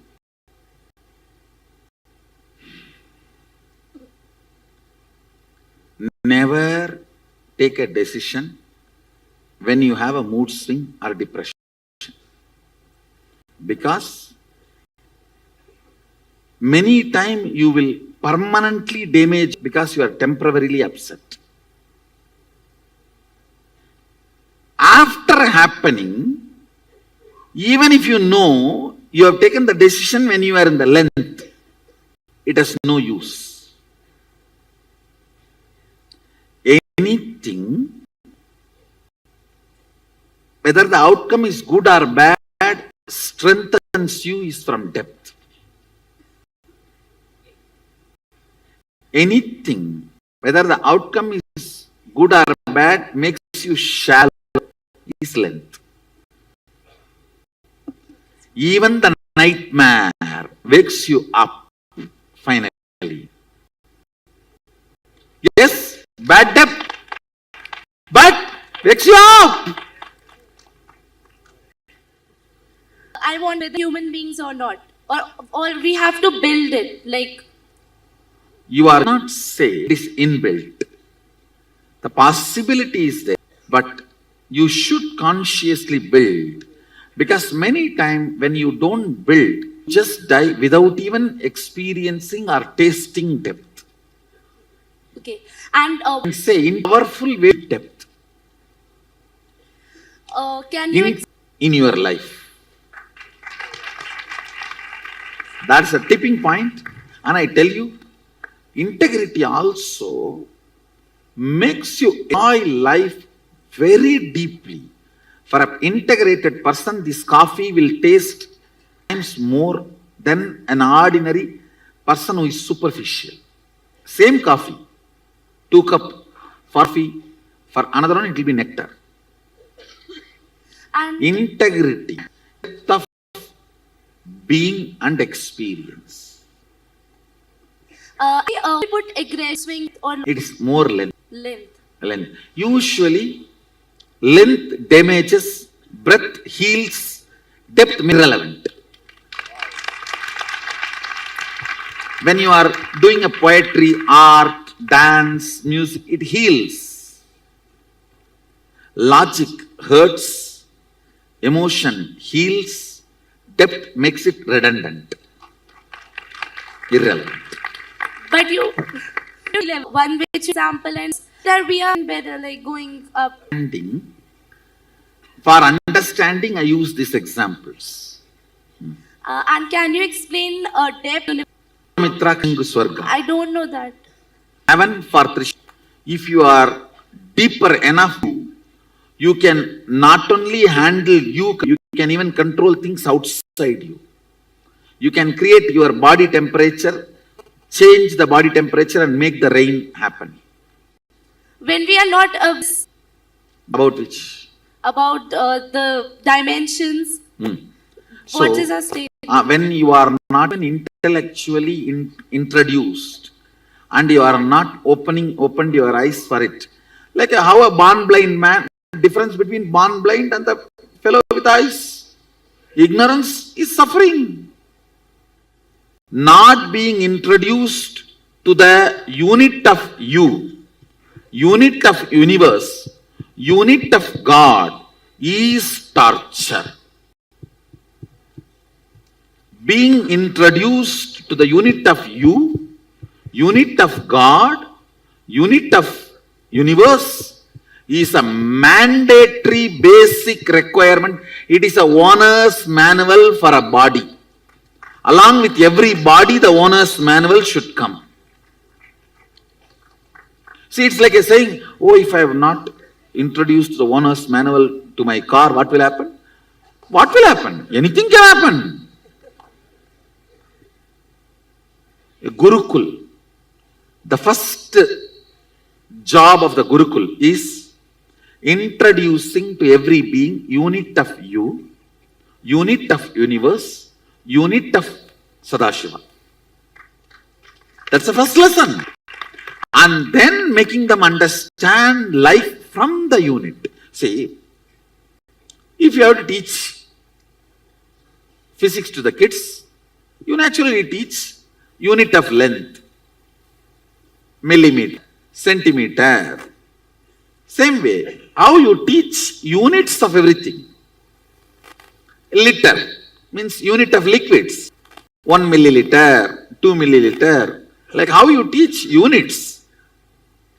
You need to teach the unit of being, unit of universe and unit of Sadashiva to every being. Not doing is the crime against it. Education is an education only if you are educating the units of life. These three are units of life. Nithyananda Swamiji.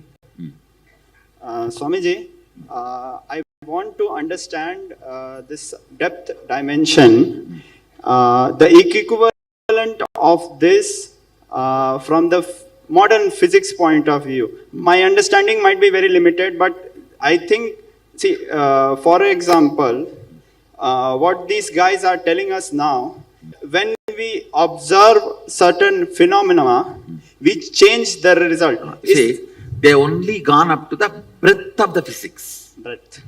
See, length of the physics is A plus B is C, 1 plus 1 is 2. Now, this whole observer changes the result is only a breadth of the physics. Still the fools have not gone to the depth of the physics. Understood, Swamiji. Understand? Yes, Swamiji.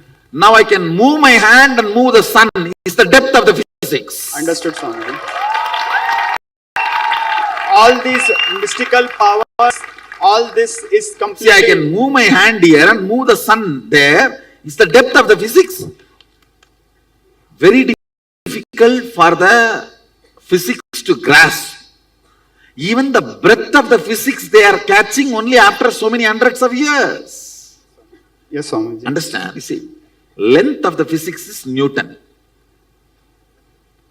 Breadth of the physics is observer influences the observed.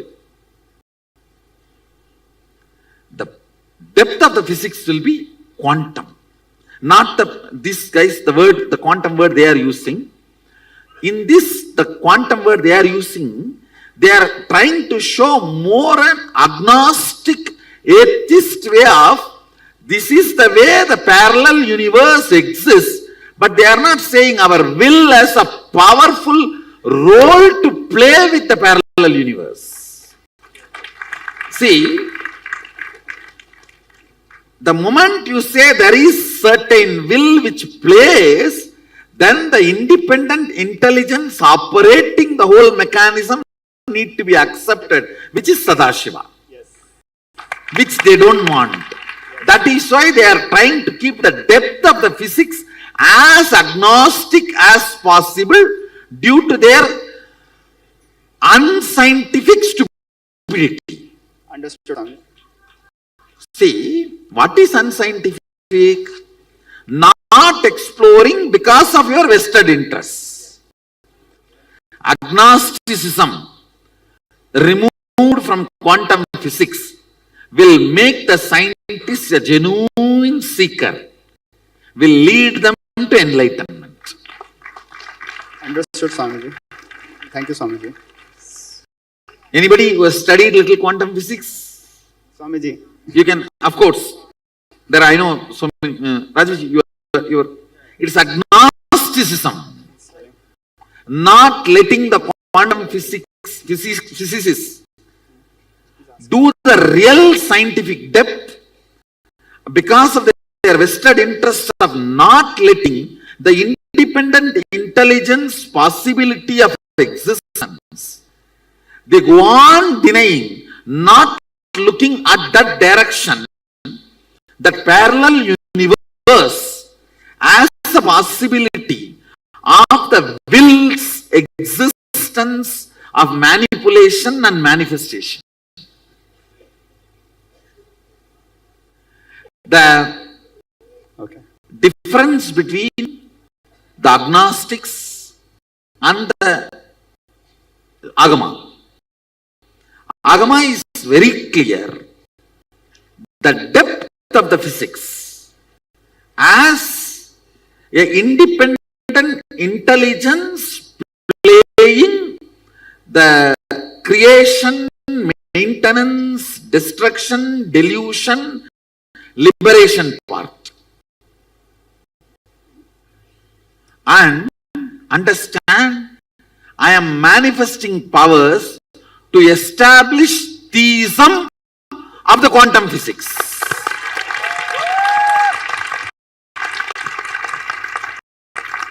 The theistic quantum physicist is my Balasans.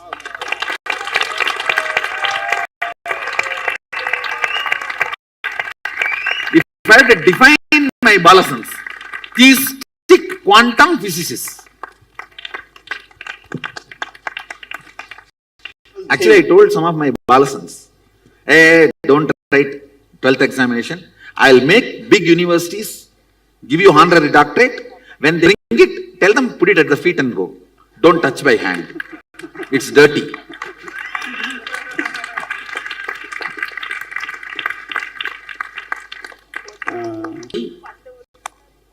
this world needs to know,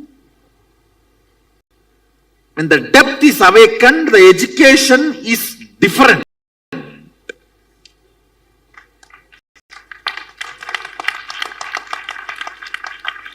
Actually, I am going through the fluttering period of my Gurukul. Means I am at crossroads. That is why I have to justify my Gurukul so much, and in few years, you will see 10 times longer queue. This middle class Indian parents will be standing here, like how they stand outside the US embassy for visa, for my Gurukul administration, for my Gurukul admission. Now I am going through the crossroads where I am yet to establish, I have established certain things, but I have completely established the utility value of this in the regular life. Once I establish that, then these middle class Indian parents will be standing here in queue up to Bangalore. People will ask, what queue is standing? No, Bidhi Nithyananda Gurukul admission opened. So we are all standing for application.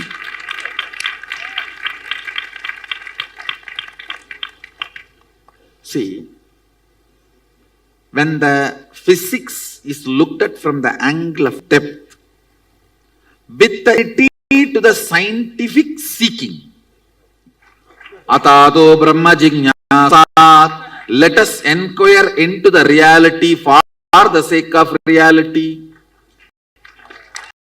When that starts with the depth, the being produced is called theistic quantum physicists, my Balasans, who will wave the hands and move the planet's effects and will always be bound down in front of deity. Who can wave the hands and materialize what you want, who will always bow down and bend in front of a deity. Theistic quantum physicists.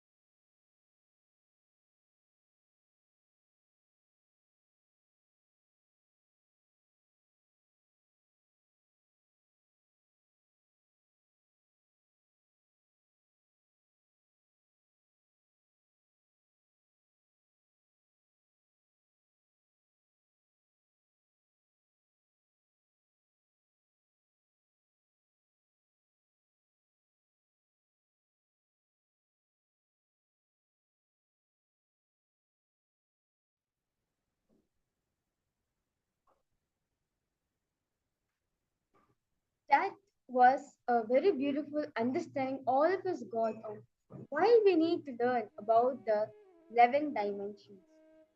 I can see many of the new participants who are joining us for this Parameshwaram program. Welcome all of you. Nityanandam, Rasita, Nityanandam, Adela, Nityanandam, Parameshwari, Nityanandam to all of you. And thank you for joining us live for this program, for this session. And I welcome all the viewers also who's watching us live right now on various different social media platforms. Thank you for all of you for joining us for this amazing program. So all of us have listened from Swamiji directly on why we need to understand the 11 dimensions in our life. How, by understanding 11 dimensions, how is it going to impact in our life? Well, very beautifully Swamiji said, you need to know the source of the cosmos. Is everyone understanding this? Like how you know the source for every single thing which is happening around you. Same way, you should know this source of the cosmos. Yes, Nityananda Ma Mahakalanada, Nityananda to you Ma. Yes. So when you understand the cosmos, as very beautifully Swamiji says, Brahmavis Brahmaiva Bhavati. When you know the cosmos, you become that. When you understand it, you just know how to play with it. As Swamiji said very beautifully. When you make the depth dimension under your control, you start manifesting various powers. As very brief Swamiji said, you just start manifesting the power of rain, where out of your will you're able to manifest the powers. It's not just you need to know the length, breadth, depth. So let us understand what exactly is length, breadth, and depth. See, length symbolizes, it represents the logic of us. The logic, for example, for maths, for calculating something, we use logic, right? That is length. All the knowledges which you're having, that is length. Now, breadth. Breadth refers to all the emotions. Like, for example, poetry, or an artist painting something, or you're singing a song, composing a song. All these falls under the breadth dimension. Breadth is the, as Swamiji said very beautifully, breadth is the healing component of this. All the emotion, all your art-related things, your creative-related things falls into the breadth dimension. Now, in the depth dimension is about all the cognitions which you've cognized, all the thought currents which you're cherishing. And that's the space, that's basically like a bank where you take decision based on all the cognition which you've cherished in your life. That is your depth dimension. I request all participants to post if you have any doubts, any questions you have. Please feel free to post in the chat section and I will clarify with all of you. Yes. Ma Adela Schoolin, Ma Rasida request, Ma Parameshwari request all of you to post if any questions or any doubts you have. So let us now understand the 11 dimensions of the universe and their inhabitants. Length, breadth, depth does not constitute a person. The space constitutes a person. Notice in the above chart, the higher levels are established in space. For example, we have 11 dimensions, right? In 11 dimensions, the first comes length. In length, there is breadth and depth, which is for the humans. In the inhabitants for them is human beings. For example, let's take a bottle. You know the length of the bottle, you know the breadth of the bottle, and you know the depth of the bottle. For example, you're having a 1 liter bottle. You know the height of it. The height of the bottle is the length. And how much, and the breadth, the width of it, you know that's the breadth. And how much the bottle can contain water. That 1 liter water which can contain, that is the depth dimension. So each of the objects which you're having has 3D, has 3 dimensions. That is the inhabitants of these 3 dimensions is the human beings. Like see, our body is the length. How much, I mean, like whether you're a thin person, whether you're a fat person, you're in the middle. That tells you breadth. And depth is all your cognition. Very beautifully, Swamiji says, length is all the logic which you're having. The place from which you are making decisions is your length. Breadth expresses all your emotions. All your creativity aspect of you is breadth. And depth is all the cognition which is getting generated. All the cognitions which you're cherishing, that is depth.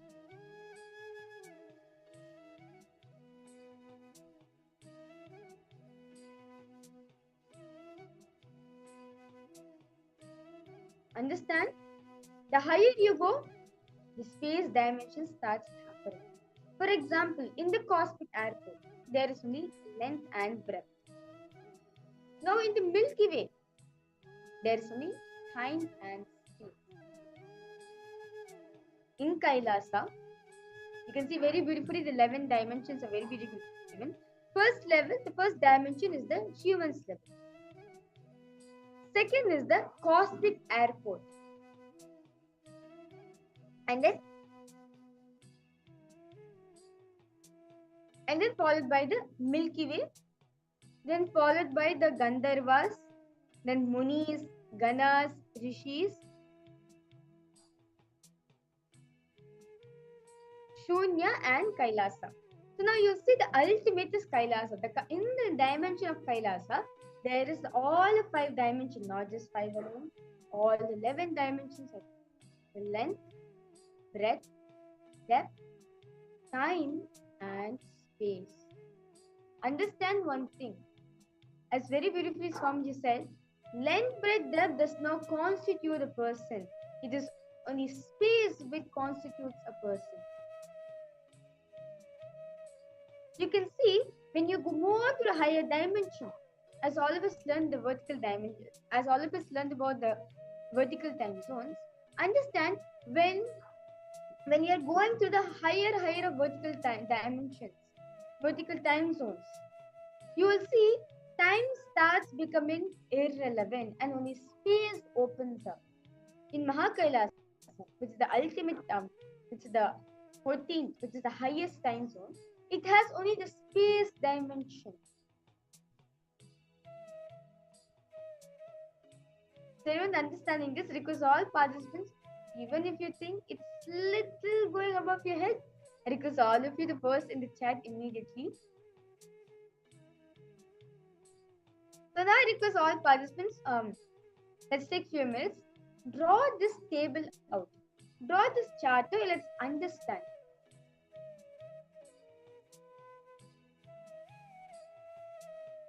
So, in the human being, in the human level, so now you need to understand, in the human level, there is only space, so not space, length, breadth and depth. And we feel we are bound by time, but understand we are not bound by any of these. It is only space which constitutes us. Understand, the space you carry decides who you are. If you are carrying a happy space, naturally, it will mold you to be a happy person. If your space is having too much of violence, vengeance, naturally, that is what you're going to become. Very beautifully, Swamiji says, you manifest what you believe, not what you think. You manifest what you cognize, meaning, what you carry in your space dimensionally matters who you are. Whether the situation changes for you or not. Anything happens in your life, you need to understand it is manifesting in that way for you because the space dimension, because that's the space you are carrying for yourself.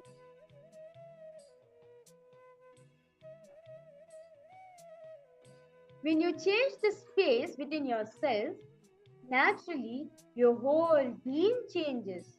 The way you relate with people also will change.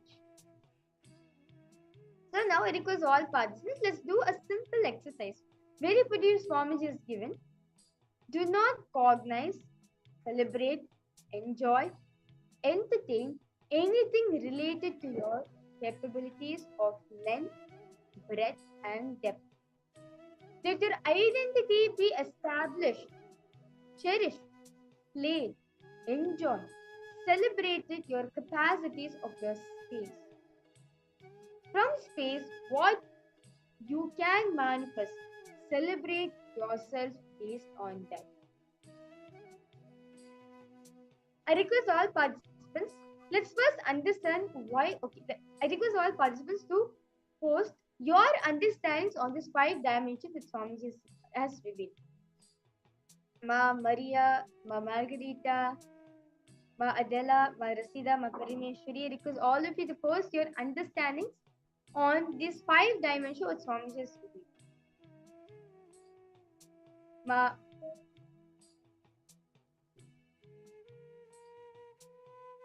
Kalanada, because all of you to post your understandings.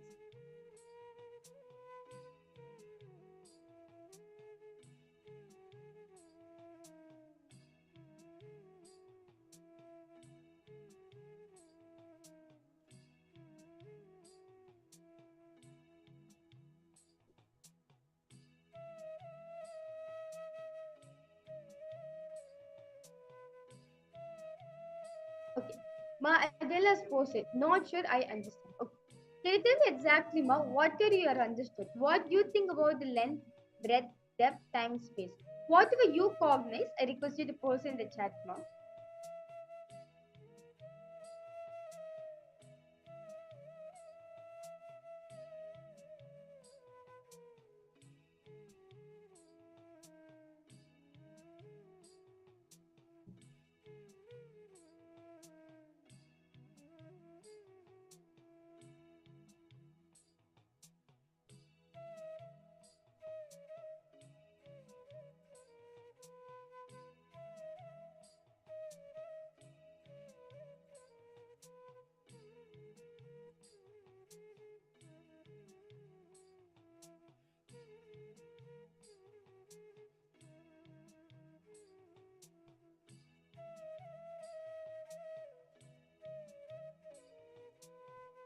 Okay.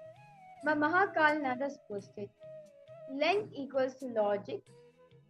Breadth equals to where your spirit can influence matter. For example, music, art. Depth is cognition. Nurture, I understand time and space. Okay, ma, no problem. How about you, Ma Parameshwari? Okay, Ma Adela's posted. Maybe a physical form interacts with the cosmos around us in a different way. Okay, Ma.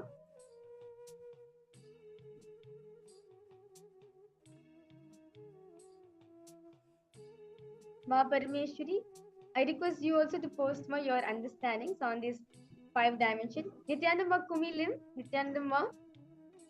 It's nice to see you for the program. I request Makumilim, I request you to post your understandings more on these 5 dimensions of the universe. What are your understandings on it? I request you to post more. Okay. So now all of you have posted your understanding. So understand one thing. Length is the logic out of which you are running your whole life. We make decisions. The logic, the way we respond, or let's say, the calculation which needs to be made, all these, the logic related part of you, the logic component of you analyzing something, all those falls under the length dimension. Ma Adela, are you understanding, Ma?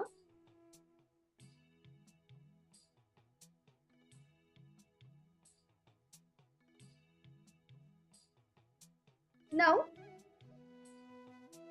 the breadth dimension, which is the second dimension, it symbolizes all the arts, the emotional reactions, all the emotions which you're having. That is breath. Yes, ma'am. Logic is our mind. Yes, that's very true.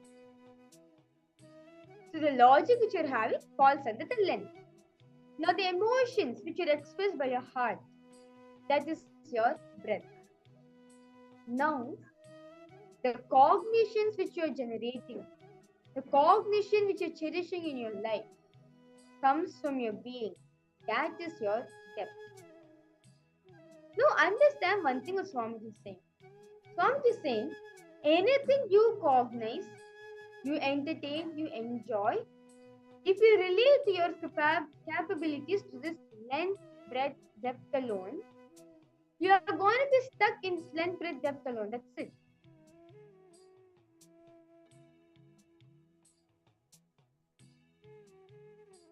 See, what this one mean being stuck is length, the logic which you're having, your mind, breadth, the emotions which you're having, and depth, your cognitions which you're perceiving. If you analyze these three, they are only limiting yourself. Understand, this length, breadth, depth, it only limits you to your maximum capacity. For example, only from 9 to 5 you're able to work. That is your length, breadth, depth, which you have been entertaining. But when you hold on to your space identity, understand, space is vast.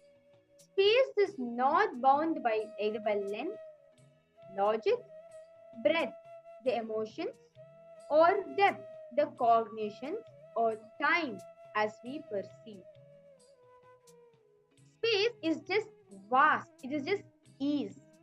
This is Swamiji saying, from space, whatever you manifest, you celebrate yourself based on that.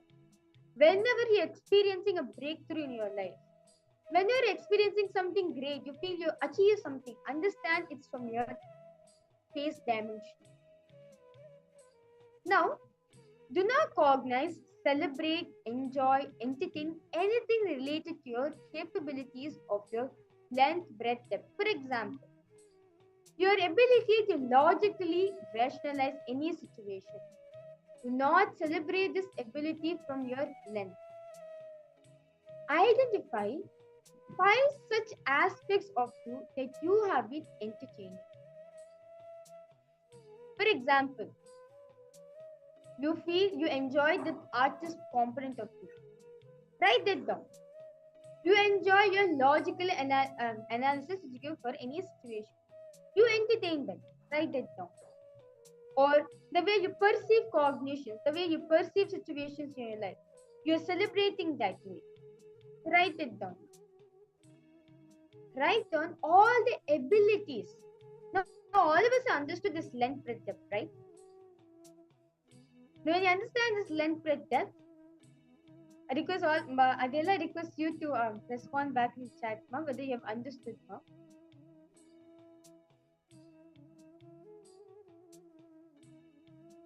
So now, whatever the identity which you cherish, the identity which you celebrate. Okay, yes, thank you so much for getting back. Thank you so much, ma.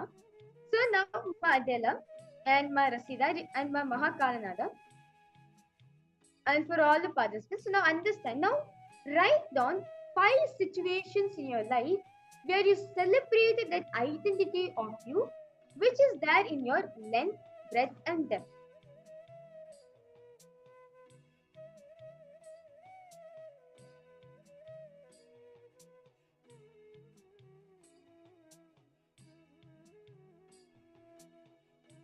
If you have any questions in doing this exercise, I request all of you to post immediately in the chat. Nityanandama, Shukrendra, and Nityanandama, thank you for joining us.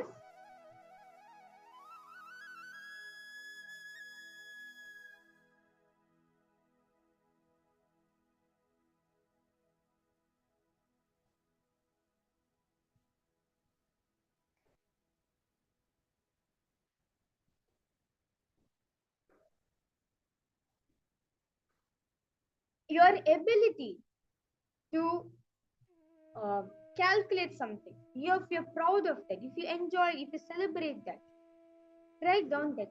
Any aspect of you which is there in the length, breadth, depth, pen down 5 such aspects that you have been entertaining.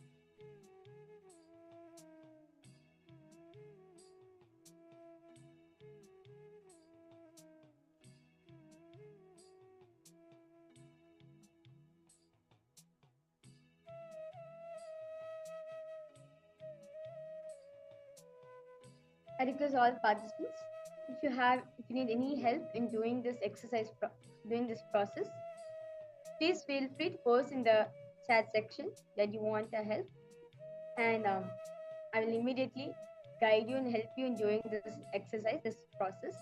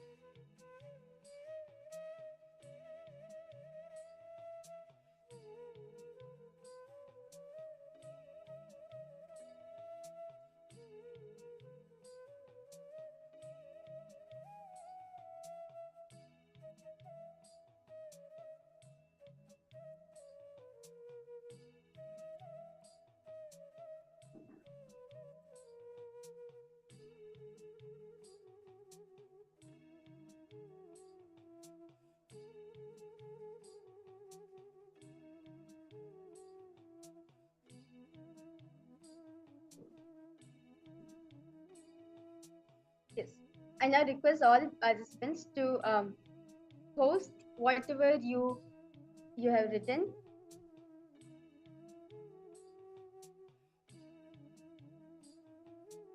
So now understand one thing. When you are enjoying, cognizing, and entertaining yourself in the field of length, breadth, depth, you are only limiting yourself. But when you cognize yours from the space dimension, which is your higher identity, understand one thing. The space dimension, space is vast, is limitless. From that space, when you're experiencing oneness, as Swamiji says very beautifully, space is not bound by anything. It just is. It is just that. That is the space of Advaita. Whenever you are manifesting the power, you are falling in the space of oneness with Swamiji, where you and Swamiji are one in the same. From that space, anything you from that space, anything you want will manifest, because you are not limiting yourself to yourself. You are not limiting yourself to this certain mental setup which you have been grown up with. There is understanding this. With this beautiful understanding, I request all participants to post. And if you have any doubts, any clarification you have, please feel free to post in the chat section. So, the space dimension of you is what Swamiji is making all of us to experience. Why? Because space is not, space does not limit you. Meaning, length, breadth, depth. Length is only the logic, that's it. Breadth is only the emotions. Depth is all the cognition, that's it. It's just only limiting you. But space is not bound by either of this. It's not bound by your logic. It's not bound by emotions. It's not bound the way you think life is, your cognition which you're cherishing. If you want to manifest anything right now, from that space, if you want to manifest, it will manifest. Why? Because Swamiji says very beautifully, space is not influenced by either of these three. Space is space by itself. If you're in the space dimension, anything you want to manifest will manifest, because you're not limiting yourself to your logic. You're not limiting yourself to your emotions. You're not limiting yourself to your cognition. Ma Adila, Ma Mahakalanada, Ma Parameshwari, Ma Rasida, Ma Shukrindriya. I request all of you to post whether you have understood. If you have any doubts, any clarification, please feel free to post in the chat section. So, whenever we manifest power, we are touching the space dimension in all of us. Because power manifestation is taking us beyond our length, beyond our logic, beyond our emotions, and beyond the cognitions which we are carrying. Because power manifestation is realizing your higher identity. You are in oneness with the higher identity, which is the source of this whole dimension, Paramashiva. When you are connecting with him, when you are connecting with him in that space dimension, that oneness dimension, anything you want to manifest becomes a power. And you start celebrating it. With this beautiful understanding we get, because we'll be now moving ahead to the power manifestation. In this round, you'll be manifesting the power of GPS, power of locating the directions, locating the directions of a particular place. So now, in this level, you're going to be manifesting the ability to draw the precise location maps to any given place. So now I request all participants to remember Swamiji in your inner space.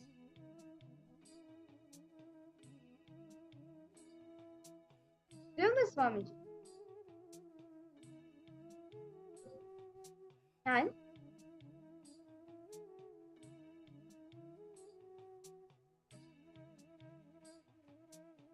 experience, visualize yourself as Swamiji in the form of a huge, never-ending shaft of light.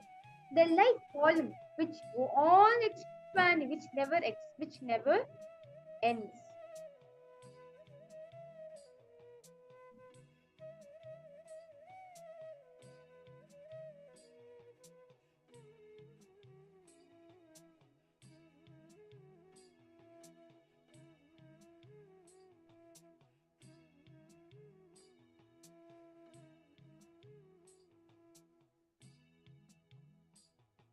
You can start chanting the Mahabharata.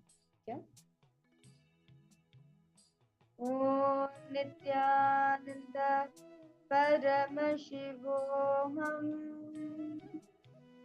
Om Nityananda Paramashivoham. Om Nityananda Paramashivoham.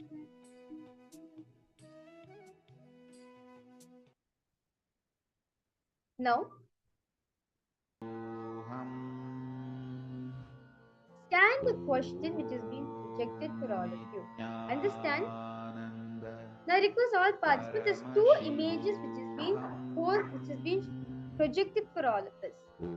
Now, through your third eye, capture, observe the image and drop it in your space dimension. Drop it to Swamiji. Is everyone understanding this? Now this image which you are having, look at these three images with your third eye and just capture it. Capture the image through your third eye and drop it in your inner space.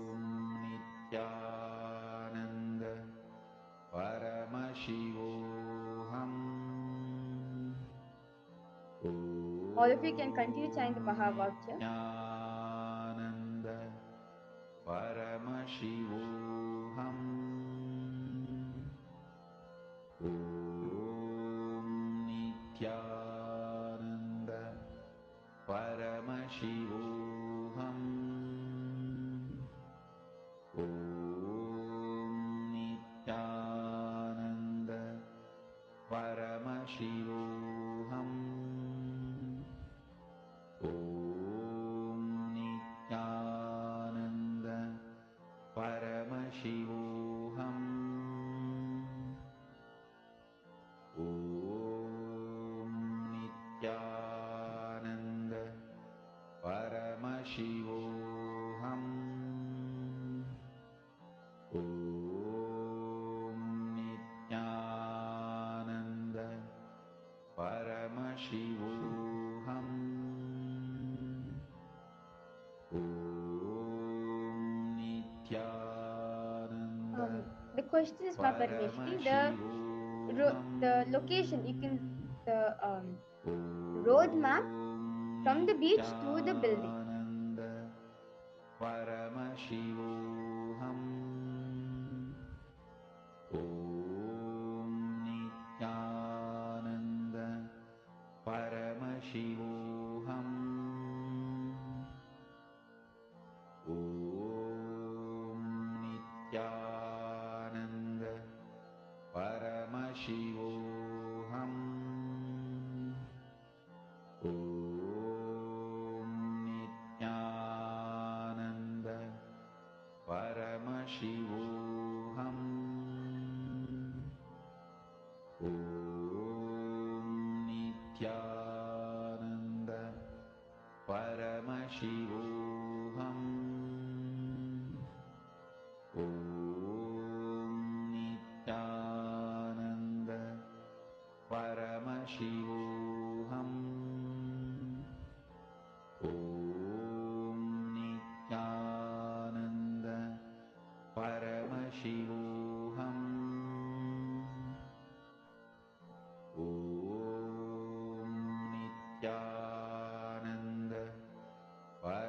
Paramashivoham. Om Nityananda Paramashivoham. Om Nityananda Paramashivoham. Om Nityananda Paramashivoham. Om Nityananda Paramashivoham. Om Nityananda Paramashivoham.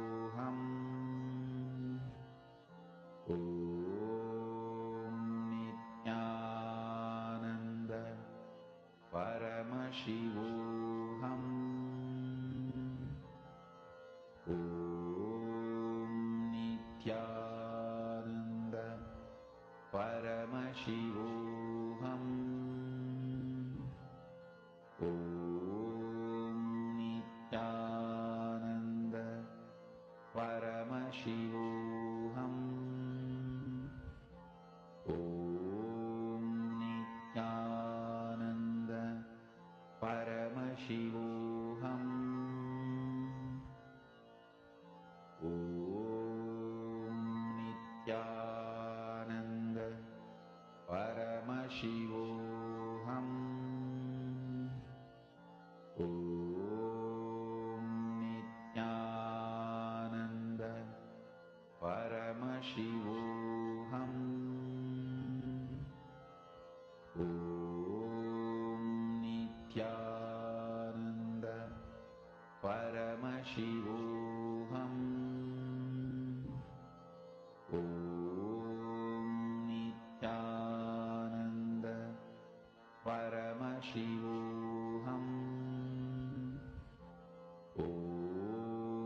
Nityananda Paramashivoham. Om Nityananda Paramashivoham. Om Nityananda Paramashivoham. Om Nityananda Paramashivoham. Om Nityananda Paramashivoham. Om Nityananda Paramashivoham. Om Nityananda Paramashivoham. Om Nityananda Paramashivoham. Om Nityananda Paramashivoham. Om Nityananda Paramashivoham.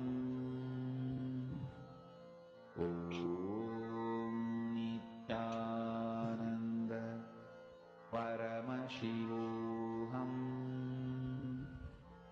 Om Nityananda Paramashivoham. Om Nityananda Paramashivoham. Now, I request all participants to relax and whatever Swamiji is showing you, start drawing it out. Okay, you can see Ma Parameshwari has very actively, lots of enthusiasm she has posted. I have two results, one by car and one by is that okay by that is much shorter because you cross roads and go between oh okay, walking, okay, no problem, huh? One by walking, that is much shorter because you cross roads and go between buildings, and by driving by car, the big turns on street, roads and ways. Okay, Ma, that's wonderful. Yes. Thank you so much, Ma Parameshwari. Ma Adela, I request you too, Ma, to start drawing what is Swamiji showing you. Like Swamiji showed you by walk how much distance it is, or by car the distance taken, or the time, the duration period of reaching that place, everything, because all of you to start revealing. Ma Maria, Ma Margarita, because all of you to post what this Swamiji is showing you.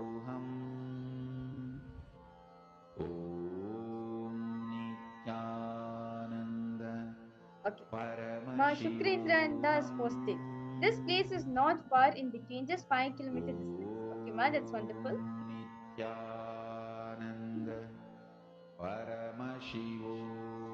Ma Adela, how about you, Ma? How did you see, Ma?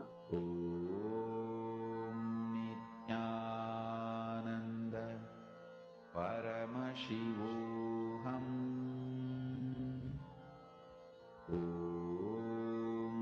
Okay, Ma Parmeshwari is first, it's between 8 to 5 kilometers. That's wonderful, Ma. Ma Margarita, Ma Maria, request all of you to also to post how much kilometers Swamiji is showing you. Paramashivoham Om Nityananda Paramashivoham. Sorry for that. Om Nityananda Paramashivoham. Ma Adela, I request you to post, Ma. Whatever, like when you close your eyes, whatever Swamiji show you, I request you to type it down, Ma. Paramashivoham Om Nityananda Paramashivoham. Okay, Ma Shukrindandra has posted. There is tunnel and hill on the way. Okay, that's wonderful. So let us now verify the answers. Paramashivoham Om Nityananda. Yes, let us verify the answers now. You can see many of you are participating on this round. That's wonderful. Nityananda Paramashivoham Om Nityananda Paramashivoham. Okay, so now you can see the answer is the point A is the Marina Beach, which is there in Chennai in India, to point B, which is Phoenix Mall in Chennai in India. So the duration of this is 11 point. The distance is 11.9 kilometers, and the duration is 19 minutes. Okay, I can see all of you are just there. So and Parameshwari, I request you to verify the drawings which you have made by walk or by car. I request you to verify the GPS map, the outline which you have drawn, Ma.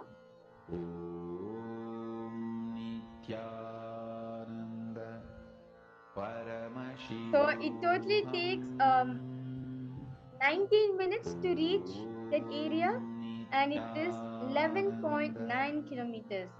See, Ma Parameshwari, you're almost there. You said 8 kilometers. Well, you're almost close, Ma. That's wonderful. Well, Ma Shukrindranda, well, you got the description, Ma. The place is not far. That's wonderful. Yes, that's wonderful, Ma. Actually, if you see, it's just 19 minutes of driving. Just 19 minutes by drive. So it's not that far of place also. That's wonderful, Ma. You manifested. Yes. So with this, I request all participants to post your understanding. Says no, all of us have understood what exactly is length, breadth, depth, time, and space dimension in all of us, and why is it important to know all these dimensions in our life, and how to manifest the way we want to manifest in our life using these dimensions. I request all of you to head to Facebook, post your powerful conclusions, your clicks, your experiences which you got during the exercise and during the power manifestation session.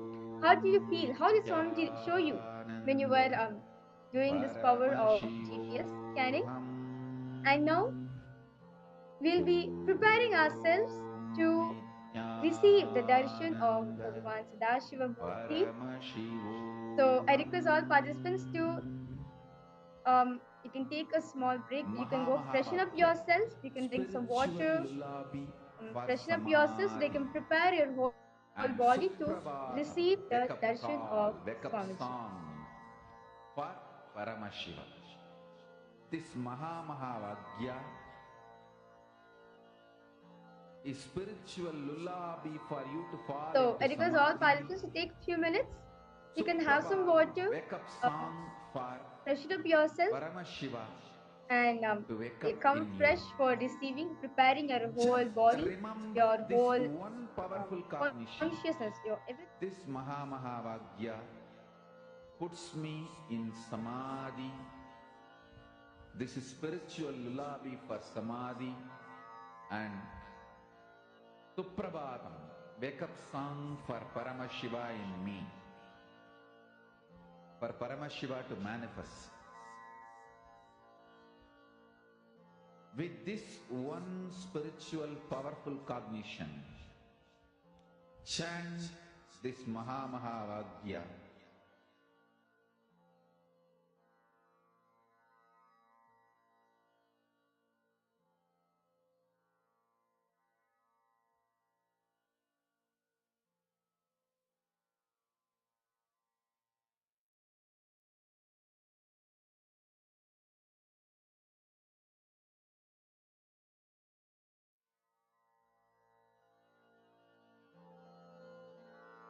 Mahavagya, spiritual lullaby for Samadhi, and Suprabhatam, wake up call, wake up song for Paramashiva, for Paramashiva to manifest. With this one spiritual powerful cognition, chant this Mahavagya. Om Nityananda Paramashivoham. Om Nityananda Paramashivoham. Om Nityananda Paramashivoham. Om Nityananda Paramashivoham. Om Nityananda Paramashivoham. Om Nityananda Paramashivoham. Om Nityananda Paramashivoham. Om Nityananda Paramashivoham. Om Nityananda Paramashivoham. Om Nityananda Paramashivoham.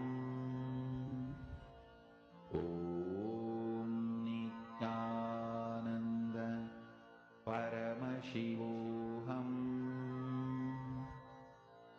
Om Nityananda Paramashivoham. Om Nityananda Paramashivoham. Om Nityananda Paramashivoham.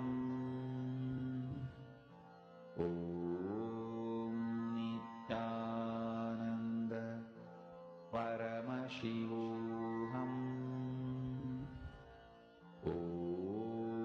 Nityananda Paramashivoham.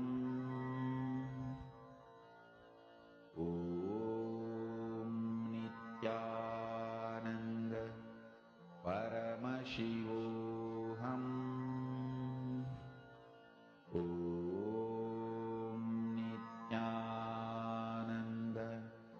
Paramashivoham. Om Nityananda Paramashivoham. Om Nityananda Paramashivoham. Om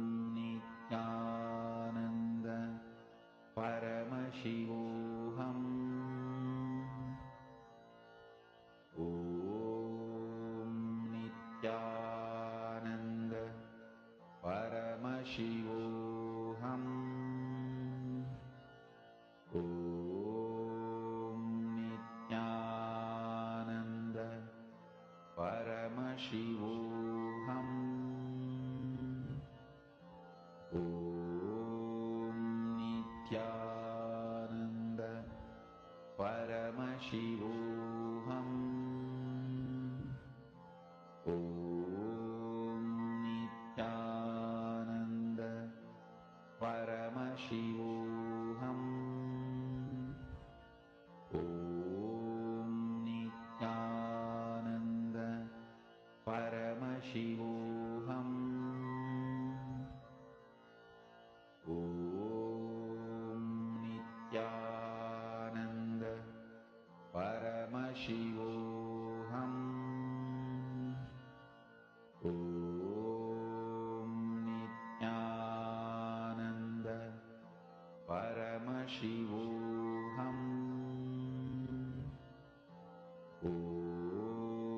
Nityananda Paramashivoham. Om Nityananda Paramashivoham. Om Nityananda Paramashivoham. Om Nityananda Paramashivoham. Om Nityananda Paramashivoham. Om Nityananda Paramashivoham. Om Nityananda.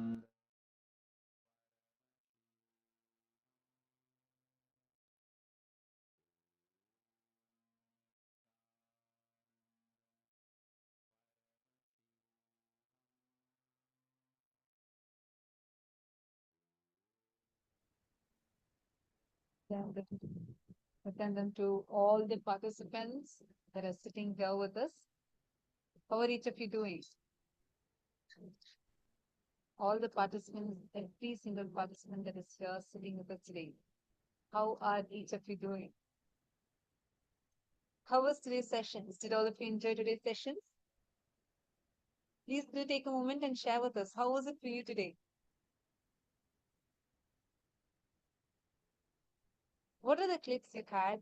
What are the kind of cognitions and the cognition shifts that you experienced? Nityananda, Ma Shukrendraనంద, Ma Rashida, Nityananda, Ma Parameshwari, Nityananda, Ma Herishla, Ma Mihri,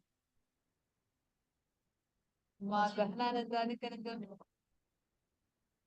I request all the participants that are here with us to just take a moment and share what was your day like today? How did you enjoy today's day? What were the powerful cognitions and clicks that each of you had? Please share that here. I know all of us are really excited, waiting for today's darshan. I request all of you, meanwhile, as all of us are waiting, take a few minutes and recap. What are the cognitions, the clicks that you have had through today's sessions? What was the biggest breakthrough that you experienced in your cognitions today? Today, Swamiji shared about many of the important revelations on Bhagavan Sadashiva Murthy. See, when you cognize that you are the source of everything, that you are the source, and you have the ability to create anything you want, you have the ability to sustain anything you want, you have the ability to rejuvenate anything you want. Just this one powerful cognition inside of you can so powerfully transform the very way you relate with life, transform the very way you relate with yourself, and the confidence that you carry in your life. Many times, when you feel that someone else is in charge of your life, like for instance, let us say that you feel, okay, now if I am, whether my success or failure in my job is going to be determined by my boss.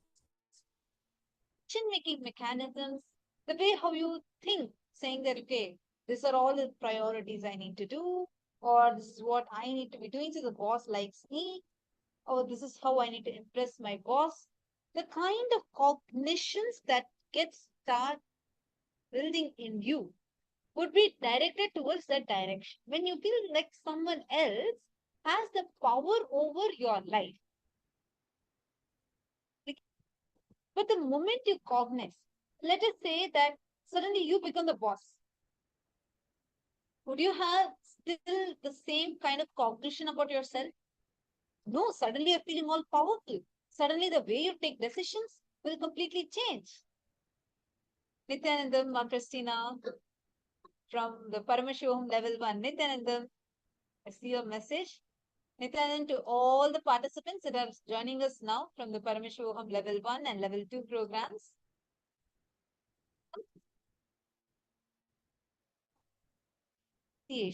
Where Swamiji is going to be gifting all of us first with a powerful understanding about how God in Hindu God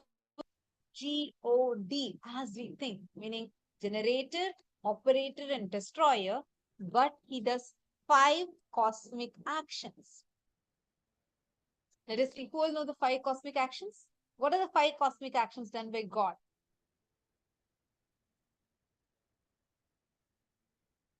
Christopher is asking, how does anyone know how to give Guru Dakshina?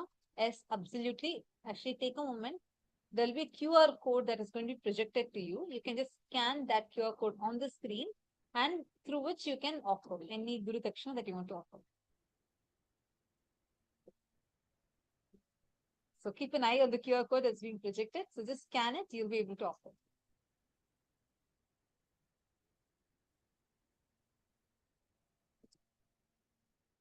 All right, understand. The moment the understandings that we have about God changes, it changes the very perspective of how we relate to ourselves.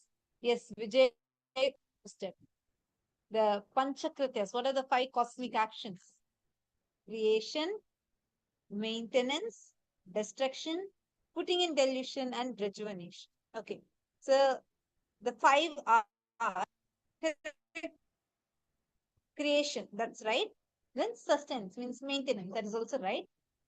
Third, if it is rejuvenation, but if you cognize that rejuvenation, the part that's leaving you as you, then it will be destruction for you. Otherwise, it's only rejuvenation, there's never destruction. Third, many times it's not just you yourself put yourself in delusion, and Paramashiva just pulls us out of delusion. Fifth is liberation. Not just rejuvenation, liberation. Are you understanding here? Vijay Kumar Aya. Thank you so much for your participation. I request all others also to post the 5 cosmic actions of Paramashiva. And also post along with how you understand those cosmic actions to be like. What do you understand when you say creation? Because today what we learned, like Swamiji revealed, only a synesthetic brain can understand the dimensions, as he can do the creation, he can do the sustenance, rejuvenation. It is only a brain that is a synesthetic brain can actually even understand these multivarious manifestations and dimensions of Paramashiva. So I request every one of you to take a few minutes and describe how you understand what you the Panchakrityas of Paramashiva. What is that translated into you as?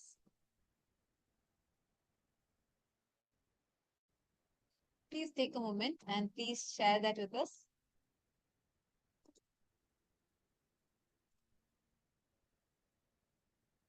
Now, let us understand it layer by layer. Today we all learnt about this Panchakritya of Paramashiva, these 5 cosmic actions. When you understand these 5 cosmic actions, is not something independent. Sadashiva, Paramashiva, Sadashiva, sitting in some corner of the universe, is sitting and doing this whole creation, sustenance, rejuvenation process. No. He is reflecting inside each one of us continuously. And we do these 5 actions in our lives. Just see right now, every moment, you're actually creating a cell in your body. You are creating. You have the ability to create. How come our body is capable of actually creating a baby, a new life through our cells? Because your body, you have the power to create anything you want. How come? When you want and you really desire something, you really have the intention of something, you're able to manifest it because you do this Panchakritya of creation in your life, sustenance in your life, rejuvenation. When you find a new relationship, the old ones just get discarded. Many times, how many of you have observed? Suddenly you start shifting, transforming inside you. All of a sudden, the company around you just changes. Automatically, it will not even be like if you consciously stop talking, anything like that. Suddenly, the close, either they would change in their inner space level, or simply the people itself will change. How many of you have observed that? You can just wave your hands. Great. So many of you. See, every time you're actually seeing that the company, the people around you are changing. It means what? You're rejuvenating the people around you. You're rejuvenating your inner space and your outer space. Actions. Just a simple hug to someone who's just struggling, suffering. Just a smile or a hug. Or just a compassionate word which liberates them immediately from their suffering. You are doing liberation. Even to yourself, many times when you go through depression, you go back, you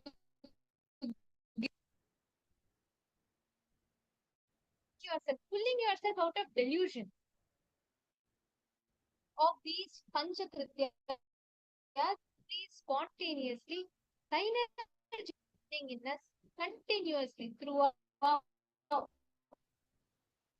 You just understand and realize this, you will see the kind of powerfulness, the kind of suddenly you will feel like a sense of huge relief that will happen in you.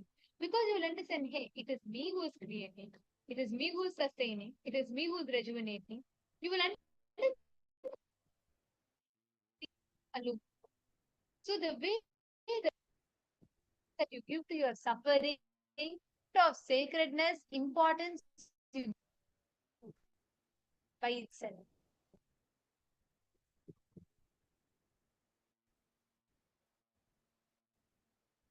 Initiation, where all of us are going to be initiated. This is about in Kathata, right? When Swamiji these Panchakritya empowering us in the sense of when you understand, hey, it is me who is doing the creation, it is me who is doing the sustenance, the rejuvenation, liberation, everything.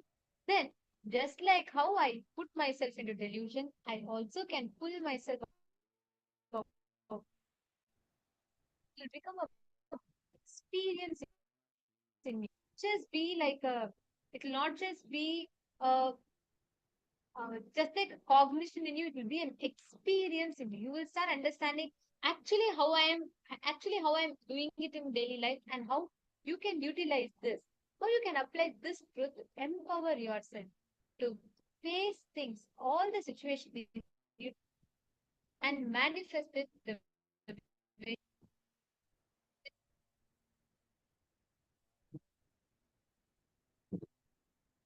I request all the participants to please settle down.